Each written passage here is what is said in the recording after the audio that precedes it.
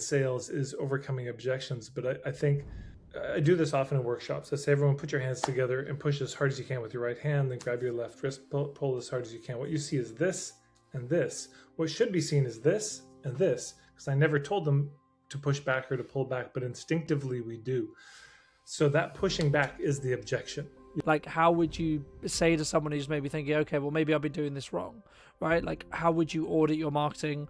We're in the new year. There's a lot of people who are maybe looking at what they're doing and what they did last year, or maybe saying, okay, well, this is what worked, but actually maybe this is what didn't work slightly, and maybe I want to adapt things. I mean, like, what do you look for when you work with your clients and yourself, of course, when it comes to like building a systemized marketing system that creates enough demand, so not only can we of course create the demand so we can survive, but also so that, you know, we can not have that pressure situation, so we're then less likely to need to, as you say, objection handle, etc. But I think where the pressure should be put is on our own processes, not on the person we're talking to. Yeah, it's good to apply pressure to your own process and to say, does this process work? To really be rigorous about it.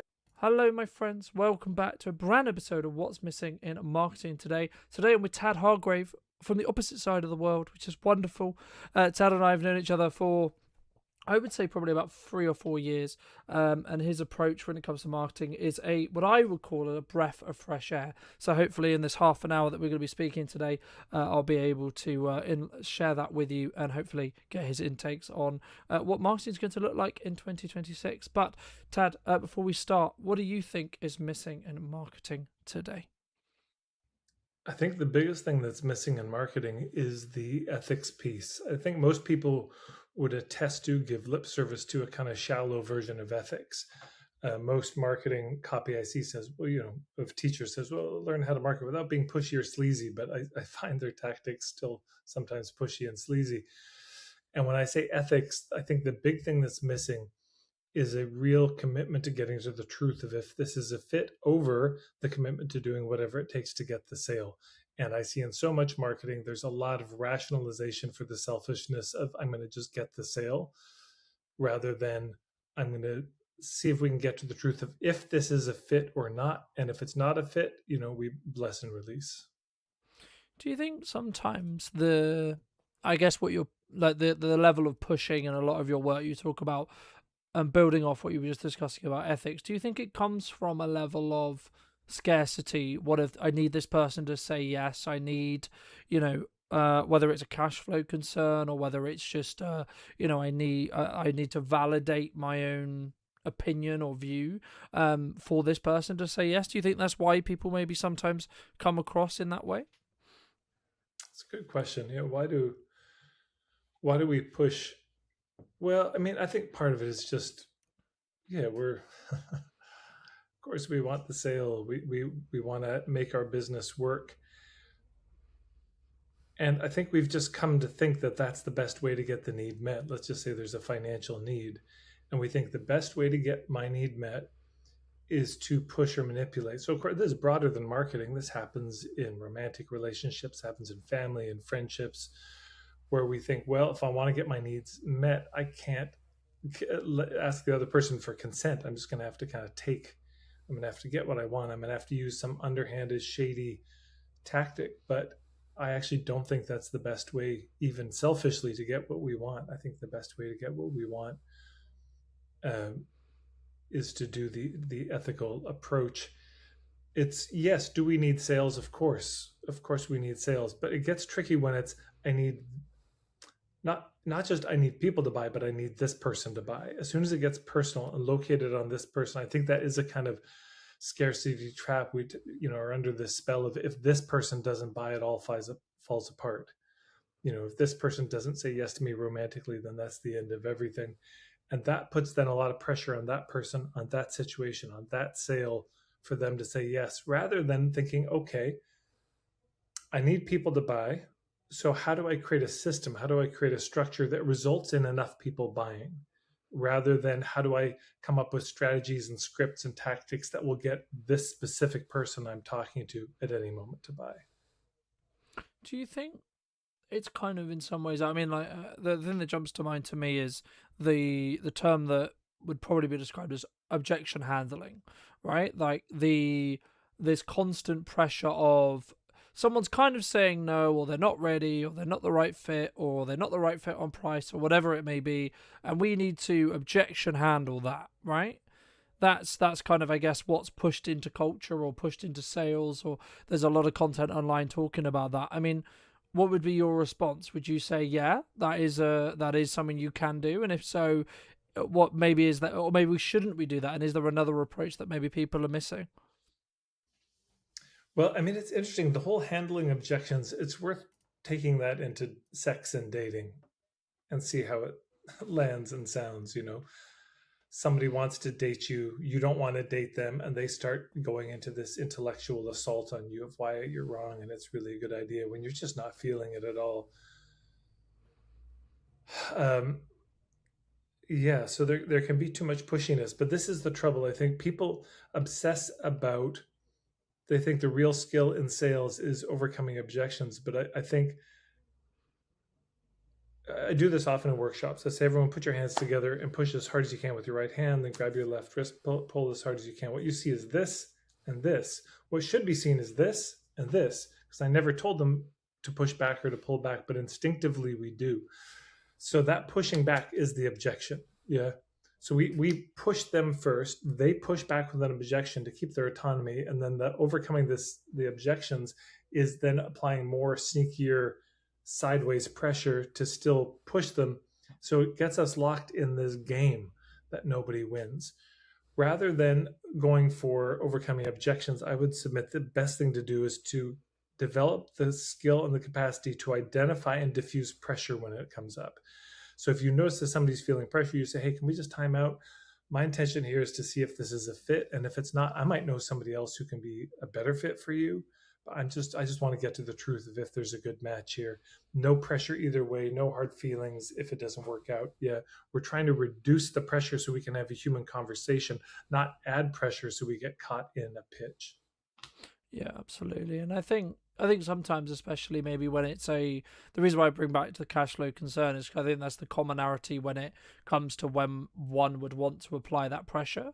But I guess you talk about systems a lot in your work. I mean, how would you potentially, obviously don't give everything away, but I'd be curious to hear, I mean, like, how would you say to someone who's maybe thinking, okay, well, maybe I've been doing this wrong, right? Like, how would you audit your marketing? We're in the new year, there's a lot of people who are maybe looking at what they're doing and what they did last year, or maybe saying, okay, well, this is what worked, but actually maybe this is what didn't work slightly, and maybe I want to adapt things. I mean, like, what do you look for when you work with your clients and yourself, of course, when it comes to like building a systemized marketing system that creates enough demand, so not only can we of course create the demand so we can survive, but also so that, we can not have that pressure situation, so we're then less likely to need to, as you say, objection handle, etc. It's not that I don't think pressure belongs in marketing, but I think where the pressure should be put is on our own processes, not on the person we're talking to. Yeah. It's good to apply pressure to your own process and to say, does this process work? To really be rigorous about it. It's, you got a table and you're putting pressure on it to see if it is going to buckle, if the legs are strong. That's important to do. But that's where the pressure belongs, internally in our systems, not externally on the person we're talking to.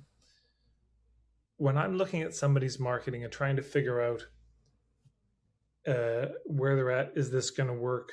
There's 7 major things I look at. I call it the 7 fundamentals. The first at the base is just ethics. Are they going for the truth or are they going for the sale? Second, I look at space. Do they actually have enough room in their life? Is the business really a priority, or is it getting last priority? Are they overwhelmed with other things? Sometimes we're just too busy for our business, sick parents, your kid's sick, or you're going through a real hard time. You may not actually have space for your business, and it's good to be honest about that. Third, do they have a clear niche? Fourth, do they have a compelling and clear point of view? Fifth, do they have a good business model and structure, including the internal administrative systems, the kind of inner systems, the inter systems of how do they stay in touch with their clients over time, and also the external systems, meaning the offers that they're going to be putting out. So is their business model solid? Do they have the hubs? Do they have relationships with the right people who can be introducing them to the right people? And then the last level of sharing of Have they identified a path, an approach, a tactic to marketing that they can actually do sustainably over time, that they're good at, that works for them?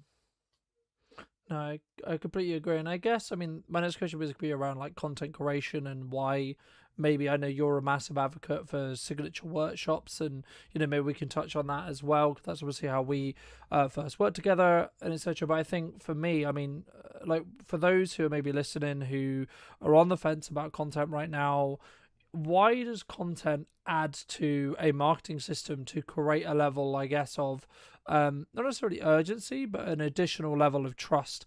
Because that's the main, in my view, that's the main reason why I think you should do content semi consistently, or as consistently as you can do. And then I guess the question that leads on after that is, how does that lead to potentially doing a signature workshop or an in-person event that really deepens that connection with your prospects or clients? I think one of the most important and under discussed principles in marketing is that of safety, making it safe for people to check us out from a distance to see if they want to approach or not, because we forget that they're in control of whether they're going to come to us or not. And I think so many sales are lost because you can't actually check the person out from a distance. I mean, I remember looking for a therapist. This is probably 10 years ago, easy. And I went to Psychology Today and I looked at the profiles. A lot of them didn't have websites, they didn't have photos. I mean, they had no niche and specialization. If I went to the website, there weren't any or many photos of them. There was no video. I couldn't get any sense of the vibe. I paid $180 for a session with a therapist. And within 3 seconds of being there, it's like, she's not the one. I could tell from her vibe. It just wasn't there. If I'd seen her in a video for 3 seconds, I would have known. So that's a drag, because she could have had somebody in that chair who would have been thrilled with her, who would have been a long-term client. So she's paying the opportunity cost of not filtering me out. So content, to me, is the long game. Content is a way that people can check you out from a distance. Like in my membership, I always ask people, how did you hear about me? How did you come here? And almost everybody says something like, well, I was following you online for years. So that's important to know. You'll have all these people silently following you, just waiting for the right opportunity, the right price, the right offer, the right moment. And if you weren't staying in touch with them in this way, then you weren't going to get the sale, because all that content builds trust. That's number one.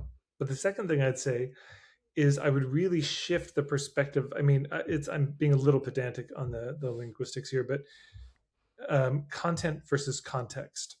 That we can get lost in just, well, how do I put out more and more stuff? But it's good to remember, from their eyes, our clients don't actually want content from us. They don't just want more random stuff. Like, more is better in content. What they're desperate for is context as to, why am I struggling? Why am I having a hard time solving this problem? Why can't I get this result no matter what I try? That's what they want to know. They want context on their own trouble. So if your content gives context, that's great.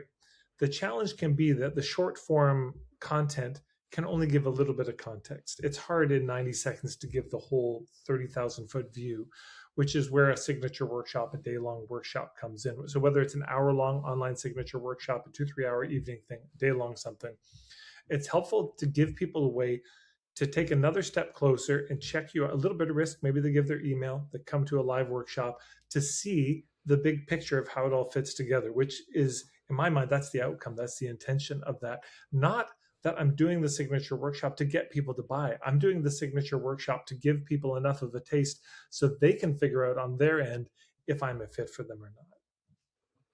No, I agree. And I think so many people sometimes I guess it comes from the ability to not want to say, hey, actually, I don't think we're the right fit on a sales call. Or when that you're working with someone, maybe it's like, actually, hey, I don't think that either maybe we're too expensive for you, or I think we're maybe a bit too overkill for you, or etc. Or the other way around. You know, we might actually be hey, what you're expecting from us. I don't think we're the best supplier for you, and I think sometimes we don't have the confidence in ourselves, in our offer, in our ability to create demand, to be able to consistently talk about that and say, actually, no, it's okay if I don't win the sale. Or I guess maybe setting up a system so that we're actually fine longer term as well, cash flow wise as well, right? I mean, feel free to add in anything that you wish. But also, I mean, the next question I was going to ask you is: people keep posting, but they don't necessarily grow. Why do you think that is specifically? I mean, what's the cause behind that? Oh gosh. Okay, so there's a couple things there. Yeah. So one is, uh, yeah, of course, there's the pressure. We need a process that's going to generate clients. That's true. We've really got to think through the process, because if you don't have a process that you feel confident can ethically get you clients, you will have to resort to pressure. You know, Yeah. if you haven't thought through those fundamentals, if you don't really have your ethics clear, you don't have enough space to think this through strategically, you don't have a clear niche, compelling point of view, good offers that you're reaching out through hubs, if you're not doing any of those things, it just doesn't work very well. So then you still need sales. So then synthetically, steroidally, you have to kind of inject an urgency and scarcity and all these tactics to get people to buy, which they will often resent. You'll get buyer's remorse, you'll get drama, they get disappointment, and it's a bad deal. In terms of this question of why do people post but they don't grow, I think part of it is there's an algorithm, and I don't consider myself any kind of expert on social media or what's useful today. Um, but I think part of it is the format that works is not the format we normally do. So I probably actually wouldn't look to my social media as a great example. The kind of format that I'm doing, just talking to the camera, it's okay. It's stable. Every once in a while, one hits big for some reason, but it's that's an okay way to generate content. But there really is a whole formula to generating the kind of content that goes viral that people have put a lot of thought into, around starting with a hook, ending with something satisfying, the use of visuals, editing, text, all that. There is an art form to it that takes a reel that might have gotten 1,000, 2,000 views to like a million or more. And so if your interest is that, there's that. The second thing is that the posting steadily like that is the long game, and I think it's probably changed. I mean, I know a woman who grew Instagram to 2 million just by writing. I don't know if that's on the table anymore. Maybe. But now there's more AI bots. There's so much AI content that people are fighting through, and that really is just content. That's no context for anybody. That's just sheer Mm. distraction, a lot of it. And I think a lot of people are just stepping back from social media in general. So if you want to grow your social media following, part of it is just putting out good content that really gives content that's useful. That's kind of the baseline. Second, I think, is you're formatting it and designing it well enough that it's the kind of format that would be shared. But third, I think a lot of the growth on social media doesn't come necessarily just from posting on social media. You're interviewed on a podcast, then you tell them about your link and people find you from that. You do a speaking event, people start following you from that. You email your list maybe once a year, say, hey, if you're not following me on social media, I'm there. Oh, and I didn't know he was there, and they go and follow you.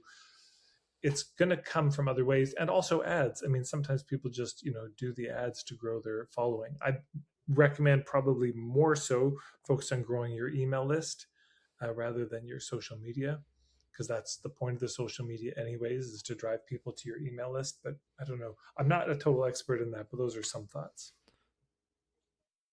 No, I appreciate that. And I think, I mean, there was going to be two questions that jumped to mind. I'm so glad you mentioned email marketing, because I did want to touch on that briefly. But just quickly, I mean, do you think AI is going to be completely transformative in the respect to how a business markets in 2026? Well, with AI, generally, you're not going to find me there. Now, I know I can't avoid using it. I am using it. We're using it right now, probably recording this. The meta ads that I place from time to time, I know AI is being used, but it's not a place you're going to find me generally. So I just feel like I got a limited amount to say. But what I will say is this: the more AI content there is, it's not just content, it's emails people are getting that are from AI bots offering them services because they saw them post something on Facebook, text messages they get because they posted something on Facebook and an AI bot found their phone number and started texting them. It's the fact that we can't even trust whether the emails the texts, the social media posts we're seeing are coming from real human beings anymore. If this person we're seeing is a person or just an AI video, getting harder and harder to tell. So I think what's going to be happening is an immense erosion of trust, and the things that have always been true about marketing are going to become even more important. Uh, do I trust you? Are you a real person? Um, do I trust you have a good point of view? Did you come recommended by somebody who I trust? That kind of thing. Yeah.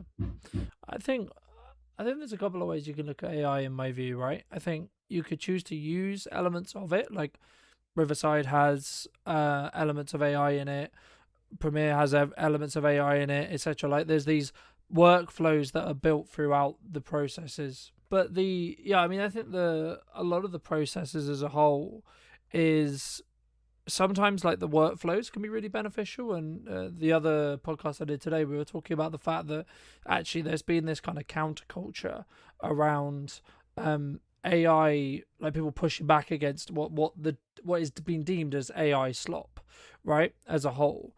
And I guess like it's this kind of lazy use of AI, this lazy curation of AI. And I think that if you're going to use AI, it should amplify and work for you, as in amplify what you would already be doing and make you arguably maybe better or more efficient, etc., which means you can maybe do either larger volume or better quality. But the lazier aspects of AI, I think, will eventually get phased out because it isn't going to be accepted by society by the looks of it, from what we can see at the moment. But before we look to wrap up, because I know you got a dash, but how do people? Firstly, I mean, I guess this is kind of a two-pronged question. Number one, how should people like look to actually build their email list in 2026? And secondly, then what do we do once we have some data that we can then talk to? Should we go in directly for a sale, or is it still going to be that slow and steady burn? Let me add value, let me get you to trust me, and then maybe, in 3 months, 6 months, 12 months, there might be an opportunity for us to work together. Best ways to grow email lists. I mean, there's probably lots, but the two that come to mind. One, I'd say most important, signature workshops. Get in front of people, talk about what you do. There's multiple ways to do it. It could be, hey, if you come to this workshop, you'll be added to my list, but you can unsubscribe whenever you want. Second, I think that's the riskiest one. Then you could say, hey, you'll be added unless you tick this box, as you're signing up, and then you won't be on my list. And I think the most solid in terms of getting the right people on your list is you say, hey, if you want to join my email list, here's my website, go and you can sign up. And then those people are for real. They really want to be on it. But getting in front of people, talking about what you do, sharing, giving them the chance to sign up for your email list. I think that's the main thing. Also, having something that they might want, a kind of opt in. Now, something they may want may be just a newsletter that's on such a niche topic full of such value, they want to be on that newsletter. That's the best. That's the most important. On top of that, then there could be, uh, some sort of offer like a starter kit. Hey, here's something, just as the ethical bribe, as it were, join my email list and you'll get this thing. But of course, a lot of people will join for that and then bounce. But then the starter kit, that kind of context that you give them may bring people back over time. And then, of course, there's just ads, doing ads that drive people. Laura Eastburn is a colleague of mine who I recommend. She does incredible work helping people grow their email list with non-transactional offers. So just like, hey, get on my list because we're gonna talk about these things here. Yeah, so that's how I grow the email list, either ads or signature workshops generally, or podcast interviews. I just think those are more passive, and I don't think they work as well as getting in front of a live crowd. Once they're on your email list, I mean, I think a general thing is, so for me with this ethical marketing starter kit, when people sign up for that, there's immediately what we call the handshake offer, where it's like, hey, you're interested in this, so here's an offer. Normally you pay 140 bucks for this, but it's 50 bucks. So save $90 on this one-time offer. And it's, for me, I just picked the issue that I knew most of my clients had, which is how do I articulate what I do? So we give them an offer, and then the rest of people join the email list. There's a series of emails they get, which all have a connection to the membership that I have. And what I'll probably do is get even more sophisticated. And anyone who gets the how do I articulate what I do offer, who buys that, there may be some other follow up series of emails for them, helping them integrate that and use that with another offer, then to the membership, because those are probably hotter leads if they're willing to spend money. But yeah, I think the opt-in sequence that people get, the kind of email onboarding sequence of welcome to my email list, is important to really think through. I don't consider myself a particular expert on that, but I think it's good to consider how can we be building the credibility and trust during that time, give them some value. And then that email opt-in series should certainly be clear about what the next steps are, because people could otherwise be on your list for a while, not even realize you had a membership, not realize you had a mentorship program or a school you run or offers you do. And then occasionally you've got to send a solo email promoting something, not just burying it in newsletters. But the main thing is, how do I make this email list amazing? How do I make a great email newsletter that people actually want to read, that's useful for them? That's the most important thing. Fab. And for those who've enjoyed the time we've spent together, Tad, where's best for people to reach out? Where's people to check out what you're doing, maybe join your email list, etc.? Marketingforhippies.com is the best place. Yeah. Fabulous. And if you were going to talk to yourself maybe 10 years ago or 15 years ago specifically, what advice, if you were going to give advice to that person, would you give? Get marketing coaches, get some help with your business. Don't try to be a lone wolf about it and make all the mistakes yourself. Get some help, like find somebody who's where you want to be and learn from them, so you don't make all the mistakes yourself. Fabulous. Thank you so much for coming back and joining me. Ladies and gents, if you did enjoy this episode and would like to see more like it, make sure to come back next week for a brand new episode of What's Missing in Marketing Today. YouTube believes you'll enjoy this episode and want to subscribe if you're new, and I'll see you very, very soon. What do you think is missing in marketing today, Connor? I think aggressive patience is missing from marketing today. A lot of people jump from trend to trend. A lot of people jump from thing to thing. You very rarely see people stick it out and target one format, one platform, one approach for 1 year. That is boring, but boring actions tend to produce sexy results. If video is genuinely failing you, I don't think it's necessarily the fault of the video. It might be the structure around it. So people might enjoy the video, that might land on your profile, might land on your services, ultimately decide possibly it's not for them. There might be a pricing structure. It might not be the correct time for them to invest. So there could be a multitude of reasons, but I would say consistency on camera, deliberately speaking to your ICP over and over and over again. If you're doing that, and you're not seeing sales, then I would say strongly the video is not the problem. That's fine, that's fair enough. So maybe you haven't been as aggressively patient as I mentioned. Are you combining the video with outreach? Are you just launching the video, sitting there waiting and twiddling your thumbs, waiting for it to come back to you? Because if you are, you're wasting your time.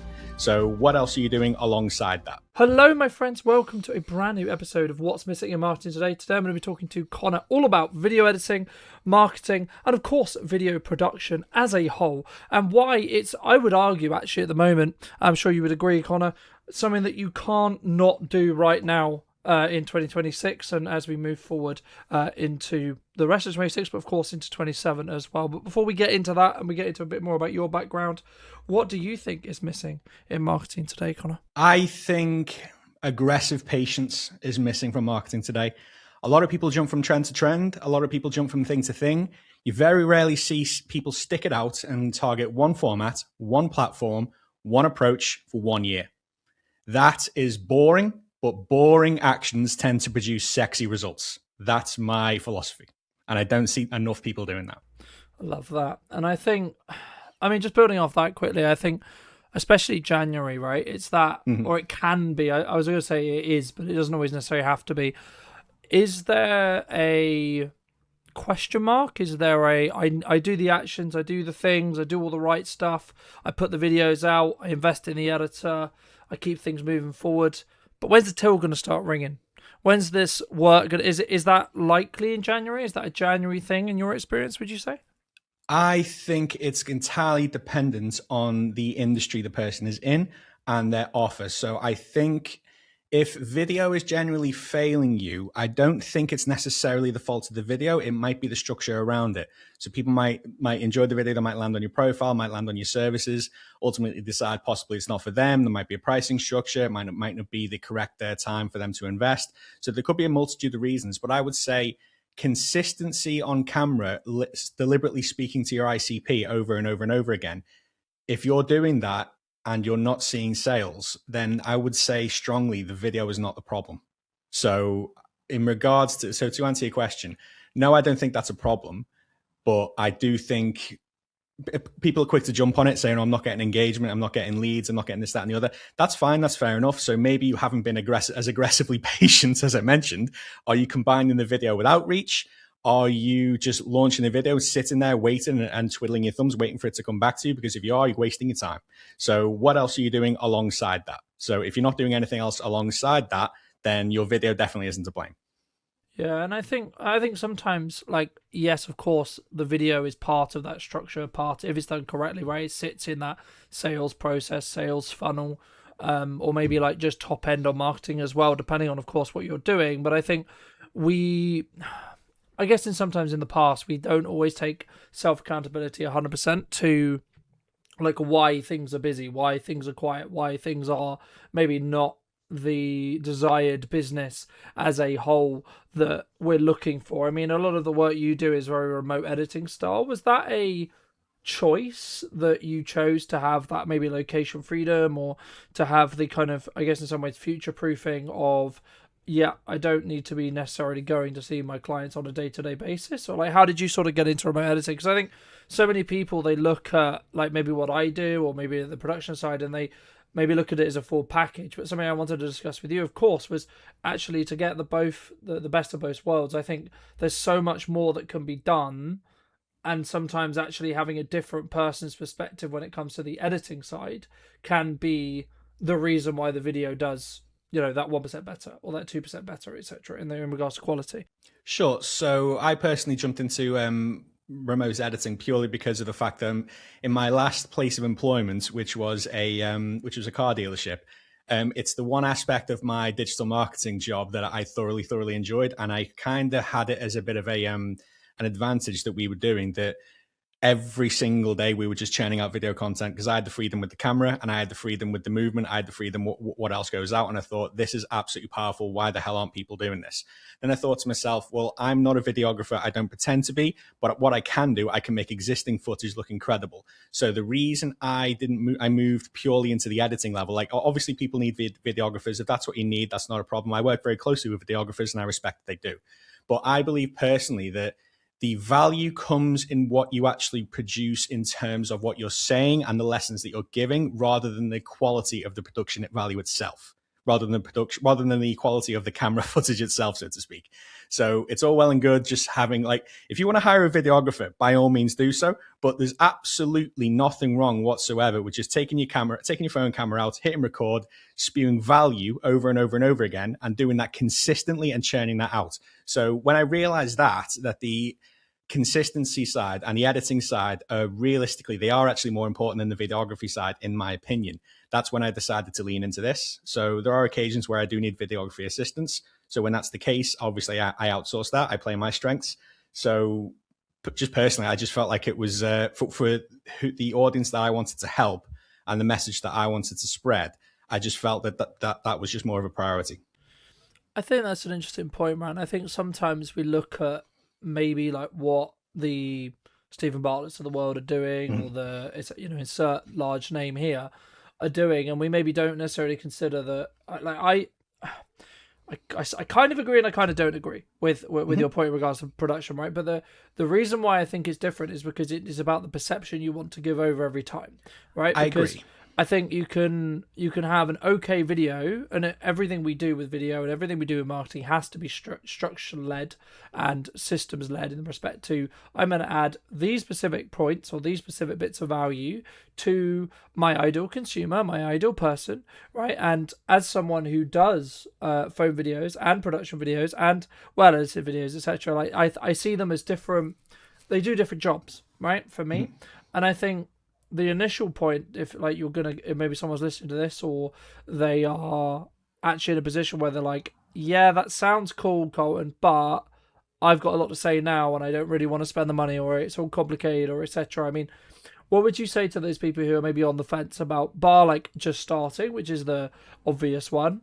But is there anything else that maybe someone can either self-plan, self-edit, self-produce that maybe has like very little budget and they want to start getting their teeth into this concept that we call video, right? Yeah. So the advice I always give to people in terms of how to start things like that, I'm not going to say the typical advice: just get out your phone, just do it, left, right, and center. A lot of people just say that, but it's an interesting fact of like people can just easily just start, but it's a case of what do you actually say, essentially. So my favorite place to start, and what I recommend anyone do, is kind of design yourself a frequently asked questions section like you would do for your landing page. And rather than just writing them down and launching them and trying to direct people to them, say each one to camera. Because if these frequently asked questions are coming up and you answer them on camera, they're going to do two very good distinct jobs. So firstly, you can actually direct if anyone lands in your DMs and they give you one of these frequently asked questions. Oh, actually, mate, I made a nice video about that. Here's the link to go and watch that video. Secondly, if your clients or prospects have these questions, 9 times out of 10, your ICP has these questions too. So it's a good place to start in terms of a video strategy. So just write down your your most commonly frequently asked questions, and then get those on camera. So that is, I find, quite a powerful place to start. No, I completely agree. I mean, then say someone's been doing that then for 3-6 months, right?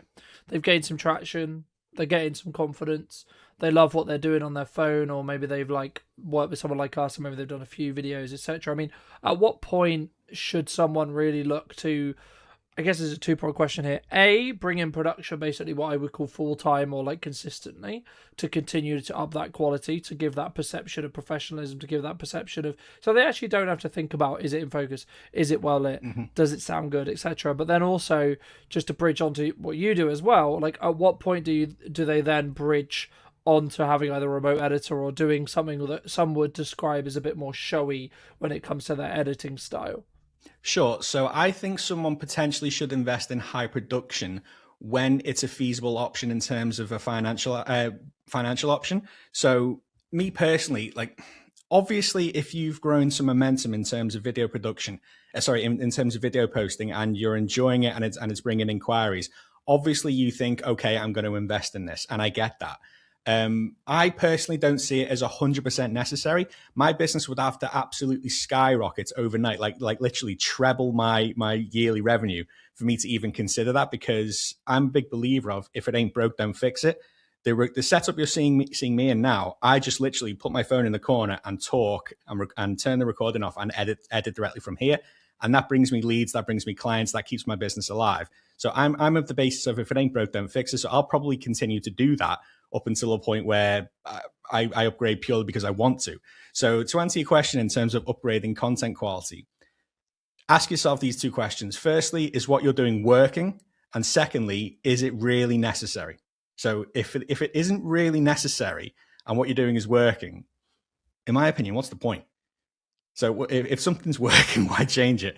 And secondly, to answer your question about when someone should invest in an editor, I think personally is when the financial aspects come to light, but also to the point where if you've got your recording set up and your recording structure down and you're ready and you understand the value and you think, okay, my time is better spent handing this off to an editor, and then I can reinvest that time into actually generating more leads and more business, then is the right time, essentially. Because editing, if you're not a professional editor, well, even for me, I'm a professional editor and it takes up a lot of time. Editing can absolutely chew through your day. So when you're a founder, when you're an expert, when you're a business owner, realistically offloading that process and then reinvesting that time elsewhere probably will return your investment tenfold over time. Absolutely, I think that will. So the time aspect of it, I think we all know as business owners, time is more valuable than money. So when you offload that and it stops chewing through your day, so in the case of anyone who works with me, for example, you record your footage, give it to me. Within 3 weeks, you've got your highly polished content ready to utilize. You can spend that 3 weeks concentrating on your business and maximizing cash flow or whatever it is that you do. So it's that peace of mind, really. So when you're ready to buy peace of mind, essentially, and you feel like, yeah, I can actually offload this, that's the right time to pull the trigger. I think I completely agree, and I think as well, like that would be, and it's, I guess in some ways it's actually down to, as we said at the beginning, kind of around what that business is really Hmm. looking to build. So a lot of the people we work with is professional services.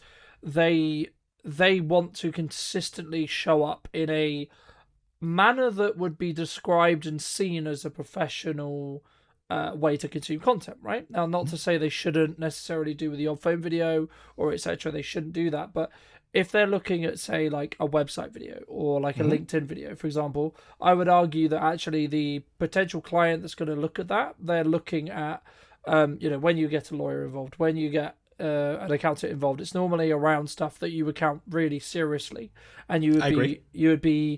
you should increase that level of trust by the fact that what you put out consistently, but also how it feels when it comes across. And I think there's two balances there, which you could do on using a webcam or a phone. Yes, if you were working with a polished editor like yourself, for example, you could polish that up. But then what I would argue is actually, well, is the footage the weak end of that chain at that point to really become that trust engine for you? And that's something that we focus to work with our clients, is like, actually, let's build an entire system that leaves no question marks, right, on I the agree. professionalism, how you come across, etc. But it's very easy for us to say that about, we're clearly very competent in the respect to how to come across, how to talk to our ISP, or unique selling proposition, or like the person we're trying to talk to, right? That group of people who we're trying to talk to.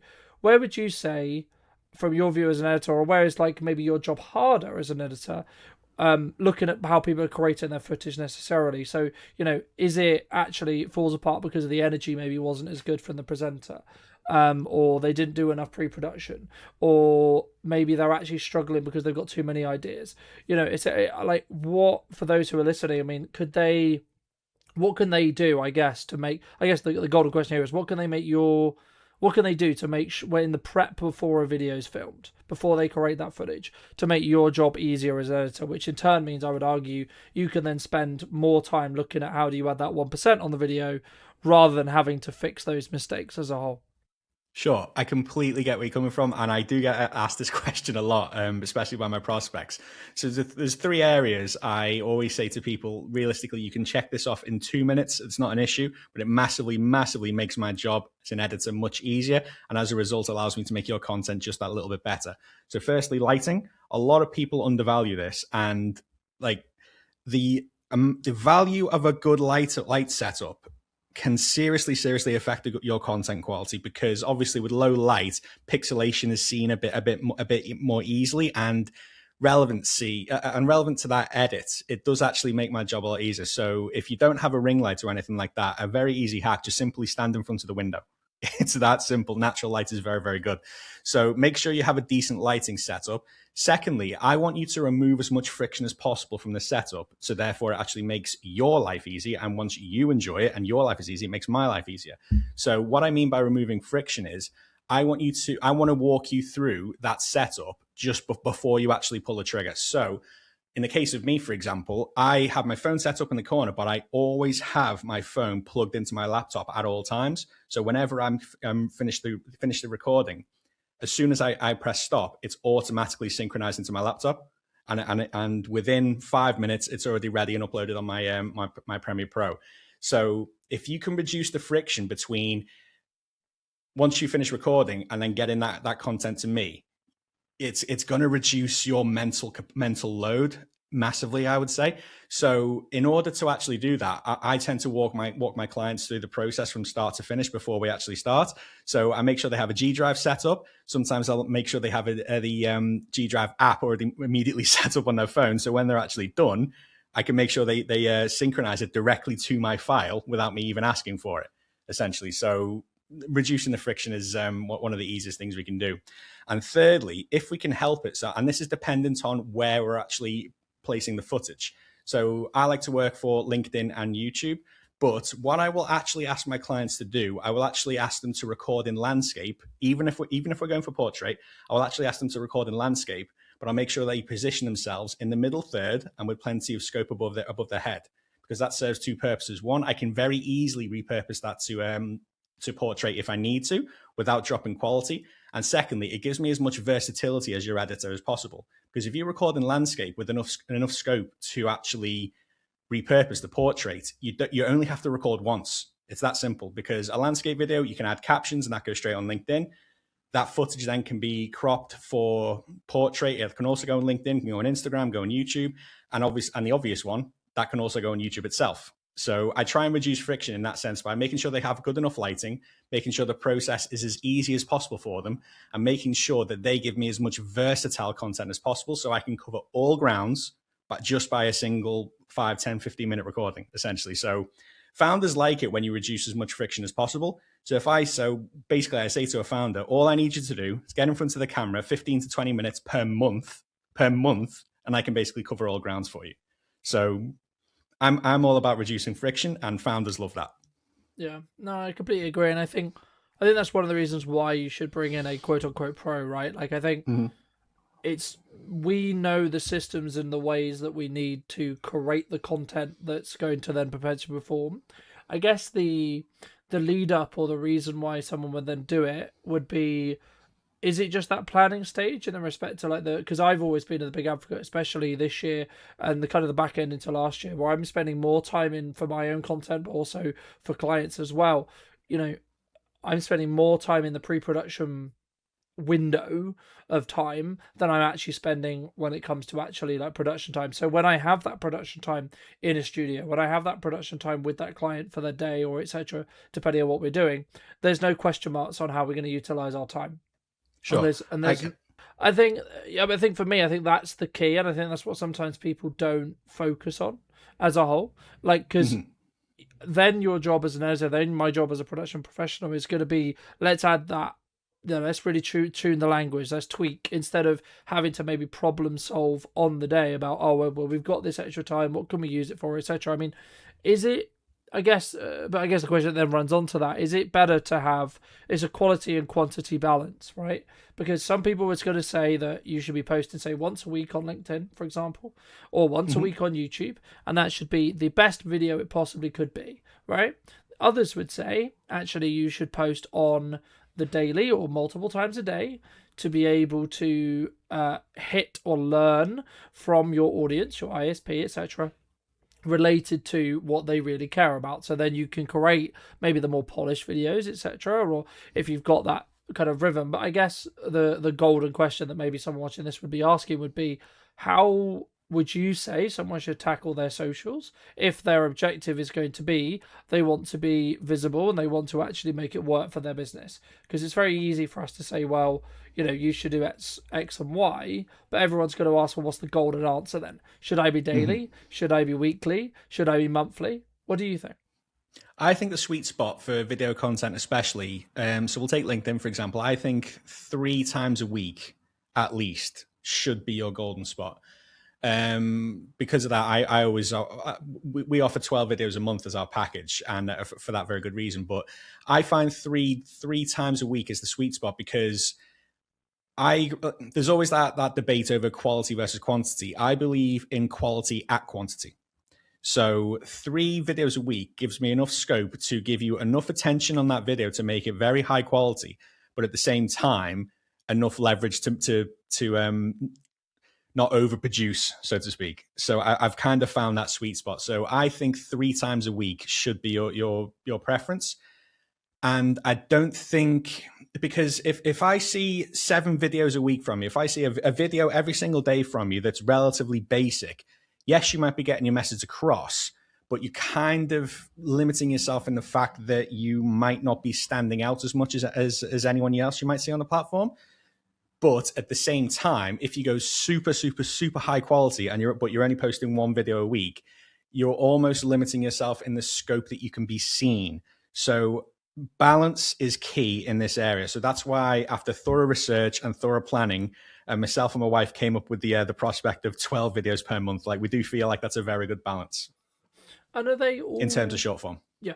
And are they all directly tied to like this is going to move the journey forward revenue wise, or should someone potentially look at like, hey, I've got this like fun idea, maybe not necessarily working like getting you to edit it necessarily, but they got this quick idea after a meeting on a video, and maybe with those elements, so maybe you got, you know, your 3 videos a week, for example, and then you've got maybe those 2 other slots that you could either fill in with written content, image content, etc.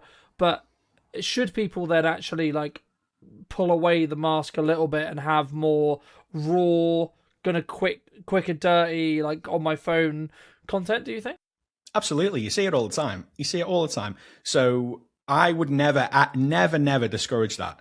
But I would always say if you're just doing that, then maybe obviously you might want to upgrade that a little bit.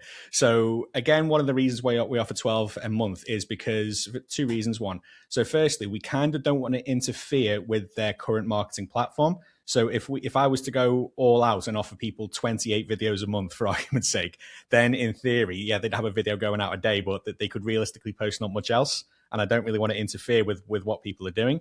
But secondly, it kind of gives them the scope to experiment as well. So if a thought just immediately came to mind and you wanted to actually get that out in a very quick video, obviously you don't want to send that footage to me. You want to get it out immediately. So that would leave you enough scope to do that. So I would never discourage someone from doing that. So yeah, I would actively recommend that if that's what you wanted to do, but I wouldn't lean on that for the structure. That could be a daily habit to get into. So it's, I don't know about you, but it's quite annoying that LinkedIn doesn't have shorts. Sorry, it's quite annoying LinkedIn doesn't have stories, is what I meant to say. So you could realistically get those out. And I experiment with stories all the time on the likes of Instagram. And whatever response I get from that, potentially I could bring forward for a more high quality video. But yeah, to answer your question, I would never discourage anyone from doing that as long as that's not your base, so to speak. Yeah, no, I agree. I mean, I think for me, and something that I've been thinking about for probably like the last 6 months, I would say, but really executed on this month, is having like clear understandings of what each platform requires in regards to its content. And then, like, so for example, I'll use YouTube and LinkedIn, because you used it earlier, as the example. For me, that's where I put my top, I would say 10% of my content. So in regards to, I know it's hitting the right like marks in regards to what the message is, how it comes across, how I come across, etc. But also like the best quality content I can produce. Like, I'm not looking for volume more this year on LinkedIn. I personally post once a day, but that's because I know how to post produce and use and extract as much as I can, along with them throwing in lives, etc. Love it. To be able to do that, because there is a barrier, but the barrier is more my time than necessarily a constant financial resource spend on it. Sure. Because I own all the kit, because I know what I'm doing. And also it then has a byproduct of clients constantly seeing me high production. So then it's a good idea and they feel like I'm the go-to person when it's right for them. But the crux of what I was going to say is, like, when it comes to like short form platforms like TikTok or Instagram, etc., that's when I'll be like really experimental and where I'll maybe be a bit more aggressive in regards to my posting output as a whole. And like also on YouTube Shorts as well. Like, I'm very particular on my long form stuff, and I want it to be very specific and very targeted and very well cut and very well edited and very polished. But also but then on the short form stuff, it's like, actually it's only going to have a shelf life of maybe 12 hours, and it's where I get to experiment with language. I get to experiment with, like, look for those outcropper videos. And even if I first film it on my phone, I'm testing language, I'm testing reaction, I'm testing how well did it do when I did it on my phone. Because then when I come into a studio day, or I look for a performance video, or I look for like a podcast theme, I can then take those themes that I already know work with my audience and then go, okay, cool, we can now polish those up. So you're not necessarily going to invest time, energy, and resources and editing time and so on potentially dead topics. But it leads on to my next question, which was going to be around, like, you talk a lot about shipping content, right? What would you class posting, or someone who's just recording content, and then versus like shipping content? What's the difference between those two for those who maybe don't know? Okay, that's a very, very interesting question. So I would say that's a very good question, man. If I'm just shipping content, to me, that sounds like there's not too much intent behind it. I'm just showing up for the sake of showing up. Whereas if I'm posting intentionally, like, I don't make a video if it doesn't help my ICP in any way, shape, or form. I have deleted a YouTube channel with about 350 subscribers and about 75 videos on there purely because they don't speak to my ICP anymore. But if I was just shipping content, I would continue to feed that channel left, right, and center. But it doesn't serve me anymore. It's pointless. So I'm starting again completely from scratch with that. But to answer your question, shipping content to me, like it doesn't sound like it's part of a strategy. Whereas if you're posting intentionally, like every single video should realistically serve a purpose, and that purpose as a business owner should be to serve your ICP or to solve a problem for your ICP essentially. So that's what I think the difference is. No, I agree. I mean, I think some things people get wrong at the beginning is I think they maybe jump into execution too soon, right? And that sounds counterintuitive, right? Because surely, yeah, okay, Colin, but surely I want to put stuff out there so that I can make stuff happen and get some inquiries and get some work going and keep the bills paid and so on, right? But yeah, you should. But the thing which people sometimes don't consider is actually what if what you're saying, yes, it's on brand to you, as in you are the niche in my view, but what if it doesn't respect the prospect's time, the person you're trying to talk to, the person who you're trying to ask for money or a value exchange, which is what we're asking for when we look for money, right? We're looking for a value exchange. Is that potentially adding, inspiring, educating, or etc. when it comes to the content? But I guess the question that comes, and maybe this is about you and your other half's like positioning as a whole, but like when a business is looking at doing marketing as a whole, this is a more general marketing question, and you're looking at maybe positioning, right? Like when you were coming up with your remote offering and you were looking at it, did you do research? How did you go about your positioning? Because I think for me, the more I've been in business and the more I look at what we're doing, the more positioning has come to matter. And actually, that's why I've come to that bit that I talked about earlier with long form stuff, where that's the key, because it's on LinkedIn and because I know it's going to be consumed by a demographic in a certain mood. I need to make sure that content does a job in correspondence to when someone's scrolling at home on TikTok or scrolling on Shorts or scrolling on Instagram. So my positioning will be similar in regards to what I talk about, but it will be positioned in a different way. Just to reiterate the question, I mean, how did you come up with your own positioning? And then maybe after that, how would you recommend people listening to this potentially come up with their own positioning themselves if they're in that process of either tweaking what they're doing or adapting as a whole? Sure. So my positioning, I wanted to come from a position of what am I taking off your plate and how am I making your life easier, rather than trying to sell how good my video editing is. When I was doing initial research on the market of video editing, a lot of the market, and when I say a lot, I mean like 95% of the market, they try and position themselves as one of the best editors you can work with, and they try and sell editing quality. So trying to sell what you're good at as opposed to trying to sell the problems you can solve for your ICP, it's not really a strong approach. And I wish I'd taken that approach from the very, very beginning, because I did make that mistake at the start. But it's only when I was a solopreneur, but it's only when I went into a full-on business with myself and my wife that we actually changed that positioning. And we focused on how do I make these people's lives easier, as opposed to how do I show people how good I am, so to speak, which I think is the wrong thing to do. So identifying what problem you solve as opposed to what benefit you give.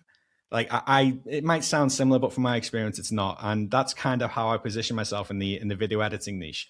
So would I call myself an editor? Of course, but my main goal is not to provide you with high quality video editing. Obviously that comes with the package, but my main goal is to alleviate your time, alleviate your stress, and give you another means to actually generate leads, rather than just essentially saying, here's fantastic editing, here I'm going to blow your audience away with the quality of these videos. No one cares. Like, no one cares how good of an editor I am. No one cares of the level of the service you produce. They care about themselves, and they care about what problems that you solve. And the issues surrounding that are almost irrelevant, because you should be, any business really solves a problem. You go to a supermarket because you're hungry. Any business solves a problem. You go to B&Q because your bathroom's falling apart. It's a problem that needs solving. So that's essentially what we positioned ourselves as problem solvers.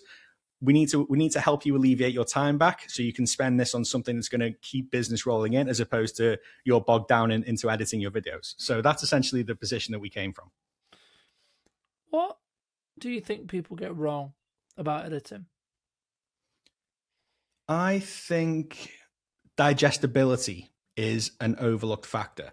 So I don't judge someone on how good quality their editing is.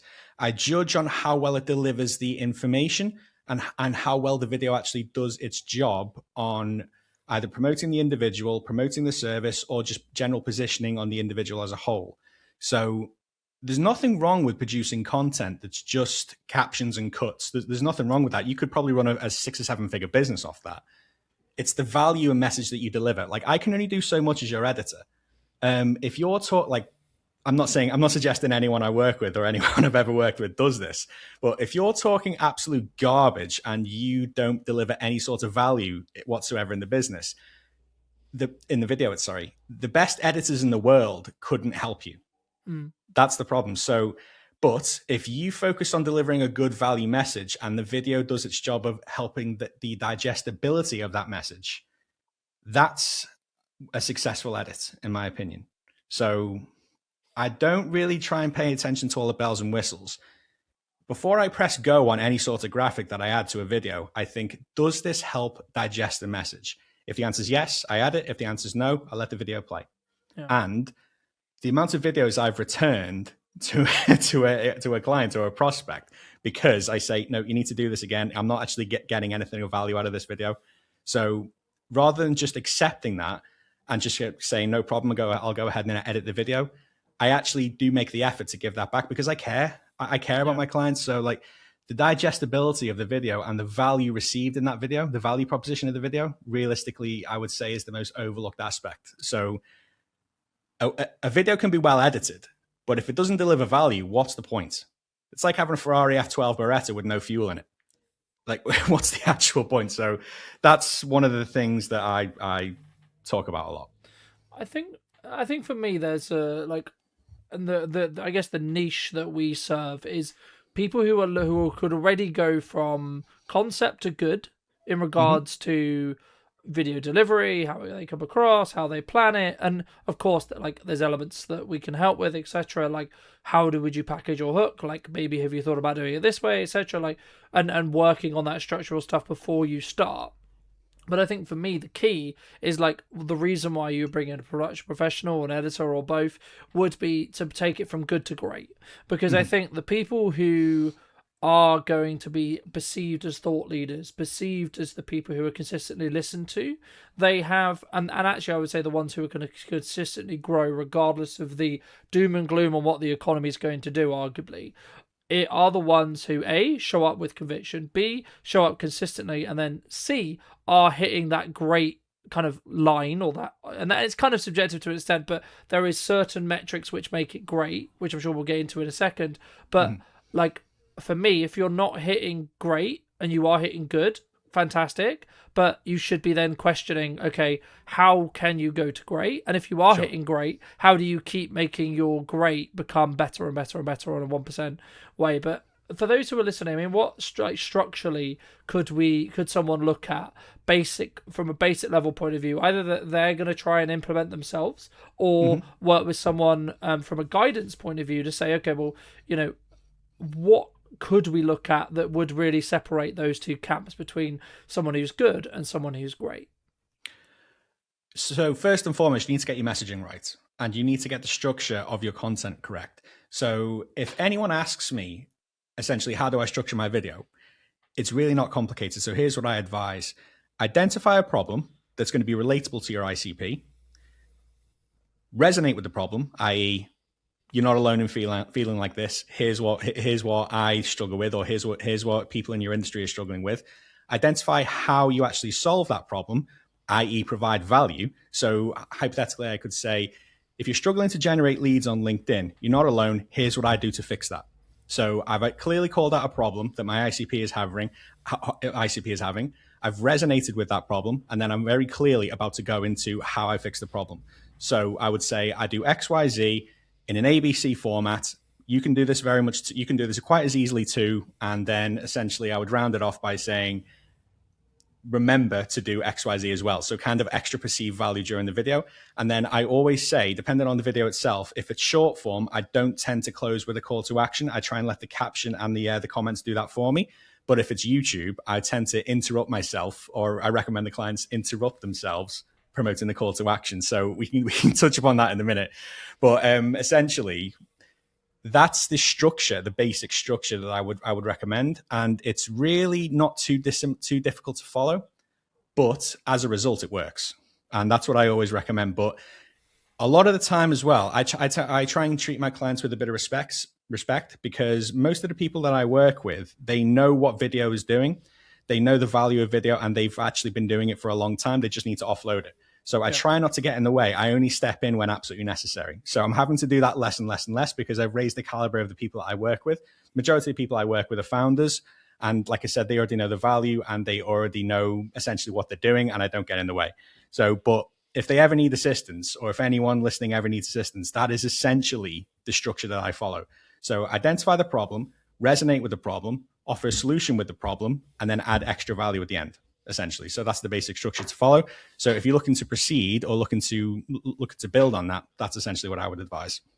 No, I completely agree. And I think, I think there's kind of two points that I would make here. One would be, like, in most cases, the reason why someone would hire a production professional or an editor is the time save. But that does then come with the question of, okay, well, how does AI fit into this? Because there is, I would argue, there is reasons and potential ways to use AI, and then there is other ways where we maybe shouldn't use AI. I'd be curious on your view. I mean, should we be using AI? Is it something that actually, I guess the worst case scenario, like, is going to take all of our jobs, or actually is it just a part? Or is it going to become just part of our workflows? Oh, I use AI. I'm not shying away from that, and I'll say that without any shame whatsoever. But do I use AI to edit your videos? No. I use AI to help me identify hooks, help me identify structures, help me identify the captions, and help me generate captions. So I use it to amplify my deliverable, but I never lean on it way too much. So am I afraid that video editing will take... sorry, I'll start that again. Am I afraid that AI will completely take over video editing? No. Can you use AI to actually take over your video editing now? Yes, you can. A lot of people lean on Opus. I would never recommend Opus for one simple reason only. It's crap. It's absolutely crap. You can very easily see an Opus video these days, and I get the fact that you're leaning on you're trying to alleviate time by doing so. I completely get that. If you're going to use Opus, I would use it to identify parts of the video that would actually make a good clip, because it does rank them in terms of virality. So I would lean on AI to actually assist with what you're doing. Don't use AI to actually completely take over the deliverable. That's just wrong, because your client could literally do that themselves. They just yeah. So I use AI. Everyone uses AI, but I use it in a constructive manner. I use it one that's structurally coherent with what we actually do at Precision, and I never ever let AI take over the workflow. There is always a set of eyes on your work. AI just helps accelerate and fine tune the process. So am I afraid AI will take over my process? No. To answer the question. Do you think, I guess, I mean, you say we'll use Ops, but there's other clippers, of course, that are available. I mean, when you say it's crap, like, what makes it crap, right? There's no variety. The cuts are a bit unreliable. There's no... All the subtitles and the caption formats, they all look the same. So yes, you can pump out videos on at mass, at scale, but one of the main reasons to get on video is to actually help people resonate with you and help people trust you and help show your levels of authority. And if you're just leaning on a format that loads of people do to actually do that, you're not showing any individuality whatsoever. That's just so uninspiring, in my opinion. To say it's crap is probably a little bit harsh, but I stand by it. It is. That's just my opinion of it, and I don't say that because I'm threatened by it. I see it as quite lazy. It's not too difficult to actually like it. I understand some people have budgetary restraints and they might not be able to hire an editor just yet, but it's not too difficult to actually self-teach yourself the basics and just get on CapCut or get on Premiere Pro and spend a bit of time and actually producing that until you're at the point where you can offload this. So yeah, that's essentially where I stand. I think for me, and as someone who uses clippers, who uses editors, I I personally have a slightly different view. I get where Sure. you come from with it, but like my view is you should be right. It should be and it's kind of what I sort of treat when it comes to the long form LinkedIn conversation I had earlier, which is like your premier, what I call your premier content, your really top of the line, very like the stuff you script, the stuff you put a lot of time and energy into, the stuff that the production is really sways, etc. That should go to an editor. That should have motion graphics on it. That should have really captivating subtitles, etc. But if you have a clip or a set of clips from a podcast that it's maybe something you're testing. Maybe it's maybe you want to find the best clip out of a podcast, or you want to get a starting point if you're doing it, or your editor wants to get a starting point, or both. I think that's where AI can serve. It's not to necessarily replace an editor. I think they do different jobs in the same way. You would use a screwdriver in some respects. You would also use a hammer in other respects, right? I think the premium brands, the ones that are going to, I would argue, attract the attention, which in turn is they attract the right clients for them, for their either unique selling proposition or their ISP, are going to be the ones who use both. Right, because I think if you, and maybe sometimes where the term comes from and where AI slop comes from, or like your very visceral reaction when I talked about clipping and using AI, I think comes from is because it can be leaned into and can be maybe over leveraged in respect to like, oh, I can just replace you with this thing, right? And I think with a mix, I think is the best maybe middle ground. And I think actually either A as a mix or B as a starting point is where the value potentially can be there.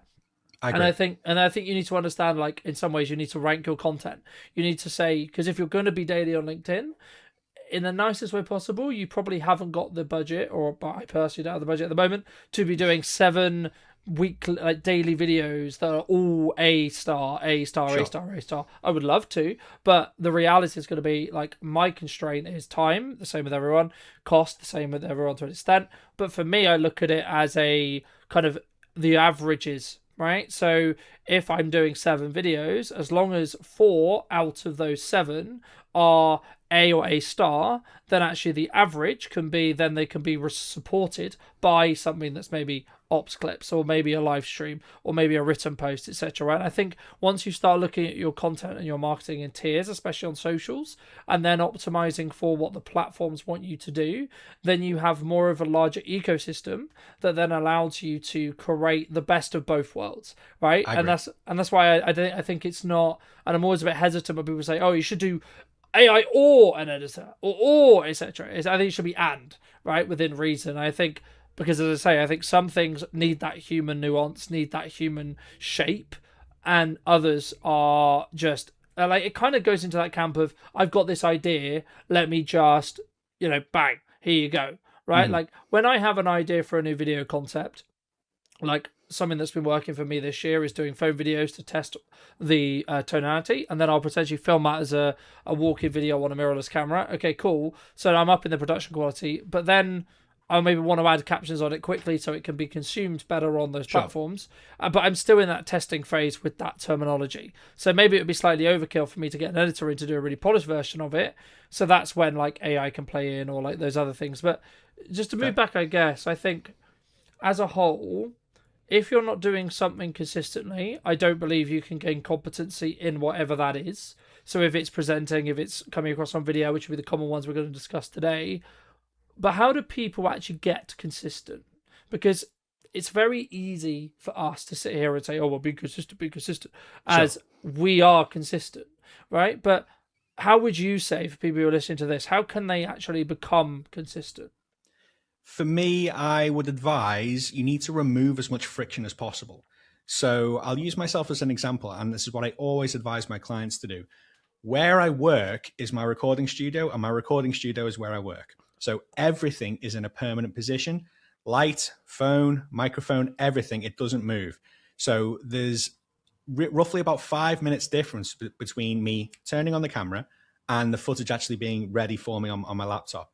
So if you've entered the habit where you think, oh God, I need to record today, I need to set up my camera, I need to set up everything, I need to clear the table, that makes it much, much less likely that you'll actually do it consistently. So by removing friction, you're able to make it a habit. And once you're able to make it a habit, it actually returns dividends much more easily. So it's very easy to develop that habit when you remove friction. And any habit that any process that you need to get into where it starts with you saying to yourself, oh, for fuck's sake, you're going to find it difficult to get consistent on that. So remove as much friction as possible. That's always what I advise. I agree. And I think there's like little things like build a habit around creating a phone piece of content, and that's the yardstick you need to start doing.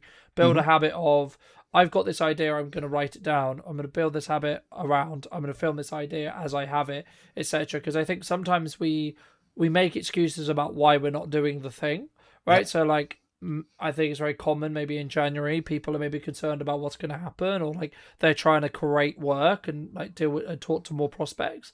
But like for me, I did what I call a SWOT analysis, where I looked at, okay, well, what are my strengths from last year? What are my weaknesses from last year? What need gains or advances on? And then what are my like total pool of resources that I can then allocate to those things, right? That's the job of a SWOT analysis in my view. And for me, the weaknesses was actually, I'm good and I enjoy marketing, right? So that's quite easy for me to do. But the thing that I struggle with more or do less of, that I'm focusing more on this year, is actually that middle section between actually getting the calls in and getting people to maybe convert, or actually reminding people, hey, we can do this and this is how much that would cost. And I guess for me, like, is that partly why someone would maybe outsource to you? You talked about earlier about like saving that time. If they notice that actually they are, and I remember hearing Alex Camozzi talk about this multiple times, and I'll just use a quick analogy. You know, he was talking about the fact that you're not disciplined if you enjoy it. So he was talking to a lot of personal trainers around like, oh, I wake up at 5, I do this work, I do this workout, da da da. Yeah, but he was like, you fucking enjoy it. Like, stop being a prick, you enjoy it, right? And the crux that what he was pointing out was discipline is showing up when you don't want to do it. But actually, if you're doing the thing that you enjoy, arguably you would have done it anyway. So the real quote unquote discipline, and the thing that I'm leaning into a little bit more now, is I don't really want to do this as this is uncomfortable, and I still need to do it consistently, right? Because that's where the results come from. That's where compounding happens. But just to reiterate the question, I guess, what would you say to people who are struggling with being disciplined with their videos? And is that actually why you would then recommend people then outsource something like you, so they have that time block allocation in regards to funds, so they can then refocus on the bit I mentioned here, which was those calls and that closing? Right. I think if someone is struggling to be disciplined with videos, I don't think they are the people I want to work with just yet. Okay. Because the people I want to work with are already disciplined with it. They know the value of it. They've just sinking way too much time into the editing, and it's becoming a bottleneck. But in order to get disciplined in order to stay disciplined in terms of the video content, I like to, what's the word I'm looking for? It's difficult for me because I bloody love it. But I understand a lot of people might not be in the same position. Because I think, especially, sorry to cut you off, but I think especially at the beginning, right, people hate it, right? And that's the thing I was going to say. Like, they hate how they sound, they hate how they look, they don't feel confident. Like, it's different when you've been doing it 10 years and it's just second nature to you. But it's not for everyone, especially when they start out. Like, they might have loads to say and they might actually eventually become really good at it, and especially when they add that extra sauce on top with editing and etc. But like, that's why I mentioned, like, sometimes you have to show up and do the thing you don't want to do, because that's the thing that's going to move the needle for your business. Oh, 100%. Like I said earlier, the most boring actions repeated daily produce the sexiest results. So if producing a video a day to you is absolutely boring, and that's not really something you feel like is going to move the needle, well, newsflash, it really is. Like, if you're consistent with that every day, believe me, that really is. But put it into perspective, obviously we all know who Mr. Beast is. He posted 447 videos before he actually got any sort of traction whatsoever. Admittedly, he actually fell in love with the process, and that's why obviously he's at the insane level where he is today. But that's besides the point. But the daily actions, if video is one of them, and you get over that, just think to yourself, what else can you achieve? if that's something you genuinely hate but know you need to do it, like, case in point, none of us like doing cold outreach. Like, none of us like doing it at all, but it's something we know we have to do, and I'm at peace with it.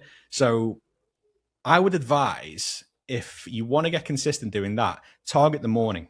Target before you actually get on with any sort of work. Because if you wait until the evening, trust me, you're burnt out. You're done with the day. You just think, oh, I can't be fucked. I'll do it tomorrow.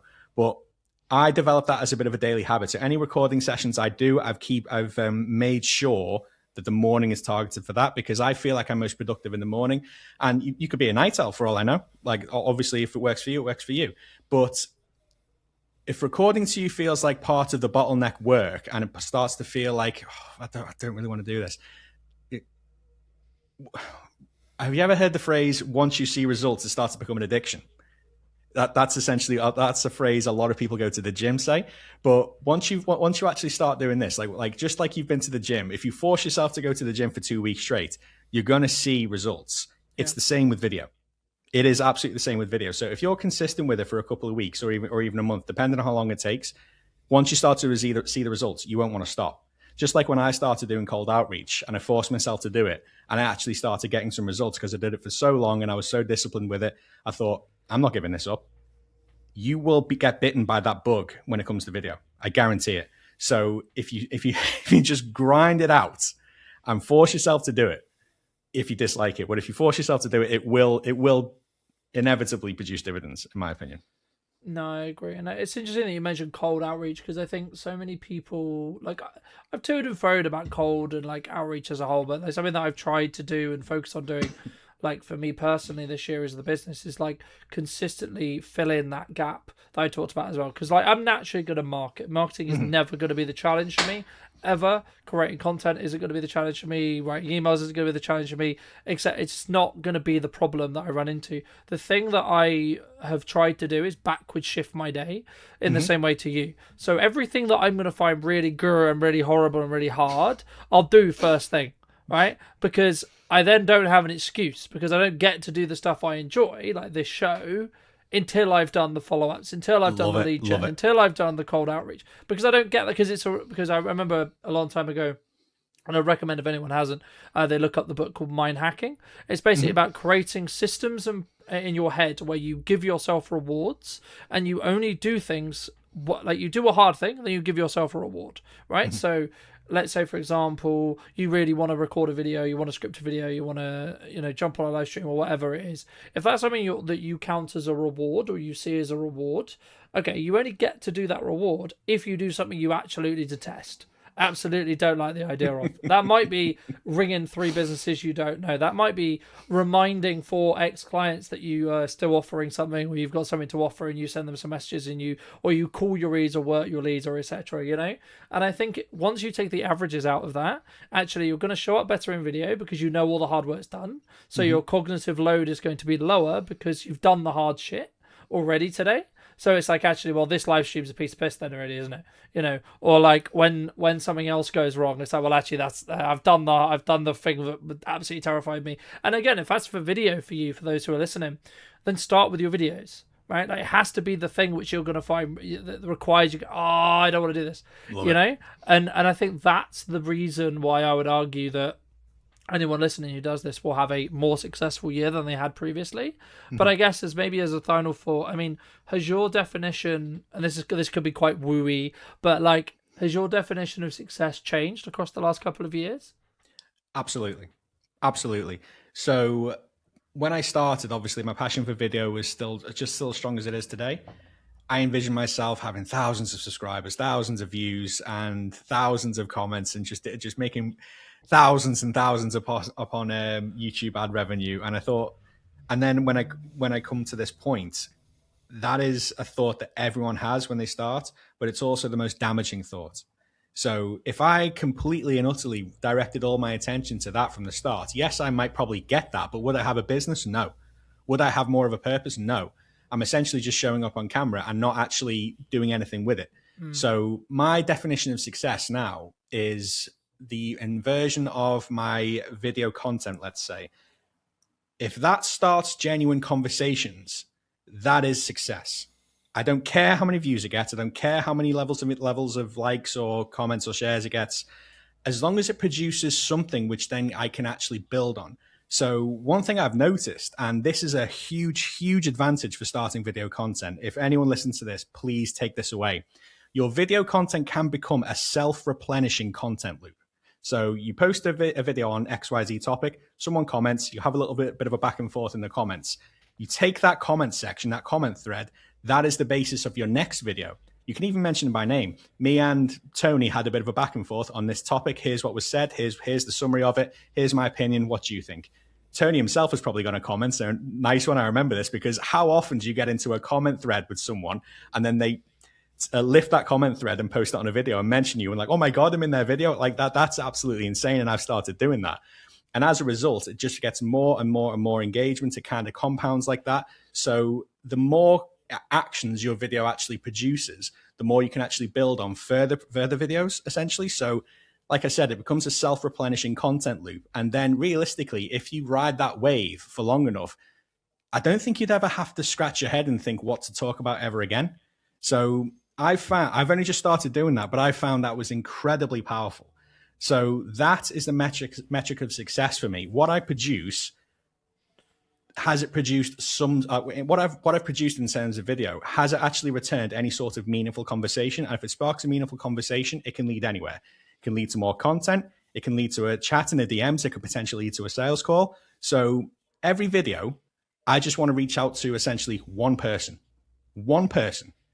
That's all. I don't care how the other video does in terms of engagement. I don't care how it does in comments.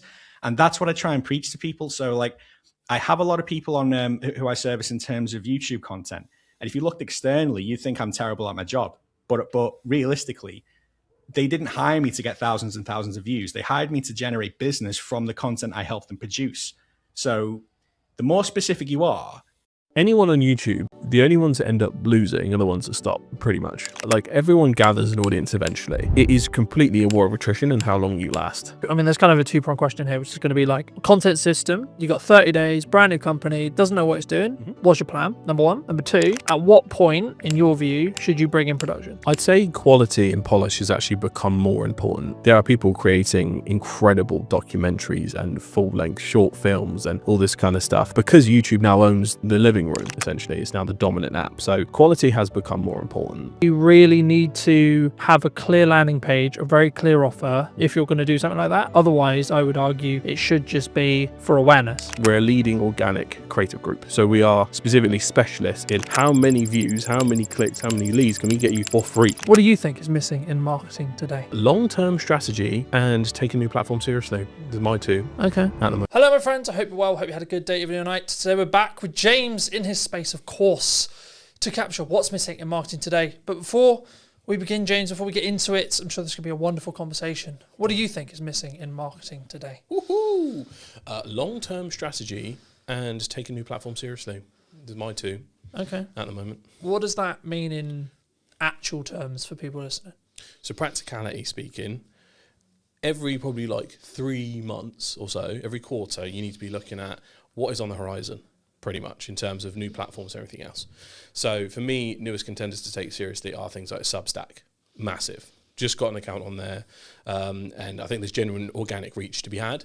And I think brands don't reevaluate how much should be in their stack enough, depending on how big they are. When brands get to a certain size, the amount of governance that gets in their way is a pain. And I know any senior marketer is going to know this pain of like, we should be doing this. Okay, well, it has to pass through procurement and this and this and this and security. So it's like, it can really get in their way. However, the smaller, medium-sized businesses that may not have that, they can take a quarterly view on what they need to bring into their stack and experiment. So I think a lot of brands see it as damaging if they try something new and then they drop it if it's not effective. Yeah. You know, no one's going to care. No one's going to know. There's so much sea of noise that it doesn't matter if you experiment with a new platform. It doesn't feel right. It doesn't work quite well. So what? Just move on to something else. And then that plays into the fact that you need to take a long-term view. So there's a short-term experimentation, but if you're going to take something like a YouTube seriously, strap in for 3 to 5. Realistically, like genuinely. I think sometimes when we do marketing, like I've been thinking about this over the Christmas break, and it's like a lot of clients have said it to me in the past. It's like, what's the return on investment short term? Mm-hmm. And I'm like, in most cases, if we're having that conversation, you shouldn't be marketing in 95% of cases, right? And I think as we look to the new year, I think our people, I guess there's two camps, right? A, I know I need to create demand. I need to create demand for the future. Or B, I'm looking maybe to cut costs because things are getting quieter, etc. Like economic challenge, da da da da da. What would you say when it comes to, like, say, something like Substack? Mm-hmm. Would you personally recommend people lean in? Yeah, it depends on the brand. So I've been looking, obviously, I'm from a B2B perspective. So just, reintroduce myself to the crowd. I run a creative group called the Straw Hat Group that houses a podcast studio, a social media agency, and a marketing consultancy in one group, so you can get everything you need in one place. The whole purpose of that now is I need to take a long-term view of where something like me should be, because it's a bit of an oddball. So platforms like Instagram and Facebook are so heavily oversaturated at the moment, it's quite hard to get educational content to be seen unless you take a wacky approach to it or a very stylized approach to it. So this is why on Instagram, for instance, the cinematographers and the photographers are killing it right now if they can get the balance between video and photos right, because of how engaging their content can be. However, if you are a law firm who likes to take this a little bit more seriously, much to your detriment, then you're going to struggle maybe on Instagram these days. Whereas something like Substack is a green territory for you to really double down on some really thoughtful, cerebral stuff. And people are on a different mindset on there. So from that perspective, that's why I'm kind of obsessed with Substack at the moment and why people should take that seriously. And then just in terms of looking at the balance between short-term goals and long-term goals, when I start a relationship with any client, I make sure it's very, very clear that, like, our service, we're a leading organic creative group. So we are specifically specialists in how many views, how many clicks, how many leads can we get you for free, right? Yeah. If you need short-term immediate, there's a separate partner and service we use for that. So it's very much like, okay, we need to really redefine in 2026 the ideas of what people have as marketing. Digital sales, I think, needs to become a term we use more often. So whether it's Meta ads, Google ads, TikTok ads, whatever, that is digital sales to me. You know, if you're doing a specific ad campaign for a specific goal for leads for a particular service, that's digital sales, right? That's short-term digital sales over here.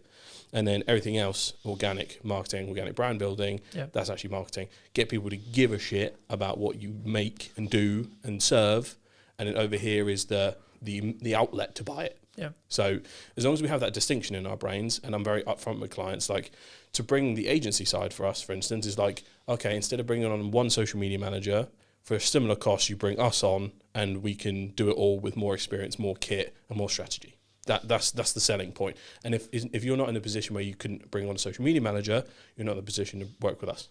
So that's how I'm phrasing it, and just trying to help someone as much as possible when I'm in the room or the call with them anyway, just see where they're at, because that goodwill usually passes on. I think there's 2 points that I'll add to that. Number one is around, actually, when you have a platform like Substack, and it's not new, but I think it's less discovered. Yeah, because it started very political, science and educational, and I think now it's expanding more and more. It does have some business elements in there, but like it's not often, it's like blue sky for me, because last time we had on the conversation, I was talking a lot about blue sky. Only things become new when they actually become used enough to be taken seriously. Because apps do pop up. If we remember things like Lemonade, that was like the kind of pairing from TikTok side of like an Instagram Pinterest clone. That popped up and then slowly died off. It didn't really make it to the UK market as well as it is. I think there's a balance, right? It's a seesaw, isn't it? Between you need to be, I guess, early enough on a platform to be able to have that, I guess, arbitrage in there's not enough content being created for X platform, and this could be in this case I think it's Substack. In other cases it's been Blue Sky, in other cases it's been TikTok early, etc. But then you also need to have, okay, how many viewers potentially are there? We've referred to Gary Vaynerchuk a lot. He would say you should be on all of them from the beginning, because then you stack your odds in your favor, because the one that pops off, you've been there for 4 months, 5 months, 6 months, 7 months. And even if it does die, his argument would be you're actually becoming better as a creator through the process of being dominant on those platforms. And I think people underestimate the fact that Gary Vee is talking directly to some of the biggest companies in the world when he says this, and to decision makers that have the authority to make those quick time experiments. Whereas a lot of people don't feel like they're able to talk to those people. And also, I guess, that's why he's so brazen with it. And he can just say, which it is true to a certain degree. Because you also this founder or CEO that might get inspired by a message from Gary brings that down like a hammer on his marketing team, and his marketing team go, we barely got the resource to keep up on what we're doing, because organic social is, for lack of a better phrase, a bit of a bitch in terms of resource. Like that, from how much video has become more important to the level of graphic design you might need to be doing to be actually interesting, it's almost impossible for usually the underinvested social team to add new platforms on all the time, which is why people like us exist. So yes, I agree with him, but I like to just keep an eye on things until it's like, okay, I think that's viable, because the UK is an awfully skeptical market, I've noticed, especially with new platforms. I think that I guess the thing to be aware of when it comes with that, though, is like when you're looking at that size, arguably they have more resource to be able to funnel into the experiment, regardless of what goes wrong, because their cash burn or their pot of cash is going to be larger. In turn, means they can do it for longer and they can sort of experiment. And even if it doesn't work, the world doesn't end. Yeah, you know what I mean? Experimental budget, like that's what it's for. And again, Gary has VaynerMedia. People, that is a direct sell for his service to go, here's all these great ideas. Oh, you don't have this. You don't have the resource to implement. Oh, that's convenient. Yeah. Who has two thumbs that can help you with that? This guy. So that's why he does it. But it's still 100% true. But that is why our job is to watch these platforms like a hawk until they're really viable and they're a right fit for a right client. But this can also happen within a certain platform. So, for instance, we take YouTube right now. Obviously, YouTube was the same game for ages. Then Shorts arrived, changed the game. But now things like, I'm seeing more posts from the community tab than I've ever seen before. And I keep seeing image carousels via YouTube. Now, you don't unlock that feature until you've hit a certain milestone on YouTube. I can't remember what it is. But, you have to put in the work to unlock that feature to then get those organic views. So, actually, you need to look at the features within the platforms you already have. Are you over-indexing or under-indexing on certain things? And are you running a strategy from like 2020, which a lot of people, especially on Instagram, still are? I guess the question that some people would be asking, because a lot of people, as you may know, who listen to this are solo entrepreneurs, smaller teams. They don't have massive resource to chuck at Substack, to chuck at maybe Meta, etc. I mean, quickly on ads, like something that I find working really well right now is taking, we sort of touched on this already last episode, but I think to reiterate it, I think it's important to take the content that already works organically and then amplify it. 100. Rather than let's just create a piece of content and chuck it on an ad. Because I think, I mean, I guess what is your view if someone is looking to allocate a little bit of spend on ads? Maybe it's just awareness, maybe it's lead target, etc. But how should they go about actually finding that creative? Because a lot of the work we're potentially doing this year or looking to do is, let's create a specific video that does a specific job, right? Most of which could be under a paid channel, right? But how do we, as a generic, because you can't move anything unless you've got data. So what would you say when you were looking at a client or talking to a client or talking to the people listening, how would you say someone should tackle, let's get our teeth into maybe a little bit of paid or target a little bit of organic? Like what level of experimentation should be really following? A minimum of a month experimentation with a smaller tester budget of what is your proper budget. So say if you've got $1,000 to spend for the month, I'm taking 200 of that and I'm going to be testing like 5 to 10 different ad creatives against each other. That can be finding a piece of organic social that's along the same lines as the campaign you want us to run. Let's say it's a reel of you talking about something specific. Okay, cool. I'm going to run that as my control group A. B, take that, tweak it, maybe with like visual CTAs on the actual video. B. C, add in a bunch of B-roll that's more familiar, more engaging. Right, now I have 3 variants of that one video that I know is performing fairly okay.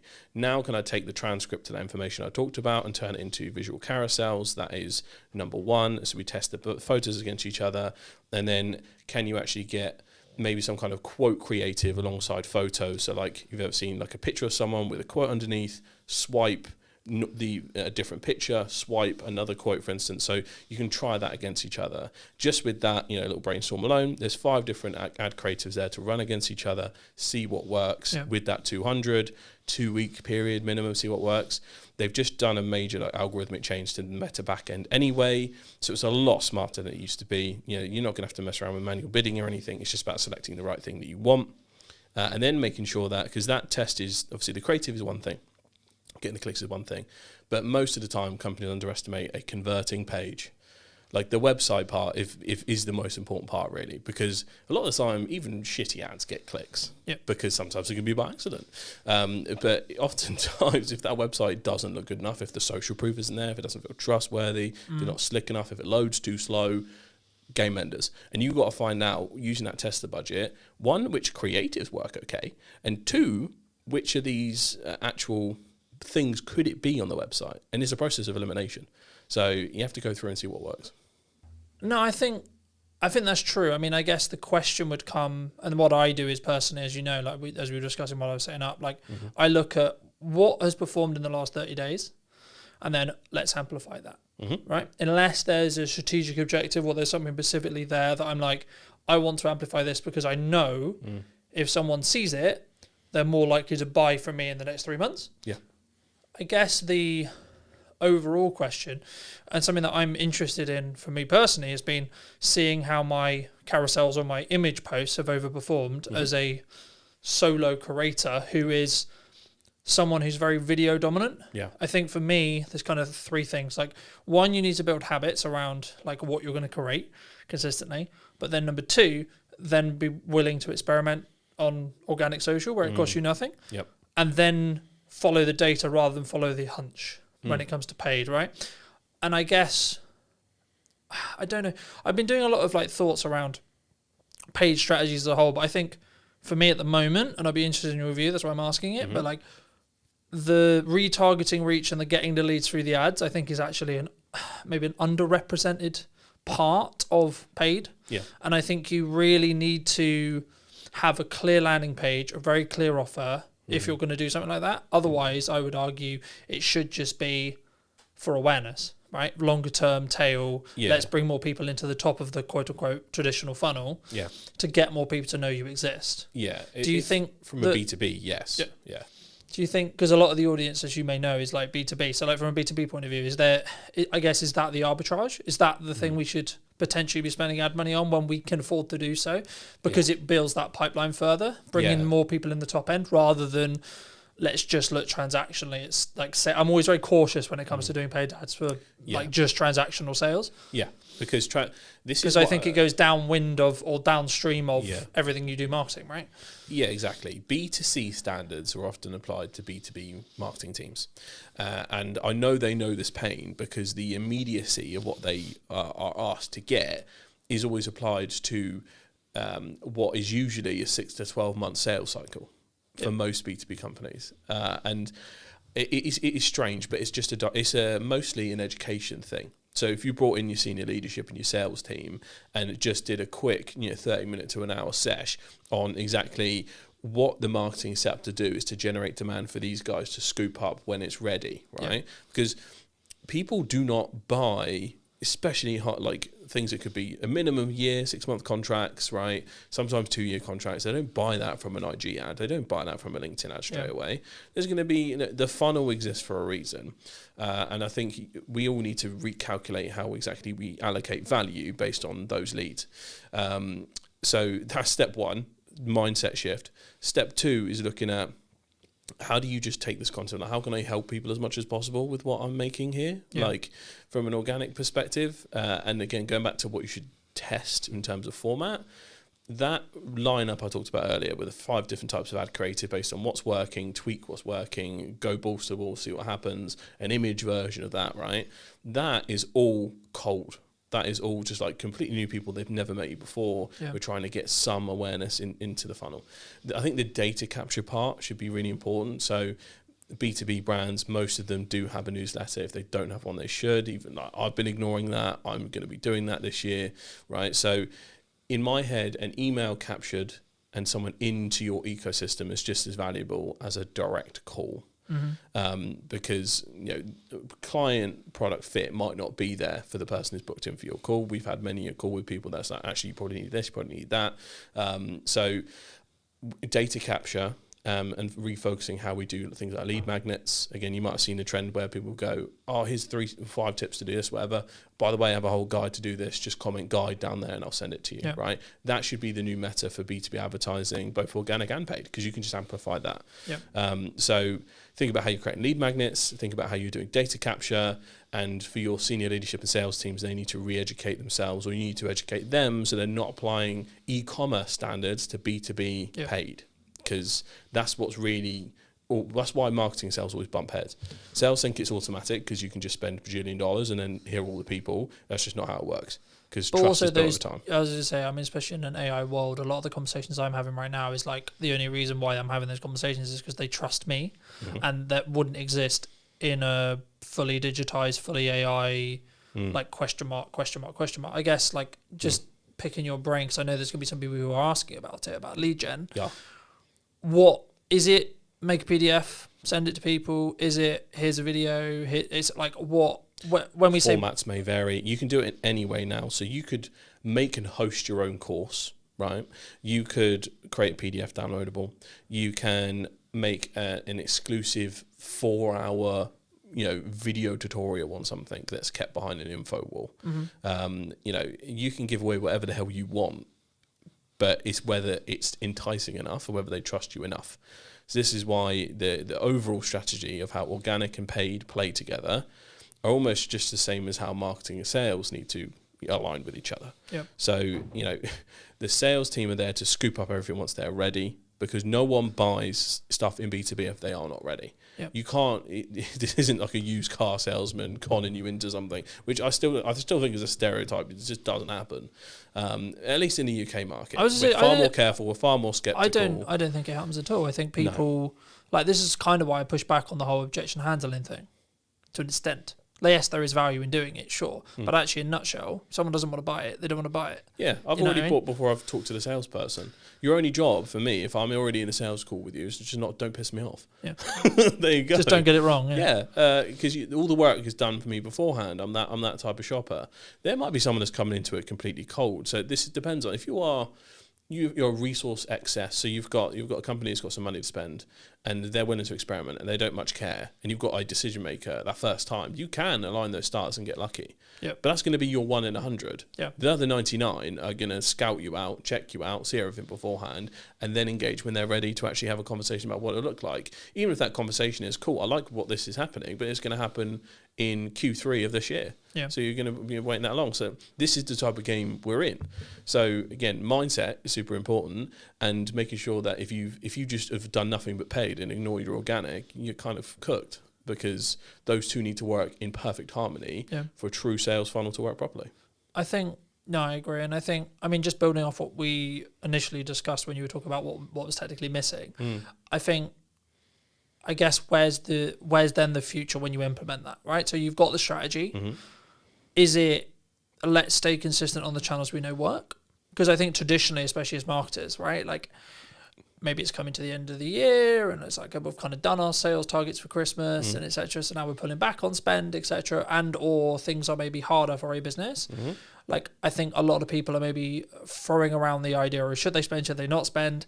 And that's a commonality across January. That's a commonality in when, I hate using the term, but when things are harder, right? I think there's always stuff going on. I think that's why you need to consider it. But I personally see it in two camps. I see ones that will grow through that by continuing to spend and continuing to adapt and keep things moving forward and keep things that they know work, either midterm or long term. But then if you are in a camp, and I watched it specifically in COVID, right? And I'm sure you did as well, around when people stop, they then lose their momentum, they then lose the top of mind, and then everything, and then their entire quote unquote system starts to fail, right? And maybe they had a bit of residual, so then it doesn't really feel it, etc. But like, what would you say to people right now who are maybe on the fence about spending, right? And this isn't necessarily directed to me or you, but in general, right? They're looking at, okay, should we cut marketing? Because traditionally marketing is the first thing you cut, which I always think is a bit backwards. But, what would you say to those people who are maybe on the fence about spending right now? Thing is, I like to phrase it as, what have you got to comfortably spend? If you're about to spend money that's going to completely mess up your entire business model, don't do it. basically. This is why we are over-indexed and wholly focused on organic. Like, how much can we do without having to pay Papa Zuckerberg anything? Like, we don't want to. We don't want to have to pay the LinkedIn gods every time we need to make a sale. Because also, if you think about it, let's say if there's some massive AI bubble pop, right? Who knows after that massive calamity what companies are going to remain standing? Yeah. Like, Meta's dumped so much money in it that you might find if there is some kind of crazy disaster in AI, Meta may not exist in the way it usually does. Instagram and Facebook, in theory, could go bust one day. And if all your eggs are in that basket and your whole paid funnel relies solely on that, yikes, right? So it's not likely to happen. Like, whatever, usually these companies are too big to fail. They'll probably be bailed out like banks or something. But in general, if you've got all your eggs in one basket because you're clinging to whatever has previously worked, eventually that will also run out. Because if you're running an old strategy on the platform, which is all yeller, then you're going to run into a wall. You have to constantly adapt. You're not supposed to shoot yourself in the foot and be like, okay, I'm going to immediately dump anything that's working and move on to something. But it's experimenting comfortably without doing yourself in. And there's so many different ways to do that, whether you work with an external force, whether you bring on an apprentice, whatever that happens to be. Sometimes you just need a fresh perspective. Go on a course or a webinar, right? And just see what works or where you can spend. Or just, I think, don't pull back spend out of fear. Just experiment with strategy and intent. Yeah. I mean, sometimes it's just about mixing up the content, right? Like, and building habits around that content, right? Like, I was aware last year that I create content differently when I'm just talking to my phone than doing something like this, right? And it's not to say that this is better than that or etc. No, they're different and they act in different parts of the funnel. And I would argue that the person who's maybe going to sit here and listen to us for an hour is in a different buying state or a different educational state than someone who's just going to watch my reels, right? And I think I need, and I did a reel this morning talking about the fact that I'm actually allocating time to do solely short form in its own bucket and then long form still. Like, I still think you should be having a YouTube channel. I still think, etc. And it talks about it to an extent. It's about resource, right? Yeah. Sure. But actually, in a pinch moment, which is what we're referring to here, I would say leaning into what works and like leaning into that goodwill, but being aware of what needs to happen, I think is the solution in 95% of cases. Because otherwise, you're only screwing yourself longer term. Like, you might save like X amount and you might be fine for maybe another month or two if sales are slower.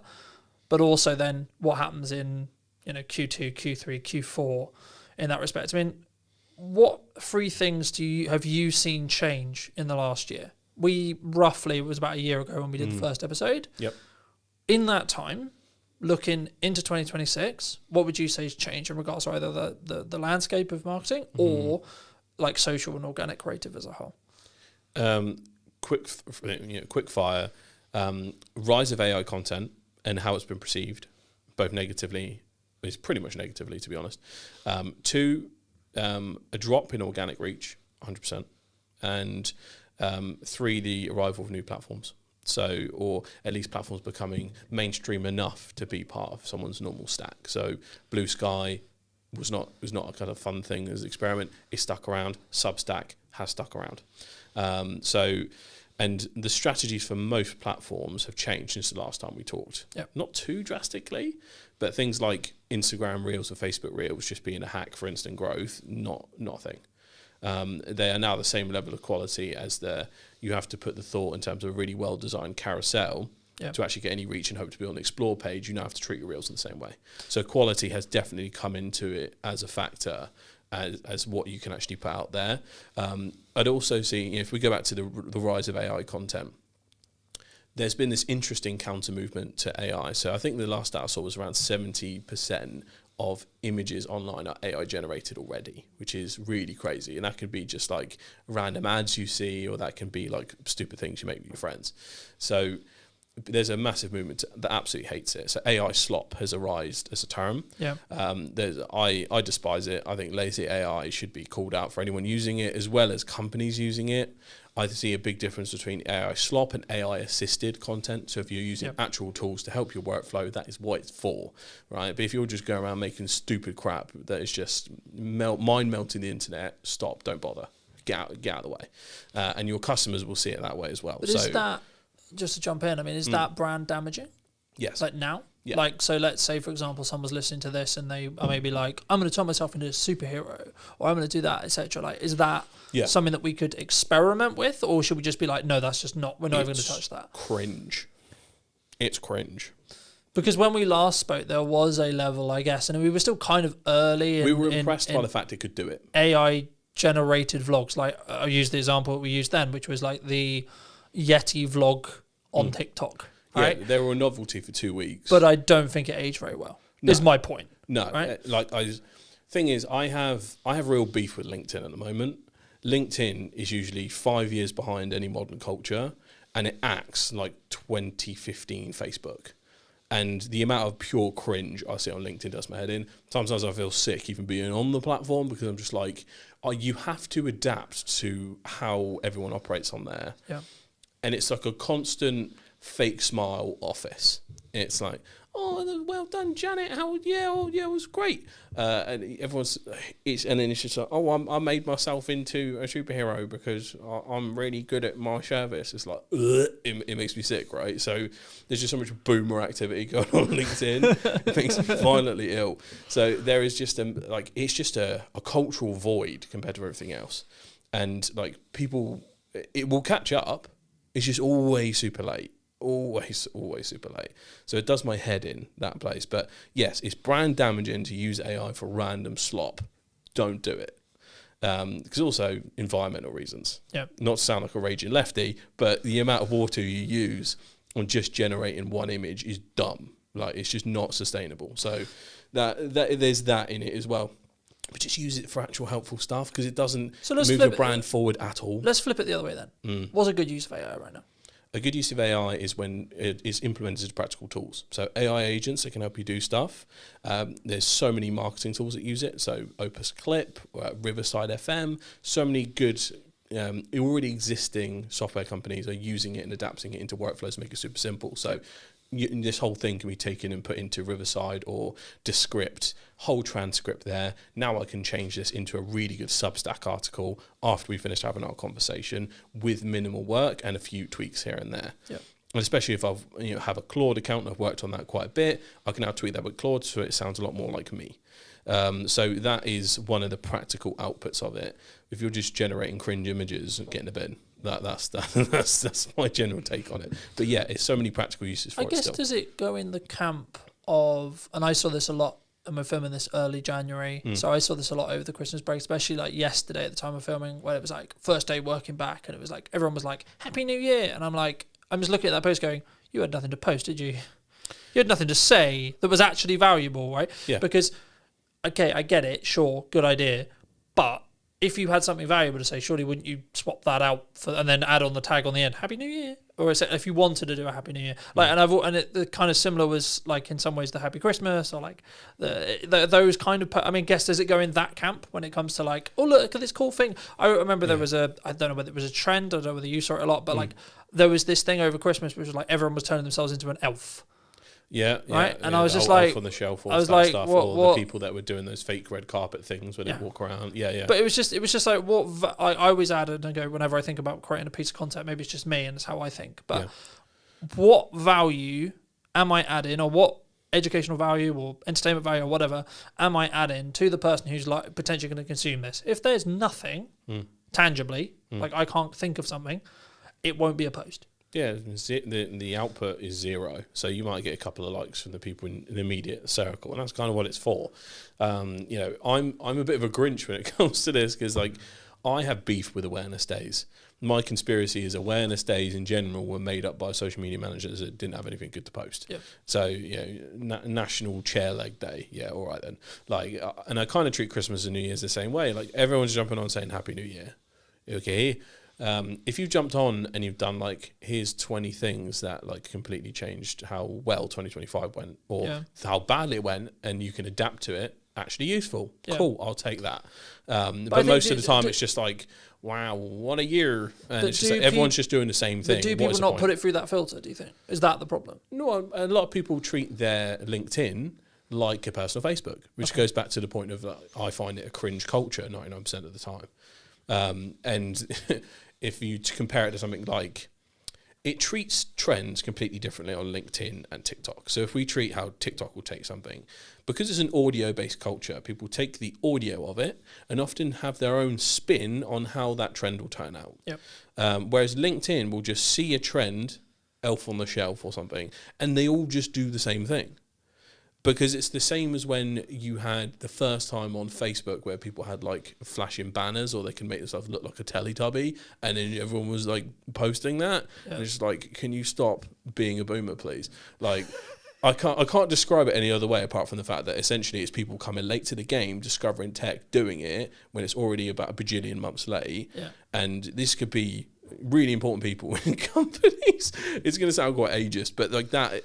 Like the whole of LinkedIn is just poopy, stinky bum bums a lot of the time, but it needs to change. I guess a naivety or a thing where actually the opportunity then is to educate those people on why that isn't a good idea, right? Yeah. Or why that potentially is brand damaging. As people who do help businesses move forward, and my next question was going to be like, when a business says we need more content, I'm sure you've heard that, I'm sure loads of people have heard that before. What does that actually mean, like tangibly? Like, is it they actually need more content? Is it they need to do some what filming? They're saying is they need more sales, basically, but it's behind the guise of a marketing lens, usually. And just getting views for the sake of views is kind of no point. So it depends on, like, whenever you're trying to boost your views up on a certain platform, it's usually for lead gen or sales. But if we're looking at a long-term brand strategy, if you were to create a YouTube channel, for instance, go back to the example of a law firm, which there aren't very many good UK law channels that could be doing so much to prove their expertise, educate, entertain, inspire people. So, for instance, there is a guy I follow on Instagram. His name's something Jobber. He reviews traffic accidents people send to him on dash cam, and he points out who is at fault. Right? Yep. How many times could a law firm do that? It could be a dispute in the hallway. They could be react to CCTV fights or whatever, and there's a civil dispute. Whatever you specialise in, you could be doing reaction videos. You could be doing education videos. You could react to popular culture. The Americans are all over this. Legal Eagle on YouTube is the best example.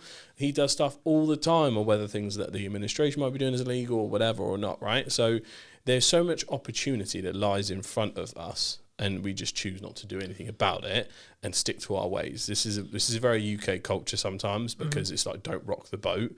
And those who do are always the one that win. So yes, we need to be helpful to people instead of just saying stop being cringe.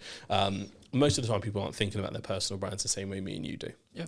They'll think about their company brand in that way, and then their personal brand is theirs, and they just think of it like their Facebook or Instagram. So it depends on if they are actually a leader or a founder or a CEO where it's actually important for them to project certain things via their brand. Because most people isn't, and they won't treat it in the same way.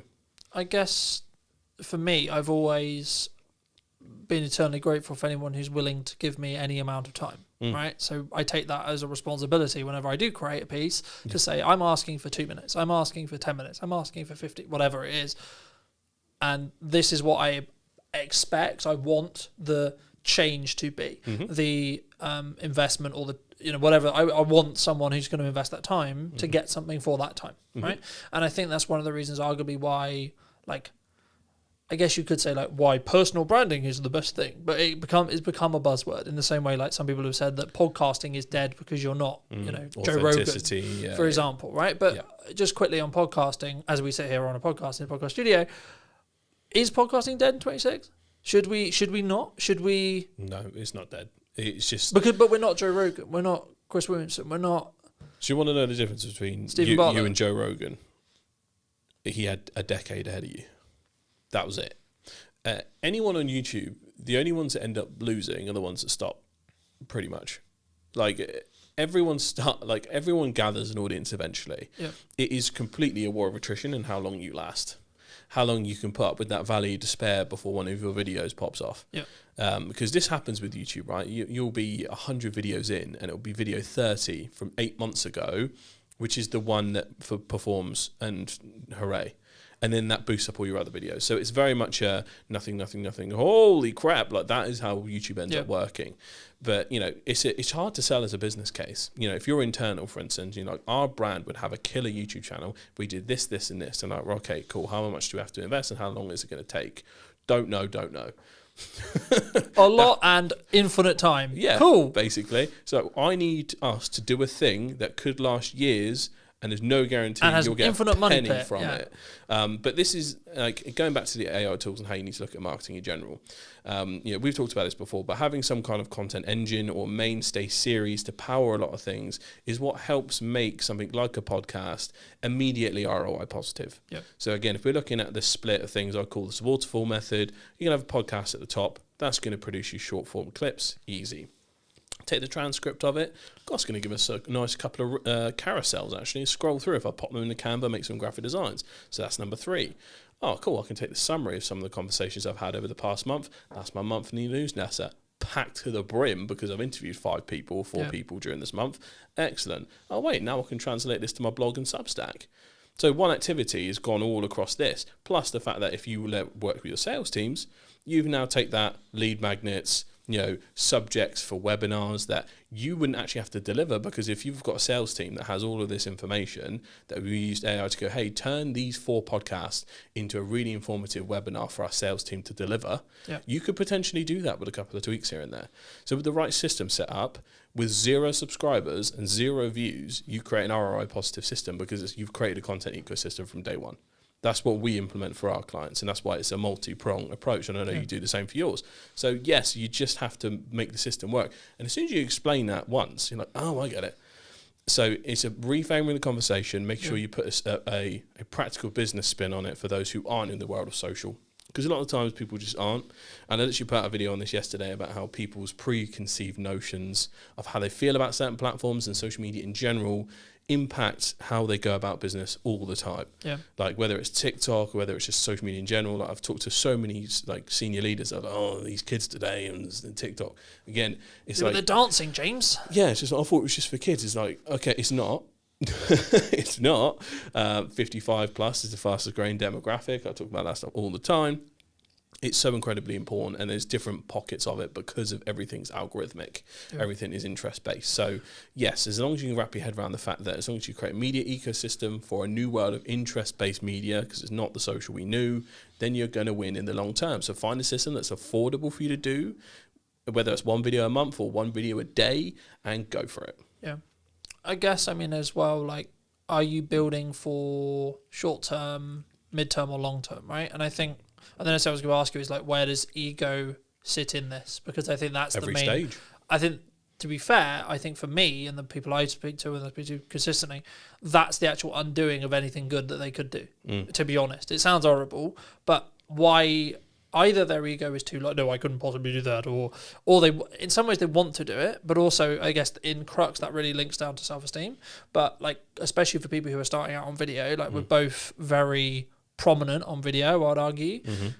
Why are we able to do that versus someone who's maybe got a lot of knowledge but is sat watching this going, A, that's really terrifying, or B, I don't know how to do it, I don't know what, because sometimes there's like a psychological barrier, sometimes there's a technical barrier, or both. To be honest, everyone's insecurities manifest differently.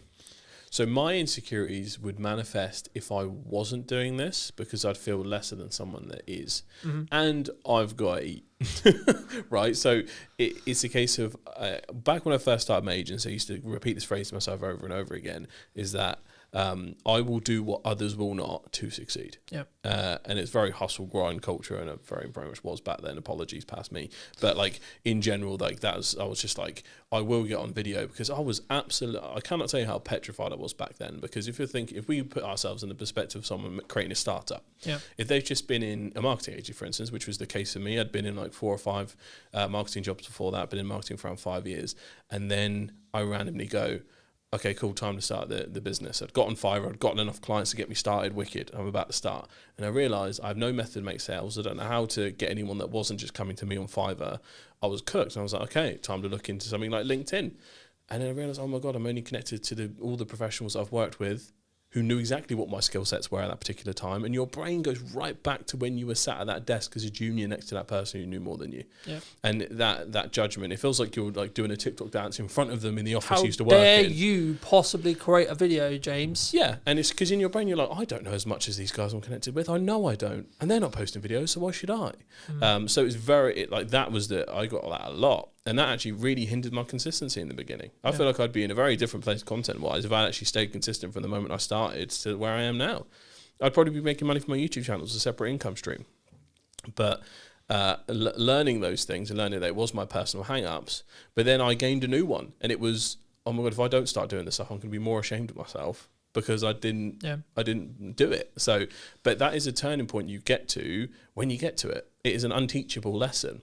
And I think it's less about people's personal egos, about I'm better than this or this is beneath me or something. It's much more about, oh my God, what are other people going to think? How do I feel about, I don't feel like I know enough, because imposter syndrome follows you to the highest level. So I think imposter syndrome comes down to it just as much from a founder level.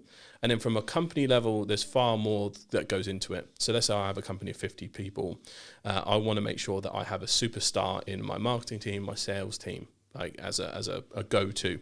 I need to find 2 people out of 50 that are willing to do content for my brand on my behalf, and then set up the actual system in which they could do so, and see if they're up for changing their own personal brand on LinkedIn, see how they feel, and all of the psychology goes into those 2 individuals. It can be a lot.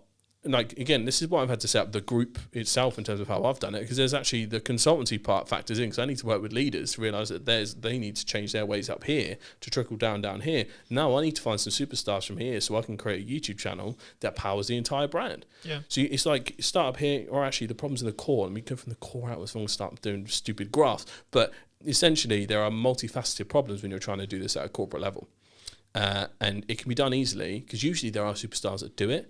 So LinkedIn personal branding luckily has become more and more important. So when we've worked with like larger finance companies, for instance, we've actually already been able to identify those people already have really good personal brands, and they'd be well up for collaborating with us. So we need to over-index with them as superstars.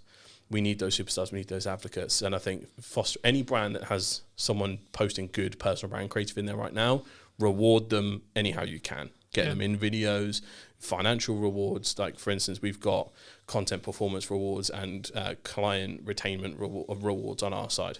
So if we keep a client and if we get a viral hit, you guys are going to get money from that. So same way as if you participate in 6 months worth of videos, you're going to get a bonus from that. Like, put those things in place, because you need those people to be your superstars. I was just say, but is that more of a long-term culture challenge? Yeah. Like, people maybe, I don't know, is it... It will take a couple of people, 1 or 2 people, to lead the way before others start to feel more confident to do so. Okay. Plus, if they see the benefits, they'll want to get involved. But is it purely just, I need to look at the finances and I don't want to give a reward, or I can't Everything give a I'm talking reward? about is for free. As long as you got one of these and an employee that's up for filming, that's all you need. That's what I'm talking about. Even if it is the biggest, you could be like a B2B consultant at the highest level. Yeah. Are they doing content that is long form about how a finance firm can modernize themselves in the modern era? They probably haven't. They probably talked about it and time again on a call. Have they sat down and made a quick video on it? That's the kind of stuff that they're missing out big time. But I guess it's I would call it the opportunity cost of not doing it. But I guess for them, it's why should I do that? Why should I spend the time playing devil's advocate? Right? Like, what am I going to benefit? Why am I going to be able to, like, because I've got to invest time, I've got to invest energy, I've got to put myself out there, I've got to break down these boundaries. But what's the gain? Exactly. Well, this is why I go back to the internal staff have to have an incentive to do or get involved.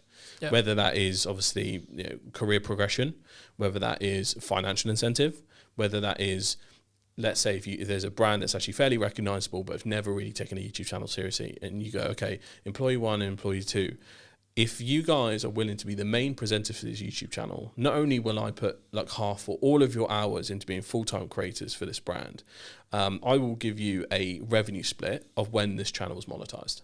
Like, you could actually do that. But it takes the leaders with that level of foresight and the sign-off potential to do that, to be able to make those changes, and the willingness to bet on internal teams. So that's every case. It's going to be a case-by-case basis, to be completely honest with you. But because again, I think then the thing that jumps to mind is the key person risk potentially of doing that. right? Because as a founder, you want to be the face necessarily. Sure, you want to have the quote unquote glory or the thing that's representative, but also your key person risk is less because depends on the type of business you want to run and scale. Because if you want one of those businesses that pays you quietly and you don't really want to be too front and center, then you're going to think about it differently, and you are going to think about putting other people front and center, or making sure your sales and marketing are front and center, because those are the majority of the people that people are interacting with on a daily basis anyway. Yeah. So think about your overall goals. If your plan is to quietly scale and exit without being the face of the brand, cool. If you're a founder-led brand, excellent. You just go front and center. If you're a larger brand that needs to consider what to do, this is why I say start with one or two people, but in general you want to have a cohort. So the way I look at it is you want to essentially create your own version of the office in your office. Yeah. So you'll have 2, 3, 4, 5 recognizable people. So if someone does swap in and out, it's fine, because you can be honest with that journey and say bye to them and everything else. Look at how group YouTube channels do this. Something like Smosh, Rooster Teeth, IGN, they have a constant switch up of different people that come in and out. Yep. So the model is completely applicable to any brand. So you could be the biggest law firm in Hampshire, and you can just take the same approach that Smosh on YouTube has done and whack it into your firm as a recurring series of characters that have their own things going on. Yep. And it doesn't actually take much to make that happen. You need a smartphone, a good mic, and an editor. And I know brands that big have that resource. And so that's the thing. It's not even necessarily a risk, because it's your people who know their stuff. Yeah. And it can be done with such low cost if you get it right. But usually it's a strategy thing, because just saying to a brand of a decent size, just use your phone, they won't want to, because they're worried about quality issues and they're worried about how they'll be perceived if everything's done on a smartphone, which is when actually you can then go, well, maybe you should spend a little bit on this. But a comfortable spend, you could do over 1 to 2 years. Yeah. Now then we're talking. I guess then that naturally brings on to the question, which, I mean, there's kind of a two-pronged question here, which is going to be like, content system, you got 30 days, brand new company, doesn't know what it's doing. What's your plan? Number one. Number two, at what point, in your view, should you bring in production? So production cost, production quality, etc. Because we just talked a lot about you should use your phone. But when should you bring in someone like myself to help you up that quality? When should you come to a studio like this to up that quality, to do something that feels more polished, feels more premium? I'd say quality and polish has actually become more important.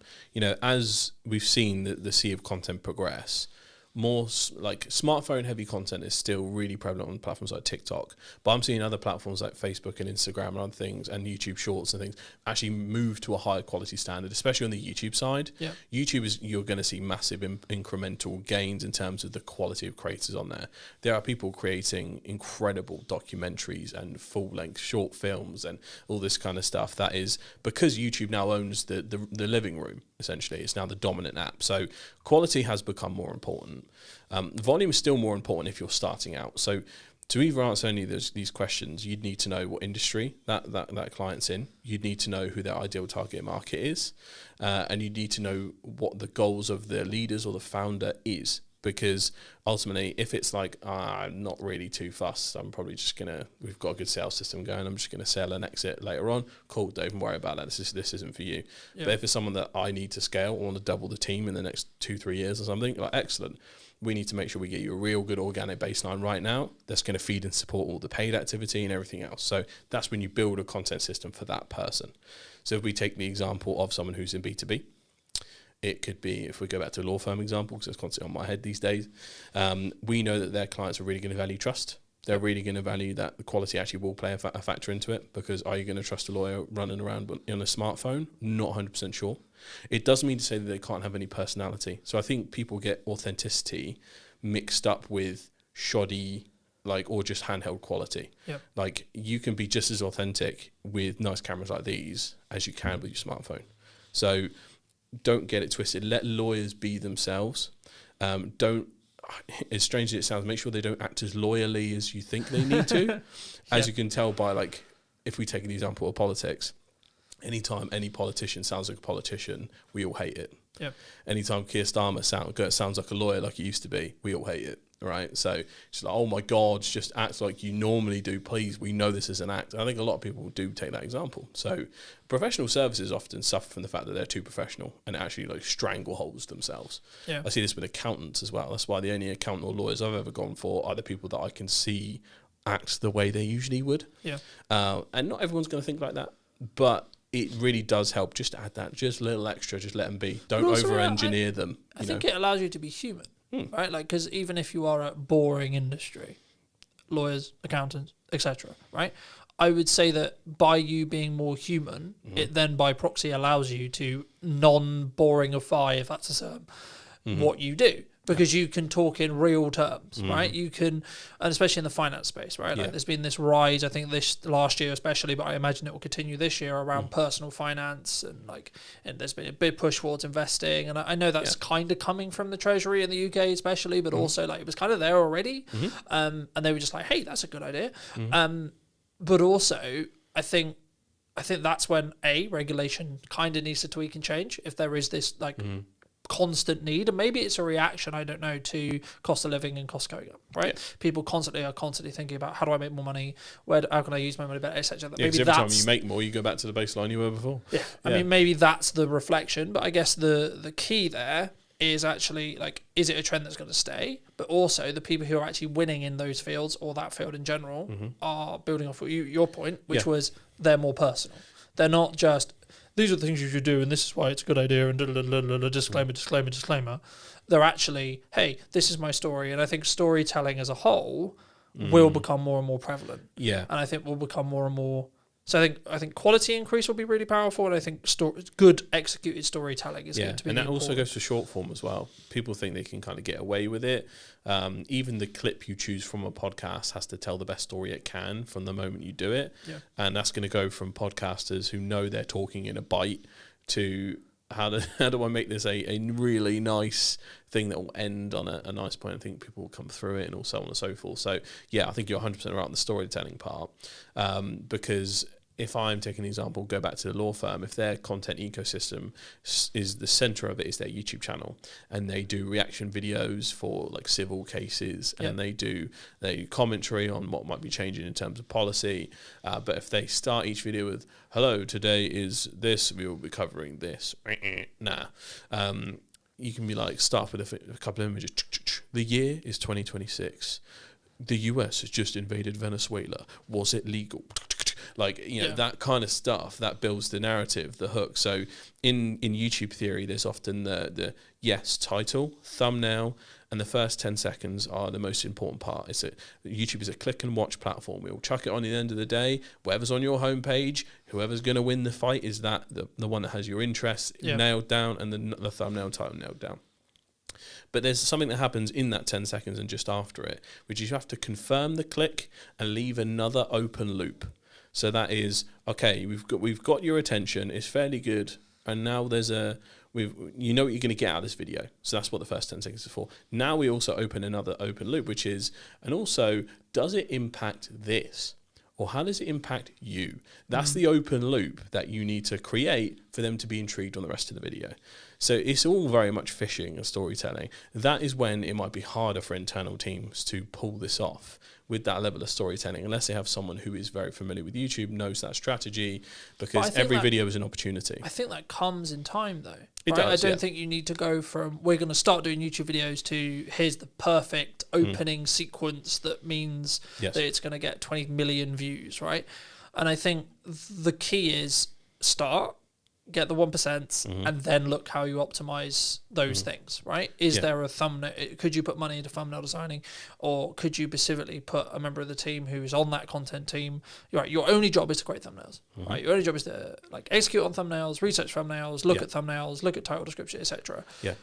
I guess as a maybe a final point, what would you say to people who, this is what I would call commonality, right? Where someone is on Instagram or they're on Facebook or etc., and they've got kind of plateauing views, right? Maybe on LinkedIn as well. Like maybe they have a couple of outliers, but most of their stuff is like, I know it's roughly going to get 200 views. I know roughly it's going to get 400 views. I know roughly it's whatever their baseline is. Is that game over? Is that we need to go back to the drawing board? Or is that actually just in reality what most have, and actually it doesn't. It does from a business point of view. That's okay. Yeah. So again, it depends on the goals of the person, the individual, the brand, the company. So that's step one. Step two is looking at your current stack, constantly reevaluating your approach. Probably every month or two is really important. So you should be doing that all the time anyway. But if you know you have some absolute stinkers, they don't go anywhere, then you can swap them out and it's okay. You don't have to chuck out the entire strategy. You can just go, right, I'm going to lift that out and I'm going to put something back in. But I would also caution about chasing the dragon in regards to I need to be going after viral hits, because really you should be trying to build up a real community, because that's kind of what is happening on the internet at the moment. You know, on YouTube, there's 10 million videos uploaded every day.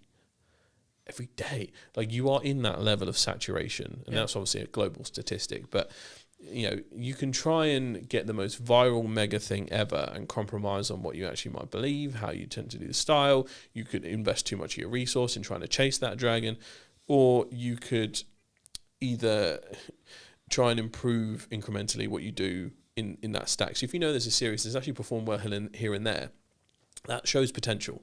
That means I can go, right, how do I tweak the storytelling of this particular short, for instance? So What do you think is missing in marketing today, my friend? For me, I think it's passion. If I had to put a stamp on it, what's the one thing that is missing? I think it's passion. I think personally, for me, you need to know how to create it, at least at a basic level, to then be able to judge any editor that you would then bring in. I think currently we're in a phase, and I personally believe that will hold on for the next 4 years at least, whereby it's not yet replacing creative editors. If you stay in your local area, or you work in your local area, then you'll be limited in regards to income because of the likelihood of the ability to make a fee. A good strategy when it comes to content, if you're trying to become a standout name, is just do the exact opposite of what everyone else is. Hello, my friends. Welcome back to a brand new episode of What's Missing in Marketing Today. So this week, I'll be interviewing Ryan, who's a content strategist and also, of course, a video editor. Ryan, thank you so much for the time, and I can't wait to get into this conversation. But before we start off, what do you think is missing in marketing today, my friend? Thanks, first of all, for the introduction. So I've been giving this one a lot of thought, because that was definitely one of the questions that was kind of obvious that was going to come. For me, I think it's passion. If I had to put a stamp on it, what's the one thing that is missing? I think it's passion. And what I mean by that is, I think sometimes people confuse that with authenticity. And so, that is probably the loudest shout that I see on social media. It is make more authentic content. But when you break that down and try and understand what that even means, because often I think people misconstrue that with raw content or unpolished content, but then there's plenty of creators who make fantastic unpolished content, and it gets 200 views. And then there's other creators who make extremely polished content, which is as far from authenticity as it could be, and it gets millions of views. So if it was just make authentic content, that wouldn't technically then translate to any views for those creators. And so for me, I think it is passion. And I think that just means people that can tell through body language, through energy, through the things that you say, that you truly care about that thing that you make content. Yeah. No, I agree. And I think sometimes we use, or one could use, a lot of quote buzzwords, right? I know we were discussing before we started about, being authentic. What does that actually mean, right? I'm so glad you mentioned it as passion, because for me, it's about the energy, right? And the demands you put on yourself. I mean, this episode is a clear example. I feel fine. I sound like I'm dying, right? But I said I would create a weekly show, and the schedule has only allowed me to do that because I'm able to consistently create and consistently put out what I believe to be value content. And I think for me, it's more about leading with what you believe to be your North Star, rather than, because something I was going to talk to you about was because some people would say, oh, but what if that video that gets 1 million views, what's it really going to do for me in regards to business, right? Because sometimes we look at it and we go, well, if it's the wrong people, then it maybe won't do anything. I guess, how do you, when you work with your clients, either from a strategic point or looking at edits, how do you balance that, making sure that it is the right views or the people who, you know, are able to create something that can get good traction and it is going to be the right people, so it will actually move the needle for that business as a whole? Yeah, great question. I think given the, let's say, the client, my predominant client base for who I make content, their approach to content is often in the need of views, right? So I think there's a certain group, especially within like the podcast space, as you know, the goal is to get lots of views, because the views often then generate enough traction for a company to, in essence, sponsor you. I think that's the main business model that a lot of podcast hosts try to stick to, right? There are people that I work with who don't focus on views at all, but also because they don't have sponsors, nor do they want sponsors, and instead pitch their own products. So Daniel Amen is, for example, one of those who has a massive following, and he only pitches either his own supplements, which is Brain MD, or the things that they do with their brain scan. The brain scans at their Amen clinics. And, you know, for them, that delivers way more revenue than if they would do it in such a way that they do it with brand sponsors, because those people are already, that business model is so dependent upon trust that if people are watching the podcast, that time they spend with you, the more they engage with your content, the more they trust grows. So ultimately, it's easier for them to eventually buy when they're then ready to say, okay, I'm ready to figure out how I can improve my brain health. Yeah. And so in terms of what I do with creators in advance, especially when we're in the strategic phase and setting up, I try and ask them, what is the goal? Like, how do you intend to monetize this? And when it is through brand sponsorships, for example, I understand, okay, we've got a different type of content that we need to make. We need to, for example, have way more controversial hooks. We need to have way more baity lines, because usually that drives attention and views, and people get invested. They will feel the need to debate. And when that is gone and it's less there, we can focus more on value-driven videos, which is like in the case of the Amen clinics. Here are 5 things that you could do to improve your brain health today with supplements you have in your kitchen cupboard, so to speak. And then the rest of these like clickbaity hooks are not gone, because they still need to drive a certain amount of traffic, but they certainly become less important. Yeah, no, I completely agree. And I think sometimes the thing that people overlook is the objective, right? The thing that they're striving towards. Because if you're just looking for views, I would argue that's a business model that works for a percentage of people, sure. But if you're looking to build trust or build authority or etc. off the back of your content, then that should, in my opinion at least, come second, because you need to make sure that you're not, I'm trying to think the best way to describe it, but I guess it's twisting stuff to be a little bit too controversial, right? Like, just for the sake of, oh, it will get, because it's a better hook, so it will get better clicks, etc. But then also, like, when you, I guess, acquire that audience or get served to that audience, you're then more likely to be serving it to the wrong audience, because they're going to care about the maybe the drama or etc., you know, in that respect, rather than the transformation that you or I could create for a business. I guess, I mean, you've had those who maybe know you through your content, etc. I mean, you've spoken quite openly on social about how good your year has been, and this is in a context for maybe longer term people who are listening, where there's a lot of people saying the creative industry is very hard right now. Being in video is very difficult, whether that's strategic, whether that's editing, whether that's production, whether that's a combination of the above. You know, how do you look at it from a perspective of maybe what should you do, and or what do you think has allowed you to stand apart when others are maybe struggling? Yeah, great question. I think first point that I'd want to say is I wouldn't be the I wouldn't be the type of person to tell you should do anything. That's first of all. I've just done a bunch of stuff based off of what I've seen other people do. I've taken advice where I felt it was necessary, and I think where I got good is getting advice early on in my career, especially when it comes to content creation, to double down on the things that are driving results.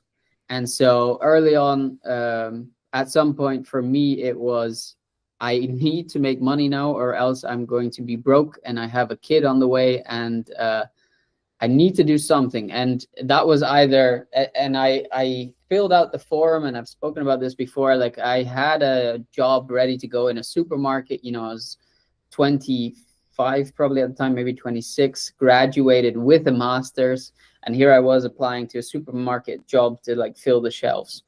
And luckily, literally the same week that I decided to do that, I ended up getting my first client, Joe Bidender, who invested, who basically took me on as a part-time editor.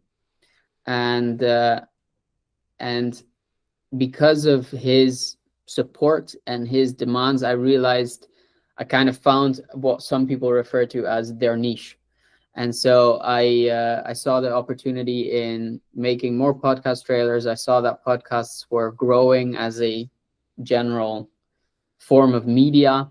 I knew that with Diary of CEO being the leader, they will have set the standard for what you need in order to make your podcast successful. So I knew that would be more people looking for trailers. Hence, I just doubled down on that. And then kind of growing up in a hotel in Scotland, I saw in like a luxury 4-star hotel, I saw what it takes to make high quality stuff, the commitment and the dedication to it. And without tooting my own horn too much, because it's definitely what it sounds like at the moment, but like I understood that if I just cared so greatly about this each video, and not focus too much on, is my personal brand growing? Am I going on enough podcasts? Like the first 2-3 years, I posted. You can track record this. There was a period in which I was posting every day on my own channels, and then at some point I just stopped because I realized, okay, I need to make money. If I need to do that, I need to become one of the best podcast trailer editors that's out there. So in order to do that, I need to put in the reps. And I had Joe as a paying client, and next to that in the evening hours, I was just taking podcasts that were already existing, sometimes Diary of a CEO podcast. I downloaded it and just tried to replicate what they made as a trailer. And that kind of ultimately led to this point now whereby, yes, for me, it's been a tremendous year. But if you ask me, what's the hack? Just work 3 years at the thing that that people or the industry or feedback is telling you are great at, and then just produce that, and be willing that if it doesn't pay you out right away, to take that job, right? To take some side hustle, knowing that that is the kind of longer term vision to focus on.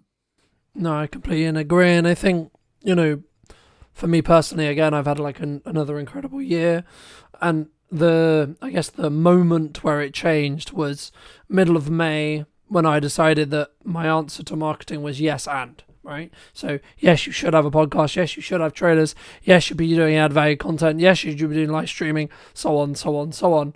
And I guess the key there is, again, it comes back to that effort point we were touching on at the start, and that passion and the core. And I guess to an extent for me, it's always been, I'm going to try and lead with my brand and show you what's possible with your marketing using my brand as an example, right? Like, but also the byproduct of me doing that, of course, is I can prove to any client asking, yes, I know what I'm doing because I do this every day for me and number of clients. So I can speak in real terms rather than theoretical. And I think sometimes people, wrongly or rightly, or whatever they end up having, they speak in a really good theory, especially in the space of like video production, where there's like this subculture around like, we're going to train you to be a really good video production professional and etc. And like, I'm not trying to smoke on those people, but like for me, it's like, if you're not in the trenches every day, what worked for you 10 years ago or what worked for you 5 years ago or however long ago it was may not necessarily work now. And I guess to phrase that into a question, is there, like, do you see the podcast trailering space, which I know is where you kind of niche into, is that something that's going to die, or do you think that's going to just be like maybe the fence or the line which a podcast, if it's taken seriously, has to have moving forward, would you say? Good question. Again, I don't think there are absolutes. I don't think every podcast needs to make a podcast trailer. I think there are certain ones, especially these ones which are like an hour and a half, 2 hours long, in which it makes sense to do that, right? Like the way I often pitch to clients is podcast. You probably wouldn't go to the movies if you haven't seen something in advance to get an idea of what you're going to watch. There are some people which do that. Respect. I can't, right? If I'm going to the movies, at the very least, I'm watching a trailer. Yeah, but the majority is lower, right? Like there is always an exception to the rule, but the majority of people aren't, unless they see some level of marketing towards that film. Yeah, exactly. So that is a little bit my philosophy behind podcasts as well. Is like, if we're going to get people to commit even an hour, but especially for the ones which are 2 hours plus of their time to watch this episode, don't you think at the very least we need to warm them up, to give them a bit of a feeling in advance as if what they clicked on or what they're committing to is going to pay off?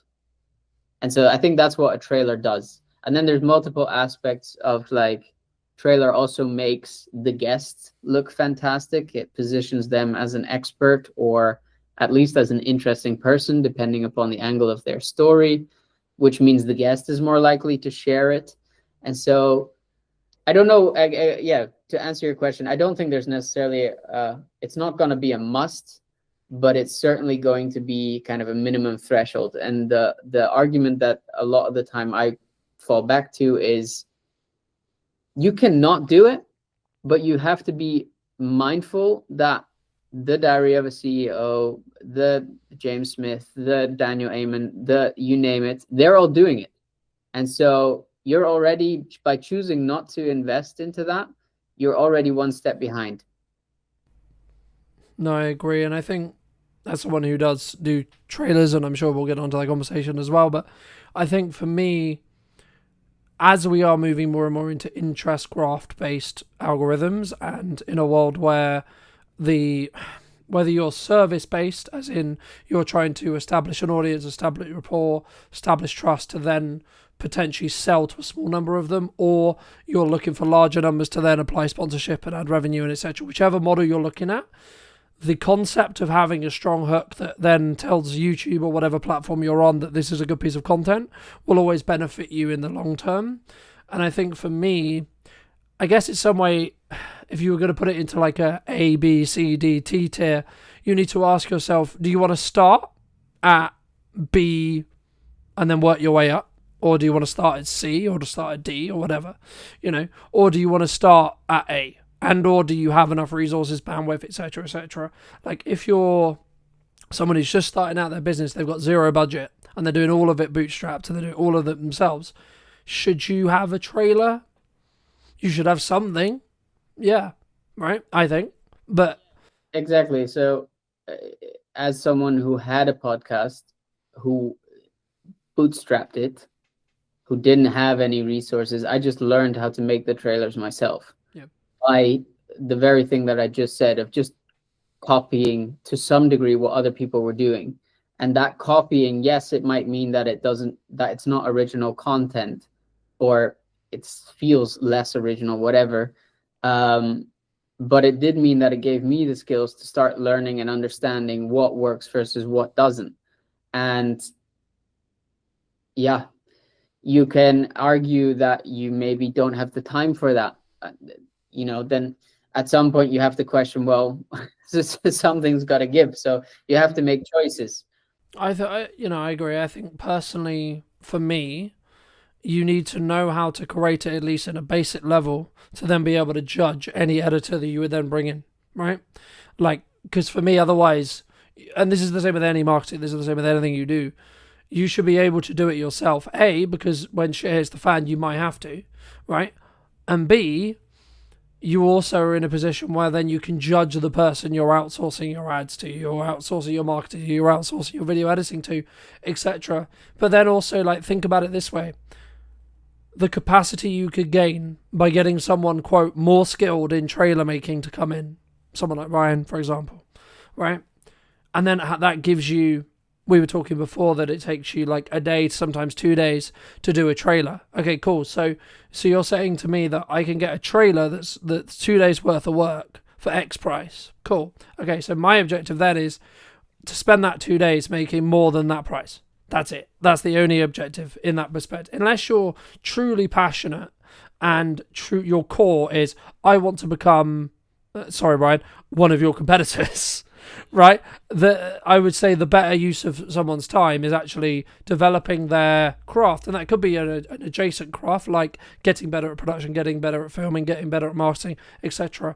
And then you can bring in someone like Ryan or a specialist to then do X, Y, Z, right? But especially if you're trying to keep consistency, the reason why I live stream the show but then also then pre-produce it is so I can have the best of both worlds, and I can just simply have more volume, and I can squeeze each episode a lot more when it comes to the output. Now, it doesn't mean by any means that, you know, by me doing that, I'm necessarily going to have larger views. Is potentially the likelihood is yes, because I've got more content going out around the same topic. But actually, again, it comes back to that overarching strategy and what are you looking to do and how you're looking to do it. But I guess, you know, in the research I did around yourself, it's actually, you said, you aspire to be a Netflix documentary editor, right? I mean, how does that, I guess, there's kind of a two-part question here, which is like, number one, how does that influence your mindset if you haven't already touched on it today? But then number two, I would argue that that's I won't go as far as dying job or dying field, but it's definitely not as, I would say, or harder, you could say, like to get into or like to keep, because that industry is in transition at the moment with a lot of AI and etc, you know, in that respect. I mean, has your views kind of changed as you've had that kind of want and that core, you know, from when you wanted that at the time? Yeah. No, I wouldn't say it has changed. But main reason for that is more so because I tend to be the type of person that really enjoys giving themselves a goal, and until I achieve it, I don't, yeah, it doesn't leave my mind, basically. So another example which still haunts me on the daily is that at some point I made it publicly aware that I wanted to write a book. And I wrote chapter 1, but so far I haven't gotten further than that. And that was, again, comes back to like this period in which all of a sudden I needed to make money, and that just became more important. There's definitely still the hunger in me to do that and to finish that, especially now I'm out the other side. Like, the goal at the point was to write about the quarter life crisis, and as I was learning about everything that goes into that, now I'm out the other side and I kind of achieved what the intention of that podcast was. I feel like this, now I have the insights to write that book. So yeah, anyway, that was sidetracking. I still have the intention to do that. But to answer the question whether or not Netflix editor leaves my mind, even though it's a dying field, not really, because of this like innate drive to be like, okay, I've said I wanted to do that. It's publicly on my LinkedIn. I'm, for example, not getting called out seems hard. Called on it, like that gives me that ambition to keep pushing for that. And I don't doubt from experience that once I achieve that, I will end up finding something else to be a new challenge within that space.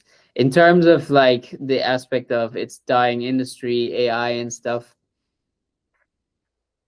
I I think currently we're in a phase, and I personally believe that will hold on for the next 4 years at least, whereby it's not yet replacing creative editors.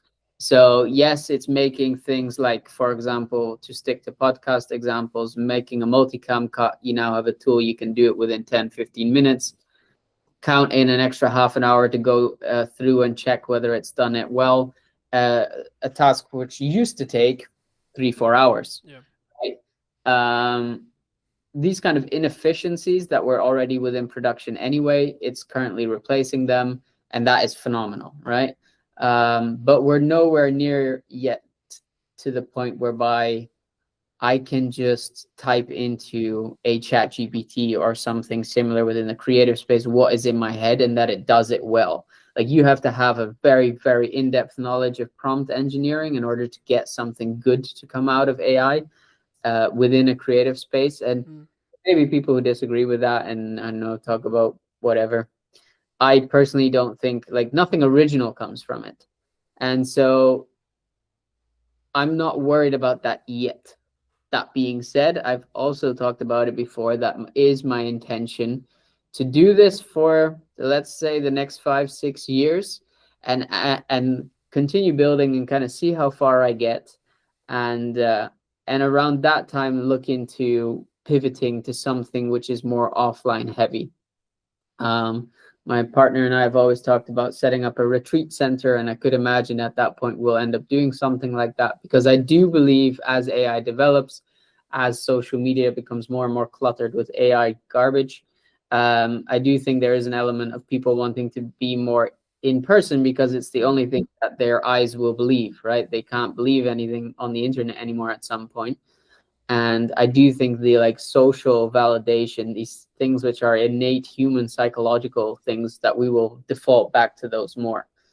And so rather get out while on top than kind of sit it out and then be at risk of staying at that point in a dying industry. Yeah, and I use the word, like, loosely when I say dying, right? Like, I think, like many industries, will pivot, will adapt, will change, and we'll see, you know, because there's a lot of speculation around, like, is AI actually going to get to the point where it can replace you or I or etc., right?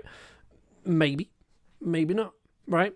If you talk to the people who are, quote, making it, of course they're going to be like, yeah, of course they are, right? But in reality, are we going to get there? I don't know. But it kind of, to an extent, I guess it does lead on to my next question, which was going to be, you've been very fortunate to work with, I would argue, some high-performing clients, right, in regards to their clearly successful in the monetary definition of the term, but and or even like health and balance and freedom and etc., right? What would you say makes them either different, or even like maybe some other examples that you've studied yourself, like when it comes to either their work ethic, how they show up, what they do, that I guess has allowed them to rise above the, quote, average in that respect? Yeah, I think for everyone, the main thing that applies is they know one rule to be true, and that is that quantity brings quality. And so they are just unapologetic about posting insane, and it is truly insane, volumes of content, and often repeating content which is performed really well several times. And they just do that day in, day out. So, like, I think currently for the Amen team, we're putting out like 300 pieces of content a week. You know, for James Smith, he himself is putting out a ginormous amount of content, whether that's his own or over Newtonic, or now with the podcast coming back, he's putting out 1 a week, going to scale up to 2 a week. You know, those long form podcasts, they get cut down into at least 2 to 3 clips, which are like 3 to 10 minutes. In addition, the same one gets cut into about 5 to 6 reels, which, you know, gives you almost a day, every day, something to post. And yeah, think about if you then, that's currently with 1 episode. If you have 2 per week, you know, you're doubling it. Obviously, the amount of content you have going out, like, And that's what you're competing against, right? That is what, and then people will get annoyed when they put out one post and it gets 3 likes and they're like, oh, let me quit because no one cares. And I had this conversation with a friend of mine a while ago. He's trying to build a surface-based business, and I'm like, he was like, yeah, I've put out 10 posts, and from that I've only got, I think he said 2 clients. And like, do you realize like the ratio of that is insane. That's actually really good. You put out 10 posts and you've already got 2 clients on a beta product. That's crazy. Yep. Like, just imagine if you 10x the amount of content, or even just like, don't overdo it. Maybe just say, okay, from now on I commit to posting every single day, right? So you got 30 instead of 10. That means you're making 6 new clients a month, right? And this stuff is exponential. So the more you put out, the more it's going to grow. Like, and just kind of putting it out that way towards these people and helping them see, yes, maybe you feel like you were deserving of more. That could be.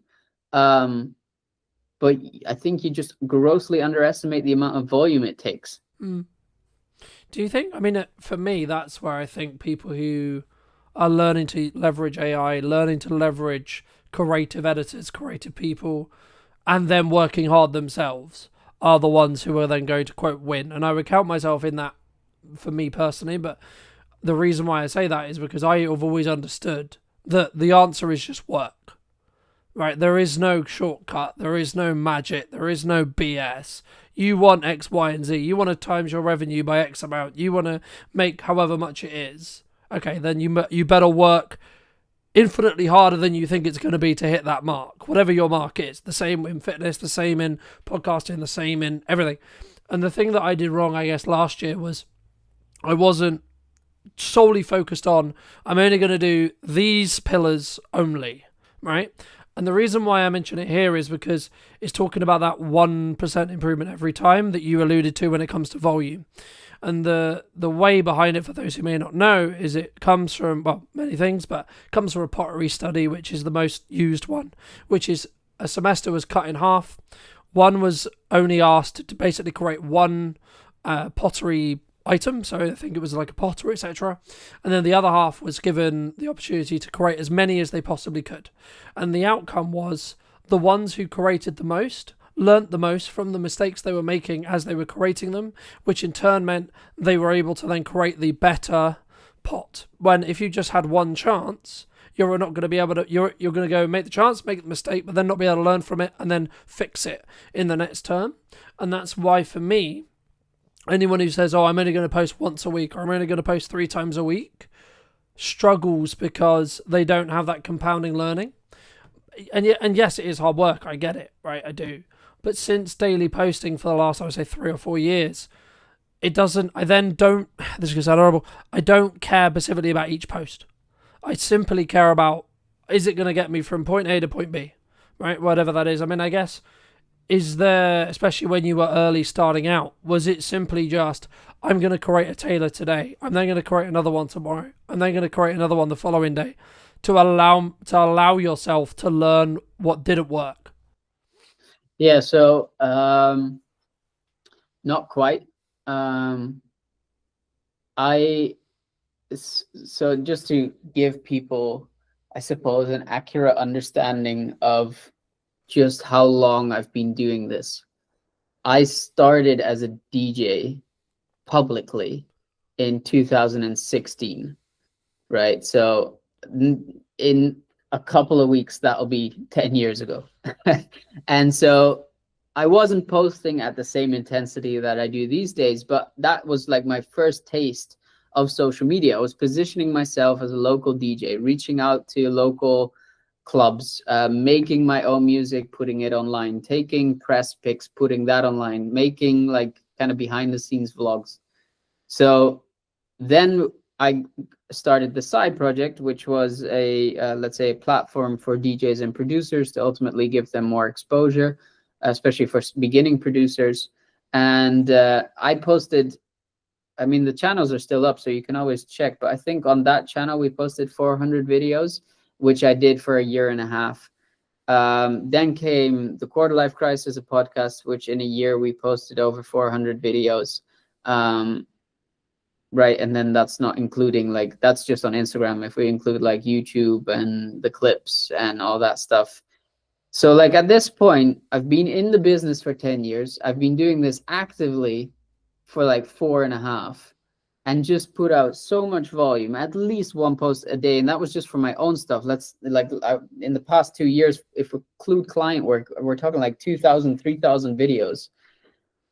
You can't tell, like, you're coming around the corner making your 10 videos and you're like, oh, but I don't have the same results Ryan has. Yeah. What do you expect? Like, and so help me, what was your question? I mean, it was more around, I guess, like, is there a struggle around people simply understanding that it's just going to take them time, right? Because like when I started, there is this culture, especially at the moment, which is like instant. I want Ryan's views. I want X success. So on, in that respect. And I think for me, I've always understood, for as long as I can remember, that as long as I'm showing up every day, focusing on how can I get each thing I'm doing to be slightly better every day, by the time I get to the quote success marker, my success will change in respect to what my definition of it is. But I guess it would just be advice around like people who are struggling, or people who are saying, yeah, but Ryan, posting 3 times is hard because I've got a business to run, I've got this, I've got that, I've got a family, I've got so on. What would you say to those people? It is hard. It is. You're right. But if you want the upside of it, if you want the reward, you're needing to be willing to put in the work. And that is going to, like, this is what I find tricky, because for me, the main reason why I did all of that I just explained was because for me personally, the fear of needing to go back to my 9 to 5 as someone who is allergic to authority and being told what to do and when to do it, more importantly. Like, that fear was more motivating than anything I've ever felt to this point. And so, and I still fall back to that now, whereby I think, if I don't know, if the business is like having a month whereby revenue is declining or something, I'm like, I need to do something, because I'm not going back to the 9 to 5.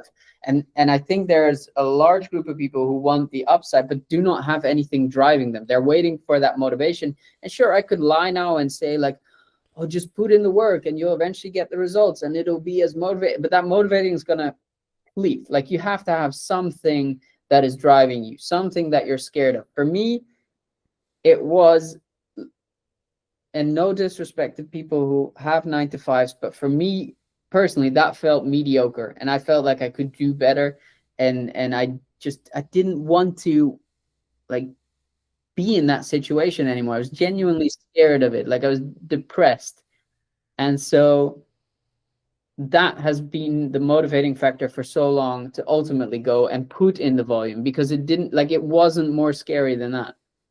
Yeah. And so that made me come back time and time again to just put out another post, and I get some very creative comments still from people who then hate in some way or whatever on the content that I produce or whatever. And I'm like, okay, but like, I could listen to you now, or to friends or family. Like, the family who was telling me, yeah, don't you think you need to get the normal job and stop messing around? Like, until this year, my grandma thought I was just, she doesn't understand what I do. She thought I was just messing around, and she was scared for me, which is meant very well, but was not productive to what I was trying to achieve.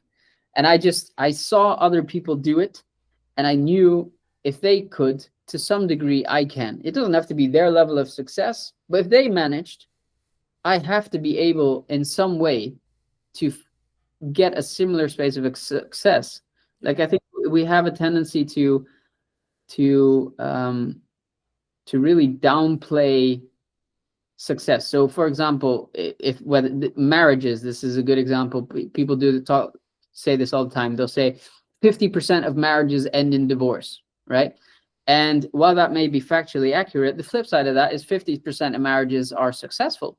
And so you could choose to put yourself in a space whereby, well, 50% of marriages end in divorce, and so mine's going to end in divorce. Or you can put yourself in the position where 50% of marriages are successful, and therefore I will be successful. Yeah. And yeah, the at the risk of being some spiritual guru, I suppose, there is an element of this is mainly a mindset game. And I do know the moment I started working with a mindset coach, things also exponentially started increasing for me. So I think, well, I mean, I don't know the psychology off the top of my head, but it's somewhere along the lines of like, we will only be able to see what's possible or what's in our surrounding area, right? There's been loads of studies that show like if you stay in your local area or you work in your local area, then you'll be limited in regards to income because of the likelihood of the ability to like make a fee, right? To me to charge you something when you look exponentially across the internet, the actual ceiling on what you can make is infinite, as long as you understand that you're adding value to a different market and then you can target that market, etc. But I guess the thing I also wanted to mention as well, I mean, I guess in some ways, some people say to me when their content isn't performing or maybe it's like plateauing or etc. I mean, like, are they, quote, shadow banned, or do they, because I've always been of the view that when that happens, you need to mix it up. You need to change things because you're getting complacent with either the system which you've built to create content. Fair enough, great system. But the system is only as good as the results it creates. So if you're still making money, don't change the system, right? But if your objective, maybe you're in the camp that we alluded to earlier, which is actually we need to make more views because the sponsors are maybe unhappy with how X episode performed, what would you recommend, or is it just simply their, quote, shadow banned? Oh, I rarely think shadow banned is a thing. Maybe if you like swear a lot or you break a lot of the community guidelines or you're pushing a lot of like, I don't know, controversial things which don't speak in favor of the social media algorithm, right? Then I could imagine you get shadow bans. But if you don't do that and you're just an, let's say, everyday creator, I think it is indeed. I mean, algorithms do change. We see it on LinkedIn currently. Video was a period whereby you could put any piece of garbage on LinkedIn and it would get insane numbers, and now it's barely doing anything. And so I do think that is in part to an algorithm change, but I wouldn't go as far as saying you're shadow banned. And if anything, if you are in your core a creator, that should be the challenge, right? That should be the challenge for you to say, okay, I got here at some point by trying a bunch of different stuff, right? At some point I found something which worked, and so I doubled down on that and decided to focus on just that and do nothing else anymore. And people like people's attention fatigue, and if you're not bringing anything new anymore, at some point they've seen your stuff over and over again, and so it gets boring, right? And so they're looking for new stuff. And so if you are a creator in your core and you find yourself in the position you're talking about, I say a good ratio to stick to, especially in the beginning, is just 50% test content and 50% of what you think personally will most likely do well. And as you grow, you'll see certain videos do better than others, and the ratio kind of adjusts. And so you'll at some point be producing for 75% of the content that always consistently does well. But I still think you should have that 25% of content whereby you're just testing new ideas, new formats, new iterations of stuff. And sometimes it doesn't have to be extensive. Like I produce a weekly show in which I break down how edits are made, right? And so I've been doing this now again for about 2 months. And in the most recent episode that I recorded last week, I decided to add a segment in which I basically give strategic advice when it comes to content. It's like a 1-minute thing in which I basically give a strategic tip of the week. And so that show expands, right? It's gone from just me reviewing 3 videos to my strategic advice plus the 3 videos. And then the week after, I added in a color grade segment. So I take like a scene from Stranger Things and explain these are the color elements that go into creating a scene like Stranger Things. And so the show builds, and I've given myself here with 2 new segments that I can test and see how they do. So I'll put it out on socials as an individual clip.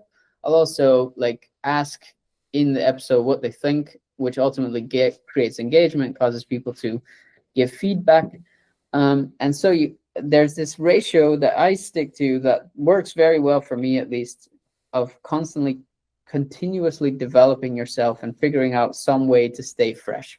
Because otherwise, the alternative is you become boring, and in the end, that's only going to be a downhill spiral from there, right? Yeah, no, I agree. And I think there's kind of 2 points, I guess. A, the Alex Samodi side of it, which is like outlast everyone else who is quote unquote boring, right? So be the longest running podcast in your niche just because you want to be the stubbornness person, right? There's that. Or I would say actually probably it's more and then also adding those other elements in, like those elements you kindly shared about what can we do to make the show unique? What angle can we think about it? Or just think, actually, maybe I'm going to go after the guests who haven't been on shows before.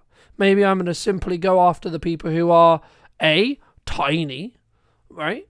So they would actually really appreciate being asked. And actually you can get more nuance, but maybe they're like seasoned professionals, right? So like they've been in the industry like 50 years, but they're so small in the respect to like they're not like a known marketer or a known name.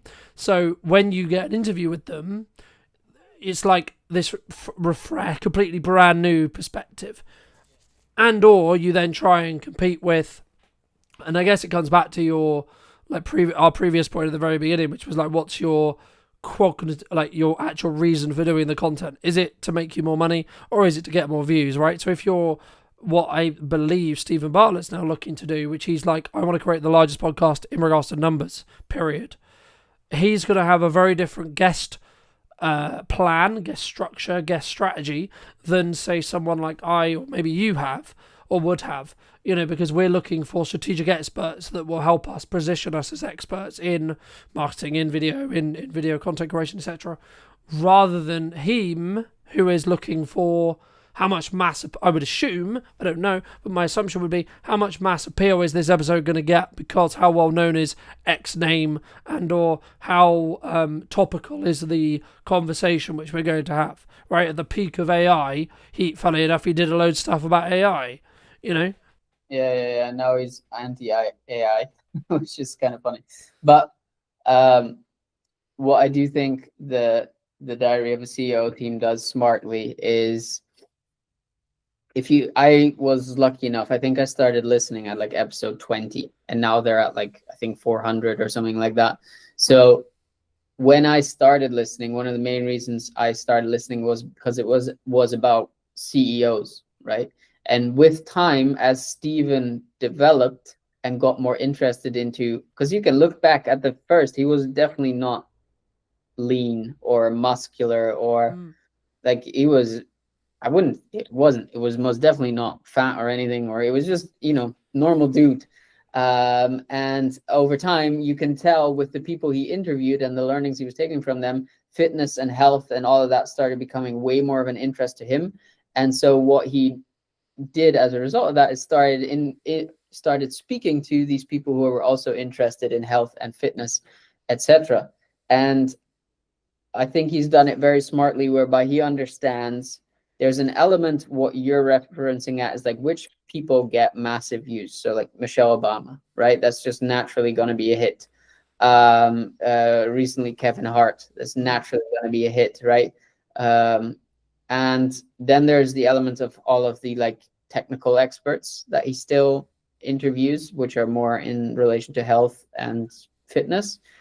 But then there was also someone, I honestly don't remember who, but there was someone more recently that he interviewed, which was relatively unknown. Like at the time, the first time he got Daniel Priestley on, at that point, I think he had like 30,000 followers, which sounds like a lot, but it's really not if you put it into context of the normal average guest of Stephen at that time. And so I think if anything, he holds exactly true for what I just said to the ratio of like testing, right? Continue that. Sure, focus on the views if that is the goal of the podcast. Keep that in mind. But like also feel free to like get the random guest on there. And that being said, the flip side of what you were already hinting at is a good strategy when it comes to content. If you're trying to become a standout name, It's just do the exact opposite of what everyone else is doing. Yeah. And so everyone is creating a trailer with 3-hour-long episodes. Cool. You make a podcast that is maybe 10 minutes long with one core question that you discuss with a friend, for example, or maybe you just discuss it yourself, right? And you put that out every day instead of once a week, right? Or the same goes for hooks. Like everyone is starting with very controversial hooks. You start with a like colored screen and text on it, and you animate the text in with an image, and then you go into the like bulk of the trailer. Like I think if you just try the opposite of what you feel works, 9 times out of 10, I think you're going to find better results that way. I think, in some ways I hate to say this, but a lot of marketing is science, right? You have to be creative enough to think up the ideas, sure, but you actually have to then get the data to then learn from it, right?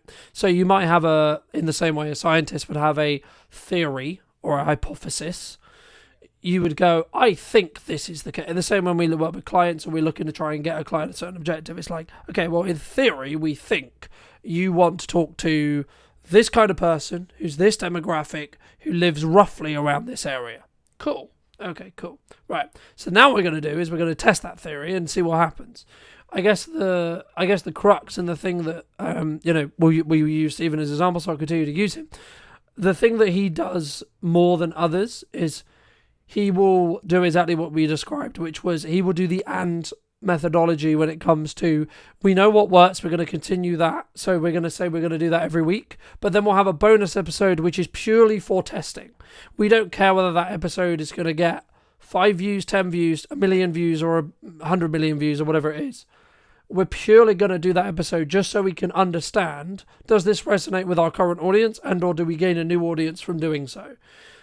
And I think if you scale this really down into the majority of people who are maybe consuming this, who are maybe smaller businesses or like, 1 or 2, maybe 2, maybe up to 10 employees, if you take that same thought process, as long as you have the bandwidth and the resources to be able to do so, of course, you'll be able to, quote, outpace some of your competitors if you move quickly, because you'll be able to say, okay, cool, let's test something, let's see if it works. Okay, cool, it works. So now we can do this on top of everything else we already know works. So every time you do that, you're adding more fuel to that fire and that engine as a whole. So it's going to, or using the snowball analogy, it's going to gain more snow going down the hill, right?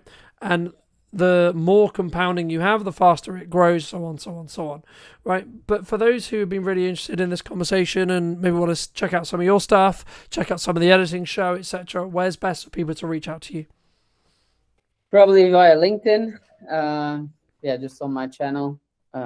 Pretty sure if you type in Ryan Faber, you should find me.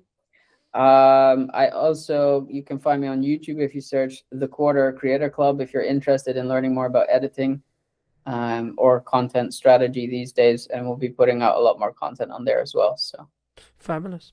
And if you were going to talk to either yourself or someone very similar to you 10 to 15 years ago, and you were going to give advice, what advice would you give that person? Trust your gut. And listen to people who have done what you aspire to achieve.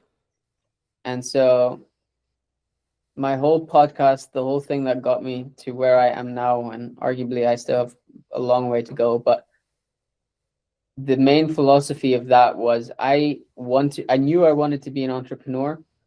I knew there were hundreds to thousands of entrepreneurs who had made it work. I figured if I would talk to enough of them and ask them questions as to how or what they thought the frameworks were that made it, in all of those subjective experience, I should be able to find an objective line.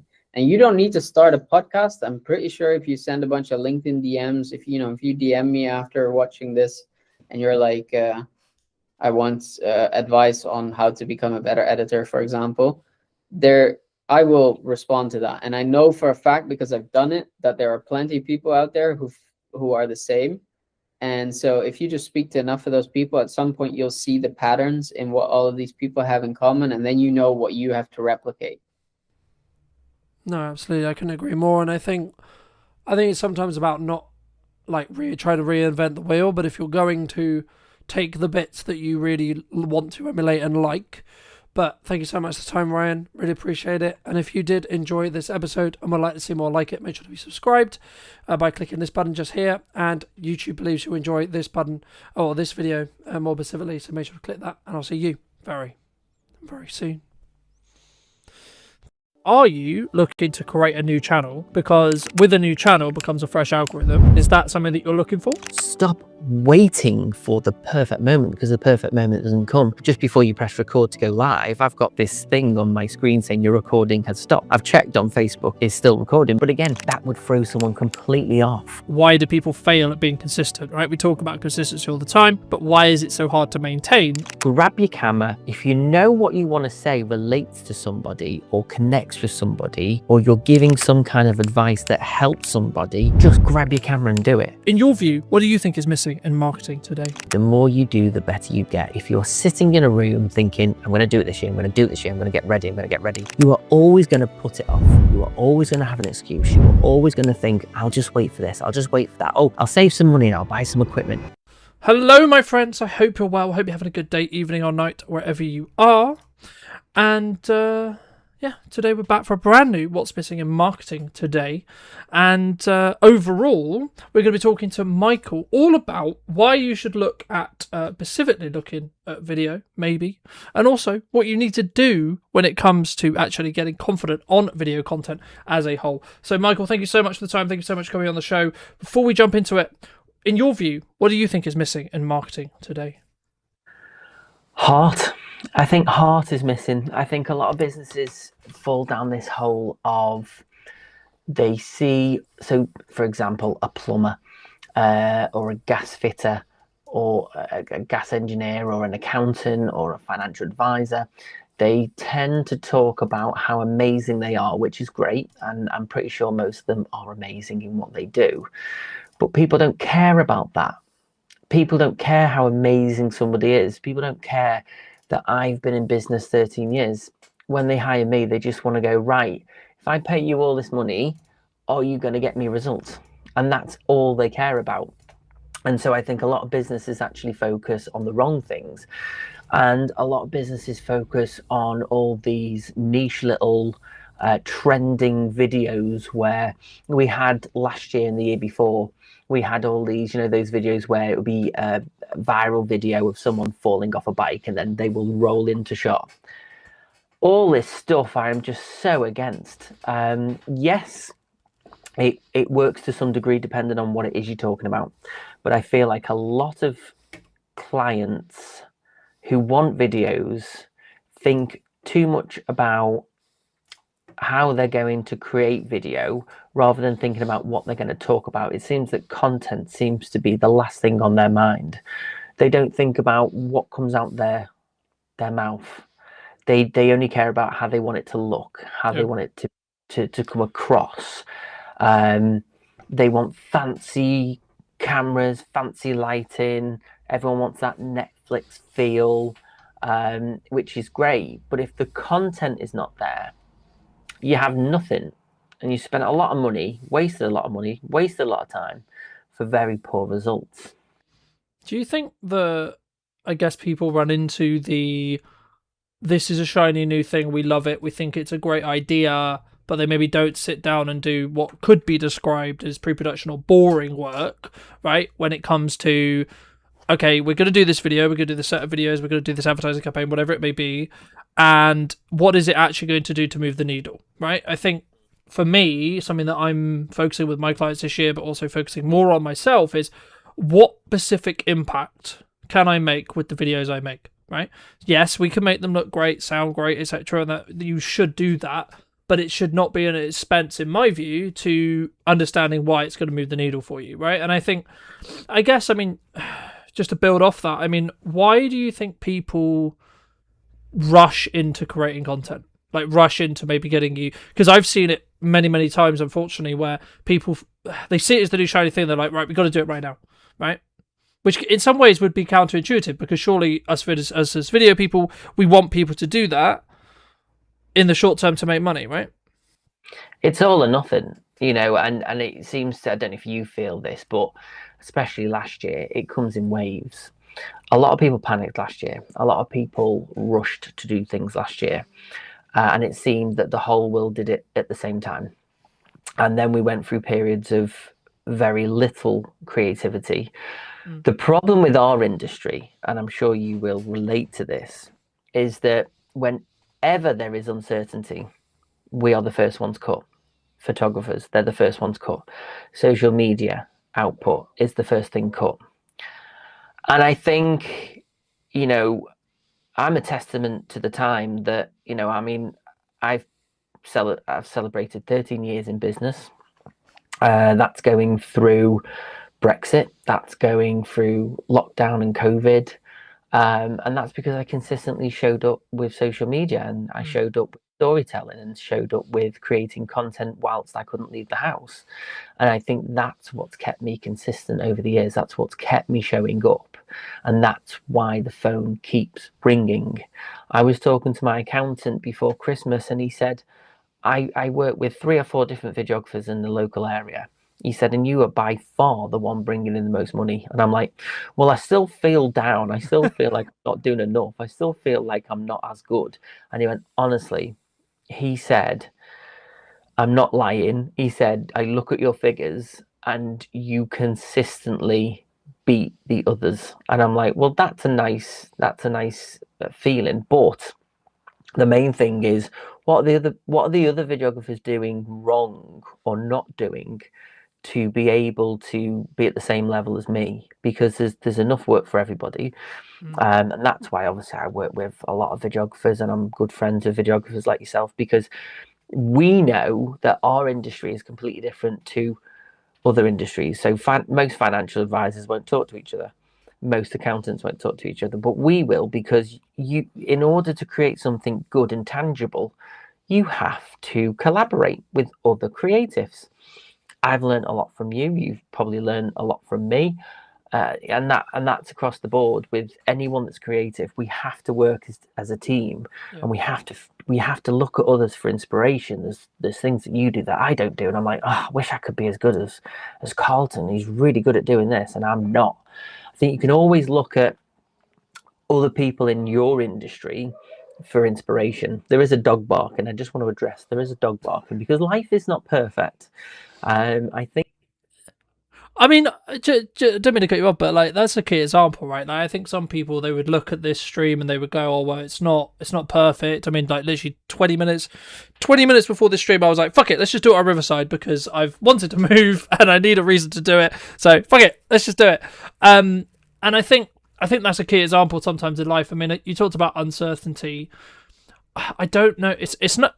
It's going to sound really weird, but it's nice to hear that because I think sometimes people go, "It's just me in a void, thinking that things are tough," right? And I'm saying that from a place of incredibly grateful, where we have done very, very well last year.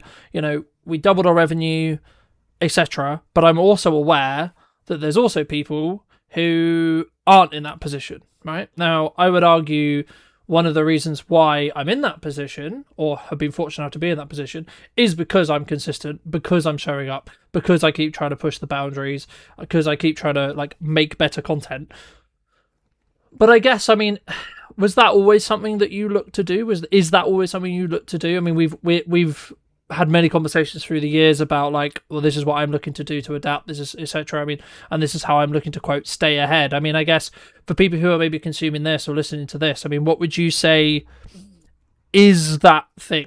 Is there a golden bullet? Because I'm sure you get it a lot, but I get it a lot, which is like, Colin, what's the golden piece of content that's going to make me loads of money this year? It's a double-edged sword, because, you know, for me, I always want to move away from just generic video. I mean, unfortunately, you have to pay the bills, and you have to do certain jobs that you think, oh, this could be so much better if they just do an extra day's filming and listen to me a bit more. And I always have the respect of my client. I always know that my client knows what they want, but sometimes they need me to guide them to where they need to be. when people hire me or when they hire you, they're not just buying the equipment. Yes, the equipment's expensive. Yes, we're constantly buying more equipment, hard drives, computers. It is a constantly evolving industry, and we're always, you buy one camera one year and it's outdated the next. But it's not always about the equipment. It's about, you as a creative, how can you look at somebody's business and go, right, I think we should do this. I think, because a lot of the times clients look at what their competitors do, they look at what is trending and they go, we want this. I'm like, well, have you asked yourself the question, what do you want a video to do? Before I talk about prices, before I talk about what I think they should do, I go, what do you want a video to achieve? You're spending maybe £900, £1,500. What is the outcome? What do you need it to do? And then you work around trying to get to that point where it's going to lead an audience to want to know more. I think a lot of clients, when I do my retainers, we do about 5 to 8 videos, and they're always pushing to do 9 or 10. And I'm like, quality over quantity, because if I do 10 videos, yes, we can achieve that in an hour and it's very intense, but I'd rather you have 2 really good videos than 10 half-hearted videos. And I think people not a lot of people see the value in what we do.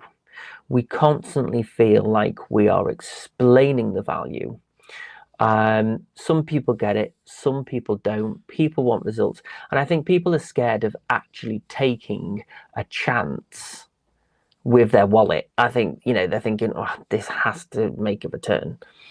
And so our job is to make sure that we close our mouth, we listen to their need, we listen to what they're trying to achieve, and then we as creatives go, right, you've talked about this, you want to achieve this, you want to get here by this point. This is how you should do it. And it might necessarily be, we are consuming content at such an incredible rate these days that even short form content has to be so spot on for people to engage, because every single person on the planet is competing for time. Do you think, my next question was going to be, do you think there's a content problem? Do you think there's an attention problem? But just to add a bit more context around that, I think what you're talking about here is like everyone wants, because everyone understands, right? Like, you put out a load of content, you get more time with people, you build more trust faster, which in turn means you're more likely to win a sale, right? In crux, that's what we're talking about.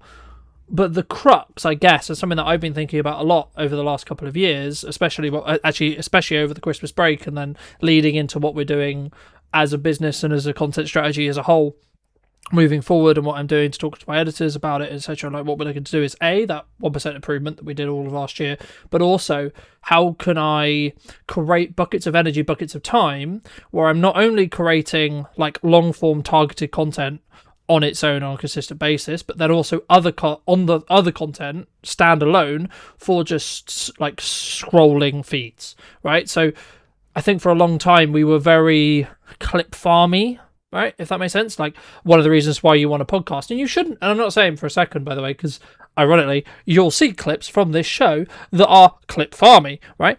It's not, in my view at least, and something that really worked for me last year was not or, it's an and question, right? So for me, I'm thinking, how can I create standalone short form content that I plan in the same way I plan my long form, but is that worth it in regards to time? But also, I think there's a yardstick when it comes to the amount of energy we output and the amount of energy we put into each of those pieces. And that's what you were talking a little bit about. It's better to have 2 well-executed short-form pieces from, say, that hour worth of filming, rather than just how can we squeeze this volume-wise. The only bit I would push back is if they're in a discovery phase and they don't know what they want or they don't know what works. But I guess, just to... I would love to hear what you think on that as well, but also, like, specifically just to reiterate the question I wanted to ask you, which is, do you think at the moment businesses have a content problem, e.g. they don't know what to create, or do we have an attention problem, e.g. our attention is being drifted away from actually creating, so we find ourselves scrolling TikTok, scrolling LinkedIn, consuming, and then by proxy saying, oh, I'm not doing what Mike's doing, I'm not doing what Colton's doing, etc. And that then maybe makes me feel shit. I see a lot of clients at the moment who will create stuff, they'll create short form content, and they'll put GIFs, or they'll put, it's like that one at the moment. I don't know which one it is. It's the one with the nightclub. It's taken from a Netflix film or series where it's a feeling of, euphoria kind of thing. And everybody jumps on the same trends. Everybody does the same thing. Everybody uses the same trend in audio. Everybody uses it. I think people are scared to think outside the box, and I think a lot of people don't know how to think outside the box. And I don't always get it right for my own business because algorithms are constantly changing. But the plus side is I have the time to sit and look at what's going on. I have time to look and analyze what's going on so that I can go, right, I've got an accountant that wants to do some videos about tax return or making tax digital, and it's like, well, that's great. And they go, how do you make accountants sexy? I'm like, well, you don't. But what you do is you break down the barriers of who you are. Nobody wants to go to an accountant. It isn't sexy. But if you can know, like, and trust, grow your awareness of, well, actually, we're very good at this. And if you've got a specific need, it's about breaking down what you do as a business and how you give people the answers that they are looking for. People will only part with their money if they know they're getting a return, and you can't always guarantee you'll get a return. So you need to be likable. I think in today's world, in terms of attention spans, we see a lot of idiots now, and I think that's the technical term, they'll do pranks on the street. They will throw eggs at people just before they get on a train. They will go up to people with little microphones and go, what do you think of it? All that stuff I just cannot stand. I'm a writer. I write comedy and I produce things that take me a very long time to write. I put my heart and soul into things. And somebody would rather go and watch something that took 30 seconds with hardly any thought process, and it's just someone being an idiot on camera, rather than watching something that someone's toiled over for 10, 15 years. And I think that's what's sad about the world, is that we are living in a world where, an artist who takes 20, 30 years to paint something, someone on Instagram, who just gets a camera out and thinks he's being clever, will get more views than the artist who spent most of his life creating a masterpiece. And I think that's the problem. People are too simple in what they consume now. And it's such a shame that where I stand is I want to make something emotionally tangible. I want to connect on an emotive level so that people go, wow, I really, really want to work with that guy or girl, or, and so it's trying to get people. And again, I think vulnerability, if you are vulnerable on camera, you will get more likes. So when I do outtakes, or when I post videos that, I might be doing some of my short form videos in bulk and the dog's barking, I'll post a clip of the dog barking and me getting frustrated. That will get more views than the content I'm trying to create. Do you think that, I mean, I guess the thing I was going to ask you is this principle around, would you rather have a video get 1 million views but maybe didn't hit the right audience, e.g. didn't do a lot for your business, or would you rather have consistently, let's just call it 1,000 views for the sake of conversation, and it was hitting those right 1,000 people, right? And I think, from my perspective, I was going to ask you, do you think it's a lost art when it comes to what you're talking about with, like, the emotional storytelling or emotional core, and or is this something which we can, I guess, I wouldn't say use AI for, because I think it's counterintuitive, but is that one of the reasons why we're potentially losing, maybe if we are losing it as an art?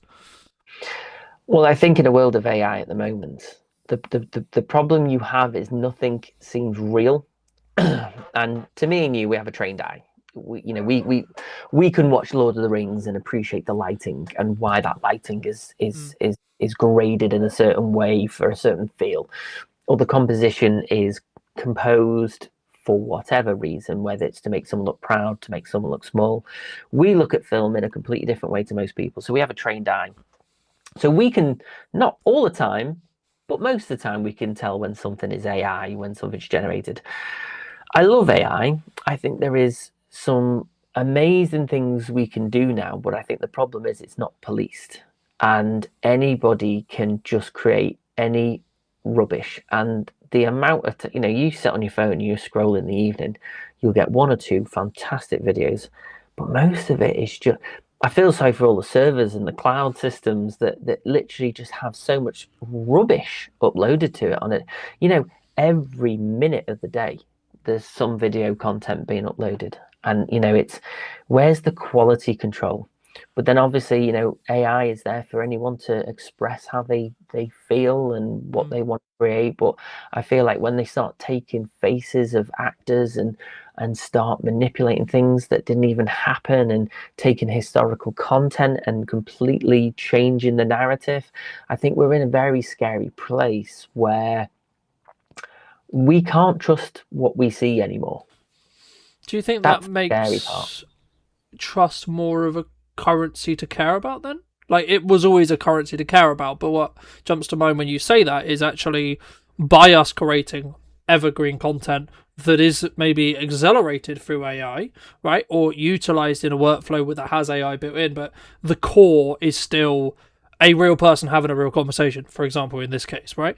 Or us going through the painstaking task of crafting a educational video, a comedy script, a comedy skit, etc., etc., etc. Do you think that those will actually rise above the top because of the amount of AI slop or the AI challenge as a whole? And then if so, does that have a knock-on effect to potentially why we would be trusted rather than someone who's like fully AI leaning in that respect? I just think people don't want to work for the content anymore. I think, long form content, I explain to my clients like this. Long form content should sit on your website. Long form content should be your online course, behind a paid wall or whatever. Your long form content should be people already in your ecosystem. Trying to get someone who doesn't know who you are or knows of you to watch long form content, they just ain't going to do it unless you are some influencer with millions and millions of views. And even then, a lot of, because content creators and influencers are constantly chasing the next video, that in itself becomes a full-time job. A lot of clients say to me, "Oh, I want to focus on YouTube this year." I'm like, well, expect at least a year or two before you even start to get your SEO on track. Yeah.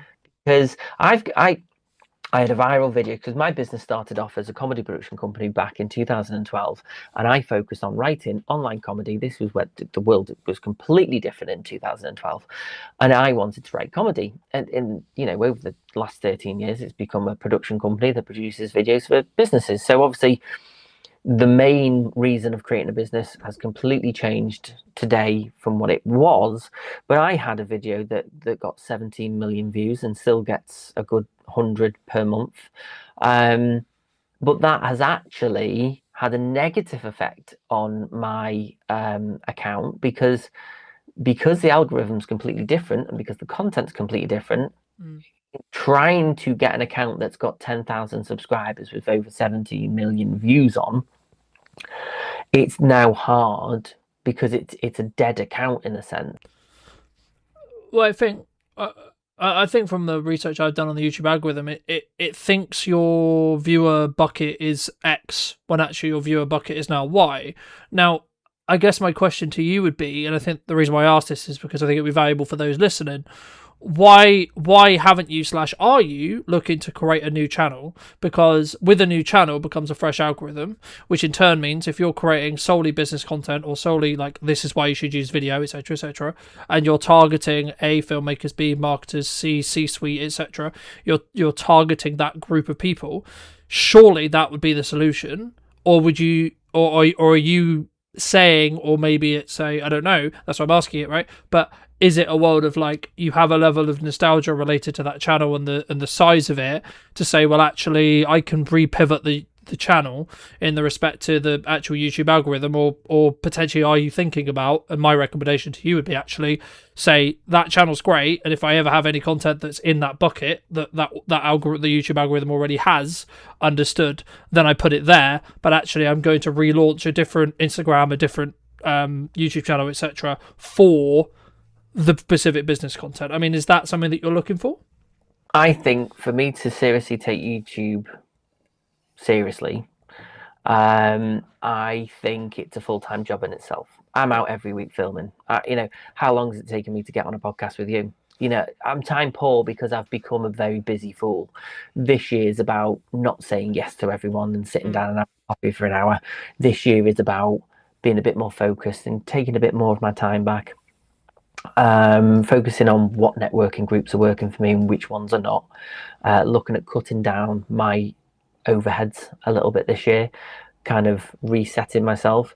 I don't personally think building a YouTube for me as a videographer is going to lead to me getting local work. Yes, I travel the UK. Yes, I have clients in Turkey. But for me, what do I want YouTube to do for me apart from having an online presence that maybe potentially people might want to jump on my online courses? So yeah, maybe another account for that. I think it's just a case of I do still get views. It is actually on the way up slowly because I post every week now and have been for a couple of months. I am starting to see a difference, but my end goal is not to be completely focused on YouTube doing better for me. It's about consistently showing up. My videos go out at 10 o'clock every Wednesday at a set time so people know exactly where I'm going to be. Because people get into rhythms and routines, and if they know someone's going to be up every week, then they kind of go, right, okay, he'll post again next week, I'll have a look for his videos. I think YouTube, because the problem is clients say to me, oh, we want to grow our YouTube account. I'm like, okay, so what do you want to achieve from that? Again, that's the first question I ask. What do you want to achieve from growing a YouTube account? Oh, we just want more awareness. I'm like, yeah, but YouTube is the world. So are you, if you want to focus on a location, if you're an accountant in Chester or an accountant in North Wales or Liverpool, why do you want the whole world to see what you do? Why are you posting to the whole world? Why not do meta ads? Why not do targeted video content for, Instagram and Facebook? Use meta, which then can kind of go, right, well, we want a 10-mile radius of our office.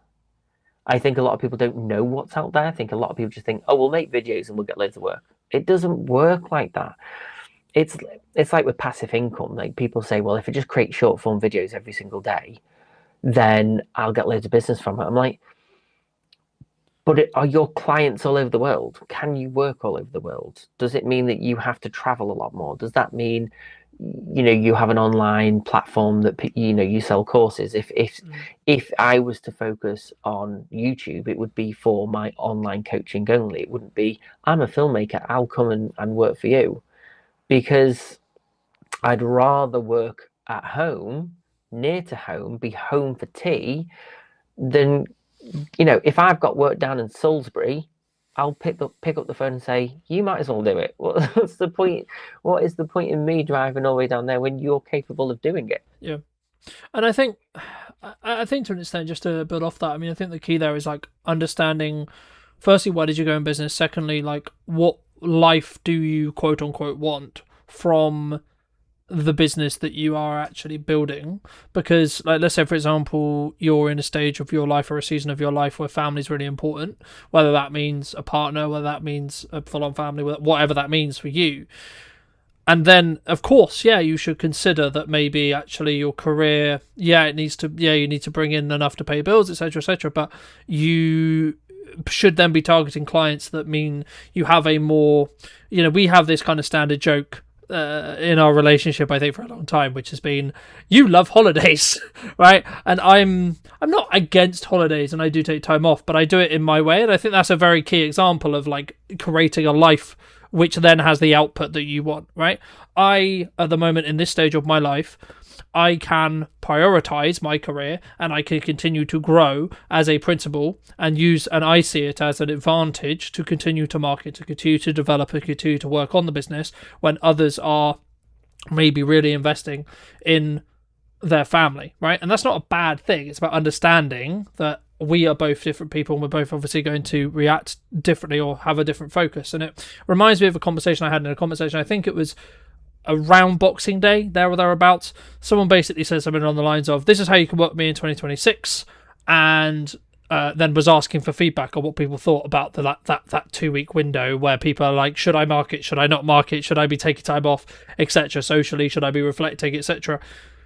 And I basically just said, well, if you're willing to put the work in and that aligns with what you're looking to do across that 2-week window, you'll probably be rewarded now, as in January 5th and January onwards, than people who otherwise wouldn't. But also those people would be gaining other benefits because they'll be spending time with their family. And I basically just got, I forget who exactly the comment was from, but it was something that I was saying, there's other things to life than work. And I said, well, it's your choice. Right, and everything, I guess the older I get, the more I understand that life is about choices, and this is the same when it comes to like what businesses are you building and what areas of attention are you trying to focus on when it comes to building your business.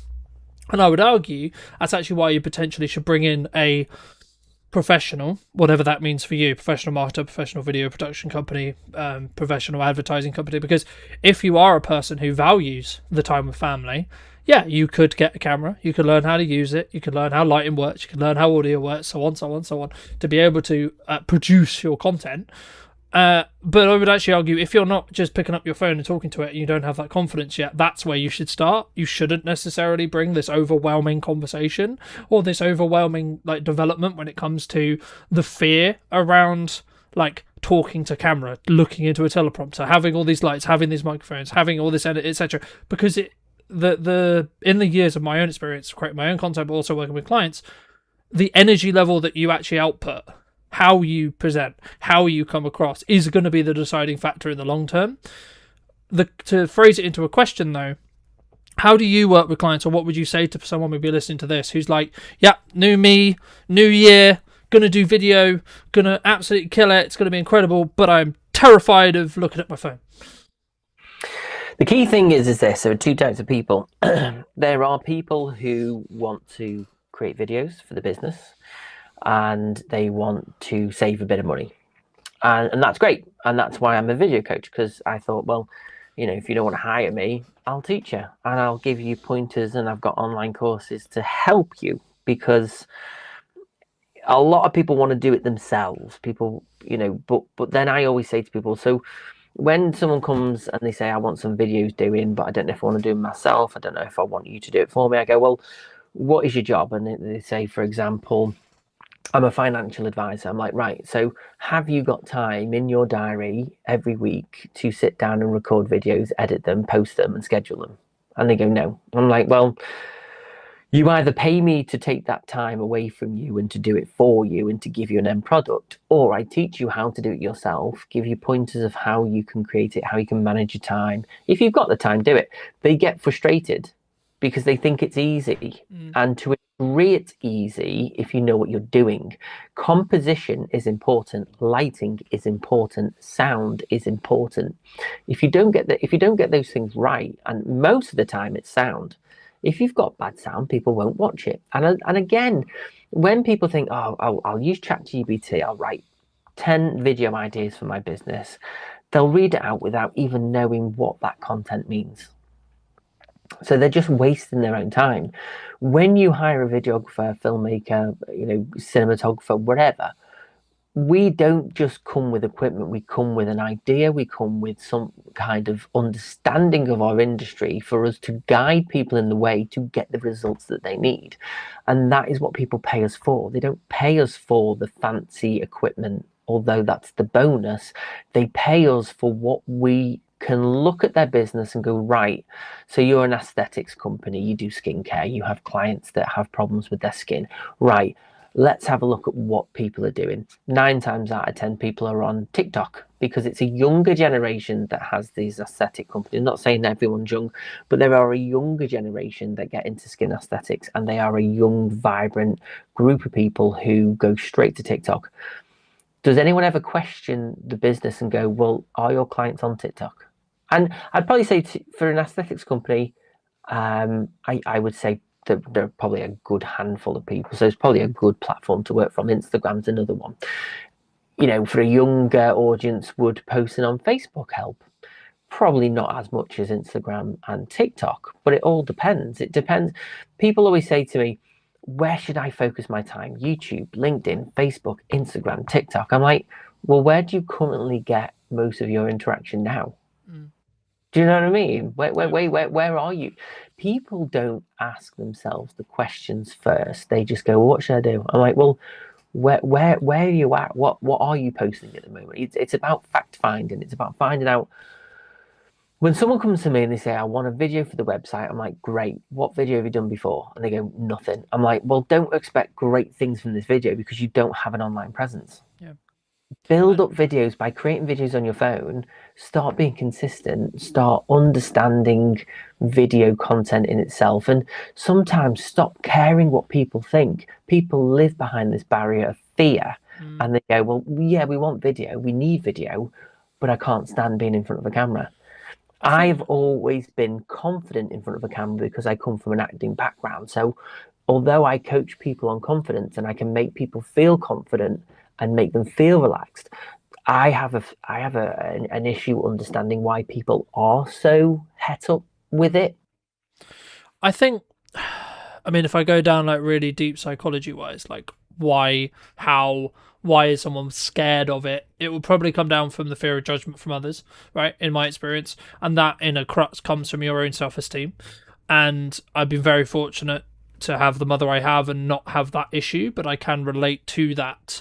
And I think that without going too woo-woo with it, you need to do the inner work, right? If that's something that you're consistently running into when it comes to like the bottleneck for the business, but once you've done that, and or if that's the targeted problem that you see, you just need to put your big girl pants or big boy pants on and just do it, right? In the nicest way possible, because you're never going to be able to reap the rewards until you've been consistent with it. And the reason why I always tell people you probably shouldn't hire someone until you're competent and you understand what you want the video to do, because you don't know what your target client, your target customer profile necessarily needs or wants to consume, right? So I'll give you an example. Something that I did last year was I constantly reevaluated, not all the time, but every quarter or every 2 quarters, I looked at, okay, who is my customer target profile? Who is that person? Where do they hang out? What do they care about? What do they not care about? What kind of content do they want to consume? Right? Are they the kind of person who would listen to a business podcast?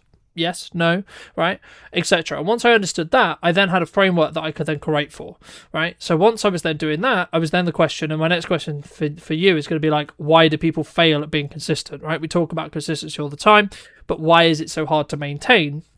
Well, just to finish my train of thought very quickly, I think for me, the reason why people fail is because they don't add a habit and they don't have that uncomfortability passively in their life, so that whenever they come to, I'm going to talk to an animate object, I'm going to talk on a show, I'm going to talk on a podcast, they don't have the passive social soft skills to be able to, I guess, energize, or maybe, and I was thinking about this a lot very quickly. I mean, I think as well, it's about the preparation that you don't go into it, right? Because if we're skilled at what we do, so we can probably just show up and execute. The issue is if you're new, you can't.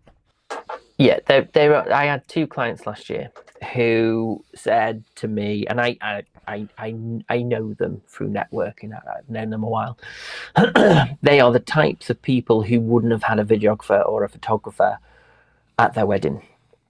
You know, they have a photo that was 10 years old. You know, a lot of people do struggle with putting themselves on camera. I lost a lot of weight before Christmas and I've gained it because I was like, do you know what? I've been counting my food content since October. I'm going to take a bit of time off and just relax. And you know what? A bit puffy face today, but you know what? Who cares? I'll lose it again. But that is what would stop somebody from creating video content. There is always an excuse. Yeah. Oh, my hair's not right. I'll wait until I get a haircut.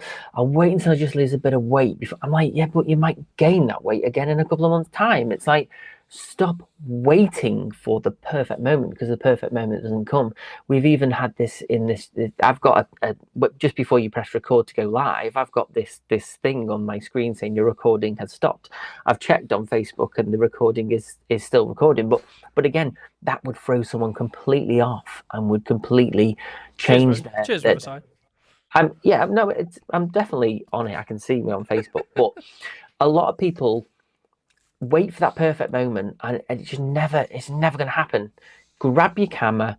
If you know what you want to say relates to somebody or connects with somebody, or you're giving some kind of advice that helps somebody, just grab your camera and do it.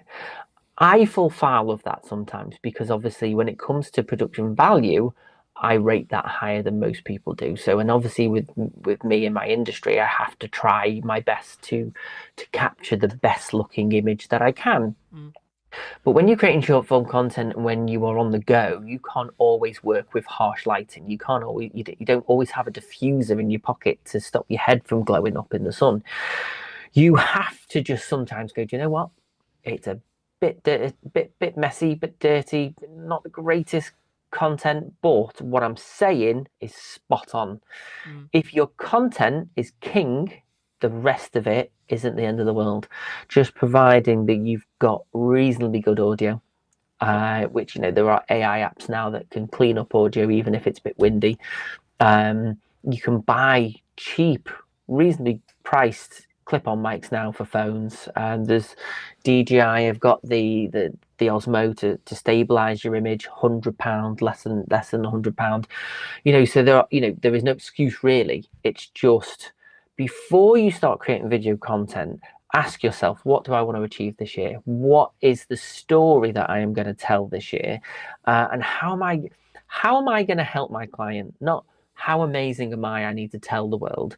How am I going to help my client? A lot of people think inside rather than outside. They think of what they want to talk about, not what their audience wants to hear. Yeah. I had a client before Christmas that sent me a script, and I said, this is great, but you're just talking about yourself and no one cares. Turn it around. How is all of this that is great from your perspective, how does that connect and help somebody else? And a lot of clients think that they're going to try and answer everything in the world in one video. Yep. And I'm like, break it down. Break all these things down into shorter videos. You've got more content then. It's like this long form video we're doing now. Will most people watch 48 minutes? Probably not. If you cut that down and slice it up and put it on multiple platforms and mix them around, so put different ones on different platforms, you are then content rich. Yeah. But you're using a 48-minute interview. Yeah. You know, people won't sit and watch 48 minutes of me and you. They just won't. But if we put enough nuggets out there, they might go, that actually is quite worth watching. But you'd still have to cut the 48-minute down because we've blabbed about things that are just not important. I think for me, I think it's about that. There's kind of two camps, right? I think the people who are maybe struggling or thinking that they've maybe had video on the to-do list for ages, right? Like the advice I would give to them is just kick them up the arse and get them to do it, right? Like, and I don't, in the nicest way possible, I don't really care how good it is, because at the beginning, my only objective is get you to do it, right? Once you've been doing it for a while, right, then people may say to you, or other people have said, etc., right? Like, but I guess this leads on to my next question, which was going to be like, what specifically would you say when someone says to you, my content isn't working, right? A, what's actually going on? And B, potentially what's the solution? Look at the language. You look at the language of what someone is using. Now, like I've just said in the previous answer, most people feel like, people say, oh, we've won these awards, we've done this, we've been in business this years. Nobody cares. Nobody cares. If they want to know the answer, they will ask you. You've got to focus on what is the language that you are putting out into the universe. It's simple as like an email, isn't it? It's like you don't put an email saying, I hope you're well. You say, I trust you're well. It's using things. Language is a very important thing. And when you actually do a bit more research into how we use language, and then that rolls into body language and vice versa. Once your videos will always be rubbish when you first start out. It's a fact. There's nothing I can do about that. I can coach you for months and months and months, but the only way you will learn is by doing. Yep. It's by get over yourself. I'm not. My face ain't the most perfect face in the world. I'm a little bit chubbier because of Christmas. Am I saying to you, oh, can we just wait a couple of weeks till I've lost a bit of weight? No. Who cares? The only person that cares about my weight is me. But I think Yeah. I think also like some days we're naturally self-confident, right? Or like we're really high. But you've up, got or to like, move etc., past right? that, though. You've got to move past that. You can't live in a world where you want to have this perfect image of you because it's fake. It is a fake representation of life. It is a fake representation of you. I use social media in a way that, in the past, when I've broken up with girlfriends, I have posted I've broken up with someone. Now, some people go, oh, mate, don't be posting that. I'm like, you can't just show the positive parts of life. You have to, because then when people come back to me and go, oh, where's your girlfriend? Not seen you post about it. Oh, we broke up. Oh, you know what I mean? And I think then people go, oh, he's only posting the good things. And most people do. Most people do just post the good things. If you look at some of the content I've posted today for my weekly content, I've put pictures of me overweight because it's relevant to what I'm talking about or whatever. But you've got to move past this perfection, this idea that life is perfect. None of my videos in 13 years have been perfect. But when I look back at the videos I did a year ago, my lighting has improved. I look back at my videos from 2 years ago, my sound has improved. Video is a journey. The more you do, the better you get. If you're sitting in a room thinking, I'm going to do it this year, I'm going to do it this year, I'm going to get ready, you are always going to put it off. You are always going to have an excuse. You are always going to think, I'll just wait for this, I'll just wait for that. Oh, I'll save some money and I'll buy some equipment. How many people do you know you'll go to do a job for somebody and they'll go, oh, I've got all this equipment, I've got softbox lights, I've got a ring light, I've got a tripod. I'm like, do you use it? No, I haven't sat and learned how to use it yet. I'm like, the amount of people that have equipment in their offices and they just don't use it. It's like, because they thought it was a good idea. They realized it's not just Mike or Carlton turn up to the office one day and press record on a camera and go home laughing to the bank because they've just charged someone 1,500 quid.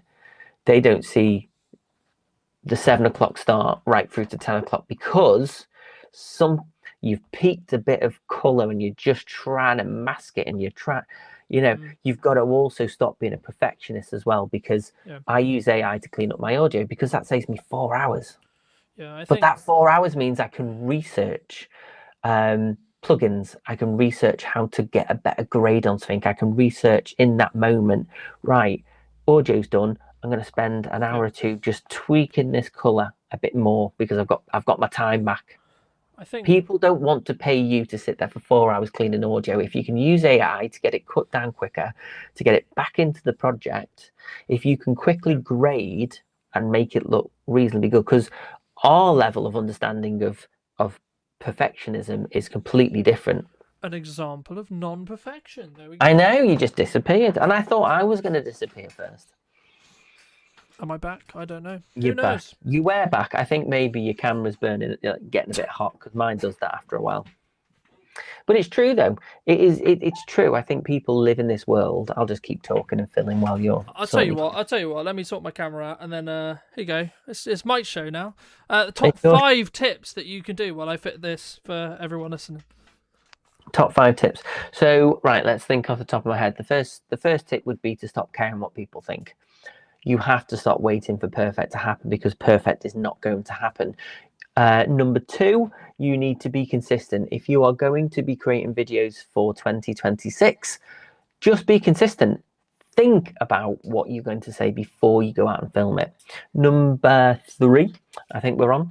I would say look at your language. Think about the language that you are using. Think about how you are writing your content and how you are projecting that out, because there is a lot of value in using the right kind of terminology when creating content. So don't talk about yourself. Talk about how you help people, how what you do makes a difference in somebody's life, how, you know, somebody spending money with you in your business will lead to a result, because people don't care about how long you've been doing it. They don't care how good you are. They just want to know, will this person do this job, and will this person who I've paid get the results that I want?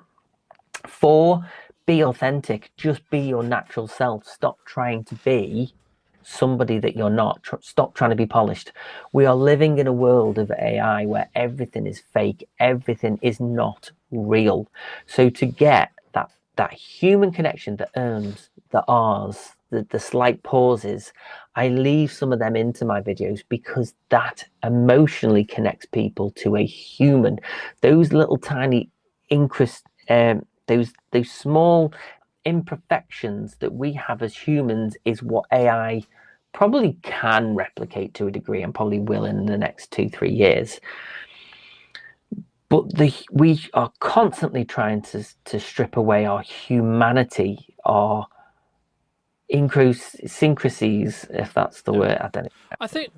I think again, like, I had a 5th one, but I can't think of it. I'll come back to the 5th I'll one. add it onto the end of the AI one, because I think it's true, and I think that so many people, they look for, maybe we're looking at AI and we're looking at, okay, well, this can replace X time, right? But then we don't think about how we utilize the other time, right? So let's say, for example, I'm using Autopod to edit this podcast, and it means that I can save the 2 hours it would have probably taken me to manually cut it. Okay, cool. But the thing that some people think about is, how can I save the 2 hours? Instead of how can I still use the same amount of time in the podcast, but how can I add that extra time in, not on grunt work, so to speak, e.g. cutting backwards and forwards between myself and Michael, but how can I tweak the grade? How can I tweak the audio? How can I make it flow better? Do I rewatch it? Do I add maybe some motion graphics? Do I add maybe some B-roll, etc.?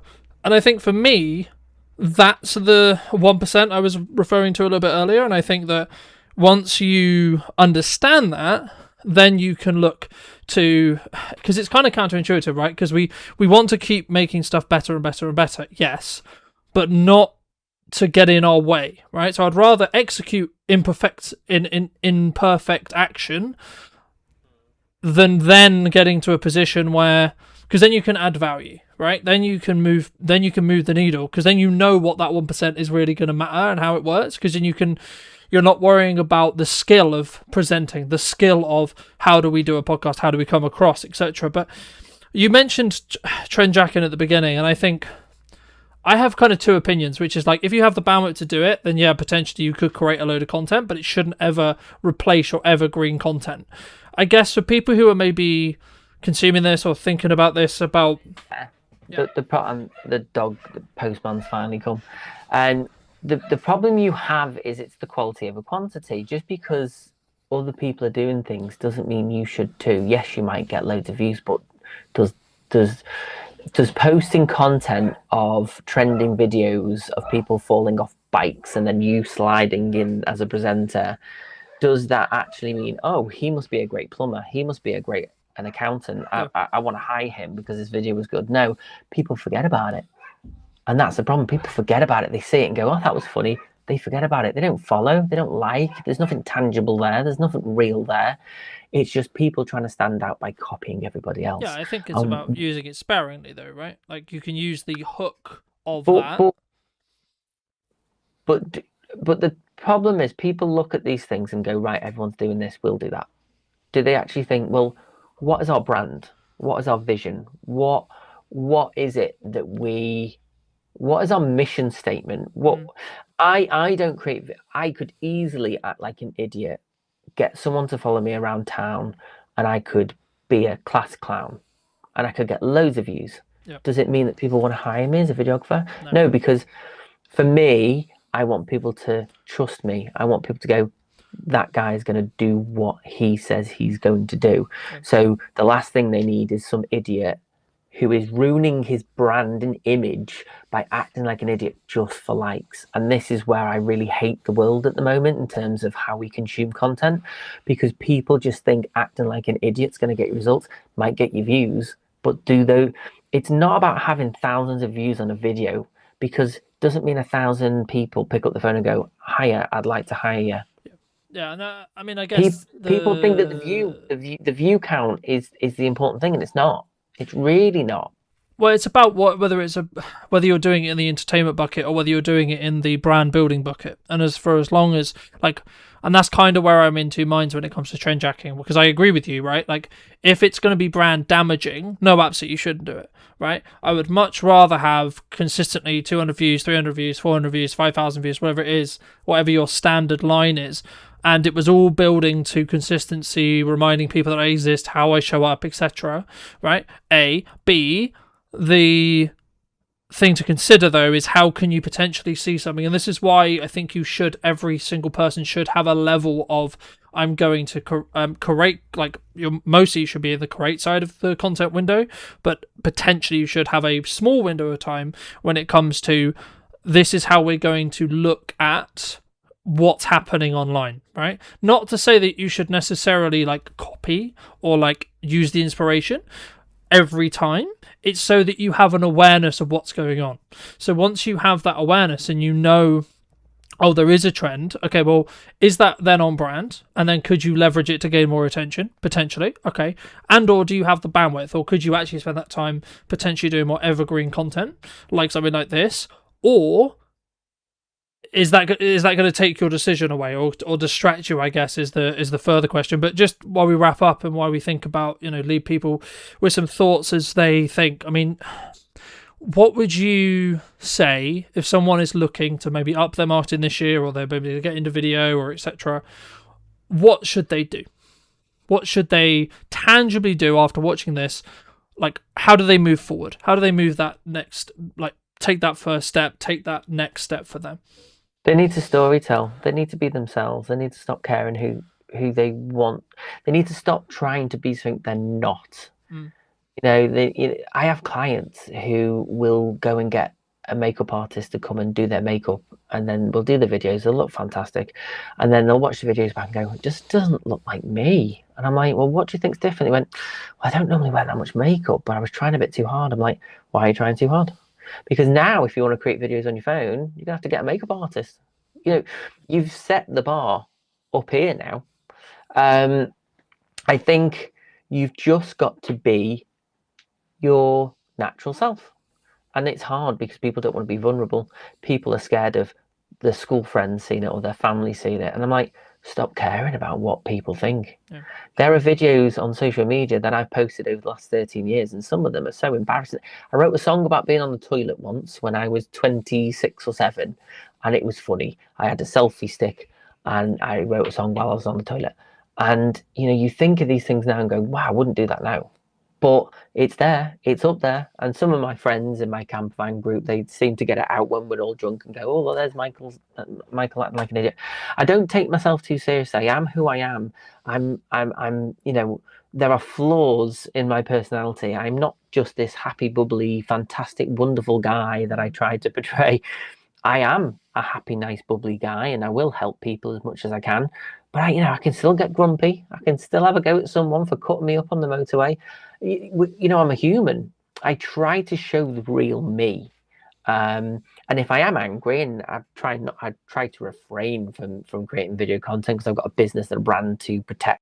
And if you were going to talk to yourself 10 years ago, what advice, if you were going to give advice, would you give that person? If I was going to say anything to myself 10 years ago, it would just be keep your eyes open and you'll get where you need to go. You need to be really good at marketing to be able to have the opportunity and the permission to be able to sell, is my view, in a nutshell. I think when we look at marketing and sales and output of content, the more you do it, the easier it gets, my opinion. What role do you feel trust plays either in business or in marketing specifically?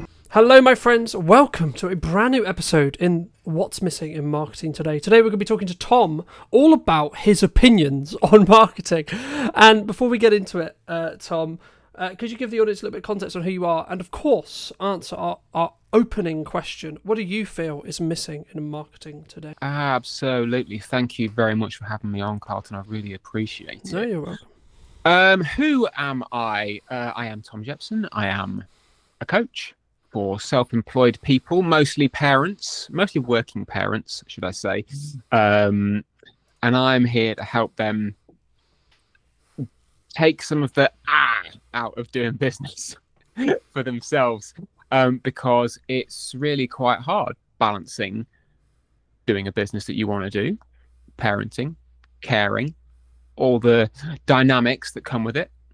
I am a full-time parent. Also, I'm a full-time carer as well. So I am living and breathing all the stuff that I do with my clients. To answer your question, what is missing in marketing today? I think selling is missing in marketing today, is what I think is missing. Okay. And I'm sure we can dive down into that hot topic momentarily. I mean, just to build off that, my personal view, I personally think they're separate, right? I think they are mutually exclusive. You can't have one without the other, right? But you need to be really good at marketing to be able to have the opportunity and the permission to be able to sell, is my view, right? In a nutshell. Why do you think then, let me build off the question, why do you think specifically then it is missing in marketing then? Like, what do you, like when you say that, is it not sales driven in respect to like sometimes we don't do call to actions or we don't have that quote ask, or is it, because I would argue you shouldn't be direct selling, or would you disagree? So this is a very big topic, and I know we could go for hours just on this one point. So to give some context, I have a daily newsletter. Daily. I send an email to a mailing list every damn day. And because I'm well versed at that, I am practiced in what I offer to people, there is a call to action which could be deemed as a sales pitch every day. Yeah. It's never like buy my stuff, because I'm not going to ram that down people's throat when they're actually, what I want to do is give them something of value. But I know that for some people, seeing a continual offer every day could be quite off-putting. I can tell you exactly why I do it, because if I get new subscribers and I hit them on a day without an offer, they're never going to see it. Yeah. So contextually, I know it doesn't work for some people.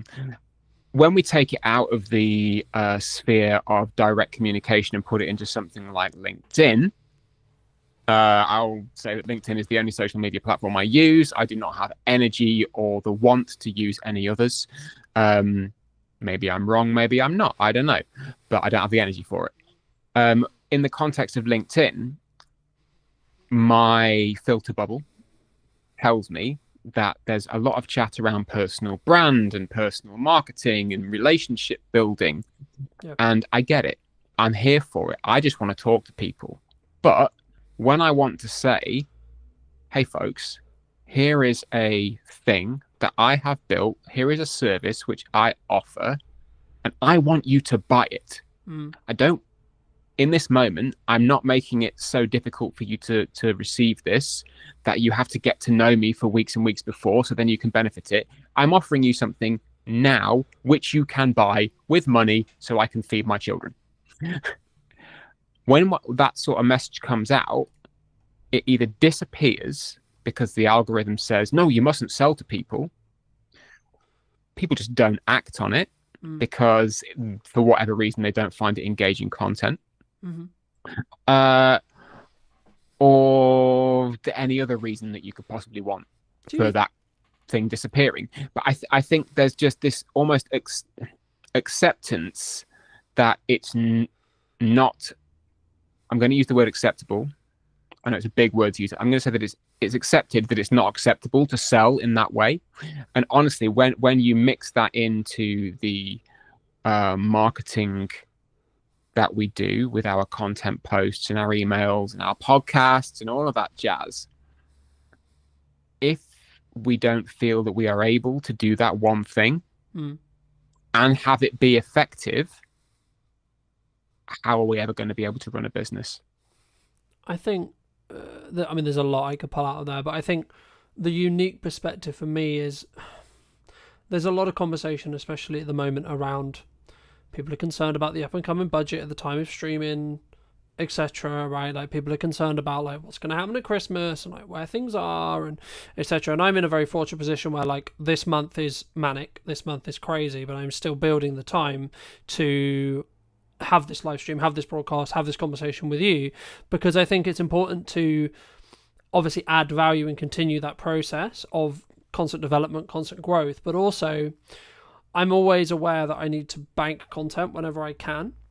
And the key, I guess, to build off your previous point about sales is, I guess, to most people who may be listening to this, you need to ask yourself, from my view at least, where you are in business. And if you are in a position where you need to make money and you need to generate cash flow, then absolutely you should be pushing more sales. And there's nothing, I don't believe, wrong with that, because that might be the reason why you're in business next year, right?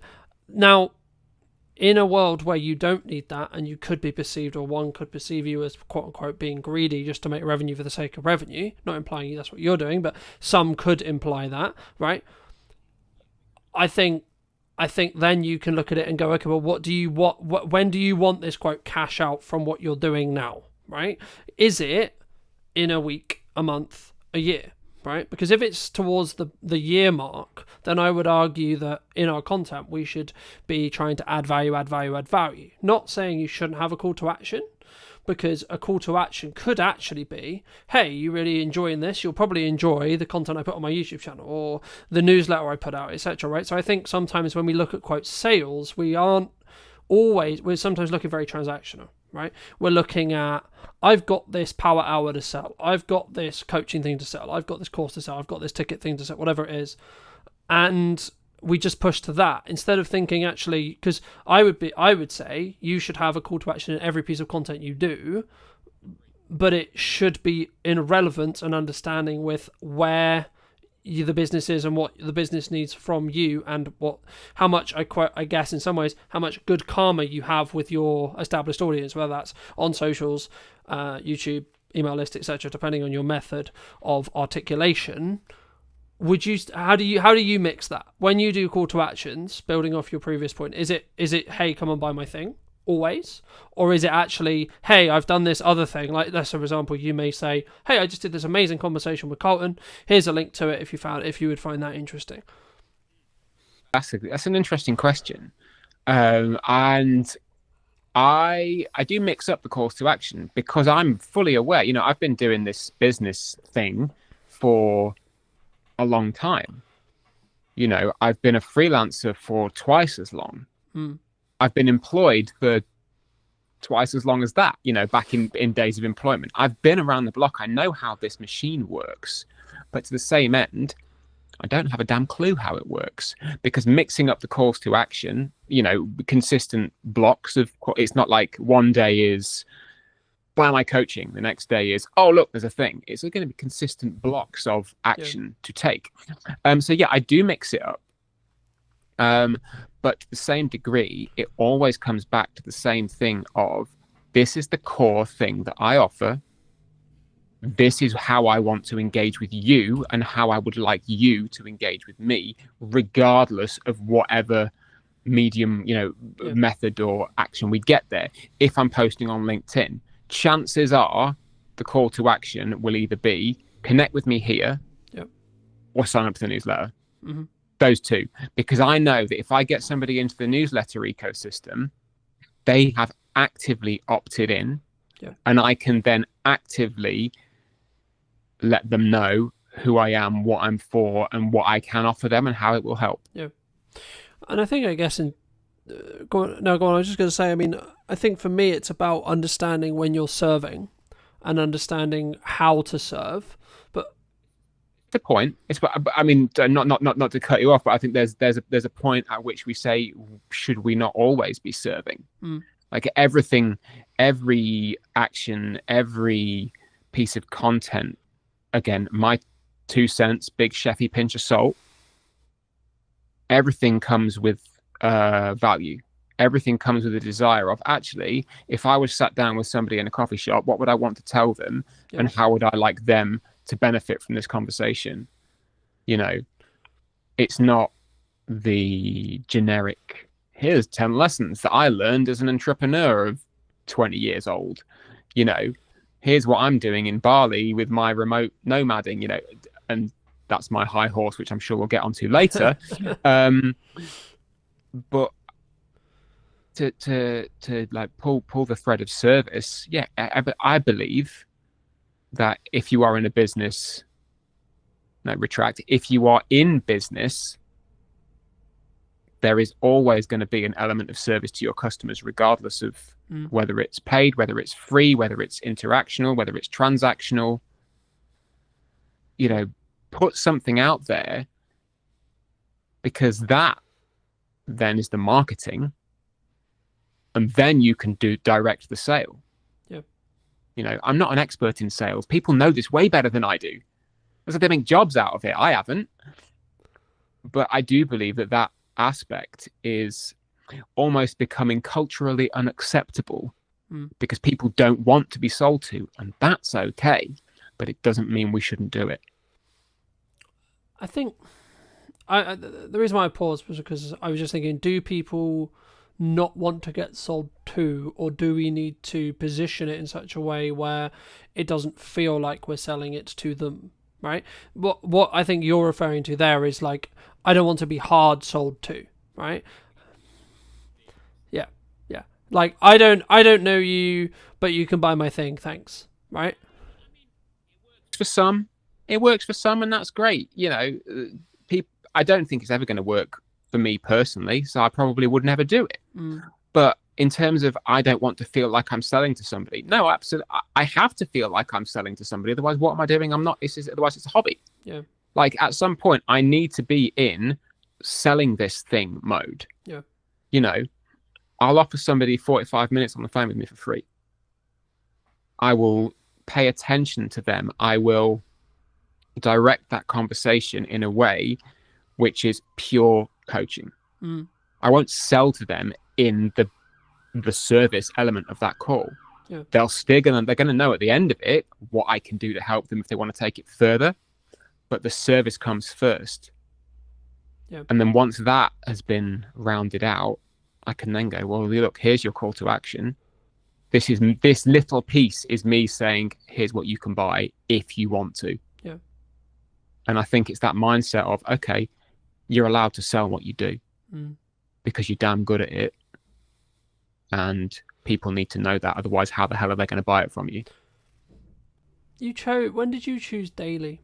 Because I think so many people, they struggle with, I'm going to spam people, right? Like, I post when I'm not in like crazy work mode with lots going on, etc. Like, I would post like 4 or 5 times a day, etc. across socials. Like, I'll be very visible, but I'm aware of how interest graph works rather than social graph. So I'm interested to see how kind of like you thought about daily like email marketing. Why daily, right? Because I guess some people are going to listen to this and say, well, Tom, that's spammy, right? That's too much. That's crazy, right? You don't want to oversaturate your audience, etc., etc., etc.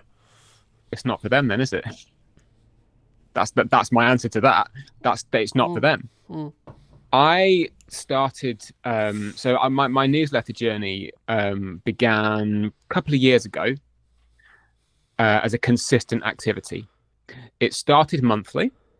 After 3 months, it went to twice a month. At the beginning of, where are we now? Nearly end of 2025. Beginning of this year, it went to weekly on a Monday.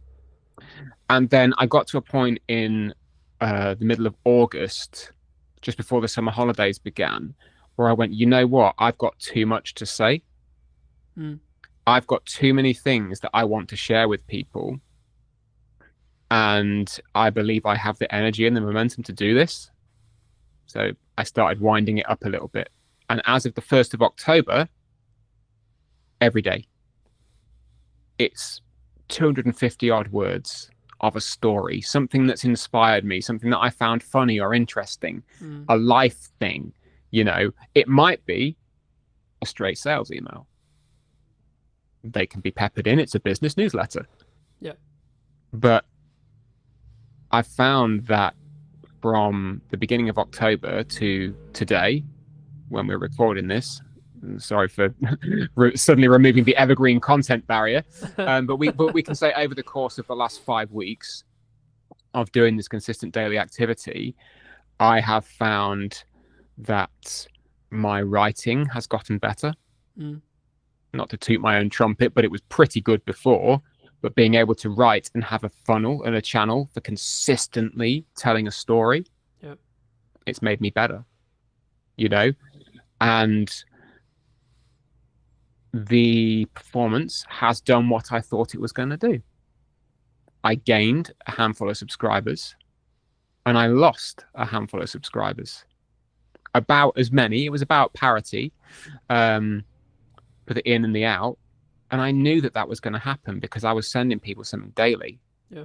I was putting an action in there daily. Yeah. So, like, having it in the last 5 weeks and actually going, you know what, this experiment's worth doing and this is worth following. Yeah. And I'm going to keep pressing on. From my view, speaking about like daily posting reels or daily posting on social across all platforms, blah blah blah blah. I think me it's very similar, right? Like I remember I did a workshop in September, and an old friend, but also someone whose wife followed me, said something on the lines of, "Fucking hell, Carlton, you're everywhere," and she ended up tuning off and like unfollowing me, and I was like, okay, cool, but would she ever buy from me? And the answer was no. I was like, okay, well then, in the nicest way possible, thank you so much for the time you spent with me, and thank you so much for the support you gave on the content, but you know, actually maybe you're not the right person. And I think that's the key. And I think sometimes, like, I could quote a million people, but the crux of like any marketing is just a shit ton of work in a window of time to get a result, right? The work as a whole is probably going to be the same whether you do it across 6 months. Like if you want the result, you can do it across 6 months and get the results in 6 months, or you can do it across 2 weeks and get the results in 2 weeks. But you have to have the same amount of like output than you would have in that 6 months, in that 2 weeks. And that is going to annoy some people. That is going to quote, "Oh, fuck's sake, Tom, you're there again," right? "Oh, fuck's sake," etc. But like also just to pick apart a little bit what you said, the key I think for the person listening who's maybe considering something like this, whether this is daily posting on YouTube, daily posting shorts, daily posting Instagrams, writing an email, whatever it may be, writing a blog, etc. For me, it's, can you make that 1% improvement? Right? Because what you're talking about there, the reason why you're getting better is because, and you may not feel it, right, at the time. It's only in hindsight when you look back. But if you go, like, if I look at where the podcast was and arguably, like, why is what's missing in marketing today, quote, successful or, quote, doing well? Actually, it's because I've 1%ed it every episode since June. Right? By the time this pre-recorded version of this episode I expect comes out, it will probably be 5 to 7, maybe 20 times better than as it sits today. Right? Why is that? Because every episode I'm functioning and I'm saying, and it comes with practice, right? Like anything, right? You can't expect to be in great shape if you don't work out every day, right? In my opinion, right? You can do 3 days a week if you want. That's up to you, right? In the same way, you can do 3 emails a month or 3 emails a week, etc. But it would be wrong of me not to ask you about like this huge volume, this huge value add, this huge amount of work, and not talk about, do you think the modern expectations of marketing can lead to, especially smaller entrepreneurial business owners, getting to burnout? There's the word burnout. Is that? I mean, just to give burnout its place for a moment. Yeah, I think that specific symptom comes from trying to do a lot of stuff that you don't enjoy, that you are not equipped to do. You might be capable of doing it, but in that moment you're not equipped to do it. And that you maybe don't acknowledge that something else needs to be set down. So to give burnout the thing, yeah, I think when we look at marketing and sales and output of content, the more you do it, the easier it gets. My opinion. If you come to it and say, oh, this is really hard work, I don't know what to post, I don't think I want to be sold to. For a start, you're coming at it from a place of fear for whatever reason, because you don't want to do it because it might feel a bit scary to put yourself out there. You don't want to do it because it might feel a bit scary about actually selling yourself. Yep. It might feel a bit scary to put your 2 cents on a live stream with somebody who you're really pleased to talk to. How dare you have an opinion, Tom? How fucking dare you have an opinion about something that might upset somebody? I specifically today, I had that conversation with someone on LinkedIn because they posted the very same thing. It's like, we just can't have a conversation anymore because you might offend someone. Like, it is up to us to communicate with our best intention. Whatever that best intention is, we've got to put it out there. How somebody receives it is not on you. And I think when we start to take on the burden of the recipient in terms of, and I feel like I should be careful about what I'm saying here because this could be very heavily misconstrued as me being a complete asshole. I care deeply about what I send to people and that they will receive some value from it. Yep. If they read it and go, no, that guy's a dick, that's not on me. I can't control that. But surely it's the intention, though, right? The intention that I want someone to read it and go, that guy's a dick. No. So like when you create content in the same way I create content, I always go from a perspective of an intention of, I'm going to add as much value to whoever is. 100%. I'm grateful enough to have the time of the time, right? That's it. But I think the point is, when it comes to the kind of the small business owner, the working parent, the full-time carer trying to run something that they need to run or want to run to maintain their own sense of self, when things like taking on the burden of somebody else's receipt of your content and worrying too much about how are they going to receive this, regardless of intent, at that point, you start to run out of energy because you then don't have the energy to give to the content, to the message, to the service, because you're spending it worrying how someone is going to receive it, and then you start to burn out. Yeah. And then it just becomes cyclical, and then you don't want to do it, and then you don't do it, and then you beat yourself up because you're not doing it, and then you get all worried and sad that you're not doing it and that you should be doing more. You must be doing X, Y, and Z, and it just becomes this kind of self-fulfilling. It's cyclical, kicking your own ass, because realistically you're worrying about something that is so far outside of your control, it's worth working through it to let that go. Yeah. And then you can just send a daily email with the best intention, with content that you believe is good. It might not hit the mark that day, so what? Try again tomorrow. But you can do it without worrying that somebody's going to tune out, because as you said before, if they tune out, it's probably not for them, and that's okay. The same goes with daily posting. I mean, I try to post daily on LinkedIn. Presence, makes me a bit sad sometimes. But as you take away that fear of, am I going to get cancelled? Is this message going to miss the mark? Is this any other thing? Yeah. Chances are, worst that's going to happen, no one's going to see it.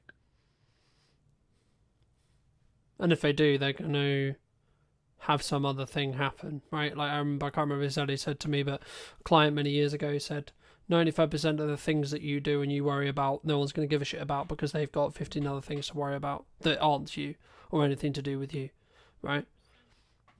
We're very internal creatures in that respect, It's almost like being a little over empathetic, and again, not being a dick, caring about how other people are is incredibly important. It's the crux of my business. It's the crux of me as a human being. Yeah, I care about how other people are. I was gonna say you could arguably care, but I also like. So I'll give you an example. I care about how your business is, right? I care about how everyone's business is, even if they're a competitor of mine. However, it's still none of my bloody business how their business is, right? Whether it's going well, whether it's not, whether it's whatever, whichever end of this spectrum we're talking about, right? Whether they're doing incredibly well, incredibly successful, and they have a record-breaking months, or the opposite end of the spectrum, they're about to go bankrupt and they're actually like swimming in miles and miles and miles of debt. Okay, right. I can care and I can empathize as a human to a human and a business owner to a business owner, but the reality is it's still got nothing to do with me. Right? The only things I should focus on is me, my business, and what I'm doing, and staying in my lane and moving myself forward. Do you agree? I like the awareness. I'm very much attuned to being aware of what is going on around, because then you know, if you see a strategic opportunity to make a move, you can make a move. Yeah. You know, you see a gap in this is how the best products come out. You see a gap in the market, you fill it. Yeah. You know, but as you say, how somebody is doing day to day, if they are not publicly putting it out there on the line, telling their story all the time because they want it to be seen. And I mean, like, not a curated version, I mean the whole nine, just open book stuff, then no, you're absolutely right. It's none of your business. You can be interested and you can still care. Every person that I know on a personal level, I care about how they're doing, how their work is, how life is, you know, how the family are. How much detail they give to me is up to them, because some stuff just ain't my damn business. Yeah. But understanding that they're at least there, being empathetic to that is good. But you know, to circle back around to the over empathizing, as you say, when you get to the point of actually that's not your damn business, then you can stop. You can go, all right, I've used my energy to this point. I can put it back into marketing myself. I can put it back into selling myself. I can put it back into serving other people who are actually on my doorstep waiting to be served. Yeah. And I think it's knowing where and how to channel that energy to build the right boundary and really to keep yourself safe. Do you think business owners struggle to give or set boundaries, either with clients, with colleagues, with friends, with marketing, with themselves, with family, with friends? Yes. I'll elaborate on that. Well, there we go. No, there's the answer. No, And if so, why? No, that's a really good. Is it? Sorry, that was a veiled attempt at humor. Yes, absolutely, I do. I mean, everyone does, because they're creatures of service. You know. Does it come from that? If I don't say yes to this job, there's not going to be another one coming thing. Do you think, in some case, like in that specific nuance? It's part of it, yeah. I mean, I've been reworking a workshop that I ran eons ago, all about saying no to things, which is, you know, coming down the pipe at some point. Hopefully, by the time the published version of this comes out, people will actually see it and it'll be live.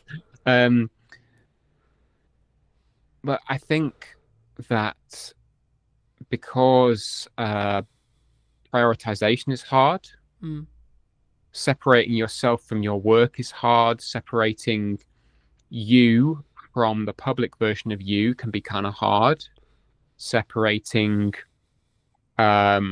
different facets of work and life is hard. Just establishing boundaries and maintaining them is hard. Like being able to go, you know what, I'm stopping work at 3 and I'm not going to answer my emails till tomorrow morning because it's family time now. You still get the little itch, you know, sat down, scrolling on TV, like while the TV's on, you get an email pings and you go, oh, I'm just going to answer that now. You could just not, because nothing's going to happen, but it's maintaining that boundary, because you get that little itch of, if I don't do it now, somebody else might get there first, or I might forget. I might be busy. You know, it's difficult to maintain it. And again, a lot of the time, in my opinion, it comes back around to being afraid of something. Forgetfulness, busyness. And sometimes you just kind of need to go, okay, well, if something happens, it happens. That's kind of a future me problem. Right now, I've decided that this is my boundary, and that's more important.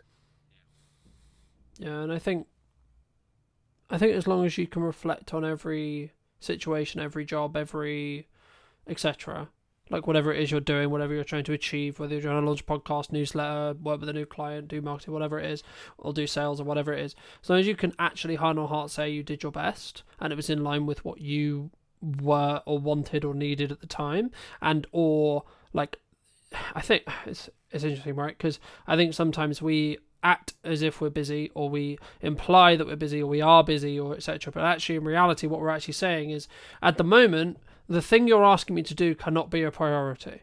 In crux, if someone ever asked you, in my opinion at least, oh, I'm too busy for that, what they're actually saying is, no, right now that's not a priority. So personally, something I've done the last couple of years is whenever I have a situation which is like, hey, I know I said, or I know we said, or I know you're expecting me to do X or Y, I will give you a realistic timeline regardless of how that makes you feel in the short term.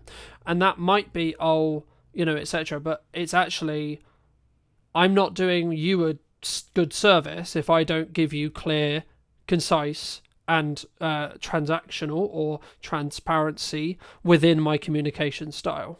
Because the reason why someone would get upset or pissed off is because you said, Tom, you would get me that thing a week ago, 2 weeks pass, 3 weeks pass, and then it slipped through the gap, right? Look, I'm not saying mistakes don't happen, but if you said to me, let's say we were working together, and you said, hey, it's going to be like 3 weeks, I'm like, okay, cool.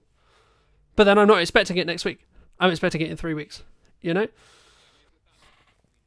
mean, that's almost kind of a side point, isn't it, really? That's just being good at what you do and doing what you say you were going to do. Yeah. But do you think we struggle sometimes? Because, like, especially when we win, like, the client, right? The client of my dreams, or the project of my dreams, or the money of my dreams, or the project is amazing because it pays me X, or it's actually a great opportunity, etc. We have this, like, want to, I'll do it tomorrow. Oh, it's done tomorrow. I'm going to go out on a limb here, and I'm going to say that if a client, for example, would expect you to bend over backwards and not maintain your boundaries and your working practices as a self-employed business owner, they are not the client of your dreams. End of. Do you think that can change over time? I was just going to ask you. So, like, where we were, say, like, for me personally, like, my target client, my target expectations, etc., 3 years ago were completely different to now. Yeah, for real, man. I mean, the dial shifts, and it shifts because you learn, not maybe because your clients learn. It could be because the clients learn, but it's more about what you, best in the world, it's about what you want. I would argue, though, that you get a reflection of what you, like, enforce in respect to boundary setting, right? Like, so, like, like, for me, like, you can set a boundary you like. The question is what happens when it gets tested. Well, that's exactly it. If you let's say use the example of it's 4 o'clock, you sat down with the kids, you're getting them in from school, getting snack time and everything, and a client's decided for whatever reason that that's the time they want to have a meeting. You can handle that in any number of ways. And again, we can tie this straight back to marketing. This whole point, we can tie this straight back because it is, you could just say no. You could go, no, I don't do that. That's crossing my line. You could say, okay, I might flex this once, but I'm going to reinforce it in a way which says it's not happening again. Or you could set it up from the outset by positioning yourself with your marketable material, with your boundaries, with the expectation setting from the off that says, actually, this is never going to happen because my priorities are this. this, and this. Serving you is within those priorities. But this is the line. And as I said before, if their client decides that that's not good enough, they're not your client. Well, yeah, and then also possible they can go somewhere else, you know. They can go, somebody else will flex for them. Somebody else will flex. And I know that context is everything. Yes, there have been times when I have had to completely smash down my boundaries because the project scope of something has changed. Like, it was it's happened recently. It was very painful for me. Like, it wrote off days of time, weeks of time that I thought I was going to be able to spend with the family, but I had to do it. I had to because money would have been lost. And in today's economy, at some point, yes, you do need to go. I was going to say, does that come back to kind of what I opened with, which is like, you need to understand what the business is required for you? Like sometimes you need to eat the shit, so to speak. Sometimes, but at the best one in the world, I'm 42 years old. I've been doing this for eons. I ain't eating shit for anybody. I'm not doing it. Yeah. But in this occasion, I went, you know what? The scope of this has changed. You've acknowledged that it's changed and that the work you're asking me to do is borderline unreasonable. But I'm going to do it because A, I'm not a diva. I'm not going to throw my toys out the pram and say, oh, screw you guys. That's bad business. But the acknowledgement from everyone is that actually this is crossing a line. So yeah, context is everything, but being able to control that yourself is what is important in this.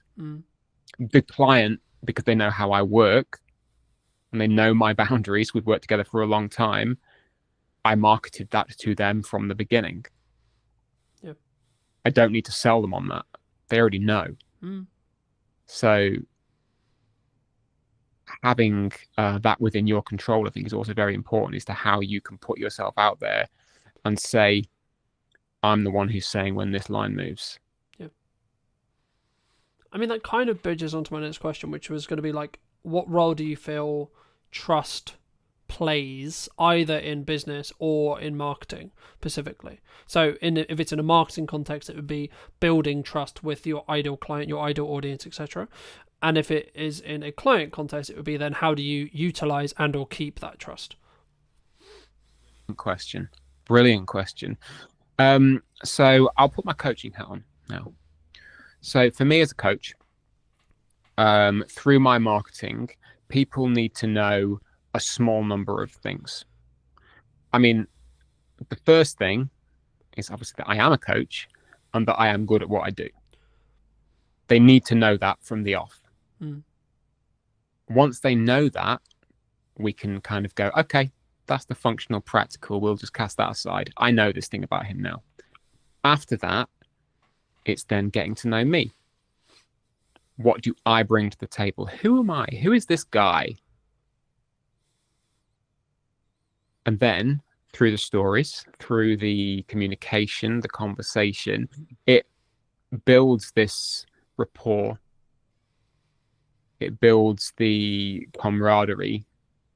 And eventually the camaraderie and the rapport turn into trust. Because that kind of communal safe space has been built through the messaging, through the back and forth on email, through the DMs, through the networking. And somebody knows they could rock up in a one-to-one with you and you'd have a great chat. Because at least the space you hold there together for that 30 minutes or whatever, you've established that and it's good. It does take time. You know, it's not just a case of me going out to people and saying, hey, I'm a coach. I'm really good at what I do. Look, I'm a nice guy. You're a neat guy. So it takes work. It takes a lot of trust in yourself as well to be able to go, you know what, this is what I stand for. This is who I am. And who I am is okay. I don't really need to flex or change or bend for anybody because this is who I am. How that is reflected into work once effectively you have somebody pass the post as we said before, that's just showing up and doing what you do to the best of your abilities. Yep. You know, I hold safe space for people. When we get into a coaching call, effectively this little oblong window, that is our safe space and our boundary. Nobody else is getting in there. Nobody else is hearing what's going on in that space. And I have to reinforce that explicitly. It's not a kind of an unknown, oh, is this safe space? Is this something that people are going to know? It's like, no, I will state it up top. This is what you can trust and expect from this interaction.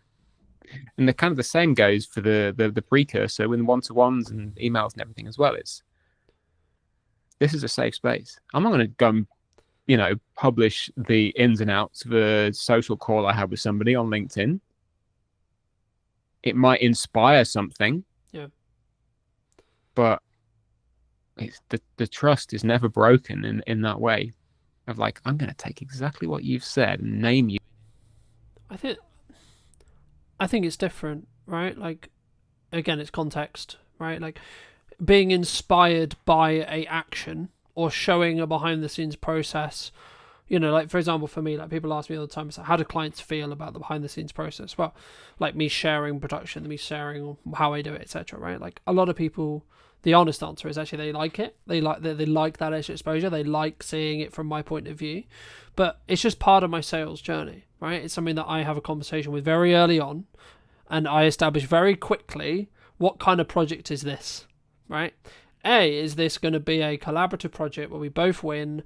They get great content, I get great content, and I get paid, happy days, right? Or is it going to be a very stringent, very NDA'd or non-disclosure agreement, very contractual, very show up, get paid, go home, F off, right? Kind of agreement, right? And, I guess, what do I do more of now? Probably the more collaborative side, right? Just to the nature of the business, etc. Cool. But that's also, and again, I had a reality this morning, which was the same, which was like, actually the old of me would have been like, this annoys them, but the person I am now is like, no, that's just not me anymore. And obviously I won't go into detail on that specific thing, but it leads on to my next question really nicely, which is like, how do you either help people, or maybe someone listening to this, if they're looking at their marketing or etc., and maybe they want to move into that next stage, whatever that is for them, that next season, whether it's we have a 9 to 5, we're looking to do our own thing, gain our own freedom, gain etc., and all the benefits that come with, but also all the stresses, of course, that come with working for ourselves, and or we've been working for ourselves for 3 years, 2 years, 1 year, whatever, and we're looking to scale up. We're looking to do that scary, we're going to up our prices, change our value perception. What would you say to those people who are, as I say, kind of, I think there's two camps potentially who are listening. A, in a 9 to 5 who are looking to make the jump, or B, maybe they've been doing it, they built good momentum, but they're kind of like, if I up my prices, I'm going to lose on my clients. I mean, that's a very specific scenario, the whole upping the prices, losing the clients thing. And it comes up more often than you'd think. Broad strokes, I would always ask the question, who are you now? And then, who would you like to be? And then, who now can help you become who you'd like to be? And it always comes back to the self, the understanding that the person in the middle of this storm in a teacup, in fact, the teacup in a storm, is you. You're the one who is steering it. You're the one who makes the decision at the end of the day. You have, I have, pretty much everyone we know collectively who is self-employed has had to have that pull yourself up by the bootstraps conversation and go, you know what? I'm leaving my job. I'm going to go and do it for me. And at that moment, you say to yourself, well, okay, this is who I am today, leaving my job. But tomorrow, who do I want to be? Do I want to be the person who's just left their job and is now running around like a headless chicken panicking? Or do I want to be the person who has gone, I've started something new? Yeah. Still scary. I talked a lot about fear in the last sort of 45 minutes. But it starts with you. Yeah. And I think just to build on that from a marketing context, I had a realization yesterday when I was talking to a client at the time of broadcast, and they were like, it's how they react. So we were talking about their brand in Pacific, and for obvious reasons I won't go into detail, but we were talking about how I perceive their brand. And what really stood by to me was then how they reacted to my feedback on what I was saying about their brand, if that makes sense, right? Because it was like, hold on, this person sees me as a pinnacle marketing voice, and that's why they value what I'm saying, right? It doesn't actually matter, in a nutshell, what I said, right? It was actually, and it was something along the lines of, hey, we really appreciate that because you're a strong marketing voice, etc. And yet, like, clearly, and this is the thing I was going to bridge in when you communicate, when you market. If you want the clients that are going to send you around the country, you want the larger scope, you want the larger projects, you have to ask yourself from backwards, and this is exactly what I did, that's why I'm bringing it up. You have to ask yourself, what content would they consume? How can I get their attention for long enough to build trust with them? But also, how can I show them that I'm worth the call? I'm worth the investment. I'm worth the, because etc. Not even like, first it's the time, then it's the money, right? And I think for me, that's the key, and that's where I think, speaking personally in my own marketing from previously, that's where I potentially was wrong, or where I was doing things unoptimally or wrong. And that kind of bridges onto that thing of, if you're going to post daily, it won't be for everyone thing as well, right? Like, especially if you're looking at socials, you have to have a level of volume to be able to rise above the noise, to be able to show up enough so that people realize, okay, yeah, you are serious. And regardless, I guess in some ways, as maybe like a footnote on that, a sign of success sometimes is actually other people talking to you in a more negative connotation at times, right? And what I mean by that isn't a direct client. It could be a quote rival podcast, a old friend, a old person. And what I always ask myself is, what is their intention when they're coming with that information, or etc., and or do they have all the context, right?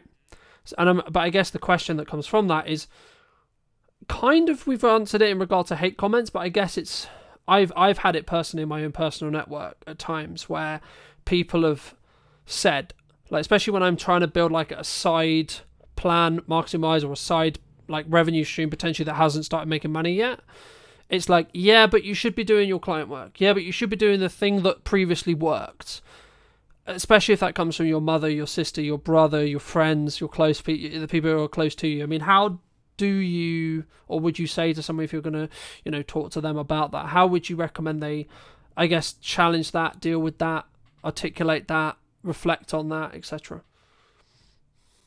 Good question. When people come to you with commentary, we all get it. As I said before, I've had emails from people saying, love your content, stop selling every day.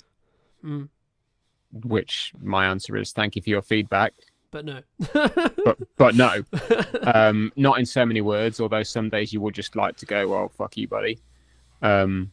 We don't do that. It's not particularly... Yeah, but also just to quickly interject, you have every right to say, well, look, if you don't enjoy what I'm doing here, you can watch something else, right? And or read something else, or consume something, etc. Again, context is everything. Thankfully, a lot of the time I can look at, I don't know, I never like to defer to data, but I can look at the numbers and go, well, has that person been subscribed to me for a long time? And if they have and they don't like the selling, and they still hang around, I know they can kind of ignore it and it's fine. But to come back to the question of commentary from outsiders, first, I would always, I caveat this with, you're a human being. Okay? You're a human. Humans react to things in very, very funny ways, whether or not you are a trained coach who knows how to be impartial, or you are a rocket scientist or an astronaut who is actually trained to be out in space when things are on fire. People react to things in very, very funny ways. So if somebody comes to you and says, "Oh, are you really enjoying what you do? Surely you'd just like to get a regular job." There might be no intention behind that whatsoever. It might be an innocent question. Or it could be them going, "Actually, I see that you've not made any money for 3 months and it looks like you're struggling a bit. Is there another option for you out there?"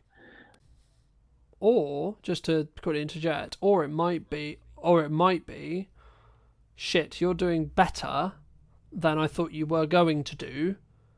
Please go and get a job because it makes me feel better about not pursuing something.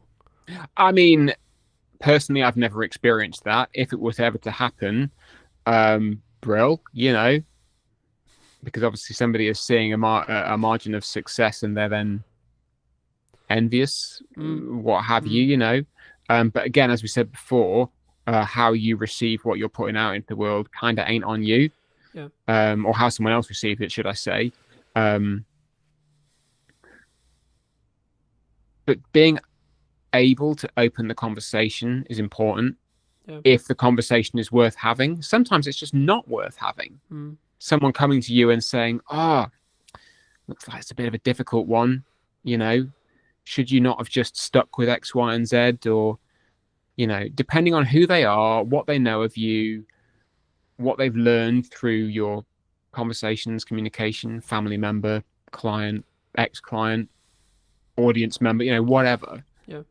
Sometimes the conversation is not worth having because it just opens you up to expending your energy in a place where you're going to get no return. Sometimes it is worth having in that it's a learning opportunity for you, and that you can then potentially bring someone on side, or have them as a contrarian. Everyone loves a contrarian. But that, again, because they can teach you things. Yeah. And that then immediately weighs into, well, if somebody is being a contrarian and at some point they could potentially become a client, now I can learn something and I can then talk to them better. Yeah. And well, that's what I was going to add. I think it's really contextual, but like for me, if it was maybe someone you connected to personally, like family or someone really close to you, in the nicest way possible, you need to, like, I always strip that line personally, where I want to make sure they're heard, but also in the nicest way possible. Again, it goes back to that, it's not really your concern, right? Like, what I do with the business in the nicest way possible, unless they're like directly involved in it. But like, if it's just like my mother, or like, and this is not aiming at any of these people, like, but just examples, right? If it's my sister, or if it's my brother, or it's my mother, or girlfriend, etc., boyfriend, so on, normally it comes from a place of care. Normally it comes from a place of, hey, shouldn't you be doing something that pays money, right? Or shouldn't it be like, in some ways they're saying, actually, hey, that thing you're currently doing, I don't personally believe it's going to do what you think, right? Because they look at the evidence, and it's ironic because at the start of a business, when I remember when I was having the idea of product media in my head, I was like, everyone was saying to me, "Oh no, go get a job. Oh, it's not going to work because you don't have the track record." But now I have the track record of making it work across the period of time I've made it work.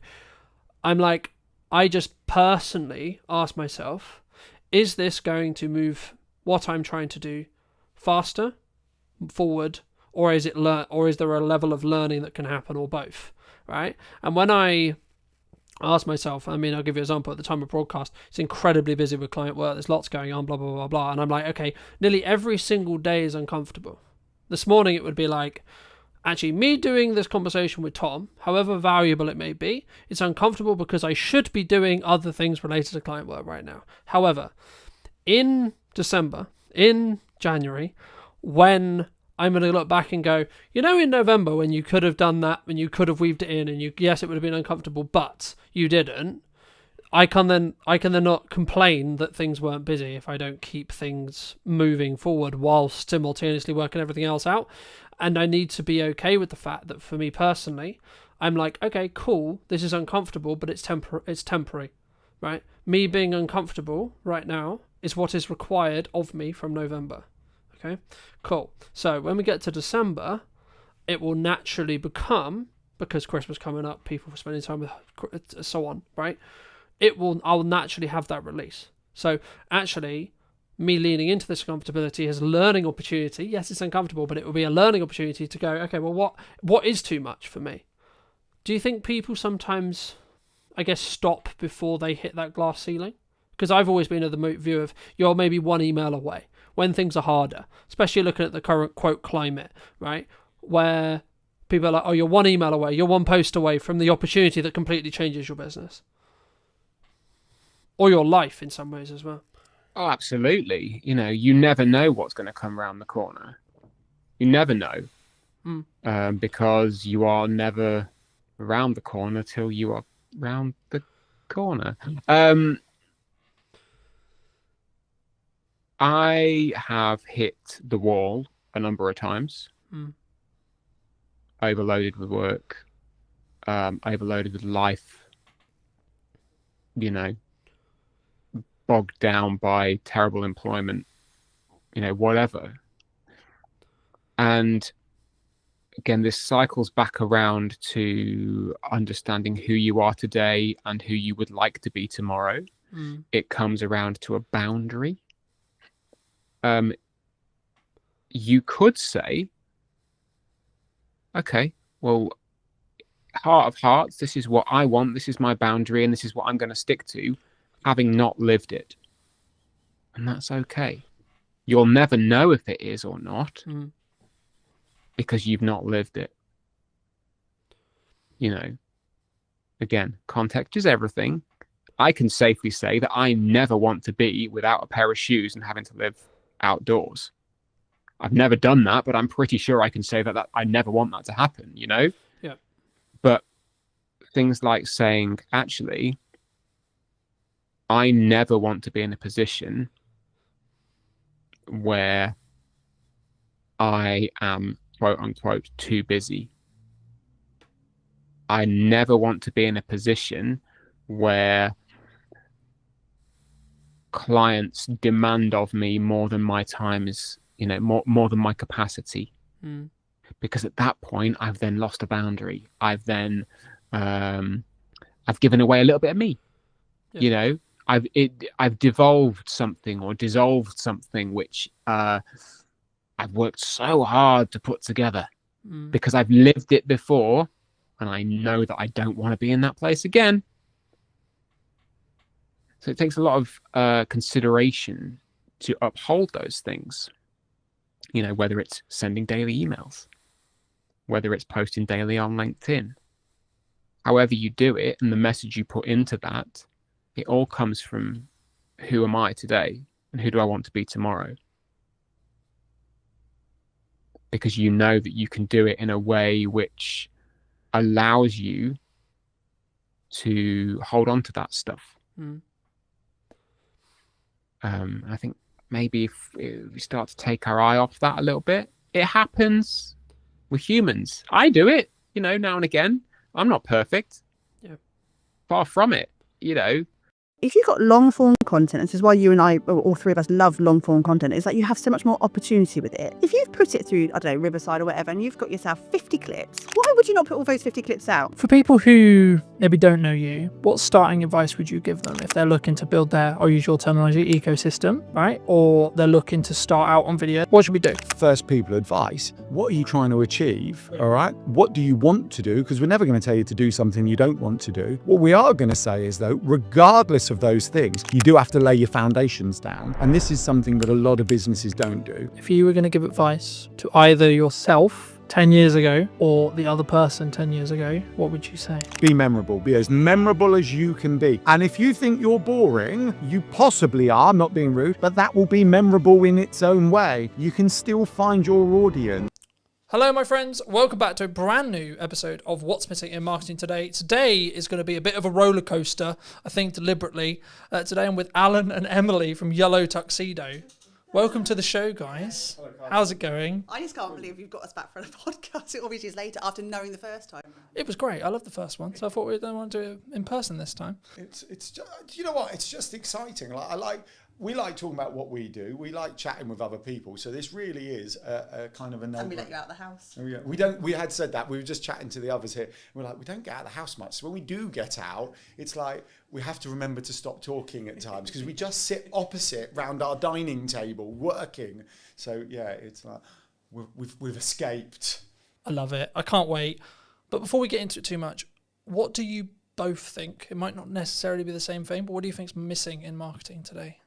Do you want to go first? No, you can go first. No, because we have this conversation quite a lot, and I think in terms of what's missing in marketing is simply the human touch. And I think we've got to the point now with a lot of small business owners where it gets quite formulaic because this is like how you market your business. And we forget sometimes that actually to be a bit more human, to realise to talk to people on a two-way street. You're really good at that, aren't you? Yeah, well, yeah. I think you just basically handed it over to me because you ran out of what to talk about. Yes. I think there's two things, actually. I think there is that human touch. There's still there's a large desire to broadcast. Let's broadcast.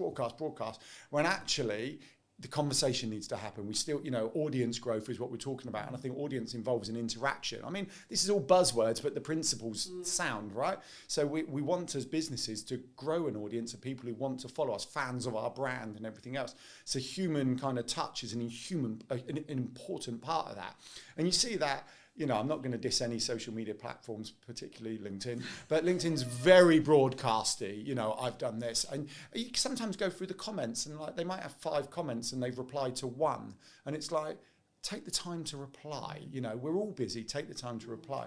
The other thing I think's missing, and human connection is like the big thing, like this art, that's what we call it in Yellow Tuxedo. The other thing is what we call and. It sounds stupid.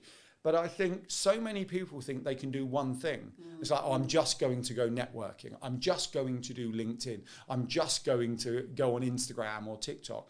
And you know what? For an extremely small percentage, that will be fine. For everyone else, it's what else are you going to do?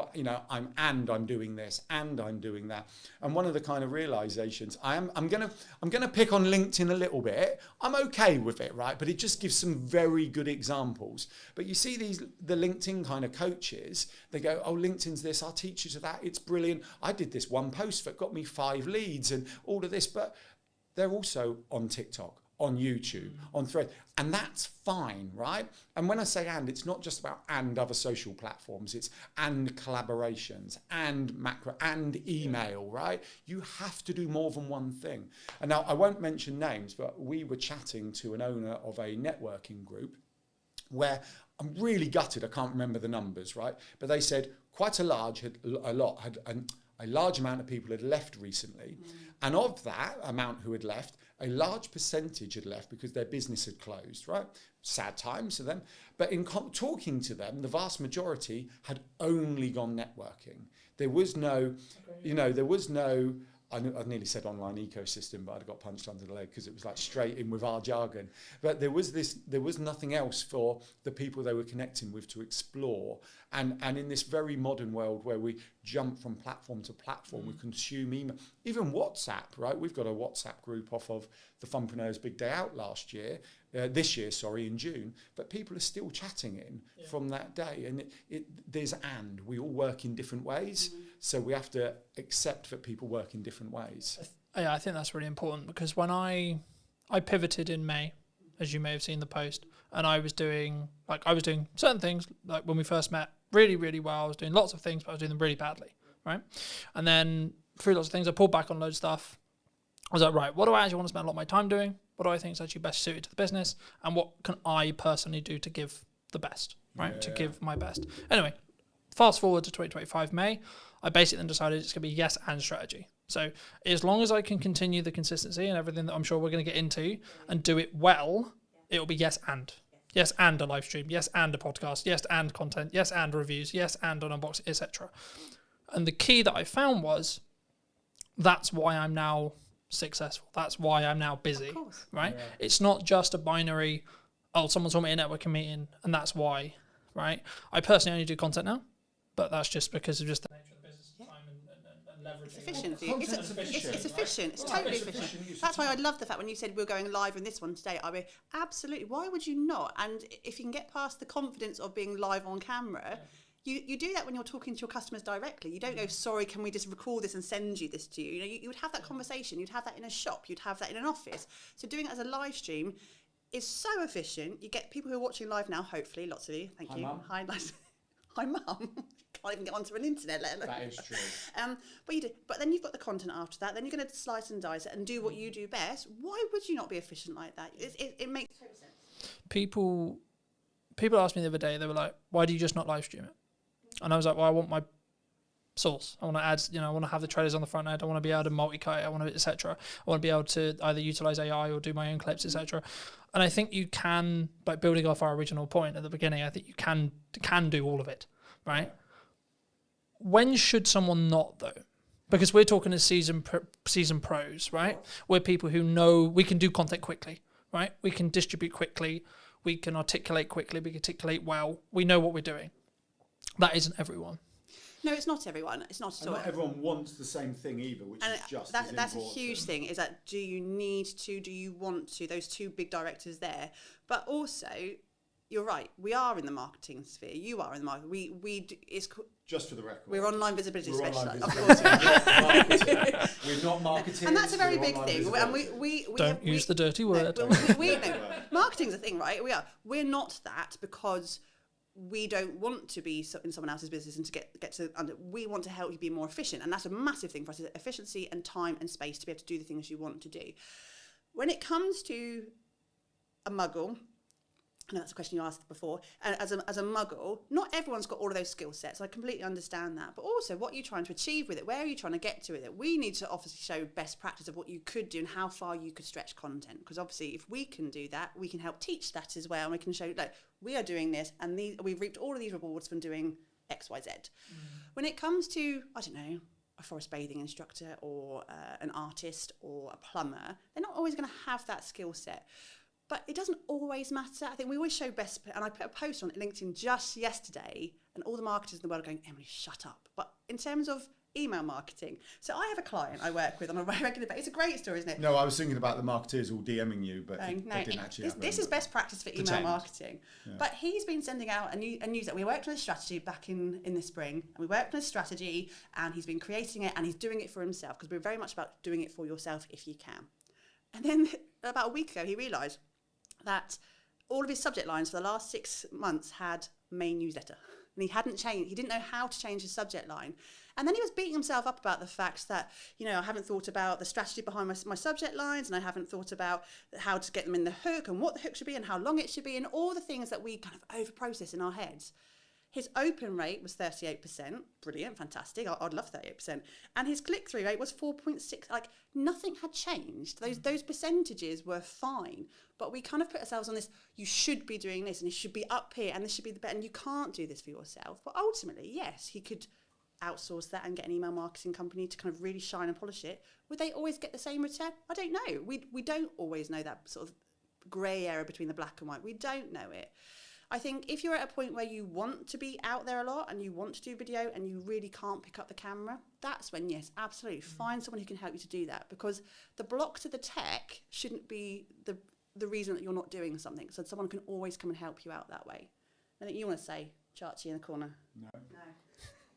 No, I mean, I agree. I think you have to choose a medium to start with, though, right? Like for me, I just did video because it was the one that suited me best, right? Now, you would say, and I would say, I need to be doing more. Yeah, absolutely. But I need to be doing it more sustainably, right? So when I do email marketing, I'm going to do email marketing in my way properly, right? When I do blog writing again, it will be properly. I've tested it. I know what I'm going to do. I know how I'm going to do it. But I don't turn on those taps until I know I'm going to be able to keep those taps running. The same thing with the live stream, the same with etc. Like I'm in a very grateful place, but still a stage where time is the main barrier, because I only have a certain amount of time. We're recording this like towards the middle of October. This won't be out until December, the pre-recorded version. And that's simply because the only way I can be consistent is by doing it. When I have a window of time to record some shows, I record some shows, and then I bank them and so on. For people who maybe don't know you, what starting advice would you give them if they're looking to build their, I'll use your terminology, ecosystem, right? Or they're looking to start out on video, they're looking to start out with blog writing, etc. How? What should we do? Well, all right. So I think the answer to this is also a carry-on point from what you were just talking about. You'll turn on the taps when you're ready. And that's really important. So it has to, you have to start with what are you trying to achieve? Yeah, that's the first thing, right? What do you want to achieve? Because if you go, I want global domination, then you get a list like this, right? And if you go, I just want to, actually, we got someone we can talk about. So Callie, client of ours, member of the Digital Circus, the team community we founded. And I remember when we first started, she said something like this: I'm just trying to make enough money to take the family on holiday, right? So she joined the Digital Circus. We've been working with her. She comes to the group sessions. There's no one-on-one in it particularly, other than just answering the odd question. And recently she's got, it's all kind of kicked in and working. I'm getting so many inquiries organically now that she said, I don't need to post on social media. And we take that as a win, right? She takes it as a win because she's got, she can pick and choose what she does.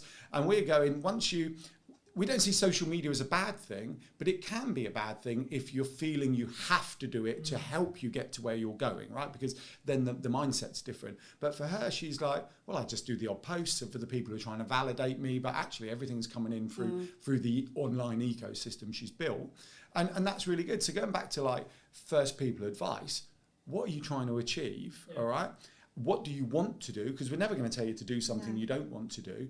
What we are going to say is, though, regardless of those things, you do have to lay your foundations down. And this is something that a lot of businesses don't do. And the foundations are as simple as making sure your website's working for you. Because if we hear again, I paid someone $1,000 to build my website, but it doesn't do anything, we go, why is it doing nothing? You do. You don't. You say, why is it doing nothing? Why? It should be bringing you in kind of visitors into your audience, into your ecosystem. And then it's going to build it out from that. How are you going to nurture your audience? You've got to choose something. So it could be like social media. I recommend email. So an off-platform audience is always better than an algorithmic platform. And email's so powerful because they want to be there. They give you permission to email them and there's no algorithm, right? Or even what you could do a WhatsApp group if you only want a small client base, so keep in touch with them. And then you build it out from there. So that's what you do. You align it to your goals, start with the website and build out. And the simplest thing of your website is imagining it like your shop, right? Like Tesco's and everything else. The way we explain... Or other supermarkets are available. Other supermarkets are available. We can talk about Aldi in a minute. We like that as well. They've got a good example to bring up. But think about your ecosystem, and what you're doing is building your Tesco's. And then this inner circle is like your kind of club card customers, right? And then the outer circle of this ecosystem is all of the Tesco's advertising, branding, touch points and everything else, which we would call virtual doors into your ecosystem. You're just building it out like that. But the second you put something online that's not connected up, not optimized, not leading back into your ecosystem, it's just a wasted opportunity. It's just a standalone post doing nothing, or a standalone directory entry or whatever, just not really connecting up. So make sure it's connected up. Start slow, align it to you. And know where you're trying to get to and how people are going to find you. The biggest thing. We talk a lot about keyword strategy with that kind of more SEO hat on. And I think so many people haven't even done that work to start off with. What do you want to be known for? And how is someone going to find you? And I think when we talk about Google quite a lot of the time, it's just one huge bookshelf, right? It's one big library. It's a really clever robot, but it's not a mind reader. And I think if you don't know what you want to be known for, how is Google ever going to know what you're known for as well? It's such a good analogy. If you think of Google as a library, okay, so you've built your website, you've written a book, not literally, metaphorically written a book, right, your website. Well, lots of people are writing books. I know, that's why. And it's like, what a lot of people do is, I've got my website, open the door to the library, Google, and throw it in and walk out. Yeah. Right? How the heck do you find that? Whereas what you need to do is almost anchor it down within the library, tell Google what space it needs to go on, so then people can find it. And then what happens is this unbelievable thing, Google will show it to people who are looking for it. Wow, like that, it's like, it's there, it's all there. Is that all going to change though? With AI?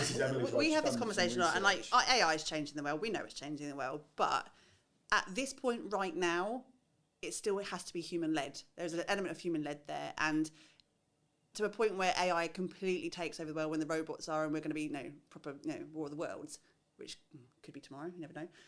But we still have to have what is right now, and right now is the fact that we need to be really crystal clear. It's still machine learning, where it's looking at human content, feeding that machine, and we still need to be front and centre with that up until they tell us otherwise. So we can't predict the future. Because the problem is, right, like, unless you're CEO of AI company, right, you could use OpenAI, you could use one of the others, Google, etc. You may know the future, yeah, but you haven't built it yet. No. You don't know it 100% is going to happen. So we might just be in a world like everyone's going, well, what happens when when I can plug as much video as I've got into me, and then I've got an AI version of me that looks as identical, has the same nuance, everything. But that may never come, ever. It might, sure, and you should be planning in some ways with your head. Get and go. Crystal ball out, everybody. Isn't this like 3D TVs? They said 3Ds were coming, they came, and then they disappeared. And then they disappeared, yeah. Yeah, because it didn't actually. I think. Sorry. No. I say in terms of what AI especially from the Google platform is right now, is that if you're looking for a short, sharp answer, absolutely front and center will be the AI generated answer, and it will give you that. It'll still give you the links to play. If someone's looking for an in-depth conversation, or they still need to have that human at the other end of that website to interact with, they're looking for a videographer, they're looking for a plumber, they're still going to have to get to that website at some point, and they're still going to want to interact with you, and they're still going to want to ask you questions and look at your FAQs and all of the things that we should be doing anyway. That's not going to change even if AI takes over the world, because they still need to talk to a human at the end of that transaction. It's different intention, isn't it? Asking AI to write you a blog is very different to going, I'm looking for a plumber, I'm looking for an online visibility specialist, I'm looking for... people looking for online visibility specialists. The other thing, I think there's a huge opportunity for... We touch on lots of things in our model, but we can talk a bit about SEO and email marketing, content marketing, but SEO in this one. So if you don't optimize it, how does it get found, in our library analogy? It can't, or it can, but it will take a lot longer. The other thing is I saw a fascinating post about AI shopping, which, to be honest, I hadn't quite explored until I read this post. And it was like the opportunity for the small businesses from AI shopping, because the AI is using different search terms. So when you go local glasses to me or something like that, rather than it going glasses, it's going best glasses for 2025 in Hampshire and things like that. So it's using broader search terms, which is the world of the small business, because the big businesses own all the short tail keywords. Our small businesses, we want the long tail, because we get a narrower audience who will be more engaged because we're answering their search query. Whereas, supermarket, going back to supermarkets, will be owned by a supermarket, right? So a small supermarket won't own that, but a supermarket specialising in local produce in Hampshire, best in 2025, all of a sudden, AI is liking that. So there's a huge opportunity by ensuring you're there for when AI is looking for these answers. Yeah, that AI shopping was new to me. I found it quite interesting. Do you think marketing's too complicated for solo people now?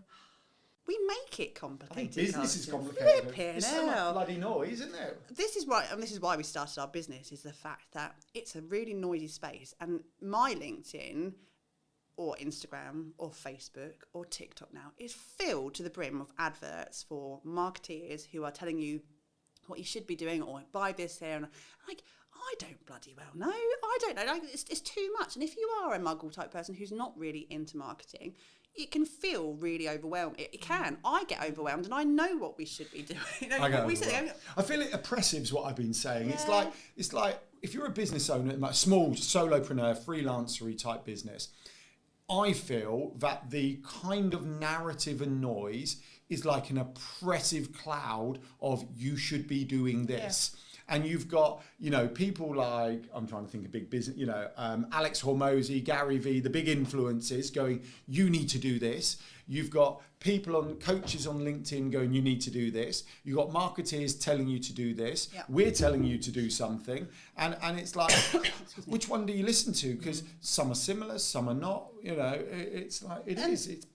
And I think it really is simple. You can extrapolate as much as you want. You can be really simplified. You can do everything like we were talking about earlier. You can do all of the things. No one can tell you you're wrong to do that. That's why I always get quite frustrated when you hear the influencers just do one thing and do this. Well, that's fine if it works for you, but you may want to do more. And if that's out, fill your boots, crack on, do you. And I think what's missing these days is that we're so focused on the structure of marketing that we forget the creativity of marketing. And like, I look at our social, not ours, we look at other people's social media, and it's like really transactional. Small business world is, I have a thing to sell, buy my thing, I'm going to target my ideal client, talk to my ideal client, and hopefully you buy my thing. But you look at the big brands, like we were talking about Aldi before, weren't we? Or any other big, they're so creative and fun and not taking themselves seriously, or just connecting with you on that human level. They don't overthink the fact that they haven't done 5 LinkedIn posts this week and done this over there and sent that email. They don't do that. So we need to actually look at those bigger brands and go, how can we make our life simpler, show up the way we want to show up, and stop worrying about the fact that, TikTok's done this new algorithm change this week, and that's done over there, and that person's telling me to do this, and I should do this. Like, breathe. just breathe and do you. Done's better than perfect any day of the week. Well, that example of the email son, he got it out ultimately. The message in his email was brilliant. He still got people clicking through in that email. Yes, he could have been shiny with a really profound, opening statement. I got really excited on our email. So we send a weekly newsletter on a Thursday. It's a kind of, we share some thoughts on kind of the business world and what we do, with some hints and tips and some other and community news and blah blah blah. It goes out. And I started adjusting the subject line, and I noticed the open rate went up by 10%. I'm like, Emily, I've worked out how to increase a 10% open rate. You hadn't. No, I hadn't. And so the next week I followed the same formula. 10% increase, next week 10%, week after 10%, and then week after, same thing, no, back down to normal. So I was like, well, hold on, what's going on here? Look, the 6 weeks that it had gone up with the 6 week summer holidays. So we'd increased the 10%, So the point is, the subject line did nothing, but the summer holidays, people were sitting there reading our email who were usually rushing around. And it's like, that's fantastic. But there's me thinking I was really clever, securing the best kind of subject lines ever, taking ours up from about 38 to 48, when the reality was, it was just the summer holidays, which is good. I think people, they don't, because sometimes people use it as an excuse, right? I'm slow because it's Christmas. I'm slow because it's the summer. I'm slow because da da da da da. But then I have a conversation with someone, and I'll just use MySpace as an example. So I have a conversation with a videographer. They'll be like, I haven't had any jobs in, things are really slow. Da da da. I was like, okay, but when did you last show your work? When did you last write a blog? When did you last make a YouTube video? When did you make a passion project? So on, so on, so on, so on. And I guess there's a level of a self-accountability that you need to have yourself. So like for me, regardless how busy I am, Brunton Media will be the top paying client in respect to my output, because I know, unfortunately, right or wrong, some clients will still work with me. Other clients will choose to go different ways, go different paths, whatever. So I need to make sure there's a bloodline constantly, refilling that pipeline. And even though now, as the time we record this, I'm basically not looking for any more work to a 25 at all. Not really at all. But grateful place to be. But I still should be having the marketing turned on so that when we hit 26, I'm busy still. Right? It's not going to be magic. It's not going to just appear. And I guess that leads into a question of like, is it just doing those things and building those reps that you like, I'm going to commit to doing video because I love video, I love etc. Or I'm just going to do email, etc. And do we sometimes get dragged away from shiny things? Like, oh, shorts are really strong right now and I need a podcast. And everyone's got a podcast. And then people are doing live streaming and da-da-da-da-da. And that's the conversation we have so often with our clients, especially clients within Digital Circus as well, is that there is no magic bullet, right? There is no, but what you do need to do... There isn't a magic bullet, realistic. I know we've said and we've said human connection. It's doing the bloody work. It's just working hard, right? And like, you can, like, we're all adults. Well, majority of us are adults. A lot of... Hello. Adulting is the biggest con in the world ever. Well, we can tell. We have a structure and it works for us, right? And we're not going to say it doesn't work because we spend a lot of time doing those things. It does take time. And yes, there are 2 of us. I get that. But it still takes time. We still run a family around it. We still try and do other things. We have to make twice the wage. We have to make twice the wage in our business. There is no plan B. So we have to do the work. And like, I can repeat it over and over to someone going, yeah, but you haven't done that. And you keep saying, I will get round to it. Just have some self-discipline and do it. And if you do the thing and it doesn't work for you, at least you can come back and say, I've tried, and then I'm going to maybe work on the next shiny thing if you really need to. But until the point where you just sit down, commit and go, this is going to take time. I have to find the time in my week. I only have these amount of hours in my day, but I'm going to have to sit down and do it at some point. Just do the thing. And then stop getting blindsided by, TikTok or Clubhouse. Is Clubhouse even still alive? No, it's not, is it? But we all run to it. But it's Threads. okay when it fills a space, because we know people who did quite well out of Clubhouse. Of course, but it's so not. it's fine. But it's not long. Thing is, I term. think it's a bandwidth thing, though. Right? Like I had this conversation with Chris a couple of weeks ago. We were talking about like you should be doing the authenticity, the add value piece, etc., stuff like this. But if you can trend jack on top of all of that, then absolutely you bloody should. Right? Because it will add into your overarching the number of views I can obtain, which means conversion, blah blah blah blah. But if it's to sacrifice the value add, just can it off, don't do it. Right? Is my view, and it's purely a bandwidth question, and that's why I think you've got to have some level of tough love either from someone else or yourself, which is I think what you were talking about like you've just got to get it done. Right? I don't think.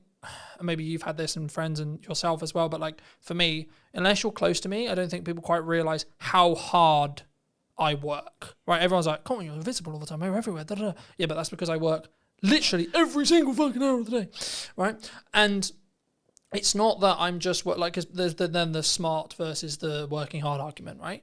But the thing is with AI, if you're working smart hard for the same amount of hours I am, and it's just compounding on top of it, right? So I think it's not just a binary of, I use AI and then I can go and chill for the 5 hours, right? Because it saved me 5 hours. What you should actually be doing is, it saved me 5 hours, so I can do 5 hours more work of the work only I can do, right?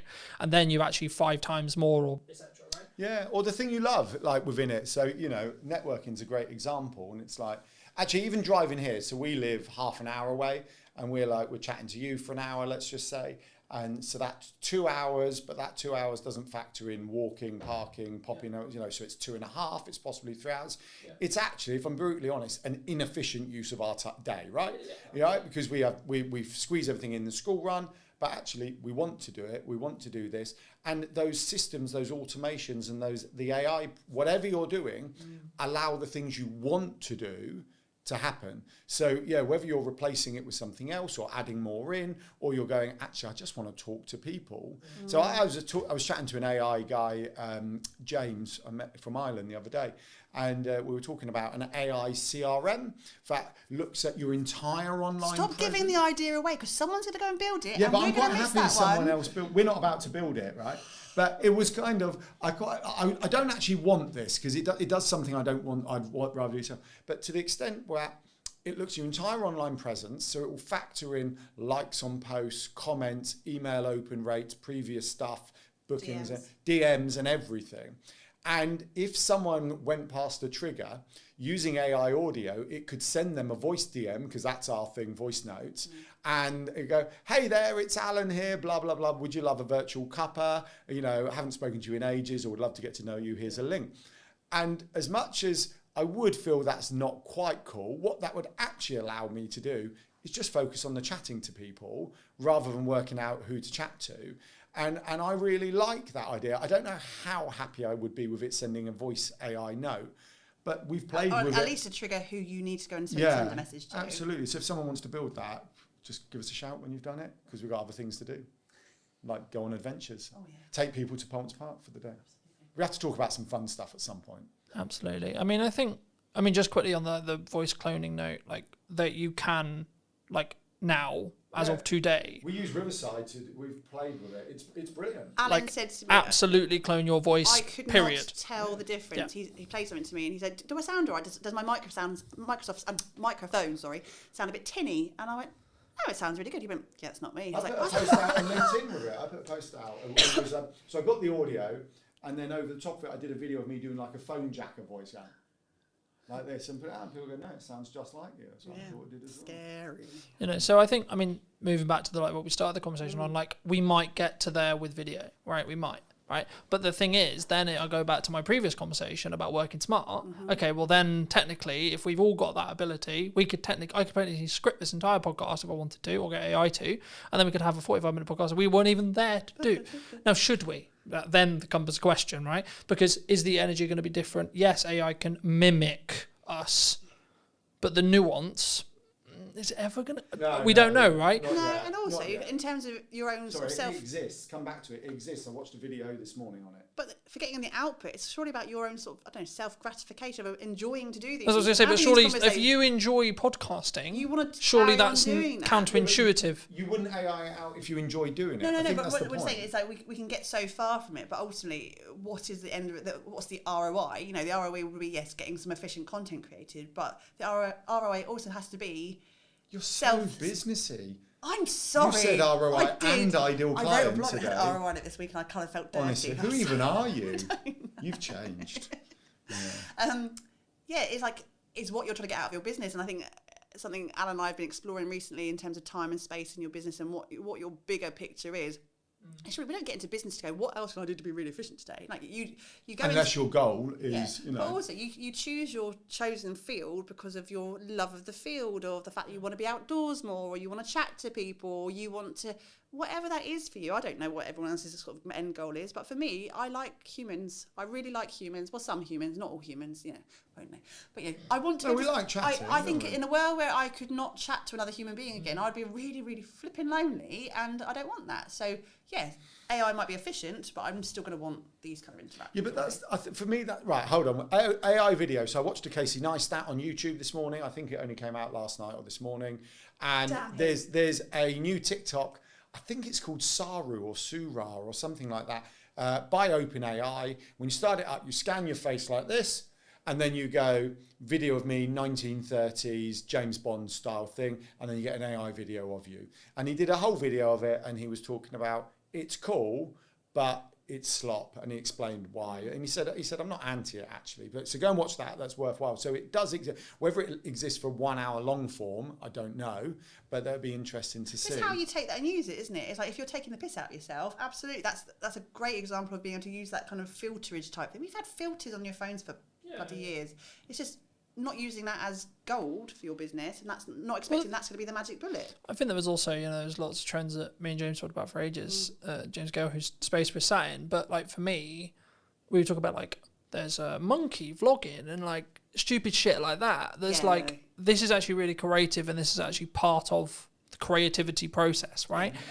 And that doesn't take away from like me AI and myself. And I think actually, are we ever going to get to a world where we're completely AI? Probably not. I don't think society will accept it, to be honest. Are we going to be? Will we have the tech to do it? Sure, probably, yeah. I just feel like we're going to be, you know that Disney film WALL-E, when actually they're in spaceship, there's big fat blimps just going around because they haven't. That's how I feel. We're probably never going to get to, but maybe our kids can tell us.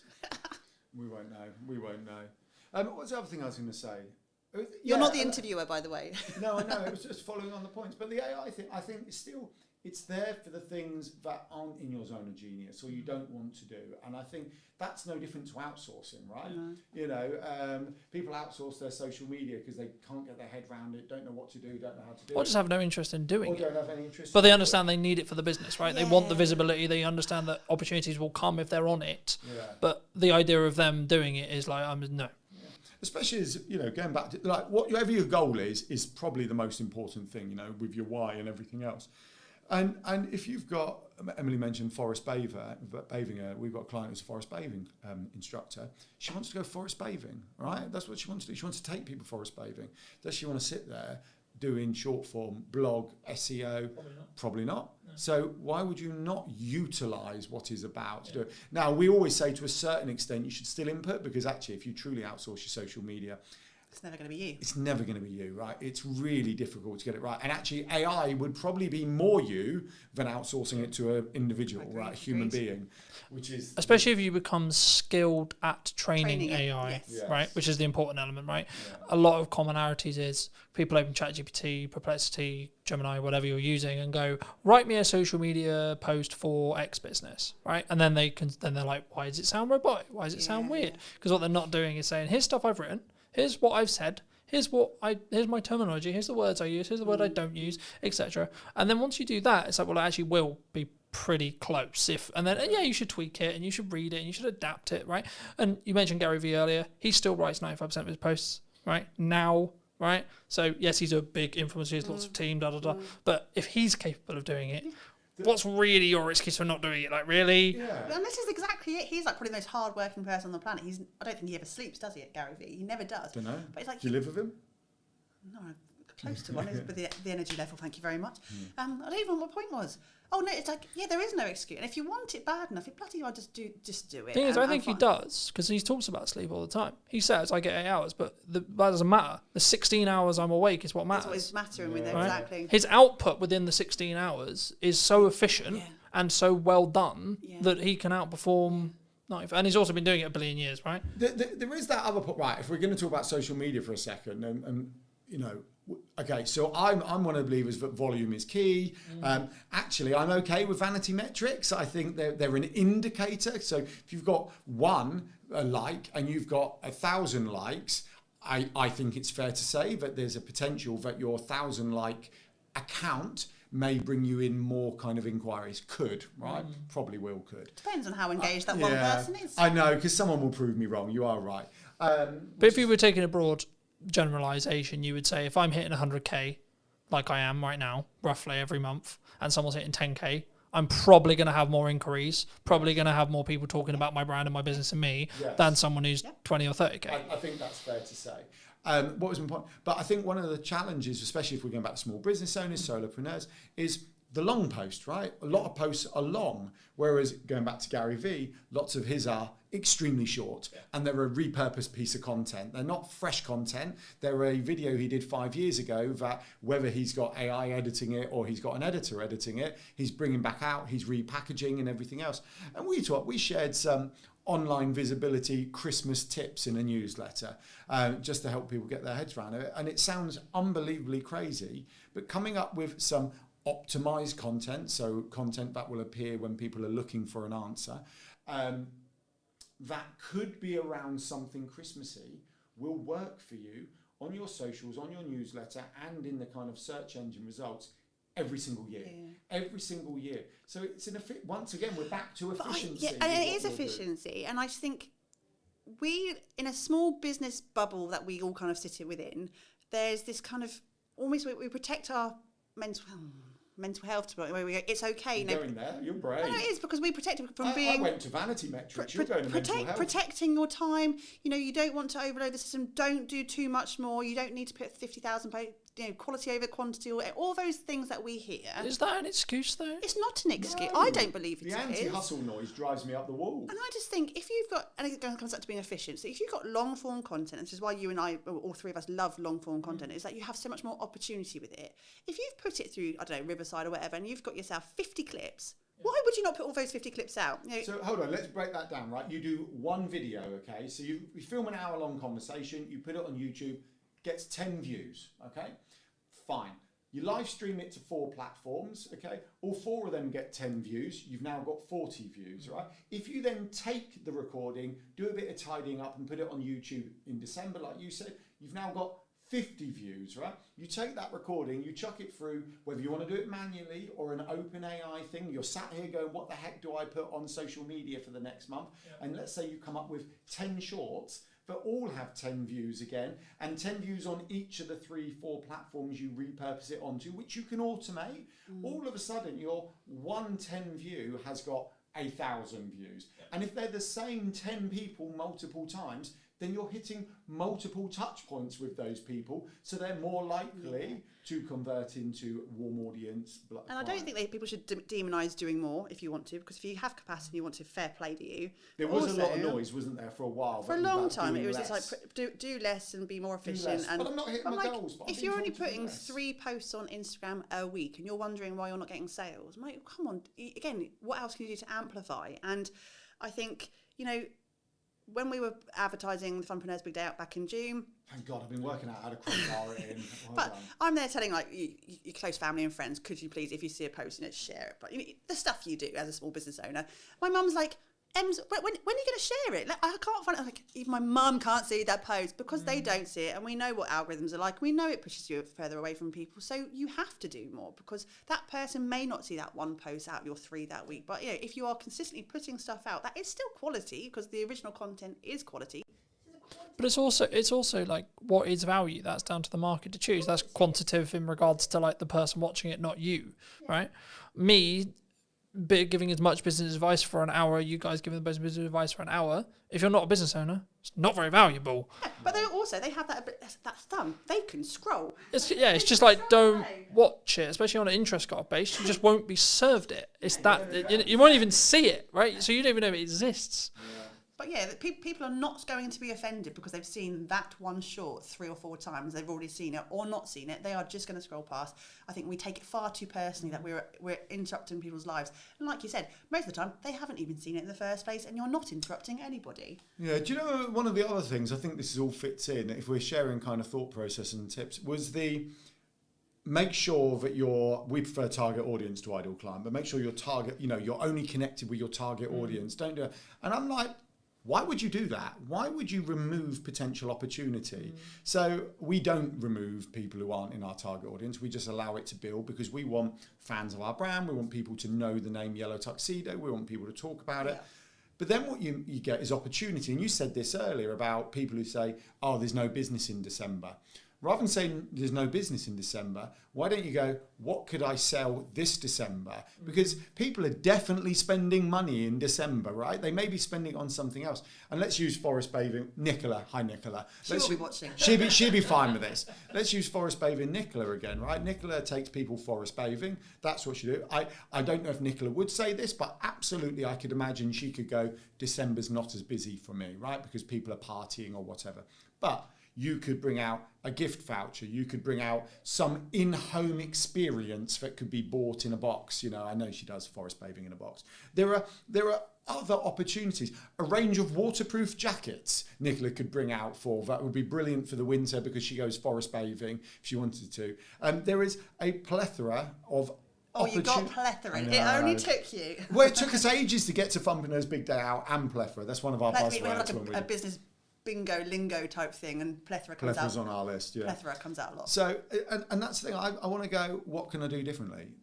And once again, it might take time. So you could have a conversation with AI and go, December always feels busy. This is my business. What could I do differently? You could ask your community you're a member of, like the Digital Circus. We've had Decembers where we've thought we were going to be quiet. They have been our busiest months, haven't they? Yeah. Well, you used to say December's quiet, and I used to say, can you stop saying that? Because there's no logic for December's being quiet. And then we literally got an inquiry on the 31st of November for this fantastic project that led us up to Christmas, which we then stopped for 2 weeks to spend it with the kids. Right? I think the key, and I think originally it was Alex Emosi who said it, but if no one, like not every single person on the planet knows you, then you need to market more. Yeah, I do agree. Like, simple as that. And I keep having multiple points whenever I do a podcast, whenever I do an event, etc., where like, I think someone said it in the event I did in September. I forget who exactly it was, but it doesn't matter. The point still stands, which is like, well, actually, you're marketing too much. Someone said, oh, I'm marketing too much. I said, okay. But then someone literally within the same room said, in the second after that, they said, yeah, but not every single person in the world knows Colton, therefore no, then he hasn't. Because the thing is, yes, I may not want work as of today's live stream, necessarily, okay? If the right project comes in and I can make it work, cool, yes, sure. But as I said earlier, I will want work in January, February, March, April, so on. And the thing that people don't understand or don't think about sometimes when they do marketing is you need to front load it by 3 months for it to then work. Because it takes time for people to firstly see the content, then go, actually, hold on, do I even want to, what does this person sell? What the fuck? Like, who? What, do I even like this person? And then once they're there... It takes a long time to go from... it's also some people are, really slow burn. We had a speaking gig 2 years ago now, remember almost, a speaking gig 2 years ago from someone who had been... She'd known us from our previous business, which was in the events industry. That was back in 2012. She'd been following us. She's one of those lurker type people who had never interacted with us, had never liked or commented but we weren't connected on any platforms. But she'd gone, I see everything you're doing. I really want you on my stage. Will you be there? And like, that was a 10-year burn, man. Like it was a really long, but you can't, work out when those opportunities are going to be. But you could have stopped 2 years. You could have stopped 2 years ago, and it wouldn't have. You wouldn't have, quote, hit the glass ceiling with it. Yeah. Totally right. Going back to the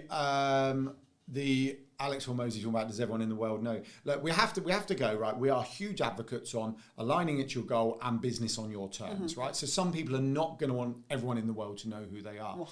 But there was this other one I quite liked, another quote from an influencer who basically said, if you are not full up, market harder. if you are full up, increase your prices. Yeah. And I just feel we all get caught up in the noise, get caught up in the narrative, get caught up in all of this.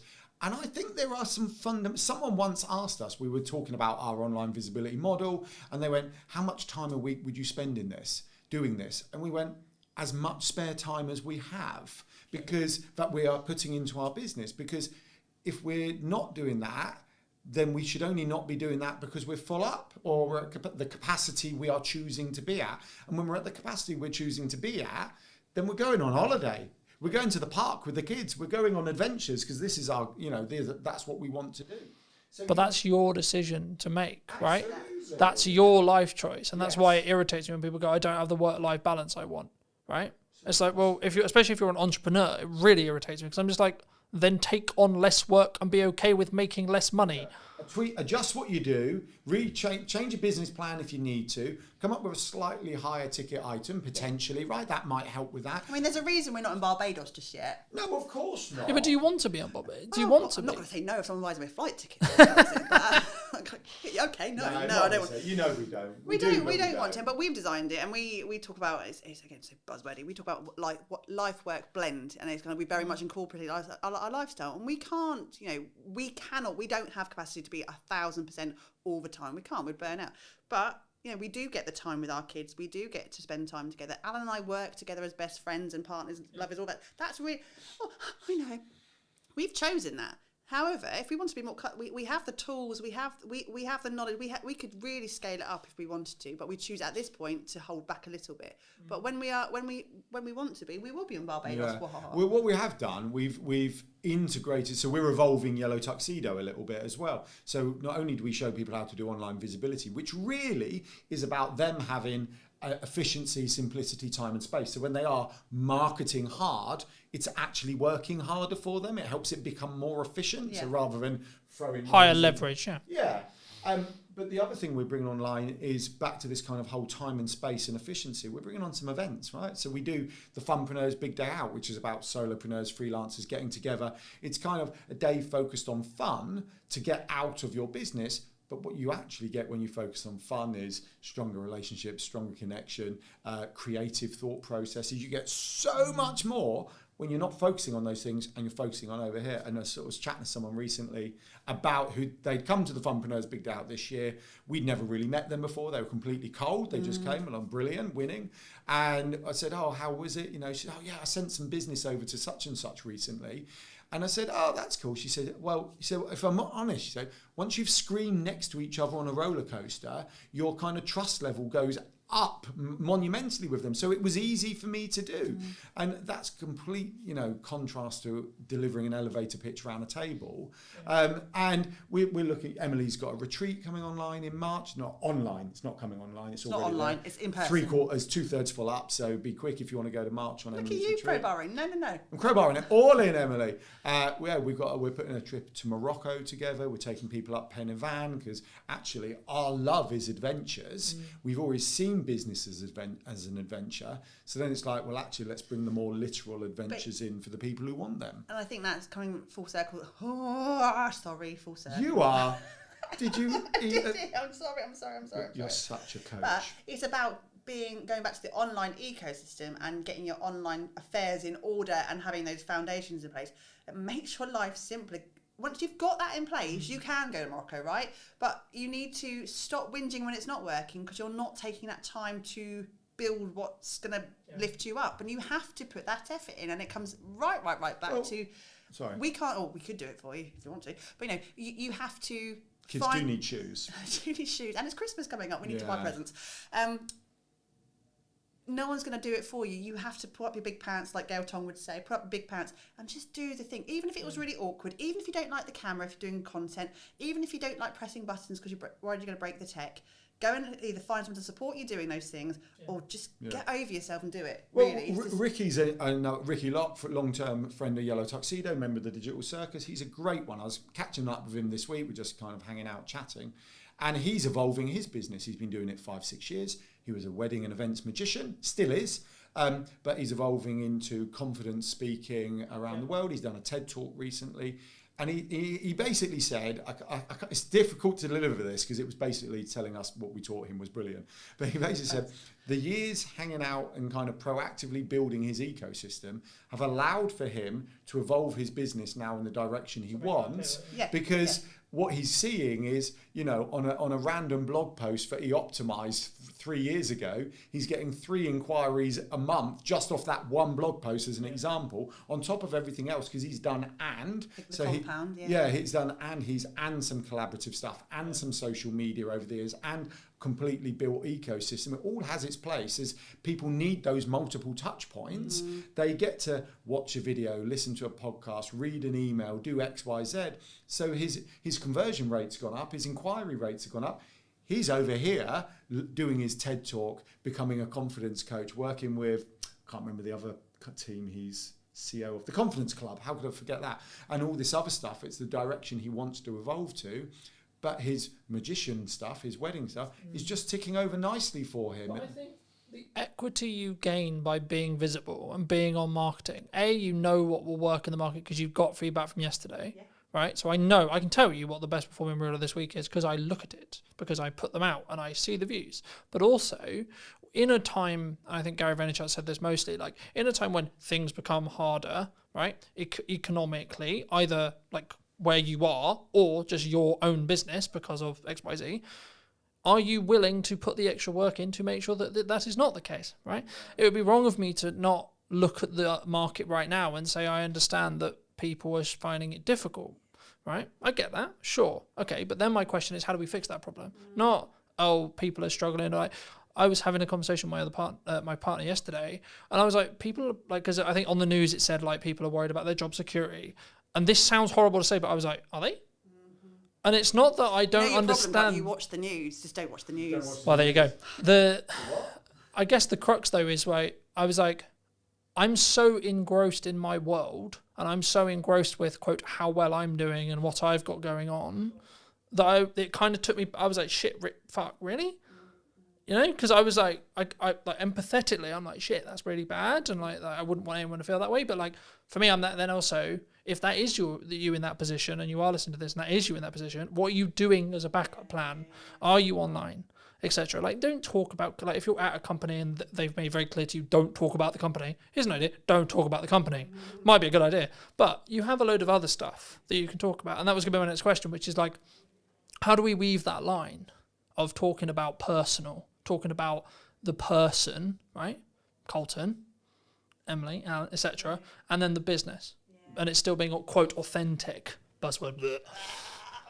I don't like authentic. I don't, because I just kind of think if you're not being authentic, surely you are surely you're just being you, right? So if you're having to say that you're being authentic, you're not being authentic. I'm being authentic. Okay, right. So I'm going to be devil's advocate here. So let's be honest. Some people don't find everything simple and easy, right? Clearly, we are happy being ourselves, sitting around the table, chatting, right?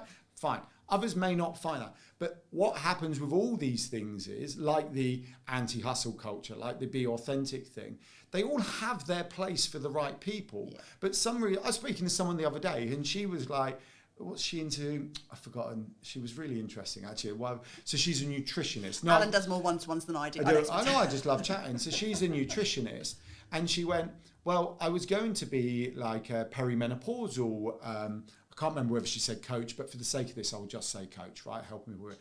But she said there was so much noise about perimenopause at the time, but I've got to be very careful here, right? But she said, You're very brave mentioning that. No, I know, I'm so nervous. But she said, I didn't want to do it. And I find that in this world, that there's peaks and troughs of noise. And for the vast majority of us, the answer is, just crack on, be yourself, be a bit more efficient, make some more noise, right? Be a bit more visible. Well, lean in and then do it longer, I would say. If truly, like, so I want to talk about marketing, I want to talk about video, I want to talk about doing, okay, I'm doing it for 10 years. That's my sprint. My sprint is 10 years. Let's see if you can keep up, right? There's lots of other people who are doing it, sure. But have you been doing it as long as I have? Probably not. No. Yeah. Well, it's like The Rock always says, be the hardest worker in the room, doesn't it? But then once again, that does have to align with your goals. Yeah, exactly. And we have quite a few clients who are, what's the polite phrase? They're older than us. And more mature clients. I think the term is on the way down, or on the wind down. On the wind. Some aren't. Some are hungry. We have a whole host of clients that we work with who are in their latter stages of their career life, who are not slowing down. They've got, and actually they're the best workers we have in terms of taking ownership and doing it. They've been through the career ladder, they've done things, they've maybe changed complete direction, they've maybe got to their They understand working hard. They understand well. work ethic. It's an amazing thing to have because they've done that their entire lives. And then it's on that final sprint to retirement or not retirement, because loads of people don't even want to retire, is that this is my last career, the last thing I'm going to do, I'm going to make it count. And they are the best workers. I really, well, really Michelle Armitage is you are dropping names today. Well, not, because they're compliments, right? So Michelle Armitage had a corporate life. I think she said she was 10 years from retirement if she wanted it. She didn't. She quit. She wrote the book for the topic that no one else had written the book on, but she was interested in something, went to find a book on it. No one had written it, so wrote it, right? It's on design psychology and how you mix psychology with design, literal design. And so she wrote the book, and now she talks about that. She's bringing that into business. But I love that. She could have just done that last 10 years, but went, no, I want more out of my life than this. And I respect that. So. We, going back to your question about sort of bringing that person into the business, I think a lot of us spend too much time comparing ourselves to what other people in our industries are doing and what we should be doing, and then that whole transactional thing comes back out to it. Like, I don't know if anyone's seen any of our social media reads, and if you're watching live, some of you who are watching us would probably know this. Hello? The conversation about the bears. The bears, right? And this is a great example. I don't know if, Carlton, you've seen our video on bears. I'll be honest, I haven't. Okay, so I'm now going to go and watch the conversation about bears. So we had one in the summer, one of those giant Costco teddy bears. You know, they're like the massive ones, bigger than Alan. And I was like, oh, crap. Thank you very much. Well, Joseph won one at a fair. Our youngest child won one at a fair. And then we went to another fair about a month ago, and our middle child was a bit upset, and he accidentally won. I think they felt sorry for him and gave him another giant bear. So we have two of these damn massive things, and we haven't got the biggest house. We're not in a mansion. We're not in Barbados yet. We've already said that. And then a couple of weeks ago, another giant bear anonymously arrived on our doorstep. Just someone brought, and we were like, what the fuck? What are we going to do with these massive things? And that became, again, it was a light-hearted bit of banter. It became a bit of content on there because it wasn't about online visibility. It wasn't about digital marketing or social media. We just put some posts out about the bear. And then what we couldn't have accounted for after that was the conversation from people outwardly who were watching our stuff, sending us bears in the post. We have had mini bears put, we've had Care Bears through the post, we've had people, and the conversation and content that came on, it's been hilarious. That's nothing to do with what we did, but they're getting to know us. They're looking at our tone and our fact that we don't take ourselves too seriously, and the fact that we are just human beings. And also, it was content gold. We did a reel in the end of us beating up the bears. Adam actually put his shoulder. I still have a bad shoulder. He's got a bad shoulder. He kind of threw it on the floor and kind of rammed it and hurt his shoulder. Approaching 50 and doing a big elbow on a cuddly bear on the floor is not a good idea. But we didn't go, do we have permission to do that kind of content? Does it fit with our content strategy? How are we going to tie it into some sort of really convoluted business message? I should have stood up and gone, join the digital circus. But I think... Because some business people would have said that. They would have seen that and they would have gone, what's the ROI on that? That's it. And that's what pisses me off. And for those who don't know, it's return on investment, right? But it really pisses me off when people do that. Every single post in their head, in that person's head. What's the business learning? What's the business ROI? What's the business ROI? And they'll put and I'll see a post that's different on LinkedIn, in particular with this, and I get really excited because I can start to see someone just being a little bit more confident to go, I'm just going to share this today. And then I read the entire post and go, oh, there it is. There it is at the bottom. I'm like, you didn't have to do that. Do you know the challenges? We've always talked about this. The challenge with a black and white marketing strategy, and I understand, it's a bit like the law, right? When you're kind of doing, the law has to be black and white. But, it's that classic, but I was doing 34 in the 30, but you're doing 4 miles per hour over. Like, no, I know it was, but it was clear, it was open, surely, no, you're over, right? There has to be a line, right? And marketing is very much like that. There has to be a line. You have to look at the statistics. But sometimes what's ignored is we're all humans, right? When you're telling your story, it's not about you. If you are sharing something that you've been through or you're going through, it's self-indulgent unless you're doing it for the people you're speaking to. You work with, I would say, a lot of thought experts, a lot of people who have a story to tell. Why do you think so many people struggle to A, tell their story, or B, actually help that story connect to an audience? Because people don't value their own stories. The number of people that say to me, but I don't have a story, who'd be interested in my story? What do you think is specifically missing in marketing today? What's missing in marketing today? I don't know. I was thinking about this, and maybe there's an element of trust, I think. I think, of course, we don't know, AI changes every day, etc. But I think as it stands right now, the time of broadcast, the time of recording, I don't think it will ever replace a human in the concept of strategy, strategic thinking, etc. Hello, my friends. Welcome to a brand new episode of What is Missing in Marketing Today. Hope you're well. And today we're going to be talking to Jackie. And Jackie helps people with, I guess, is it more speaking confidence, and is it like actually understanding like how to get a story? Just to start there. Yeah, it's all about that. But before we get into, I mean, obviously speaking and I think content as well, I mean, what do you think is specifically missing in marketing today? Well, firstly, I have to say I'm not a marketing expert, but I help people apparently market themselves effectively with their voices. What's missing in marketing today? I don't know. I was thinking about this, and maybe there's an element of trust, I think, and that is off the back of AI. You know, nothing against AI. I love it. I absolutely do love AI. But I think people are just a little bit wary of what it is they're watching, because I think there's quite a lot of disinformation and lots of people trying to be somebody that they're not in order to impress. And I think we as consumers are getting a little bit wise to that. So I think there's an element of trust that's missing.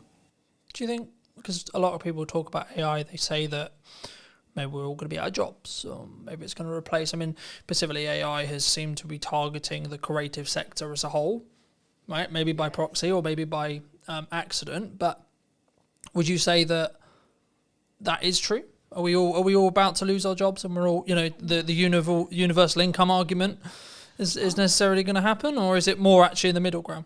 I think we'll adapt, as we have with every other piece of technology that's come along. I think what is different with AI at the moment, as you say, it suddenly us creatives are thinking, oh, we didn't understand that somebody could possibly take away. I mean, we're all creative as human beings. Every single human being is creative.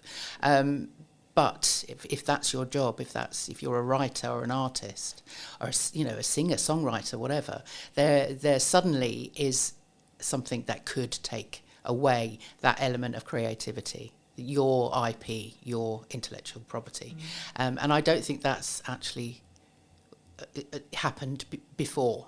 So I think in terms of being creative, I think maybe there is something to worry about. But otherwise, robots have been doing jobs for ages.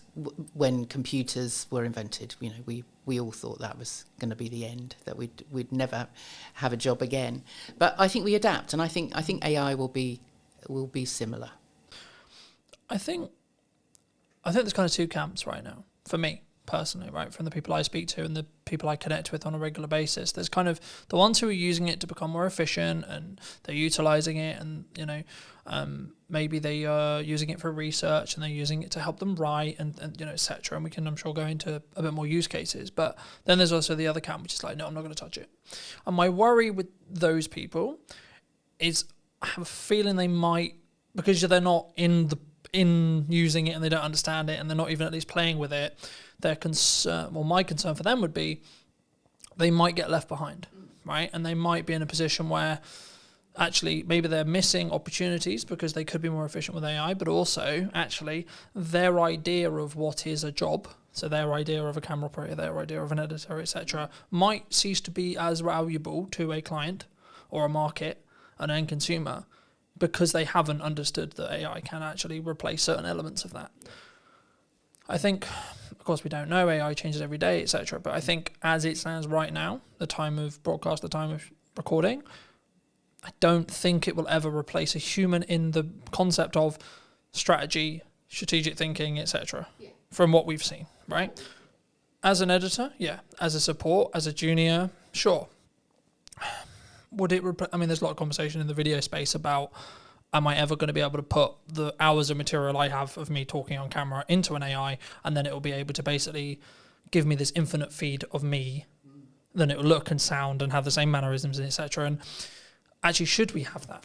Well, I guess is the question that comes from that. Yeah, but that is the point, isn't it? That there is that element of trust. Is what you're watching actually in real time? Is that actually the human being that's thinking on the spot in that moment? I mean, those are the things that we won't know as consumers. That then you kind of end up feeling duped somehow. And I think the people that don't touch AI, exactly as you say, will get left behind. But it's an element of fear. It's an element of touching it and it all falling apart. You know, certainly my parents' generation took ages to get into the computer world because they suddenly thought, well, if they press a button, they'll lose everything. And I think it's similar with AI, because people aren't going in and just experimenting and exploring and seeing what it can do, that actually they're frightened of breaking it, so they don't try. Do you think there's also kind of this is the way I've worked for years, this is the way I am, this is the way I've done it? You know, I've been hired as a camera op for years, I've been hired as an editor for years, so no, that couldn't, you know, I mean, is it a level of pride, I think, or level of like, oh no, this couldn't be replacing me, you know? Well, yeah, I'm sure there is a level of that as well, but I think people are frightened of change, you know, and especially if there are people out there that have been in the same, doing the same job day in, day out for years, and it's kept them safe and it's kept them in their comfort zone and, you know, family fed and all of that. If suddenly something is threatening that, then that's when people kind of, there's a fear around it, and then they would rather fight it than actually understand it. You work with, I would say, a lot of thought experts, a lot of people who have maybe experience or a story to tell, perhaps. I mean, why do you think so many people struggle to A, tell their story, or B, actually help that story connect to an audience, would you say? Because people don't value their own stories. The number of people that say to me, but I don't have a story, who'd be interested in my story? But the part of my job that I absolutely love is going, okay, well, let's see. Let's start unpicking what it is that makes you, you. And once you start getting underneath what they think they should be, that you suddenly then find these amazing stories. And then one of the very first questions I always ask when I'm working with clients, no matter who they are, what experience they've had, you know, the age, gender, whatever, you know, culture, whatever, it's, you know, what were you playing when you were 9 years old? What were you doing when you were a child? What lit you up then? And usually I find that whatever that is that they were playing in the playground, you know, whatever they, you know, for me it was grabbing everybody, right, we're going to put on a play, let's, you know, and I'd write it and direct it and star in it, obviously. And then we'd play it, perform it to the class at the end of the week. So that was what I was doing, and that I can see that progression in me from that moment. And I think everybody has an element of that, no matter what they're doing, even if it is a sort of a day in, day out kind of job that they've done forever. There's a reason that they get up in the morning. And usually, especially with thought leaders, thought experts, subject experts, they are expert in that area because there's something in there that lights them up. There's something in there that they're passionate about. And you can follow that story. But they don't value it until they speak it out loud to someone like me, that I can then go, now that's interesting, and I can see that I can then join the dots, and you know and then I start drawing out the stories, and so then when they get in front of an audience and start sharing their story, they can relate it back directly to what it is that they're doing, and why it's important to the people that they're speaking to. Do you think? Because a lot of the conversation I have, especially with like accountants, lawyers, etc., right, quite dry businesses perhaps, they go, well, yeah, but my day-to-day and my story is really boring. Yeah, but what I do is actually really boring and really dry and really just, I look at spreadsheets, I look at law, I look at etc. Is their story boring, or is there elements maybe they're not seeing? Do they feel that other people find their jobs boring, so therefore they're, you know, but I would say nobody works in a business like that for 20 years. Nobody spends all those years getting qualified to do something that they're bored with. And so I think that's a cover. I think they say to other people, "No, I have a boring job. You know, don't talk about listen me to me. because Yeah, it's don't listen to me. boring, It's boring. you know, I just look at spreadsheets." But inside, there's going, "I look at spreadsheets. So, you know, I'm so excited. I look at spreadsheets. That's what lights me up." And so there's a reason for that. And I always love to get to, you know, what is that? What is it that makes you get up and do that every day? And there's always a story. Always a story. Do you think we sometimes, does it come from that I don't want people to look at me like, I've never really personally struggled with this, but I know many people do, which is the like self-promotion, especially as a business owner or an entrepreneur. You know, we try and put ourselves out there a lot and say, well, that's what we should be doing in my view. But, you know, it's the reason why I get the opportunities that I get. It's the reason why, quote, I'm as successful as I am, etc. But like, is there a hurdle there? Do people just like, oh no, it's a very British thing, right? It's very, oh no, I couldn't possibly put myself out there. Yeah. Do you think that's why? Yeah, that's why we have a deflection of like, oh no, I just have a boring job and I look at spreadsheets. You know, is that because maybe it's deflection to say, well, that's why I'm not doing it? Yeah, a lot of people don't like blowing their own trumpet, do they? I certainly don't. But there's something in people's. People, you know, you can be an introvert, and there are obviously, you know, we're introverts and extroverts, and people that are somewhere in between. But generally, the introverts are the people that don't necessarily socially want to sort of get out there and connect and be in loud spaces and all of that. But actually, they still have a story to tell, and they still have a reason for promoting their business and promoting what it is that they do. So I think it's not so much about them sort of getting out of their comfort zone, but just taking baby steps. What is it that they can do that will just take them a little bit further forward, and find a story or something that they can tell, even if they just start with a camera and just talking to a camera, just in little, you know, and talking to family and friends and just starting to explain what it is that they do to other people. I mean, I have so many people say to me, my sister, constantly, I don't really know what you do. It's like, well, let me explain. And everybody has that opportunity to explain what they do to somebody else. Just get used to doing it, you know, and you will discover it's not until you start speaking your story out loud that you get feedback from other people. And that's really useful. Back when I started Power to Speak 4 years ago, I made the conscious decision to get feedback on what were my superpowers, what other people thought were the great things, that, you know, what was I really good at, but also what am I really bad at, where could I improve?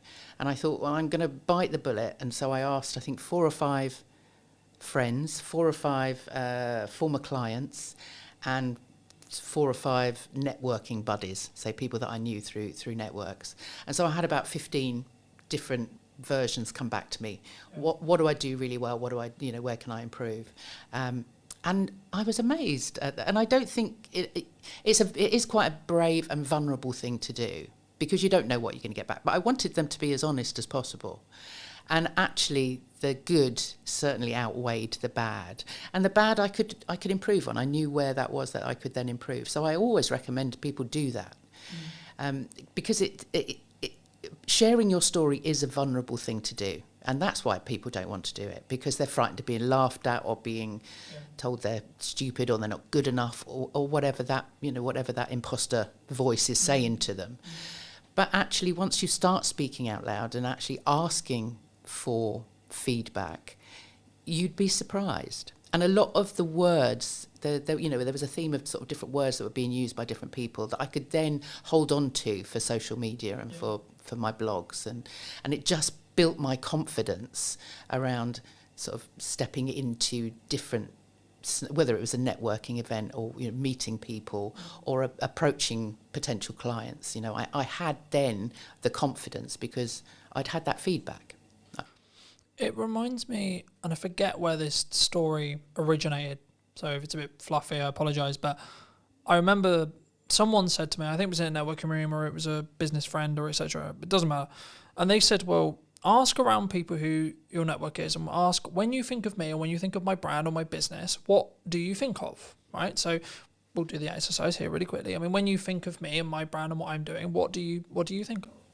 I always think of that hat. You always It's gone. The hat's gone. But no, that I suppose that and the waistcoat. So I mean, you had that kind of the personality that came through the way you dressed, which you still a very dapper dresser. I'm not saying that, but actually, when I think of your brand, that makes me think of a brand that's creative and curious, which I think is good. And I think the reason why I asked you is I didn't necessarily want to put words in your mouth, but I think that's a key example of like how I've positioned a lot of what I do and how I do it to imply what I am, right, and what I feel like, and hopefully it will then, if you did choose to work with us, you did choose to trust us to do some marketing or trust us to do some filmmaking or etc., then you would understand that it would be to a level, to a standard, etc. In the same way, if we flip the table, if I come to you, I'm going to think, okay, well, Jackie's going to go deeper into my story than maybe I would have done, because she isn't going to have the hookups that maybe someone would have, right? Speaking personally, or anyone listening, they might have, but I can't talk about that because maybe that's a bit too raw, or that's a bit too much, or maybe I'm oversharing. I mean, how do you ride that line? Because I think sometimes we should share certain things that have happened. My view on it quickly is like, if you've healed from it, happy days, use it as a story. If you're healing from it, no. No, absolutely. No, and that's absolutely right. Those stories may well come out in a session with me, but I will always say to people, that's not something that I'm going to say to you, well, you need to tell people that. That absolutely not. No. If you're not ready to tell everything, then when you're telling your story, it's not about you. If you are sharing something that you've been through or you're going through, it's self-indulgent unless you're doing it for the people you're speaking to. If you're just wanting sympathy or wanting people to know what a terrible life you've had or whatever, things are really hard. It's all about you then. And actually, really business, things really hard. And but what you need to, that's fine and relevant if it's relevant to your audience, because if it's not relevant to your audience, they'll switch off. Well, you could tell the same story. So, well, this is how I overcame being, I've discussed it in podcasts before. I've discussed it saying, well, 24 was really challenging and really difficult. Okay, but here's actually what I was doing wrong with marketing. Here's actually what I was doing wrong with networking. Here's exactly what I was doing wrong. And this is how I've done it better this year. And this is what funnily enough, this year is a lot better than 24, right? So I think it's within that context, right? But it was wrong of me not to, hint at your story a bit, right? You began in fashion. You then moved into acting. And then you help people, shape their voice, understand their voice. Would that be fair to say? Did you always want to?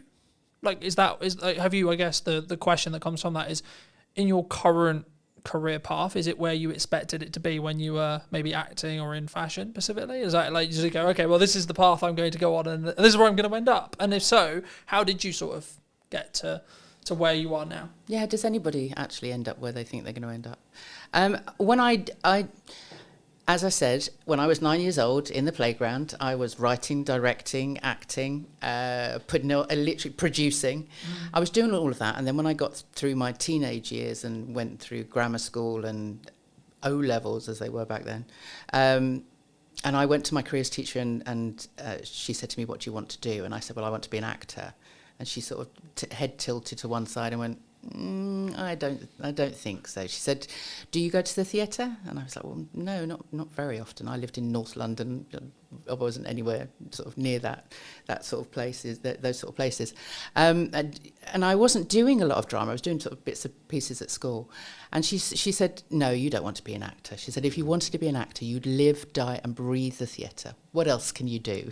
And I'd said, oh, well, I'm not bad at art. So I ended up, and I loved fashion, I always loved dressing up. So I ended up going to fashion college because, for better or for worse, the woman had just literally crushed all of my dreams in that one meeting. It was like, well, obviously I can't do it. That's me done. I can't do that. So I became a fashion designer, which was fun at college. Once I actually got into the business and I was I was in the sort of rag trade end, so I was literally churning out stuff for Topshop and Miss Selfridge and H&M and all of those sort of places, and just they would fly me out to Paris and to copy the stuff on the catwalk to then come back and reproduce for our high street. And I thought, this is no fun, this is not creative at all. And a friend of mine was working at the Royal Shakespeare Company in costume. So I kind of moved sideways into costume and I worked there. But obviously, I was at the Royal Shakespeare Company. So I sort of was literally looking through the curtain, watching the actors on the stage going, oh my God, that's where I need to be. So I went to drama school when I was 28, actually. Well, actually, no, I was closer to 30. So I went off to drama school then, came out and did the Fringe. I did Edinburgh Fringe and all of those things, London Fringe. Did a couple of bits and pieces, went off to auditions, did some acting, but actually to subsidise that, I got into teaching. And so I was then teaching kids drama and doing Lambda exams and all of this stuff. So I never taught drama in a school, but I was acting coaching, basically. I was running little clubs and things like that.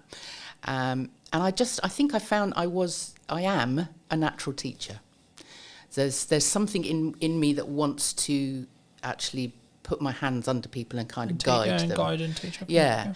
And not so much in that kind of curriculum, this is what you need to learn and this is how you need to learn. But everything that I learnt at drama school, over the years, I've seen how fundamental the training is to everybody. Whether it's the breathing, the voice, you know, when you're taking on a character, you need to find out their motivation. What's the intention of everything that they're doing? What's the story you're telling? Who's the audience? And everything now comes back to what I do now. So in lockdown, right up until lockdown, I was working more with adults then. I was acting coaching with adults. Also going into schools with adult theatre companies and doing sort of work within schools. Lockdown happened, all that work finished. And I then thought, no, I don't want to go back to that. I want to do something different. And so I took a coaching course, because I knew, as I say, there was something of the coach in me. And it was during that course I was in a breakout room and we had to explain. By then I was working with people, thinking, you know, how do I work with people with their voices? Because I'd been in lots of Zoom calls with business owners. You know, I think we met on one of those, you know, in one of those sort of networking spaces, and everybody was like, "Oh no, we have to make video now. We have to put ourselves in front of a camera. We're on Zoom all the time. People want to know what my 60-second elevator pitch is." And I could see that there was a fear there. Yeah. And so when I did the coaching course, I knew by then that that's kind of where I was going. And the exercise within this room, there was only 3 of us in this breakout room, and we had to explain to each other what it was we did for work, or what we were planning on coaching. Mm-hmm. And so I explained what I did with people, and I said, okay, that's my minute. I've told you what I do. Now explain back to me, what did you get from that? What did you understand from that? And one woman said, you help people market themselves effectively. And I thought, I hadn't even considered that I was helping people actually market themselves. And the other woman said, you help people show up powerfully in the world. And I thought, I like that. and so power to speak. It was then all around, you know, the fact that it is empowering when you give somebody that voice. And certainly in the 4 years that I've been doing it, it's just the transformation that I see in people when that kind of penny drops and they go, actually, I can just be me. Yeah. They take ownership of all of those stories and all of those experiences. And when they show up with that courage, then the confidence and the excitement of actually sharing that comes from there. It jumped to mind while you were speaking, so I think I'll mention it, but I remember watching a YouTube video a while ago that said, like, during COVID, when there was a lot of money flowing around, working in the arts seemed to be like just the thing, right? There was a lot of filmmakers, there were a lot of marketers, a lot of speaking engagements, etc. But like, I think the thing that sometimes people misunderstand or misthink about sometimes is actually being in the arts, whatever your definition of that is a privilege, right? Working for yourself is a privilege. And I think for me, having the work-life balance is a privilege, right? Like, and I can go a bit deeper into like privilege, right? We live in this a part of the world where I don't have to worry about a bomb landing on my house. I have clean drinking water, etc., etc. I can go down that road as well, of course. But I think for me, it's really important to establish when you are in a privileged position to be able to upgrade your kit, to be able to invest in the business, to be able to first come at it from a point of view of saying, I am in a privileged position and I am grateful for the privileged position I'm in. I guess the question that comes from that, though, is in marketing, in when people speak, in when they come across, maybe they don't mean to do it, but do they sometimes come over, not maybe at the start or maybe in their own way, but maybe they don't come over with that level of understanding, that level of privilege first, or maybe they should someone lead with that level of understanding that level of privilege first, or being grateful for the opportunities that they have? Oh, that is deep. because I think sometimes I use the word entitled. I paused because I didn't know what word to use, but I think the best way to describe it is some people can be very entitled. I'm entitled to people watching this. I'm not entitled to anyone watching anything I do. I hope they do, and I hope they take value from it. But that's actually down to the quality and the value that I add, which is subjective upon the audience, not me. My job is to do the best I possibly can in the grateful opportunities I have to hopefully add value to someone else. Yeah.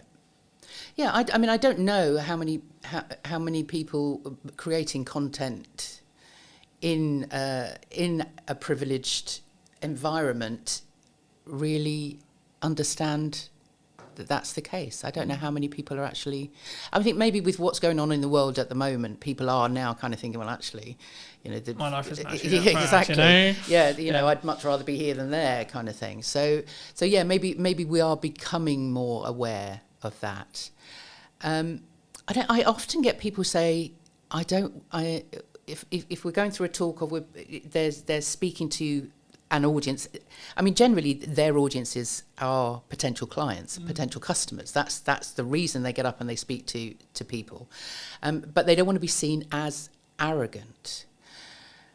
But what I say is, it's more as long as you're confident, you're doing it. What you're speaking about is, like you were saying earlier, people don't like to blow their own trumpets. They don't like to sort of say, look at this. But actually, in some cases, you need to have that. I don't want to say arrogance. Arrogance isn't the right word. I think it's belief. But it is a belief, yeah. But it's arrogance with humility. Has this kind of it's the confidence to know that what you're sharing is of benefit, is of value. To know that the experiences that you've had and the accolades, awards, whatever it is that you're sharing, it's not. You're not showing off. You're actually saying, look, this makes me credible. This means, and hey, I work for it. Yes, yeah. You can trust me. I have the discipline to get myself to the. I am running a 5-day. I have done for the last 2 or 3 years now, a 5-day acting course for stunt performers. Okay. So stunt trainees, people that want to get onto the British Stunt Register, and actually. On day one, they come in and they're very, very nervous, as they would be, because they don't want to be actors. They want to throw themselves off buildings and get into fights with superheroes. That's kind of why they want to do it. But they have to act. They're on set. They have to be able to act. So on day one, on the Monday, they come in and they're very, very nervous. They're like, oh, but these guys are athletes. Guys and girls, they've been through the Olympics. They've done, these are like proper gold medalists. Some of them in all sorts, gymnastics, horse riding, all of that stuff. But ask them to speak and tell you what they've done. They don't want to do it. So on the Monday morning, it's like, it's like, hold on a minute. On Friday, I'm going to get in a stunt coordinator to talk to you on a Friday afternoon. By Friday, you need to have your 60-second elevator pitch. If you got in a lift with Steven Spielberg, what are you going to tell him that's going to make him want to work with you? So through the week, so by the Wednesday, they have to do it again. By the Wednesday, they're now speaking their stories out loud. So we're now finding out that they are, gold medal. One guy had been training with Tom Daly for the last 7 years. Got to got to the Olympics. Yeah, gold medal, parkour, European champions, all of this. And as soon as they speak that out loud, they get the reaction from the rest of the group going, wow, that's amazing. Didn't know that on Monday. Yeah. And so by Friday, they've now taken on all of this feedback, and they've seen people kind of go, oh, lean in and listen. They want, the people want to know more, and so it's not arrogance. We always say to them, name drop. Don't name. If you've just worked on Tom Cruise's film, don't go into a pub and start mouthing off about how great you are and you've worked with Tom Cruise. That's not the right place to do it. But if you're on a lift with Steven Spielberg and you've just worked with Tom Cruise, that's going to impress him. Not like, oh, aren't you great? But actually, I can trust you, because if you've worked I think they'll with that, see them as a colleague. Then it's that quick. Yeah. Can I see you as a colleague, or are you just a person? Yes. Right. Yes. Yeah. But it also is that credibility. If you've worked on a certain amount of films, and it goes any business, if you can prove or if you can mention a name that somebody else knows, then they can ask that person how you are to work with. They know that you've turned up for that job on time, whatever, all of that reliability. So don't be frightened to blow your own trumpet, because it really does aid your credibility and your trust and all of those things that you need to build with your potential customers and clients. You obviously work with people, I guess, in a more public setting, right? When they tell their stories, they're more, I imagine, correct me if I'm wrong, but I imagine they're mostly in front of rooms. They're maybe having it filmed, or they're doing a virtual equivalent, right? So they're speaking to a group of people. Is there crossover between like speaking in front of a room and delivery and creating content? It's all content, isn't it? I mean, it whatever you write. I mean, this is the other thing with the process that I go through with my clients, is that it might be that they'll come to me because they've got a 15-minute talk that they're giving in a room somewhere, or on a conference stage or whatever, and it might be about personal branding. It might be about software design. Whatever it might be. But we'll still go through that process. I'll still ask them what they do when they were 9 years old, and every story that comes out is relevant, and even if it sort of gets thrown over the shoulder and like, we won't use that yet, they've owned it. Once it's they've said it out loud to me and I've written it down on a piece of paper, it's there in black and white. You've owned this story now. This is yours. And so by the end of the process, they might only have 15 minutes for that particular presentation, but they've done all of that work. That means that they can then create content from it. Yeah. So then they've got a blog, they've got a story to tell, they can get on video and make some videos, they can do a Zoom webinar or whatever. They now have all of that content. So there is a crossover. I think there's a way of using both. Because the reason why I asked that question is because when I started doing public speaking, whether that was through a Zoom or as part of a conference or as part of like my own events, I was like, yeah, I'm gonna ace this, right? Been on video 10 years, piss, right? Like been on podcasting forever, etc., etc. Then I had this moment, I was like, shit, hold on, this is different, right? This is not the same. This is like real people, and they have real reactions, and they like, if a joke doesn't land, I will have the feedback instantly. And I think that's why I think sometimes there's this, like, I think they're more adjacent skills, but I think for me, I think you should develop both, right? Because I think there's obviously byproducts of what happens across, but when does it go wrong? Do people focus too much on perfectionism, would you say? Because I'm speaking as a content person who helps people with content a lot. Everyone's like, I'm not going to do that. I'm only going to overthink it. Can't do that. I don't have the podcast. Don't have this because it's not perfect, right? I don't have the perfect live stream. I don't have the perfect camera setup. I don't have the perfect microphone. So should I still do it? Yeah. Oh, yeah. I mean, done is better than perfect, isn't it? And there's no such thing as perfect at all. But having said that, I am the world's worst. I should be making more video. And I do make video, but they're still all on my phone.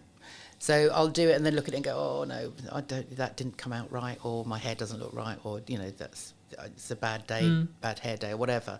And so a lot of those things still sit on my camera.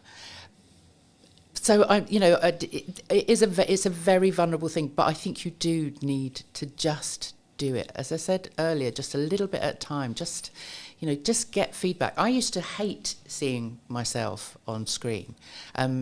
Most of the acting stuff I did was on stage, so I never saw myself on, you know, it wasn't until Zoom, it wasn't until lockdown when we were all confronted with our own image on a, you know, on a screen. Oh my God, is that how I look like? Oh my God. Exactly, is that what I sound like?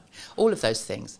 But over that year on and off of lockdown, I saw myself a lot on the screen, and you get used to yourself, you know, and actually now, yeah, I don't look too bad. I can get away with that. But going back to what you were saying about how you started out in that sort of space of suddenly standing in front of an audience, having done video for so long, I'd been on stage as a character for so long that when I then had to stand in front of people as me, then that was like, when I used to introduce the kids shows or the adult shows or whatever, you know, we'd put on a performance at the end of the term or whatever, I'd have to stand up and introduce everybody, and I'd got that. My heart would be going, I'd be the sweaty palms, it's like, I don't know what to say, I'd have to read it all. But over the years, and especially now, when I started Power to Speak, I thought, well, now I'm going to have to walk the walk. I'm going to have to talk the talk. So I have now pushed myself to do as many podcasts as I can and get onto stage if I can, put together talks for myself, just so that I can say to people, look, I've been there, I've done it. Yeah. And so it just takes practice. It just means that you see so many people, I think, end up procrastinating over what it is that they're going to say because they don't think they're going to be good enough. They think they're going to be judged. That they're going to bore people with their story, and so they don't practice. They're worried about actually saying it out loud, or they put off for so long what they're going to write is that they'll do it all the day before with their visuals and all of that stuff, and then suddenly wonder why on the day it goes down a bomb because they just haven't given themselves enough time to really work out what it is that they're saying. I think, for me personally, anyway, like, I think the only reason, so there's a couple of things. Like, one is focus on that 1%, right? Like, for me, I would rather have imperfect action that then leads to a 1% rather than I'm actually comfortable, I'm actually good, because then I'm not moving forward, then I'm not doing something unique, I'm not positioning, or even if you just look like marketing positioning, I'm not then marketing myself or positioning myself as the go-to expert of what's missing. Like, that's why the podcast is called What's Missing in Marketing Today, because I want to talk about what's missing, not what everyone knows, right? And I think for me, yeah, it probably will be the same 5 chunks throughout the next series, but it will be the nuance of each guest's input or my input on the day, etc., that will be the reason why someone will potentially then go, oh yeah, okay, we should what we got. But I think the reason why I think some people stop is, I guess the way to think about it, and this will be in your position as well, like, they want to do it perfectly and they want to be consistent because maybe they hear, like, for me, you had to be consistent for it to work. But I would rather someone started, got some feedback, stopped, then carried on, then rinse and repeat, rather than they just don't do it. And the way I would maybe rewire, like, having stuff on someone's phone, because I'm sure, like, you're not the only person, right? And I'm sure there's lots and lots of people. For me, this is going to sound really weird, but, like, I don't even think about the concept of posting it, because by the time I thought about the concept of posting it, I could have already posted it and I could be moving on to the next thing. And I use market data to tell me what's good and what's bad. So something I'm doing right now, because I've got a hub strategy with the podcast, is I'll put all the podcast clips out before the episode is actually live to test which of the clips is actually the best in regards to an audience reaction. And then the best 1 or 2 will go on the main account. Because of the nature of having 2 accounts, you can sort of test bed it. So I'll give you a quick example. At the time of filming, Sarah's episode came out at the start of this week, and a couple of the clips did really well. So there was 2 outlier clips. When I put it on the main account, it got 4 times what it did on the other account. Now, the other account's new, and it's deliberately designed in such a way where it's just for podcast clips. It's also a test bed, etc. But the thing I found really interesting is when I did that, I think it was like 500 on the test account, and then it got like 2,000 on the main account, right? But it was because I didn't need to question whether the creative or the clip was any good, because I already knew, because I knew it had already overperformed. So it was like, okay, cool. So now I'm going to serve it to my audience as kind of a test bed already. But also I experiment a huge amount. So I think the reasons why I'm quote a good marketer is because I experiment. Because when I get something that works, I run with it, but then simultaneously I'll experiment with another 4 things. I guess the question in your space is, if someone's listening to this and maybe they have a talk coming out and they have maybe an instinct during their talk performance. So they have their prep, because they have that preparation, they know that they should be preparing, but they have an idea, right? They have, maybe the audience, this would be really valuable, this idea would be really valuable, but I haven't prepped it. Should they use it? No. I'm thinking you've done that, haven't you? I have. and it so I'm partly asking selfishly, because I have done that. Yeah. And lots of people have.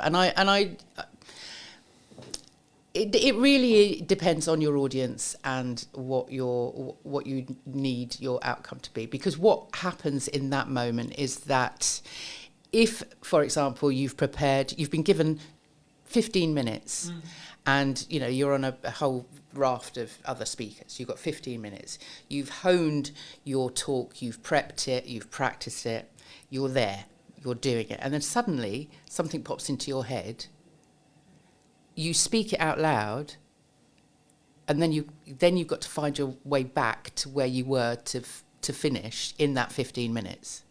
Because time is really important. Yeah. And people don't seem to understand that actually, either they'll think, right, I've got 15 minutes, I need to cram in as much as I possibly can in that 15. I need to tell everybody everything. Now, give yourself space. Is make sure that if you've got 15 minutes, you've only got maybe 12 minutes worth of content, so that you can really speak in a measured way. If you then come out of that because something else has popped into your head, then you've kind of messed up all of the work that you've done, really. Because what it also does is it takes you out of the moment. And the whole point of putting together a talk that is structured is the whole thing is a story, from beginning to end. It's not necessarily a series of stories, but if you've prepped correctly, you should have the hook at the beginning. It's that whole journey that you take them on. If you suddenly come out of that, it would be it would be like if you were watching a film and then suddenly the lead actor stopped and turned to the camera and sort of said, actually, I was just thinking about this. Sorry, where were we? Let's go. But it kind of takes the audience out of that journey that you're taking them on. It can work, and if you are a seasoned professional, then maybe. But actually, if it's not something you're used to, then don't do it. Because what you want at the end of that 15 minutes is people asking you questions. You don't want to fit everything into that 15 minutes. You need to put in enough teasers, and you need to be interesting and entertaining enough that actually they want to come up to you afterwards and find out more. So you don't need to put everything in there anyway. I agree. I think it's the context, right? Like anything, it's context, right? I think for me, every time I've done it, it's been, okay, I had a plan to do, let's say, camera confidence, for example, right? And then I find that the audience I actually have in front of me isn't actually that fussed about camera confidence, or maybe they're already quite confident. Okay, cool. So let me go back into the stuff I already really know and go, right, okay, would they actually more care about the stuff that's now working on social media, right? So I think in my stage where I'm at, I can do that because I have a set of stuff that I know really, really well. And I don't really need to prep that much because I have it passively in my head. So I know what's going on with Instagram. I know what's going on LinkedIn. Algorithmically, I know what's going on. So if I'm ever asked a question randomly out of the blue, what's currently hot on social media right now? Okay, well, short form is normally the answer that most people would give. I would say actually live streaming is probably actually the thing that's hot right now. And the reason is it's counter AI, right? So bridging back to the start of our conversation about AI, it's actually anti-AI, because for AI to be live, it's nearly impossible as of today, right? I'm not saying it's not going to be, it might become da-da-da, but from my understanding of the technology, from what I've played with, it's nearly impossible for a live stream with people on it to be AI'd, from what I know. And that's one of the reasons why I think it's the unique thing to do, because also it takes a lot of confidence, it takes a lot of planning, it takes a lot of prep, but also it could be the reason why you're found, because it's a different algorithm than the video, than the shorts, than the reels, etc.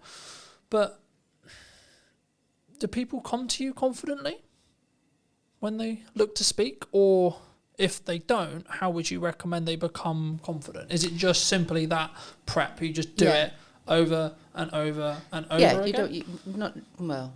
I mean, just coming back quickly onto your point about you in that space. Like me, if you are running a sort of an interactive workshop presentation type of thing, then yeah, read the room. Always read the room. The number of times I've been into a class with with everything, a workshop with everything noted out. This is like 5 minutes for this, 5 minutes for that. To throw it out the window every time, because you are interactive and you're feeding back. You're getting that feedback. So then yes, and we have that knowledge. We can answer those questions. If you're in a Q&A, then obviously you're talking off the top of your head. You're improvising. Absolutely, and that's fine in those situations. Absolutely, but if you have a structure, if you are a keynote or part of a speaking presentation, you've got a certain amount of minutes. You want to make an impression. Stick to what you've planned. Is that style, though? Do you think people like? Because I really love improv. Oh yeah, no, improv is a big. I personally prefer to do improv. If I ever can, I'll do improv. I will always say, memorize to improvise, and improv is one. I'm an actor. It's one of the. It's one of my favourite things, and the number of business people that I get improving in one of my sessions, because I run a monthly speaker club, and it's a big part of that, and people are uncomfortable with it, and I understand that, but actually it is a big part of just getting people to understand that it's not about reading a script, it's not about learning a script, it's about telling stories. It's about, if you've got data even to put in there, nobody's going to remember your data, but they will remember how you made them feel with that story. That Maya Angelou quote, which is fabulous.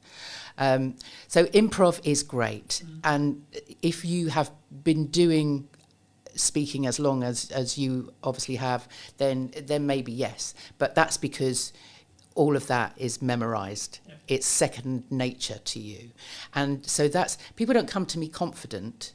No, they don't ever come to me confident. That's the whole point. And I think even the most confident, outwardly confident people, when they get into a room and we start sort of digging down, it's like they everybody has those voices in their head that tell them they're not good enough, nobody's going to listen to them.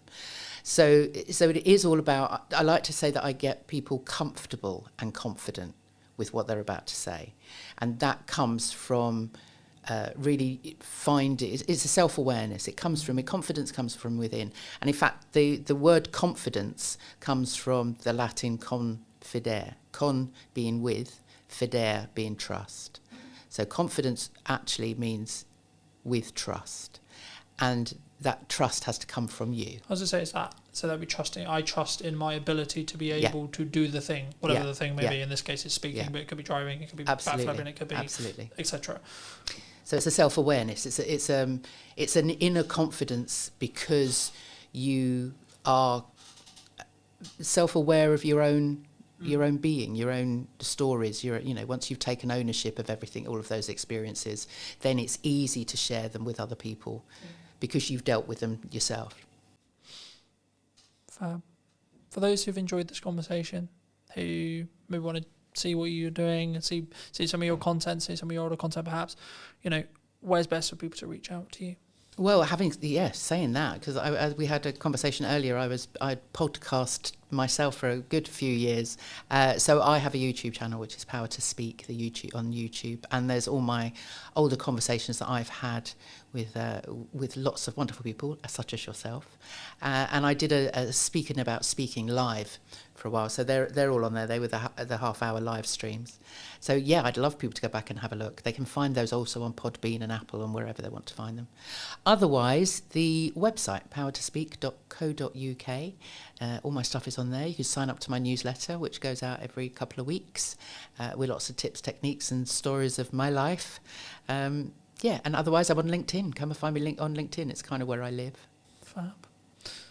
If you were going to speak to yourself 10 years ago, and if you were going to give advice to that person, what advice would you give them? Oh God, what was I doing 10 years ago? Somewhere in the middle of acting in fashion, I'm sure. Well, no, that was a bit longer ago than that, but thank you for that, Carlton. No, I don't think. I think 10 years ago I was working I was working in arts development, so I was running workshops. I was teaching drama. So what would I have said to myself? You can do this. You can actually become your own boss. You can build a business around helping other people. And I do. That sounds really cheesy, but actually, what I do, I love what I do, and it's because I actually can see people taking that next step. And I think I don't think I ever envisaged myself 10 years ago with that ability. And maybe that goes back to that breakout room and just having somebody say to me, you get people to show up powerfully in the world. And I would never have known that 10 years ago, but that's not advice I would give to myself, but I'm very glad it's happened. Thank you so much for coming on. You're welcome. Thank you for having me. And if you did enjoy this episode and would like to see more like it, make sure to be subscribed to the channel. YouTube thinks you enjoyed this episode, so why not check that out? And I'll see you very, very soon. The only reason why it's consistent is because I'm being consistent with the output. I'm constantly looking at, okay, how can I up the quality? How can I do something different? I often just encourage people to use what they've got and start showing up and start posting video content with that strategy in mind and continue to, test and change and see what works. What do you think is missing in marketing today? I think there's a lot of distractions from different things that come up. So I think sticking to a strategy and being consistent in that regard, rather than jumping on this latest craze and hype and all that kind of thing, is definitely a trend I see happening. I'm focused on a very few set of pillars to get work now, right? From a marketing point of view. Paid ads, content creation, and testing my creative to then using paid ads. That's basically roughly what I'm doing. Hello, my friends. Welcome to a brand new episode of This Week in Marketing Today. And what is missing in marketing today, more specifically, today I'm going to be talking to Andy. He is someone who does a lot of video strategy. He's a filmmaker and also, of course, an agency owner. Andy, thank you so much for coming onto the show. Thank you so much for joining me today. And before we start off, before we get into your story a little bit, I mean, what do you think is missing in marketing today? I think there's a lot of distractions from different things that come up. So I think sticking to a strategy and being consistent in that regard, rather than jumping on this latest craze and hype and all that kind of thing, is definitely a trend I see happening. There's obviously lots of good people doing things there as well online, but I think there's still that hype that's been going on for a long time online, in the online marketing space, where it's like the latest craze, AI or whatever else. And lots of businesses obviously popping up recently with AI and stuff. And it's, some of it's free, obviously, some AI, but you see more and more people now like trying to monetize it and stuff and create their own AI, products and services and things. And so I think that can often distract marketers and actually do them a disservice rather than actually enabling them, because they actually might be, instead of being empowered to use that and have a strategy attached to it, they might not actually have the strategy side planned out enough. And I often just encourage people to use what they've got and start showing up and start posting video content with that strategy in mind and continue to, test and change and see what works, find out more about your audience, do that market research, and just test what you think people will want and see. And then obviously also ask questions and start conversations. Is like, what do you want? And those kind of things, that's the fundamentals of marketing. So I think if we just come back to the fundamentals of marketing, then that's just obviously a great place to start. It's the foundation. And then those other things can come into it and be useful. But I think a lot of time it's just people jumping straight into the... Yeah. Do you think, I guess my next question would kind of come along, like, should we trend track? Because I think some people within context and within, like, bandwidth, like, my view on it very quickly is, like, if you can do it whilst doing the stuff I'm sure that we'll touch on in respect to, like, the traditional marketing pillars, I think you should look for opportunities to get yourself out there a little bit more, and you should always try and be more visible, etc. But like, just building off your initial kind of answer, do you think people, they jump to trends maybe because it's easier? I think it's exciting and it's obviously shiny, and it's like it does get you more of your attention, and a lot of people talk about attention and like, oh, you have to do short form now. Yes, you have to grab people's attention, and it's like people don't watch for more than like 30 seconds or things like this, and it's people not understanding that if you understand the person that you're talking to, you can get them to consume long form content. And I think there's just different things like that that are going around, and it's been going on for years. Obviously, like people talking about their perspectives of what they see working, and it's like, yeah, that does work, but it doesn't mean that you have to always do short form. And it's like other audiences will want to watch that long form content, especially when they're like really interested in that one topic. So I think sometimes those different things that come into it, they're like different advice from different people.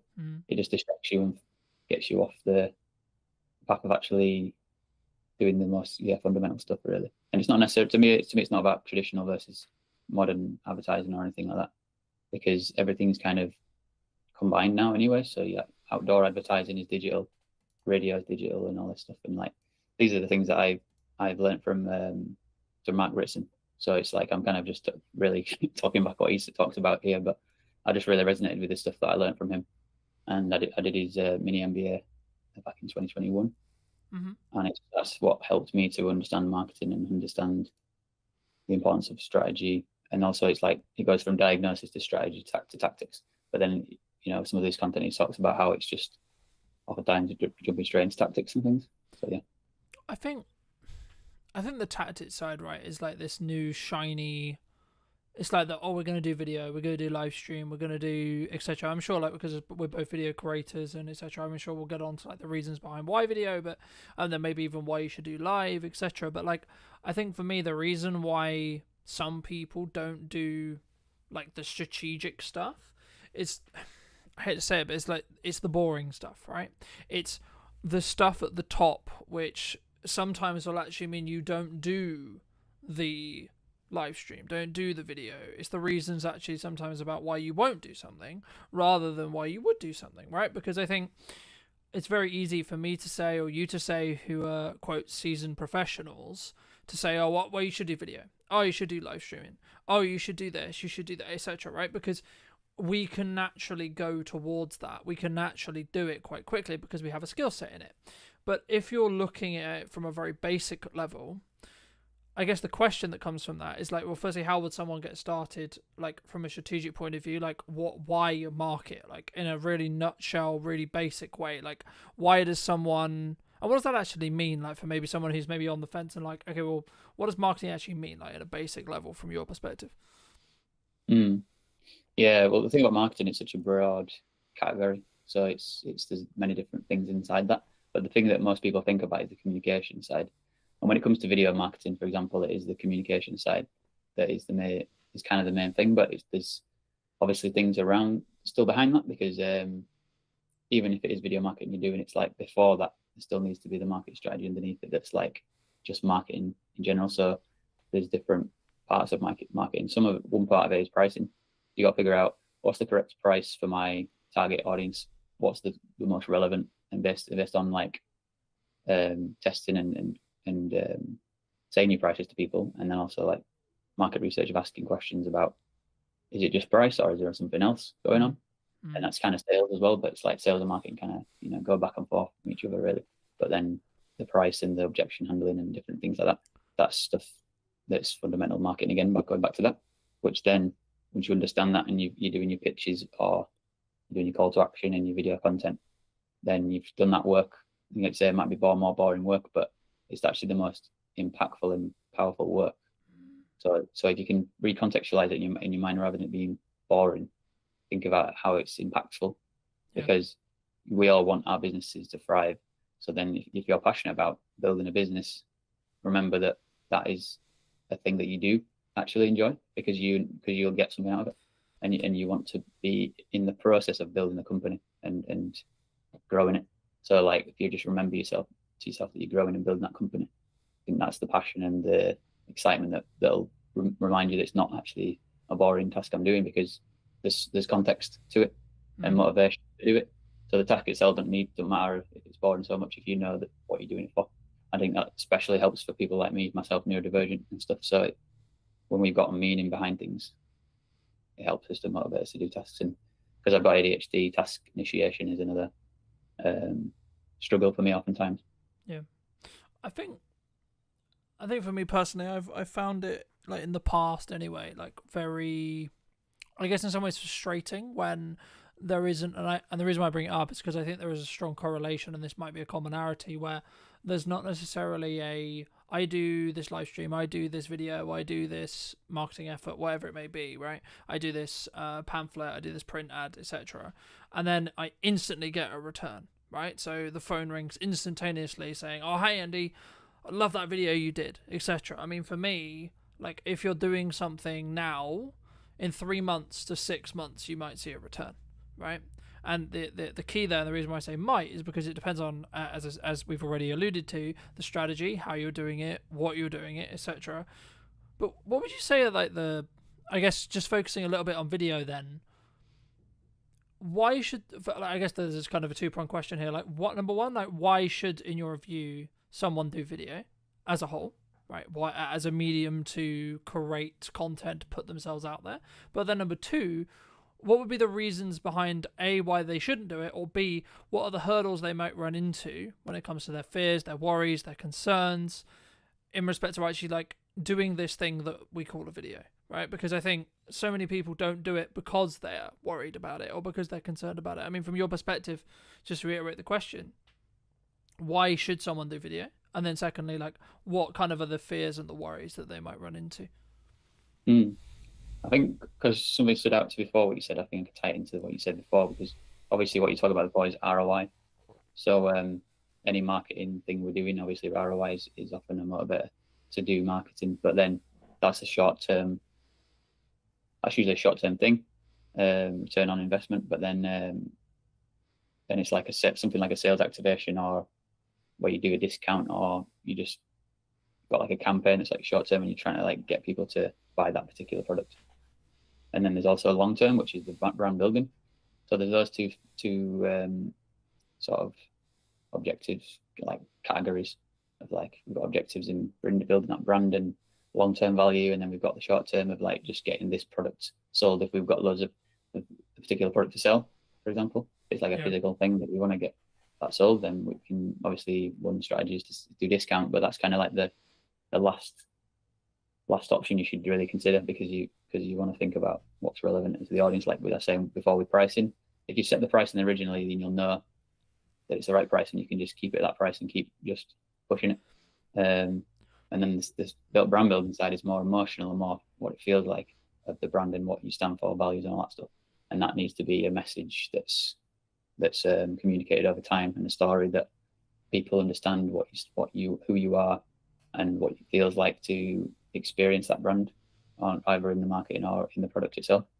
So I think those things are important in whatever marketing you're doing. But then if you were using video, there's some of the benefits are that if you're a person like talking on camera like we're doing, it's like it can humanize the content rather than just text on a screen. Personality can obviously come through text as well, but it's like, I feel like it feels obviously more real. It's like a simulation almost of like real life stuff.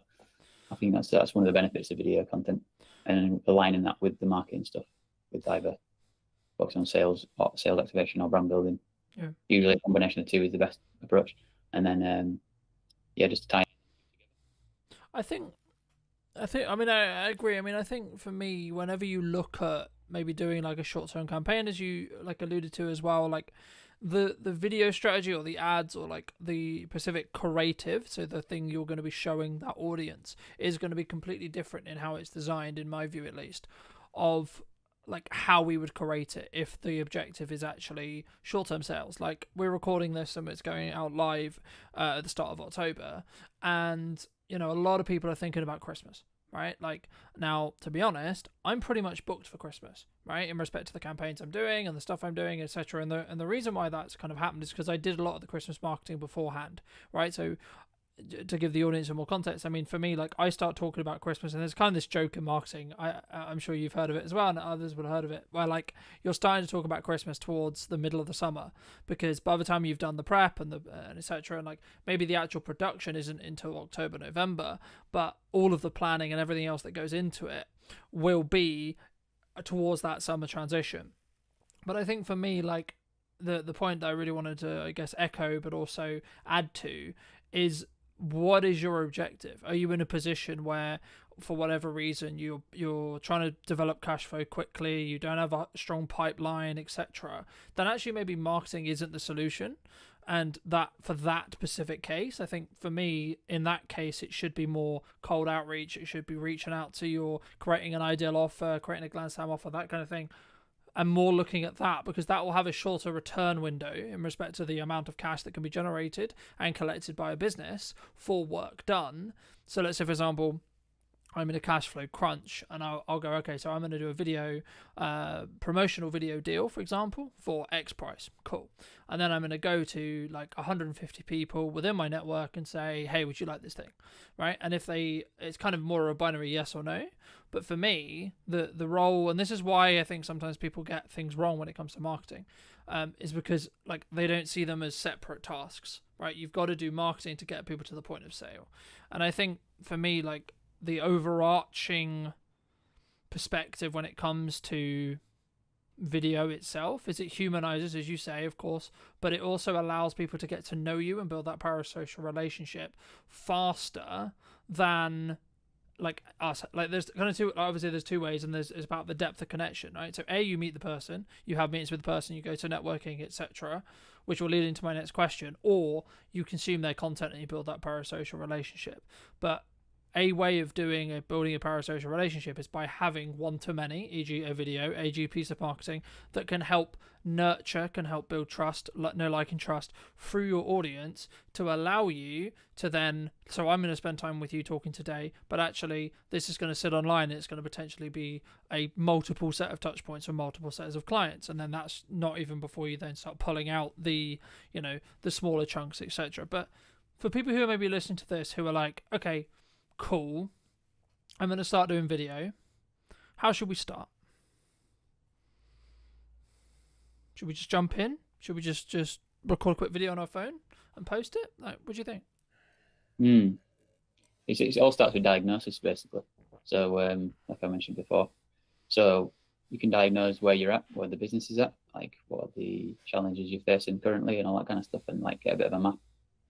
You can also then think about what you want to get to, and then map that out, and have use different tools. So like project management tools or things can be useful, like diagrams and different things like that. And once you've had that, then you can sort of think about like what could be the quickest thing we could do if we wanted to do that. Like if we wanted to, we want to get like good at creating videos, so maybe we could like do something really simple that moves in the right direction, but it's not so specific at the moment to actually get into that vision, but it's us practicing the skill of it. You could do something like that, for example, and you could just keep it really, really simple of like, let's just get on a video and just say, hey, we're thinking about doing more video content, and just like, we want to hear from you what your struggles are right now, like challenges and things, like let us know in the comments, or like give us your experiences of what it's like been like in the past with other content we've done, or other interactions we've had or whatever. And just see how people react. Because I know that sometimes some people actually get like a really good response from that, and other people don't get anything. So it's worth testing things like that and seeing where your strengths are and stuff. Because sometimes people have got a massive network and they've just never created content, or maybe a few written posts every now and again, but they're not really put video content out or content like that. And then just one thing like that can often get a lot of different people commenting and things, and obviously you can share it around and things. So that's one way of getting started. And then going back to your vision and your diagnosis of like where are our challenges and where are our strengths, and like how do we lean into the strengths and sort of make up for the challenges that we're facing at the moment.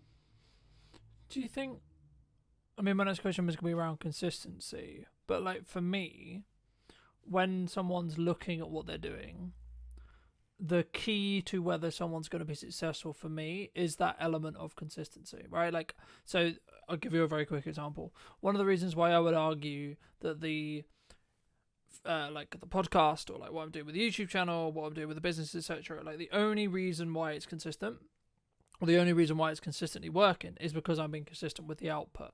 I'm constantly looking at, okay, how can I up the quality? How can I do something different? How can I, how do I attract someone in that first 4 seconds or 5 seconds or 10 seconds, depending on where you look at your hooks, etc., depending on what platform we're on, etc. But from your perspective, I mean, is it just about having those consistent reminders going out and having that consistent content to show up for your ideal audience, or is there actually more to being consistent? And then if so, how would you recommend, from your experience, people actually are consistent when it comes to video or when it comes to marketing as a whole? One thing I was thinking about when you were talking about something else earlier was like about, I think you mentioned about like getting your personality across, and I think that's a big benefit of video.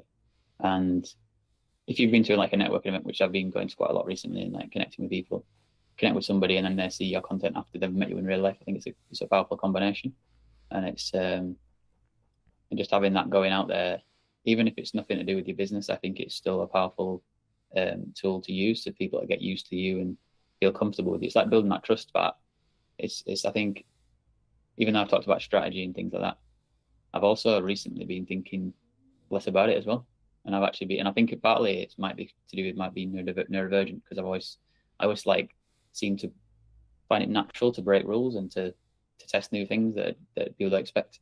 So like for me, I've been more like less strict about strategy and less strict about certain ways I show up to sort of say I do video content and all that, because I know that just showing up and being myself will like I say, will build trust, and people will go into my page and they'll see my other content I've done about video content anyways, and they'll see, like, read my headline, read my bio, whatever, or go on my website, whatever, and then they'll find out more about me naturally.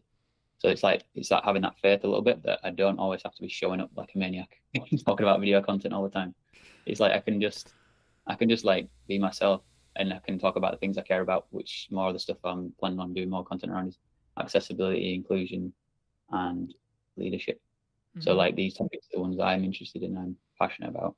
So then me talking about that is just an extension of my personality, and it all motivates me to create more content. And then there's also going to be those moments when I go back to the expected thing that I talk about, which is about video again. But then because I always use a lot of video content anyways, and I'm filming myself, people will see the video content. So they'll see the quality of the content that I'm filming. And that's already showcasing my skills at the same time as me showing my personality. And I think for me as a video person, that's one thing I often remind myself about. So I don't need to stress myself out to think I need to be giving these video tips like everyone else does, or I need to do this, or like showing up in a certain way and like strategically positioning myself in a certain way. Like I'm still working on that, and that comes with time, I think, a little bit to refine things. But it's like I don't have to be too obsessed with that. And like I say, I like to break the rules and just test new things. I think, the things I'll just pull out of that I completely agree with. I think sometimes when we look to either do video, we look to do content, it has to be in this model of like loads of people online, Gary Vaynerchuk, etc. Like people who I follow a lot, like they constantly talk about add value, right? But I get where they're coming from, and yes, you should, right? Is the answer, but the caveat is, actually, if you're looking for long-term sustainability and long-term growth, and it's kind of a cliche now, but people do buy from people, right? So when I'm looking for a supplier, when I'm looking for whatever it may be, I'm looking for a position where I can get to know the person behind the brand, right? Yes, I need to know that you're a good, in your case or my case, yes, I need to know you're a good videographer. Yes, I need to understand that you're good at X, Y, Z. Sure. So personally, yes, you should have some of that content out there. Yes, you should be sharing your knowledge. Yes, you should be sharing. But I think for me, it comes back to, and this is something I touched on last week with Chris, it's just about bandwidth, right? We discussed at the beginning a little bit about trend jacking, and this is where I think you can really have that kind of creative spark and kind of that creative element. But we did mention at the beginning about, like, everyone wants to talk about AI, everyone's looking to use AI. I mean, are you personally using AI? If so, like, how? But also, should we? Like, why do you think it's such a big talking point online at the moment? Yeah, like initially I was thinking to myself, I don't use it much, and now I'm thinking I do, because it's integrated now into a lot of things we use. So I think I let everyone use it now to some extent, without a lot of time, without realizing. Like AI is obviously built into search engines now. It's built into video editing software like DaVinci Resolve that I use. So it's like I do use it, but I don't really use it in much of an intentional way of like using one specific tool and like in that kind of way. But yeah, it's become a part of my workflow. Like definitely some useful features in DaVinci Resolve, like background removal of noise and things like that. Do you think it can go too far? Do you think people can use it too much? Be a tool that's used for this, for like I say, go back to the strategy and really, because I think you mentioned earlier, like sometimes it's about what you don't do in your strategy, and you just think of, like, as long as I'm clear about what I'm not doing, it'll become clearer what I will do, because it's like I have less options and the choice overload is reduced, and you become more clear, you have more clarity, and you're like, I'm not going to do that or that or that or that. Yeah. And especially if you're thinking like as a default perspective, not to jump on hypes and just think about your strategy, then you're going to be like more grounded and be like, what's going to be best for the strategy? Yeah. And then you make that decision. And then if it is one of the hype things, you can go, okay, I can use that and test that out as part of it. But it's not like a crutch. I think you have to experiment in marketing. Like, that's the first thing I would say. And then the second thing, though, would be everything I put through that I'm thinking of doing, spending money on a trip, whatever it is, a piece of gear, so on, right? Or even nowadays, to be honest, looking at some client jobs and looking at some projects that I'm like maybe asked to consult on, or asked to help with, or asked to produce, or whatever. And I think, is this going to make my boat go faster? Is this money worth the time, energy, resources? A. B, is the client the right fit? Right? A, B, or C, like, how does their attitude, like, how do they work, what is the value exchange good in respect to either how much you're making or potentially the benefits that client could potentially work with you, etc. Like, but also, do you like them as people or person, depending on how you're working as well? Because I think sometimes something that I definitely struggled with in the early days was doing a load of things, like all the things that we say we should be doing as business owners, right? I need to be super, super visible. Okay, so that means I'm going to go to 100 networking meetings. I'm going to go and do 15 one-to-ones a week. I'm also going to do content. I'm also going to do this. I'm also going to, put some banner ads out. I'm also going to do some paid ads. I'm also going to do this. I'm also going to like put letters through or leaflets through people's doors, etc. But the issue is, actually what ends up happening in my experience is you end up doing nearly all of those things badly. Instead, what you should do is you should say, okay, well, firstly, how do I want to spend my time? What's a good use of me as a founder, me as a leader, etc., spending my time? Okay, so for me personally, me being in content, I will never be able to outsource. Everything else about the content I can outsource. How it's edited, how it's SEO'd, when it's posted, all those things I can outsource. Me personally being in the content, talking to you today, I cannot outsource. I never will be able to outsource that unless we get to a position where, of course, AI can generate my content for me. But again, I would argue those who already have an established brand will be the ones who win from that, because actually it's me AIing myself, if that makes any sense, but it would only be used in a context to allow me to accelerate what I'm doing. So it would still have my nuance, it would still have me, but that only matters because of the years of work I put into building brand, right? But I guess the question that comes from that is there an opportunity with AI to potentially, like, I guess, infinitely scale? Or is it something which you're looking at as, okay, I can look for efficiencies, but actually, because I'm seeing kind of two camps. One is, yeah, let's use it, let's optimize it, and then let's use it to go out in volume and use it, etc. But also people are going, actually, no, we're not going to use it, and we're going to stand and say, I mean, I was on a very marketing websites, an old marketing person who I used to know a long time ago, their website today, and they have an AI policy. I didn't go into it, but I assume what that says is either this is how we use AI, or we don't use AI at all, right? I mean, looking forward into 26, 27, 28, do you think that more companies are going to do that? It's about adaptability, really. Like we're saying with marketing, you do have to see what's going on and adapt. And whenever something makes sense, like I say, if it fits with your strategy and you think that could work to help us, that's a good thing, as long as you're not scrambling around and don't know what you're doing in the first place. Like with the overall strategy, you're all right to test and adapt. And I'm trying to think, what was the other topics? AI and it's specifically, I think, for me, like, about, do you need to be doing everything, right? Like, I gave that story of, I was doing loads and loads of things, and then I was doing them really badly. So for me, I'm focused on a very few set of pillars to get work now, right? From a marketing point of view: paid ads, content creation, and testing my creative to then use in paid ads. That's basically roughly what I'm doing. I'm dabbling in a bit of blog writing, etc., etc. Like that's one of my unique kind of like testing things, and then I'm building out the YouTube channel potentially as another revenue stream, but also as another marketing source. So that's personally what I'm doing. Do you see people going down that route and just doing a small set of things very, very well, or do we think does one think that we need to be a bit more diversified as a whole when it comes to our marketing?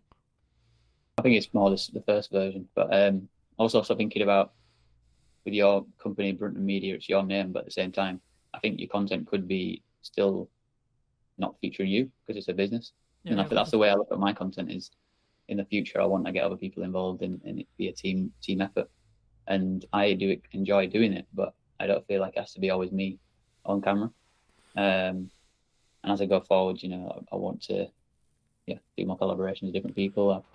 I'm going to be like putting more events together and things like that. That's definitely a part of my journey going forwards in the vision of what I've been putting together. And different communities I want to target and create those movements together in a way that gives back, and then also do a way to get my name out there and promote myself. I think it's a good thing when you can find ways to do both those things together. You're having a positive impact and you feel satisfied by the interactions with people, networking and being creative together and things, collaborating. But then you're also obviously putting your name out in the brand building side of things.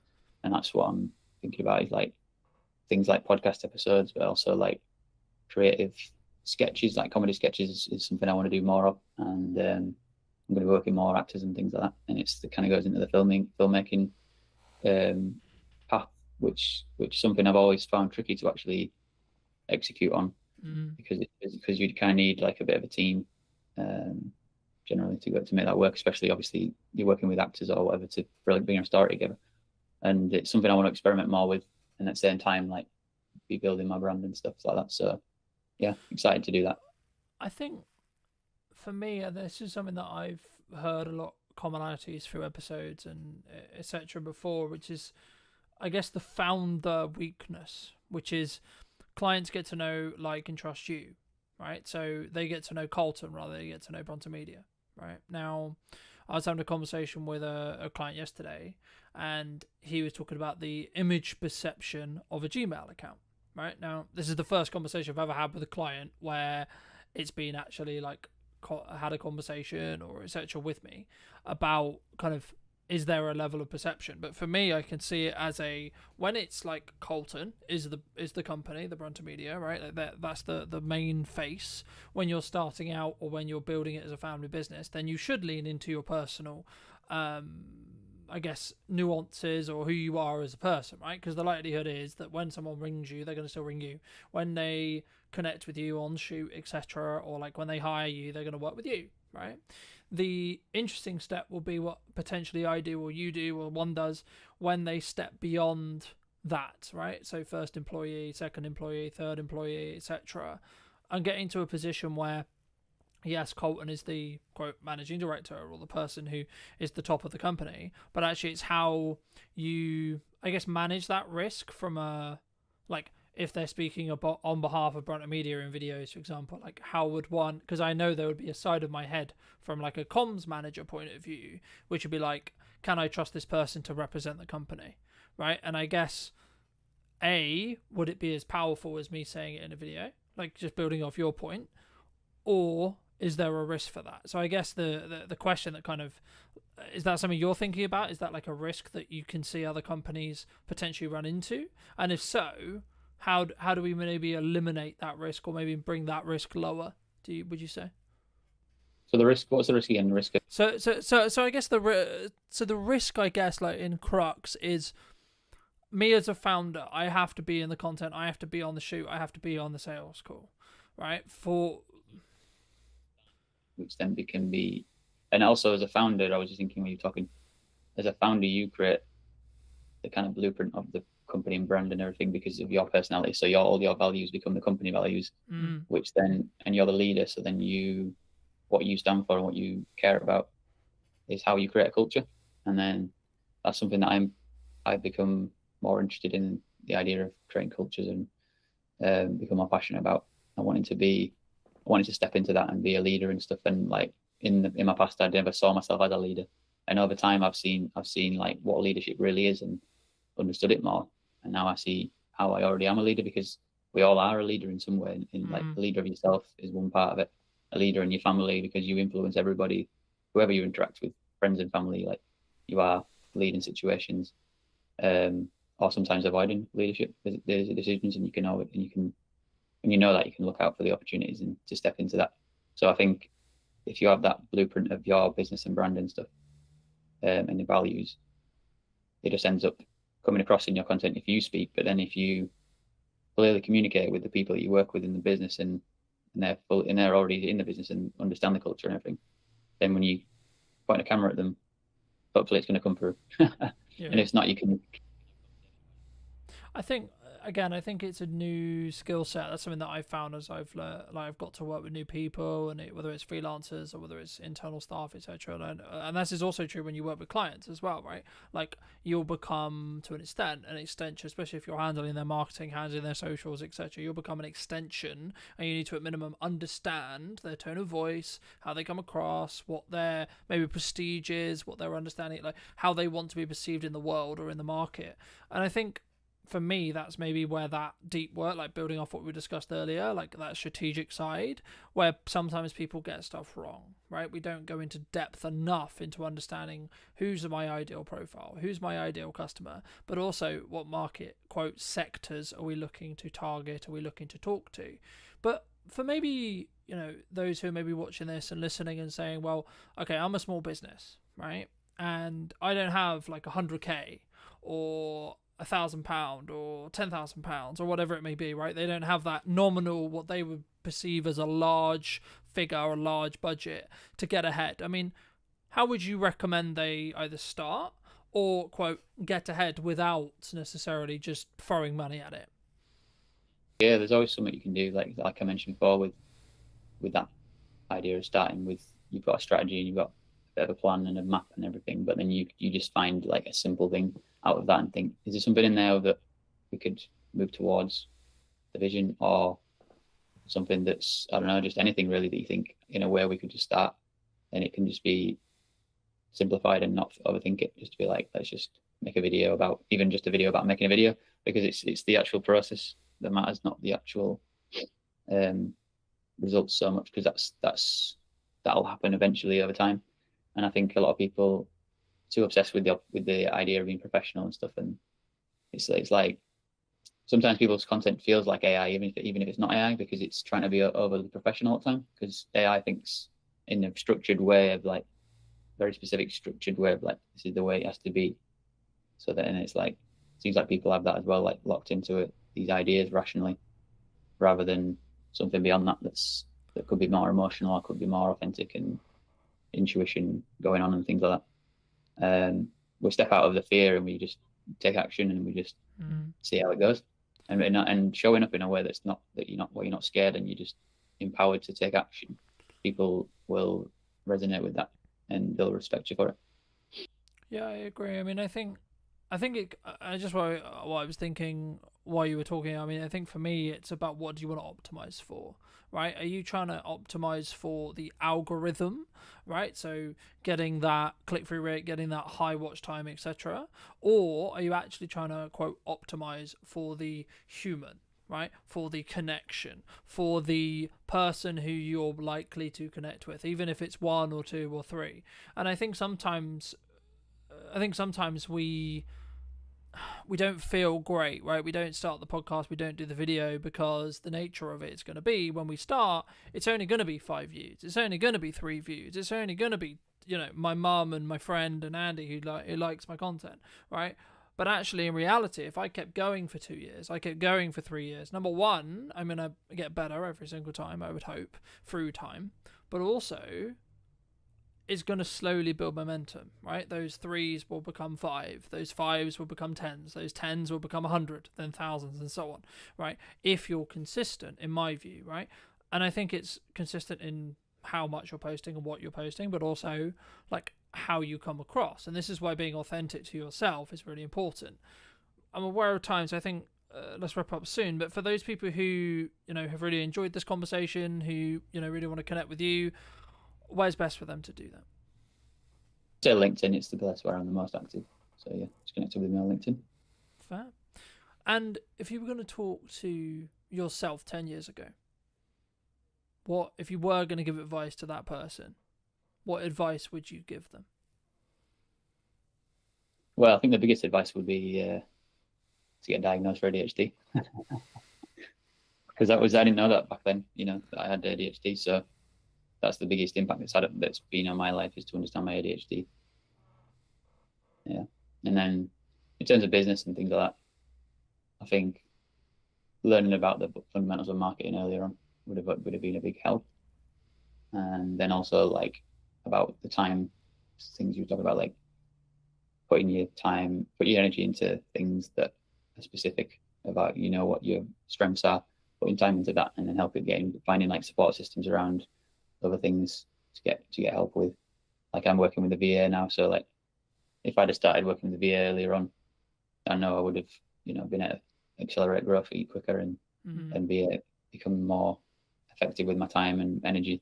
And I also don't think of time, and I don't think of it as time anymore. I think of it as just energy. So I just think like, what energy do I have in this moment, this present moment, and use that based on what I want to get, what I want to achieve and stuff like that, and what are the priorities and different things like that. So I'm like thinking of, sometimes I'm just thinking of like, even like when I'm out and I'm at a networking event, I'm thinking, should I take longer and get a bus? Or should I just get a taxi and get back? And recently I've just been getting taxis because I'm thinking energetically, I'm thinking, let me just get the taxi and get back into stuff. And I've still got the momentum to finish work I'm doing or whatever, rather than saving money and do it and getting the bus or whatever. It's like different things like that, like time is on one hand and then the other is energy. And I've been sort of like noticing the difference when I'm making decisions based on what feels good in the energy. Well, and that's also like my personality too. Yeah, it's just as a final thought. I mean, for those who've got this far, I mean, thank you obviously for listening. But like something that really stood out to me from what you were saying, that also agrees with like someone else who I really respect business wise. He said, well, you need to specifically understand it's about fit efficiency, right? But also about how you set your mindset up when it comes to like what you're going to do. So there's kind of like two modes, the way I see it in business.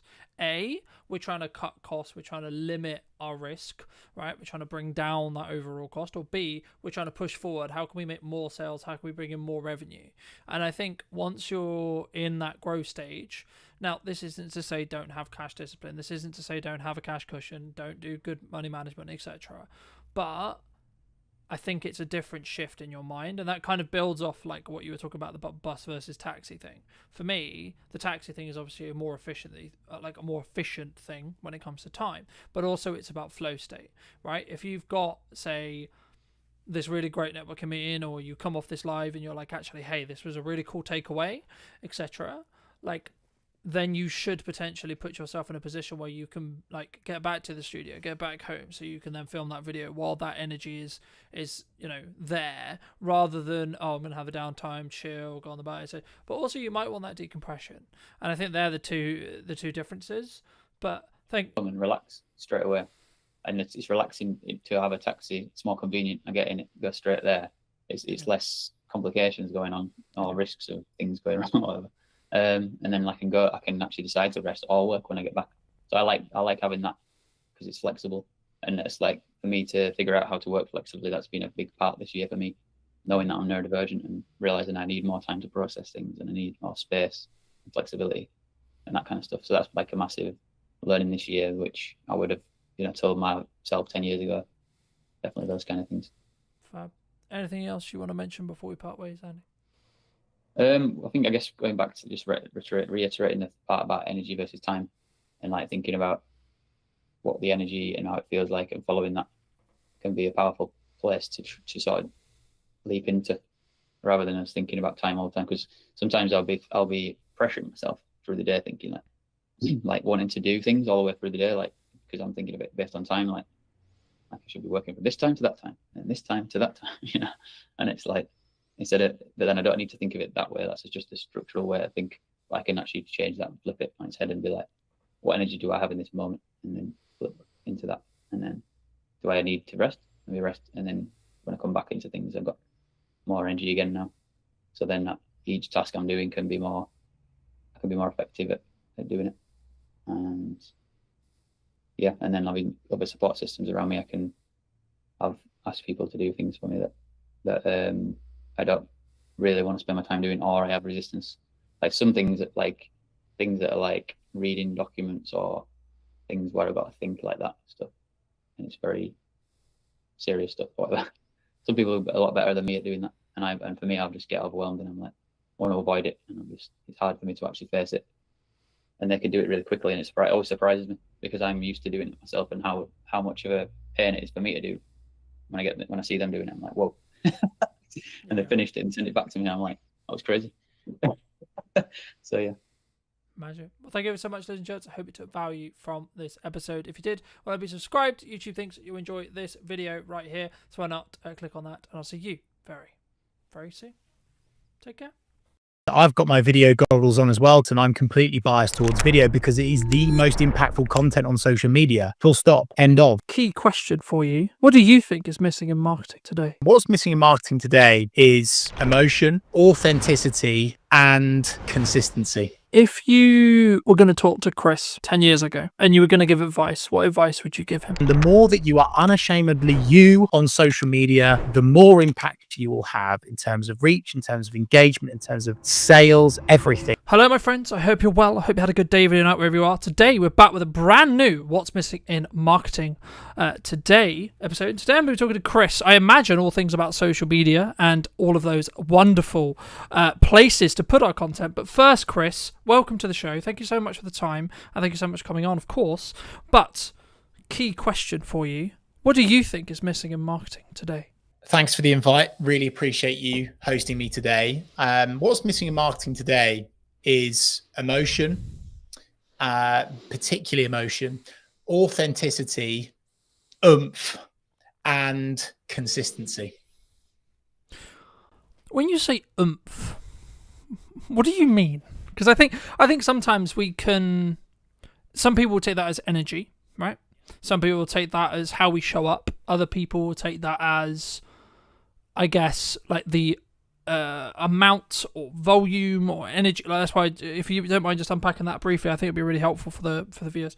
Yeah, absolutely. No problem at all, Carlton. I think by oomph, I do mean energy. I mean true commitment to the cause. I think for far too long on social, people have seen it as a tick box and not this kind of ongoing personal or business brand commitment. And if you are truly giving it your full oomph, your full energy, your full commitment, you will get so much more out of it. I'm so aware of the fact that might be perceived as fluffy, but I think, in fact, I don't think I know that people can see right through cold, corporate, boring, emotionless content. And so it's so important, and it's critical actually now that the content that you're sharing, you give it your all, you give it your full oomph. So that's what I mean.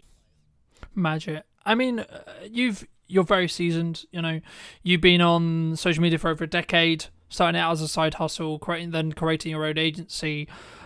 What was the turning point that you thought, actually, hold on, this could actually legitimately be the career of my dreams, so to speak? I became addicted. I became obsessed with the platforms, the algorithm, the opportunity, particularly because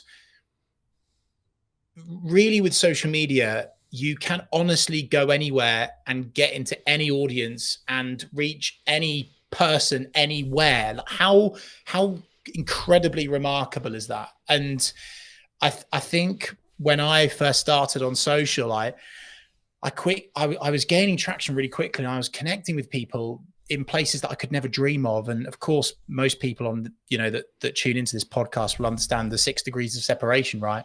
And I think that process is sped up so much more because of the power of social. And so I am just obsessed by it, and I'm excited by it. And I just truly believe that anyone can create impact for themselves or their business through organic social media. And the opportunity of that is bigger and better than any opportunity in the history of the internet, in my humble opinion. Do you think people don't do it because they're worried about what if someone sees me? What if Gary, Sally, my mum, my friends from high school, etc., etc. Like, is that why people don't do it? Definitely, Carlton. I think a huge amount of work needs to be done in terms of self-discovery and your why and your own self-psychology and having a coach. So many people come to me, Carlton, they say, yes, Chris, let's do social media. Let's get going. I want to do this. I want to go there. I want to achieve this. I want to achieve that for myself or my business. And on paper, that sounds amazing. But often comes the stumbling block of getting themselves out there, seeing themselves on camera, being okay with how they sound, understanding how to, have some confidence in your conviction, and being okay with people judging you. And that's something that is really, really tough for so many people. And I actually think is a great place to start this conversation with Carlton, because before you get into all of the technical, geeky social media strategy, tech platform, algorithm stuff, content creation, how are you showing up? How confident in your conviction are you? Are you okay with people judging you? Are you not okay with people judging you? Are you way too tuned into the vanity metrics? Oh, this post only got 2 likes, therefore I'm never going to do it ever again. So there's a lot of mental work that has to go into it, Carlton. And also, again, that's not a tick box. It's not a one and done. It's a continuous thing. And the unsexy truth about social, and certainly becoming successful on social media, whether that be for your business or your personal brand, you are going to get people that criticize you. You are going to get people that disagree with you. You are going to get people that leave you snidey comments. But with that growth comes huge opportunity, both financial and just general impact in whichever way you perceive that to be for yourself or your business. No, I mean, I completely agree. And I mean, I think, but I'm also aware when saying that, though, that we come from a place of privilege because of the years we've been doing it for. If someone's listening to this and they're maybe concerned about, okay, I've got my first hate comment, what do I do? First of all, pause. I think so many people just jump into it, Carlton. They'll get a bad comment and they'll react emotionally immediately. Hold the line, folks. Calm down, breathe. First step. Second step is linked to that is make sure it's okay to just sleep on it. If someone leaves you a comment like that, just sleep on it, come back to it the next day. Okay, this is all quite starter pack stuff.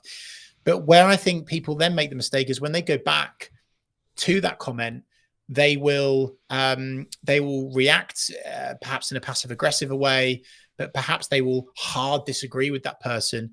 But the thing that's always worked for me, both personally and professionally, given what I do in the media world as well, is that I always respond with empathy, with kindness. And I understand that the reason why that person is leaving a comment on your business page, on your personal page, they're going through some stuff right now. Okay. So coming at it from a genuine place of empathy and killing them with kindness. And from a business side of things, it's an opportunity for you to show off your exceptional customer service skills by going back to that angry, frustrated customer or someone within your network or your audience with genuine kindness and empathy and care. And it can only help your brand, and understanding that actually, if you respond to that comment, it's going to help your post perform better and stay in the feed for longer anyway, right? So there's a whole lot of stuff on that, and I could go deeper into that, Carlton, but that's what I'd say to begin with is sleep on it.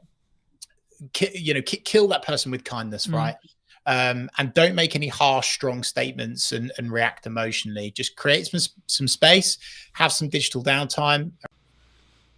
I also I completely agree, but just to add to that for those who are listening, I think for me it's about like whether you're willing to give that power back to them. I forget the initial quote, but it was something along the lines of, when someone drops a comment on your post, on your video, wherever it is, if you respond to them, you're giving that power back. So if you can see it as kind of a power exchange, when they comment, they're giving you that power to see how you react to it, etc.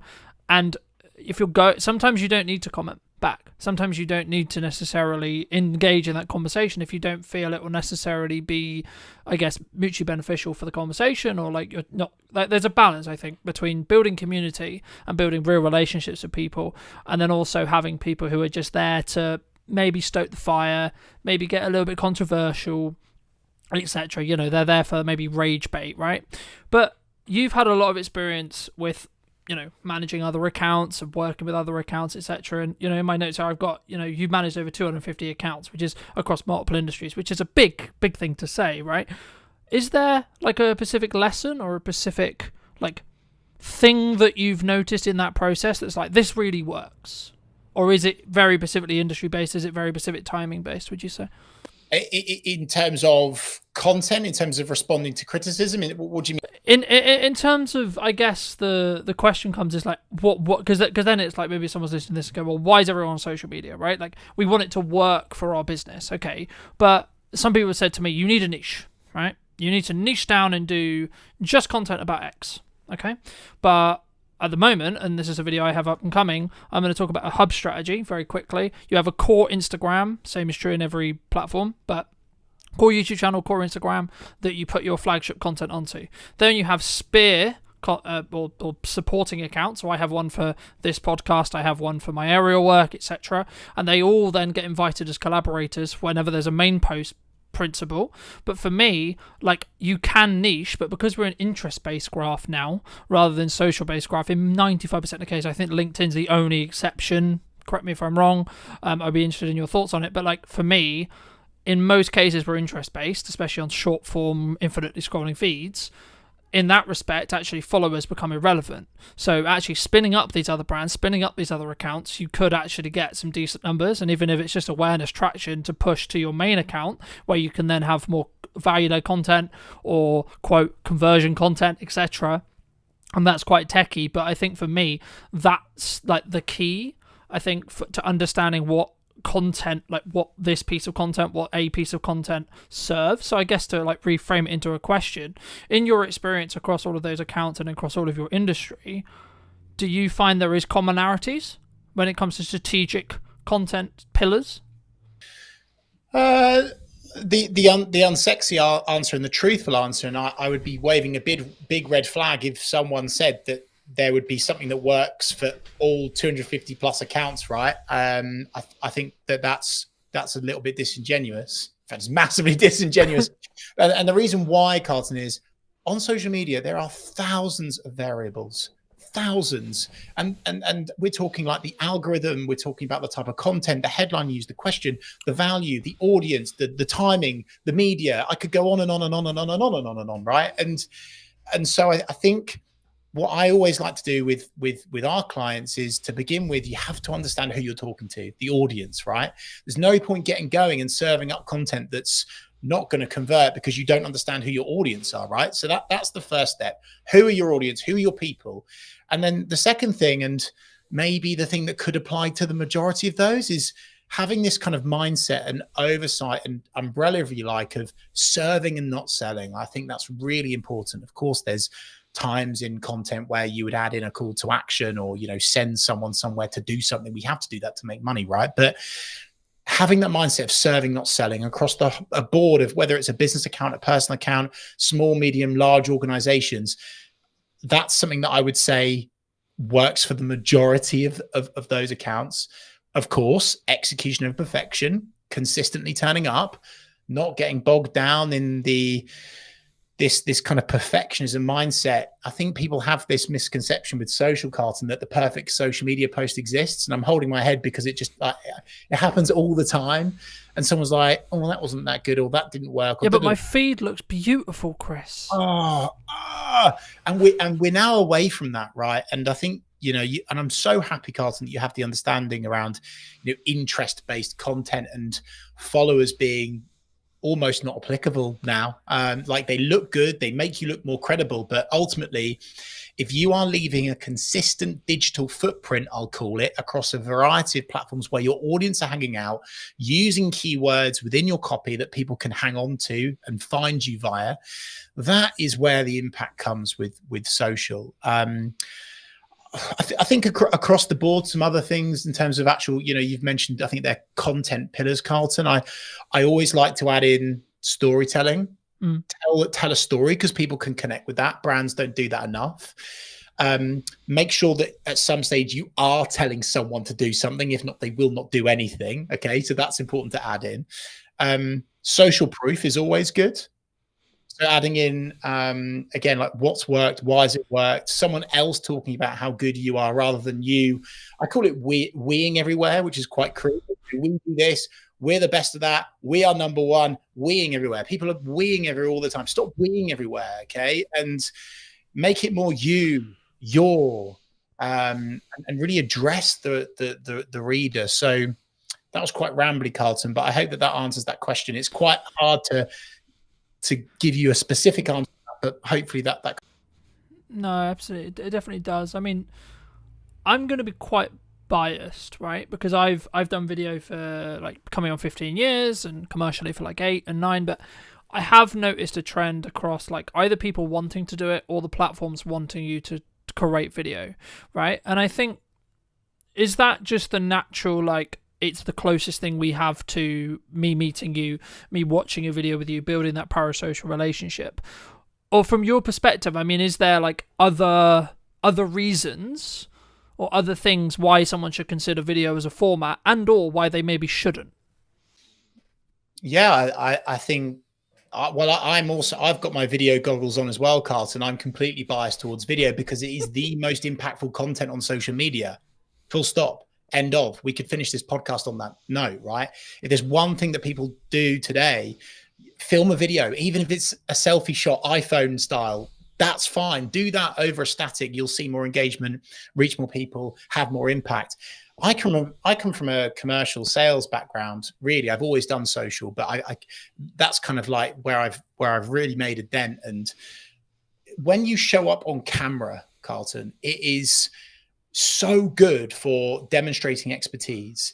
It accelerates relevancy, relatability, trust, because it feels real. And in this AI bot, cold corporate fake world that we seem to be drifting into, it is more important and more impactful than ever before to jump on video. So this isn't just me saying do video because it gets you more engagement, it helps you reach more people. It's, well, actually, even if you only had a LinkedIn network of 4 people and you showed up on video, it would definitely be more impactful than just normal static stuff, right? Because of a sales piece versus an algorithm piece, if you like. So for sure, I'm a huge advocate of video of all shapes and sizes. I think there's a place for long form, definitely. I certainly think there's a place for short form.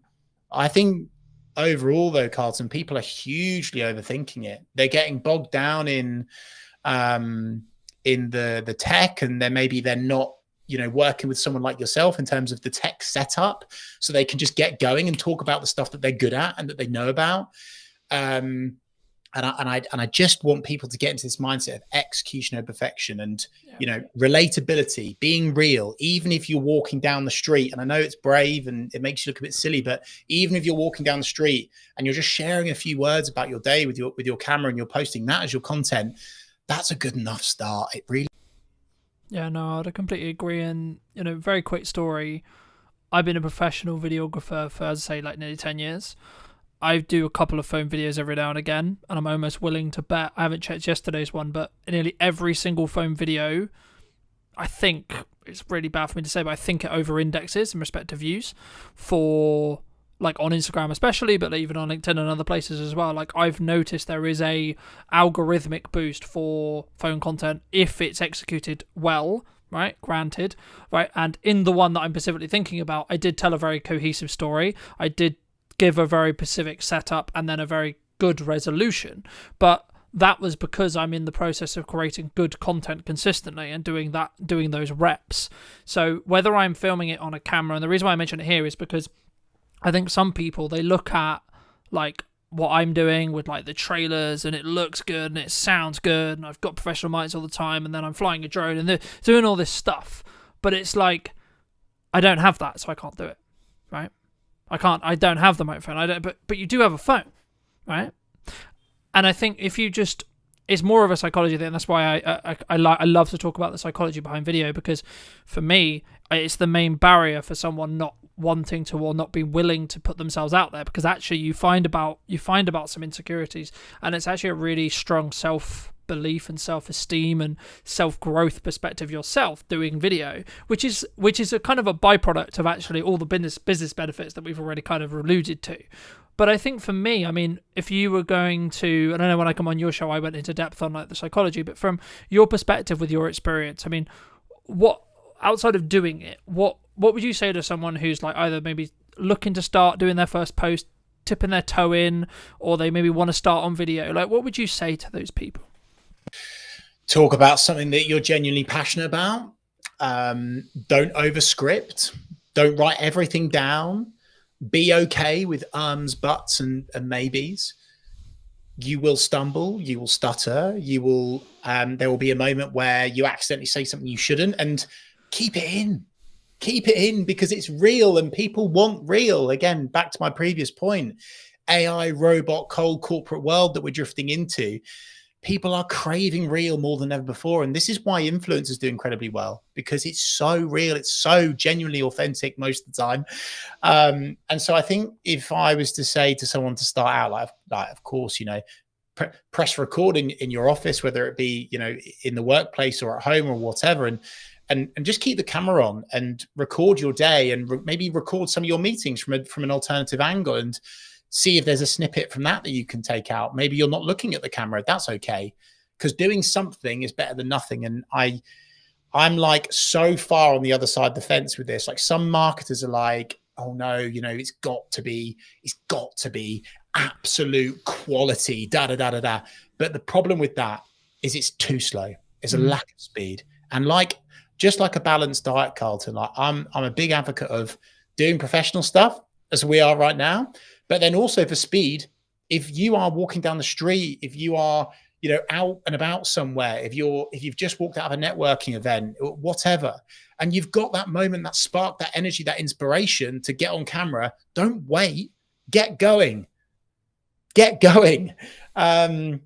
I just think so many people are overthinking it, Carlton, which is quite basic starter pack advice, but they absolutely are. I'll tell you a quick story on this. One of my consultancy clients, I was going through this process with her. We were running through various static. We'd established our top line strategy. We had images, we had graphics, we had design, we had some polished video. And I was saying, hey, look, Cassandra, I think we should really shift more towards this kind of real, relatable, portrait, selfie shot style content. And she sent me a couple of videos. One was her at home, and one was her at the beach. And the one of her at the beach, you could barely hear her, to be honest with you.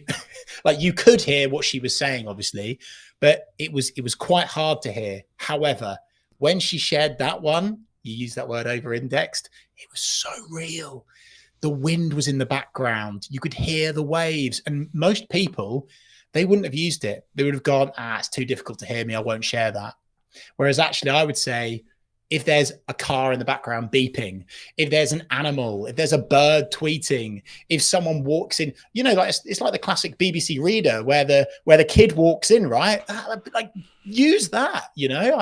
I just think so many people are overthinking everything, and it's I mean, maybe it's a wider societal, deeper issue, right, around our own self-image. I think it's getting worse because of social. That's maybe like the dark side of it. But if you can just be okay with who you are and unashamedly sharing who you are with the world, then you will reach so many more people and be able to spread your message and create more impact.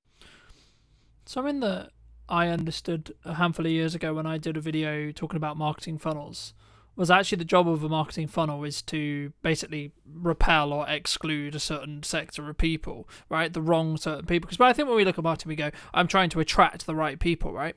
But we don't always look at the other side of it, which is that repel side.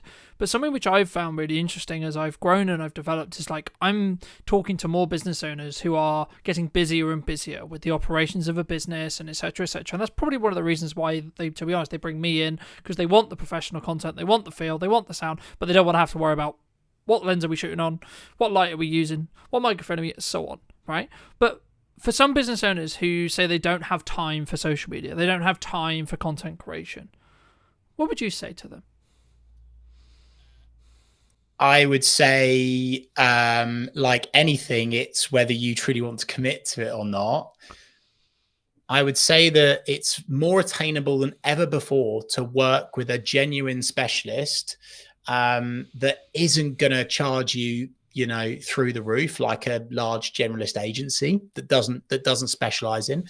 And you, as long as you go through an appropriate in-depth onboarding consultancy strategy agreement process, if you like, and you're able to define exactly what you want to achieve, where you want to go, how you want to do it, your tone of voice, then you could outsource it. But I also truly believe, Carlton, with the tools and technology that are at our disposal today, I've got a lot of concerns around AI, right? But then also I am an advocate of using AI in terms of ideation, in terms of building out content pillars, headlines. There's so many things that we can get from it. So it's easier than ever before to get consistent on social, whether you do it yourself through tools, through techniques, learn techniques, or you outsource it. You know, you don't, I think there is this kind of there's this real thought with most people that it's like this huge unattainable expense to work with a specialist on your social now, but that's certainly not the case in my humble opinion anyway. So again, not maybe a one and done answer there, but an honest answer, which is that you can absolutely commit to it, whether it's yourself or whether it's through a.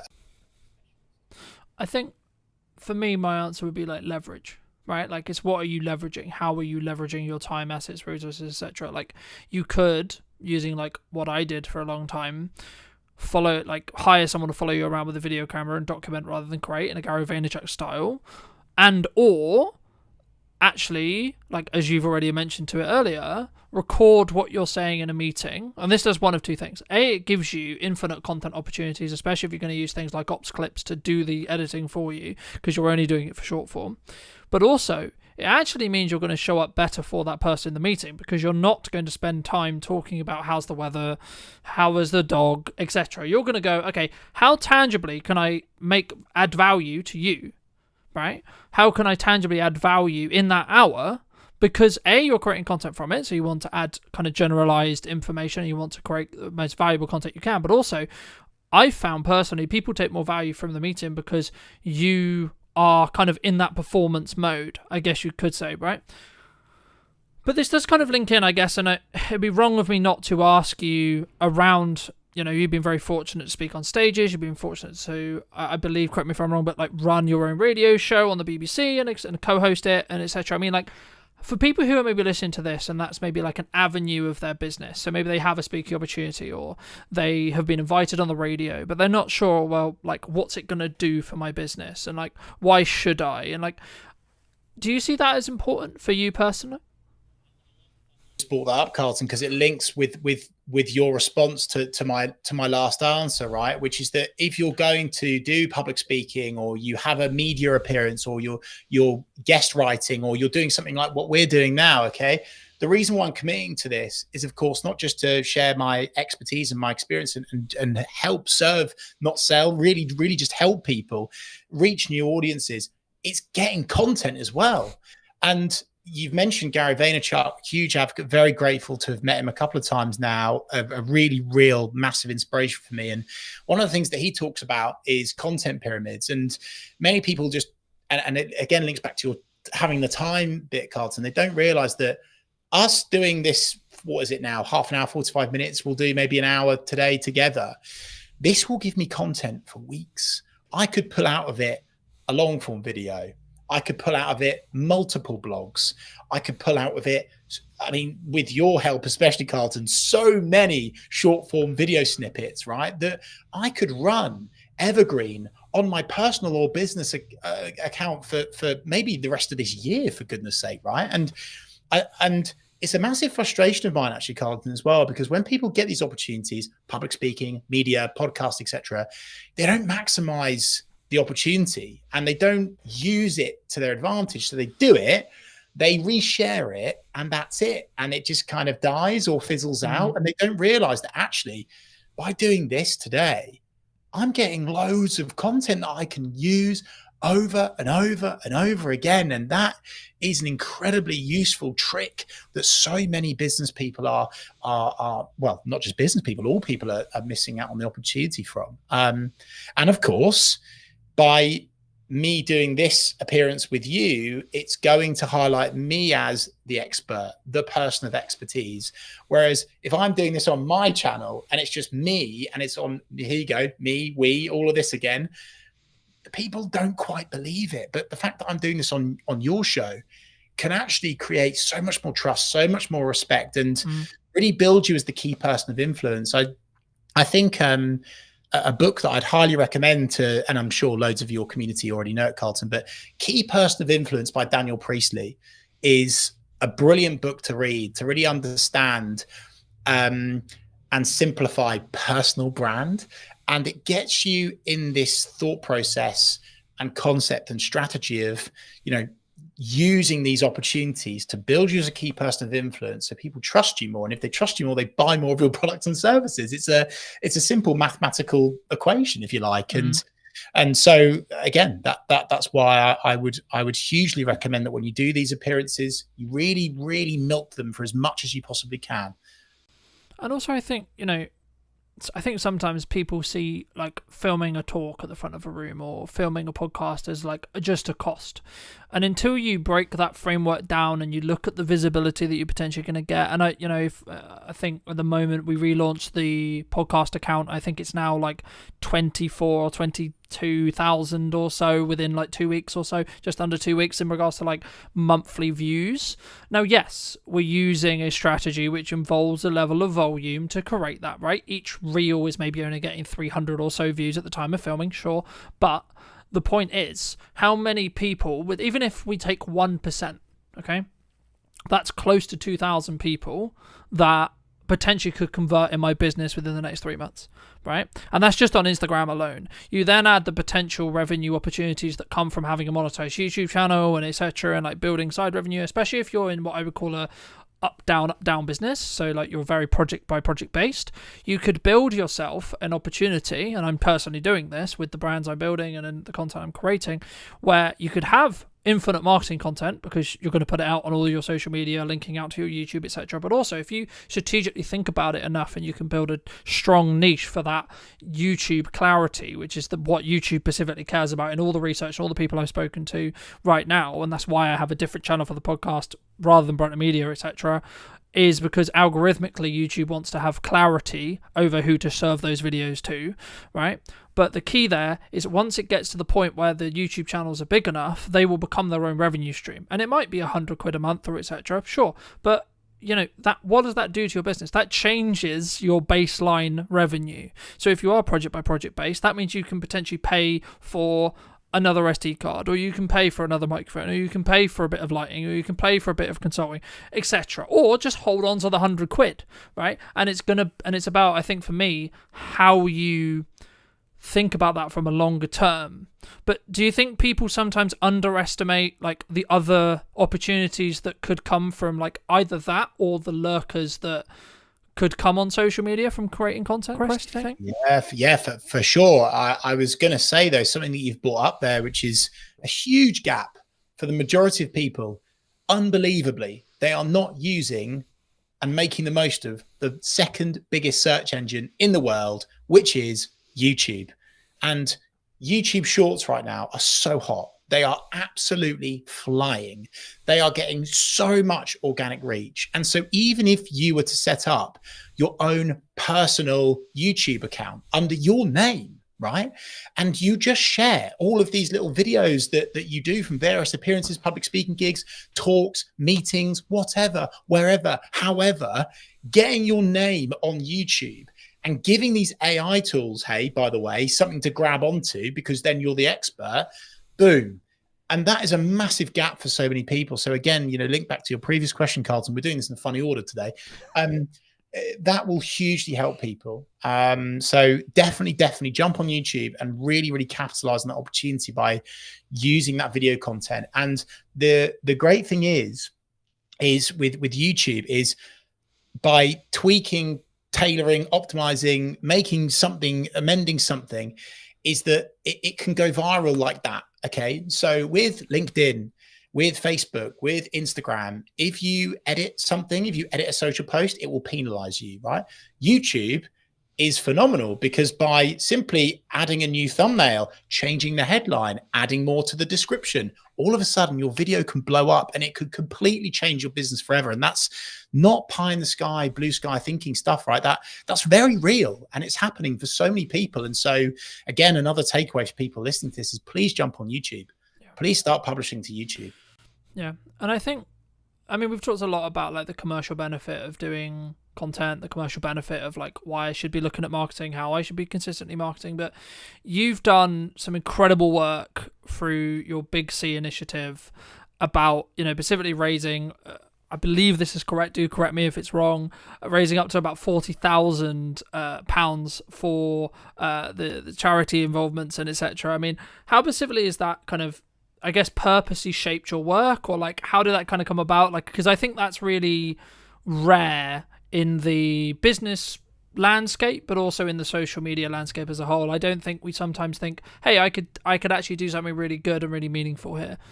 Love that, Carlton. And we're talking here about business and doing all this, but hey, actually, what charities are you passionate about? What do you want to change in society? What legacy do you want to leave?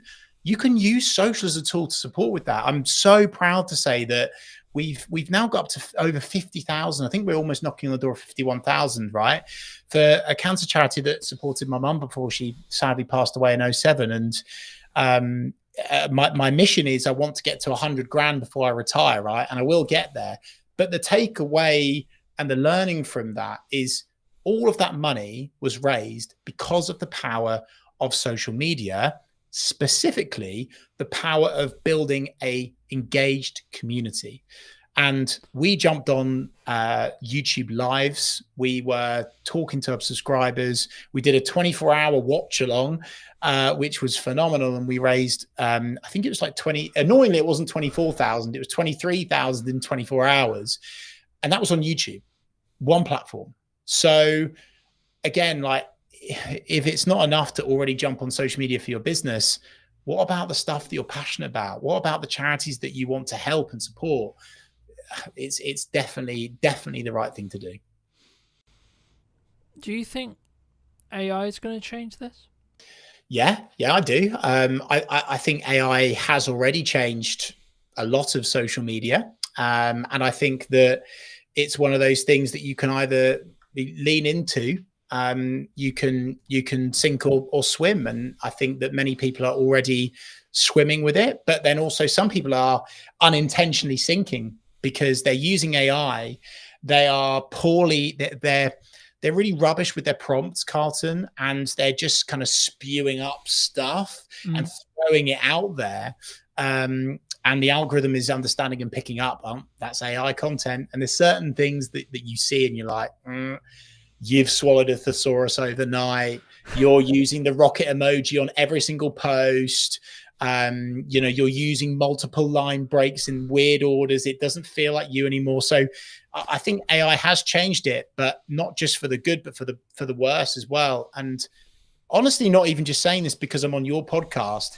It's why video. I mean, I didn't think video could be any more I didn't think it could be any more valuable. AI coming in has made video work even more valuable for you and your business. Because of course, AI tools are developing all the time, right? And it's going to get scary really quickly at what it can do, even in video. But right now, there's this opportunity where doing video as you, for real, there's going to be this nice soft squidgy stage where you can get so much impact now before these tools and technologies catches up with it and are able to dupe you to a quality where you can't tell the difference. I don't think that's going to be long, by the way, and I'm quite scared by that, to be honest. For the world, not for me or my business, everyone. But you know, for the next year and a half, 2 years, I think there's a real moment where you can jump on video, make loads of money, create loads of impact, help support causes that you care about. So yeah, I think AI has made things really good in terms of getting people going, ideation. But I actually also think it's really showing people up, and it's making jumping on video even better for showing off your expertise, your knowledge, your wisdom, your skills, because that's something that AI can't do. Yeah. How shouldn't we be using AI? How shouldn't we be using it? Putting a can I? I'm not going to try not to swear, just in case you're monetizing this. By putting a rubbish prompt into ChatGPT, copying and pasting any old nonsense, right? If you put rubbish in to ChatGPT, you will get rubbish out of it. And people aren't even proofing, Carlton. It's so scary how lazy humans are. It's like so scary. They're literally putting a rubbish prompt in, getting a rubbish answer response out of it, copying it, whacking it in LinkedIn and sending it. Yeah, that'll do. Fact checking it. And some of the stuff I've seen, it's like the worst thing to do for your personal brand. It can literally destroy your personal brand in an instant because the facts are wrong. The stats are wrong. They're not right. And it's because partly of the prompt, but also what AI is currently still latching onto. So as I say, I'm not an AI denier by any stretch of the imagination, but I think that's where people are getting it massively wrong. They are not understanding how it works, and they are shortcutting it.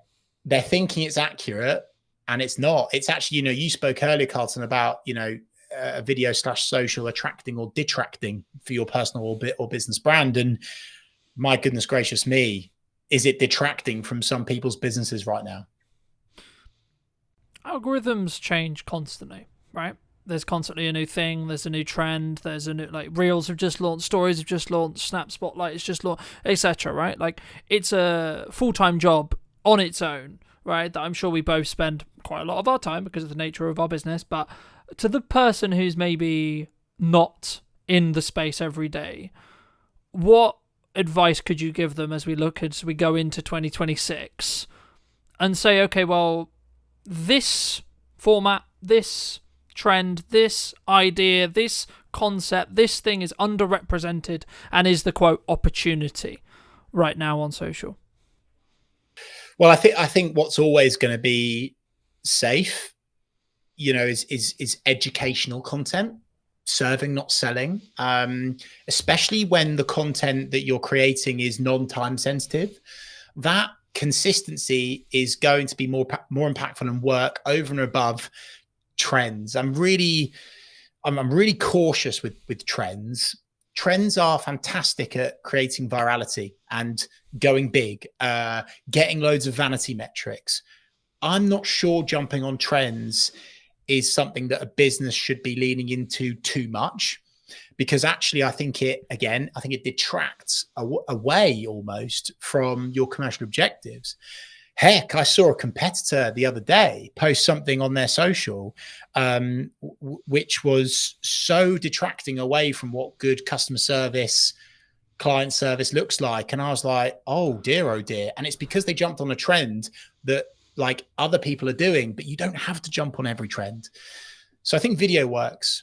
I think doing lives works and will work very, very well.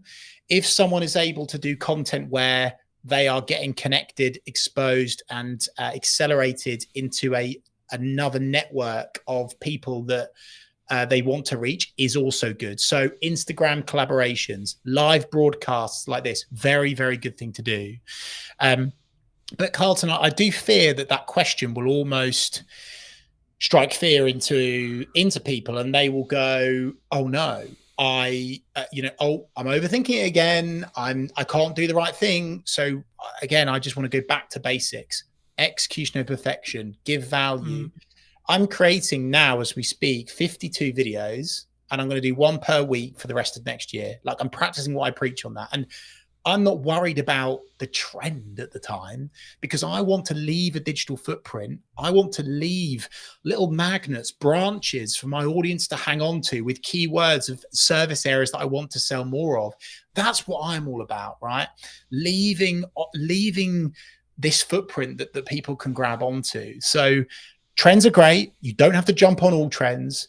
And in terms of like what's safe for 2026 and what is going to work still in 2026 is short form video content. Make it real, make it authentic, whether you do it professionally with someone as good as yourself, Carlton, or whether you selfie shoot it. But again, balanced diet point. Do both. Why not do both? Yeah. Get work with you, Carlton, or another video provider. Won't be as good, obviously, to batch create loads of video content, evergreen, non-time sensitive. So you're talking at least once per week, and build it and build it and build it. And that's how you can grow your account. No, I completely agree. And I want to build off just before we wrap up the trend thing, because I agree, but I also kind of disagree. And it's kind of a bandwidth question, right? So I'm going to caveat my answer with, if you have the bandwidth to do this and you have the systems in process to be creating all the polished stuff, all the value add, everything that me and Chris have been discussing for the last hour or so, then yes, do that first. That's always going to serve you. That's always going to be a good idea. However, if you want explosive growth from an awareness point of view, and you have the bandwidth to jump on a trend fast before it becomes saturated, then you can commoditize a load of attention that will then lead into your value-led content. And that's where it really comes down to, in my opinion, a yes and thing rather than a yes or thing, right? We've alluded to Gary a lot, and I will link some resources down below for those who are interested, but this is one of the things that Gary talks about a lot. It's yes and you should talk about your hobbies. Yes, and you should talk about, I think he had a video that got silly views, millions and millions, and it was him talking about a fruit, right? What ROI is that? Well, actually, probably quite high, because what happens is people, if you look at everything you do as a part of a marketing funnel, you need to ask what piece of your content is going to do. You can trend jack and get a strong piece of awareness content. No, it won't convert. No, it's not going to miraculously mean you get hundreds of millions of pounds in your bank because you've converted it. But what it will do is it could give you a boost in followers and or a boosted initial interaction. And if you have your leading to a book that's actually on Chris's bookcase behind him, where Gary talks about your profile hygiene, right? If you have your website, you have your email, you have your phone number easy accessible on those profiles, when you get something that gets 1 million, when you get something that gets 100K, there's going to be a percentage. Again, if you take 1%, you're going to be in a position where you're going to get some more work. You're going to get even 1 or 2 more people who potentially will become clients. So that's kind of my, counter argument to trend jack, and that's why I caveat it with the bandwidth thing. But Chris, for those people who, because I'm aware you've got to go very shortly, but for those people who want to connect with you, who want to see more content, who want to see some of this video you've already alluded to, where's best for people to reach out to you? And do you agree with what, that strategy as a whole? Well, I was going to say, I just looked at the time and I went, oh, that's a shame, because I've got so much more to give. And for people that have kind of liked the cut of my jib today, I'm serving up a ton of value over on my Reeve REEVE social media YouTube channel. I'm doing live broadcasts, one of which is with this guy. Incredible value in terms of video psychology, which is the most important thing before you get going. We'll leave that alone for now. Connect with me on LinkedIn, Chris Reeve. I'm showing up there really consistently and just providing free value for people to use and jump on. And yeah, just back to your previous point to, I guess, sort of somewhat finish on, Carlton, in a funny old order again, is we could have done an hour-long Gary V loving, couldn't we, right? But this attention thing, right? And I think that's something else to tap into, is without attention, nothing else happens. And so I would just say, preach to your previous answer, Carlton, bang on the money. I'm saying yes, and I'm not saying only do proactive, non-time sensitive evergreen content. This is my tap, by the way, that I'm turning. But I'm also saying turn on the reactive tap, which is the trend tap, the reactive tap. Just don't do only one or the other. Do both, but it has to be attainable with you and your business, Carlton, which is where I think we're totally in the agreement of. I'm just so fearful that some trends that people are jumping on detract and they turn off your ideal customer profile Yep. rather than turn on. Yep. But I'm in total agreement with you. Do proactive, non-sensitive, evergreen video content.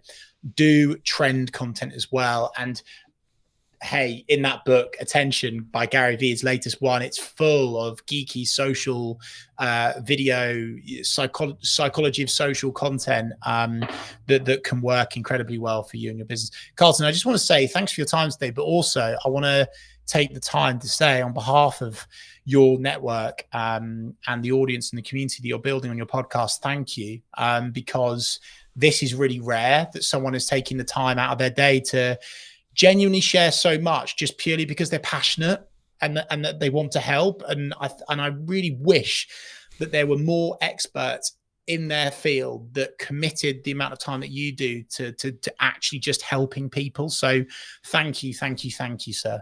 No, that's so kind of you. And thank you so much for the time. If you were going to talk to Chris 10 years ago, right, and you were going to give advice, what advice would you give him? Be more you. You cannot be anyone else. Stop trying to be someone else online. Stop copying your competitors. Stop just doing what the other people in the industry are doing, because actually, if they go yin and you go yang, if they go black and you go white, that is really, really impactful. And the more that you are unashamedly you on social media, the more impact you will have in terms of reach, in terms of engagement, in terms of sales, everything. It all comes back to the more you that you are, the more impact you will have on social media. Thank you so much for the time, Chris. And if you did enjoy this episode of What's Missing in Marketing Today, make sure to be subscribed and all that lovely YouTube stuff and etc. as well. But thank you so much for coming back and joining me. I'll see you very, very soon.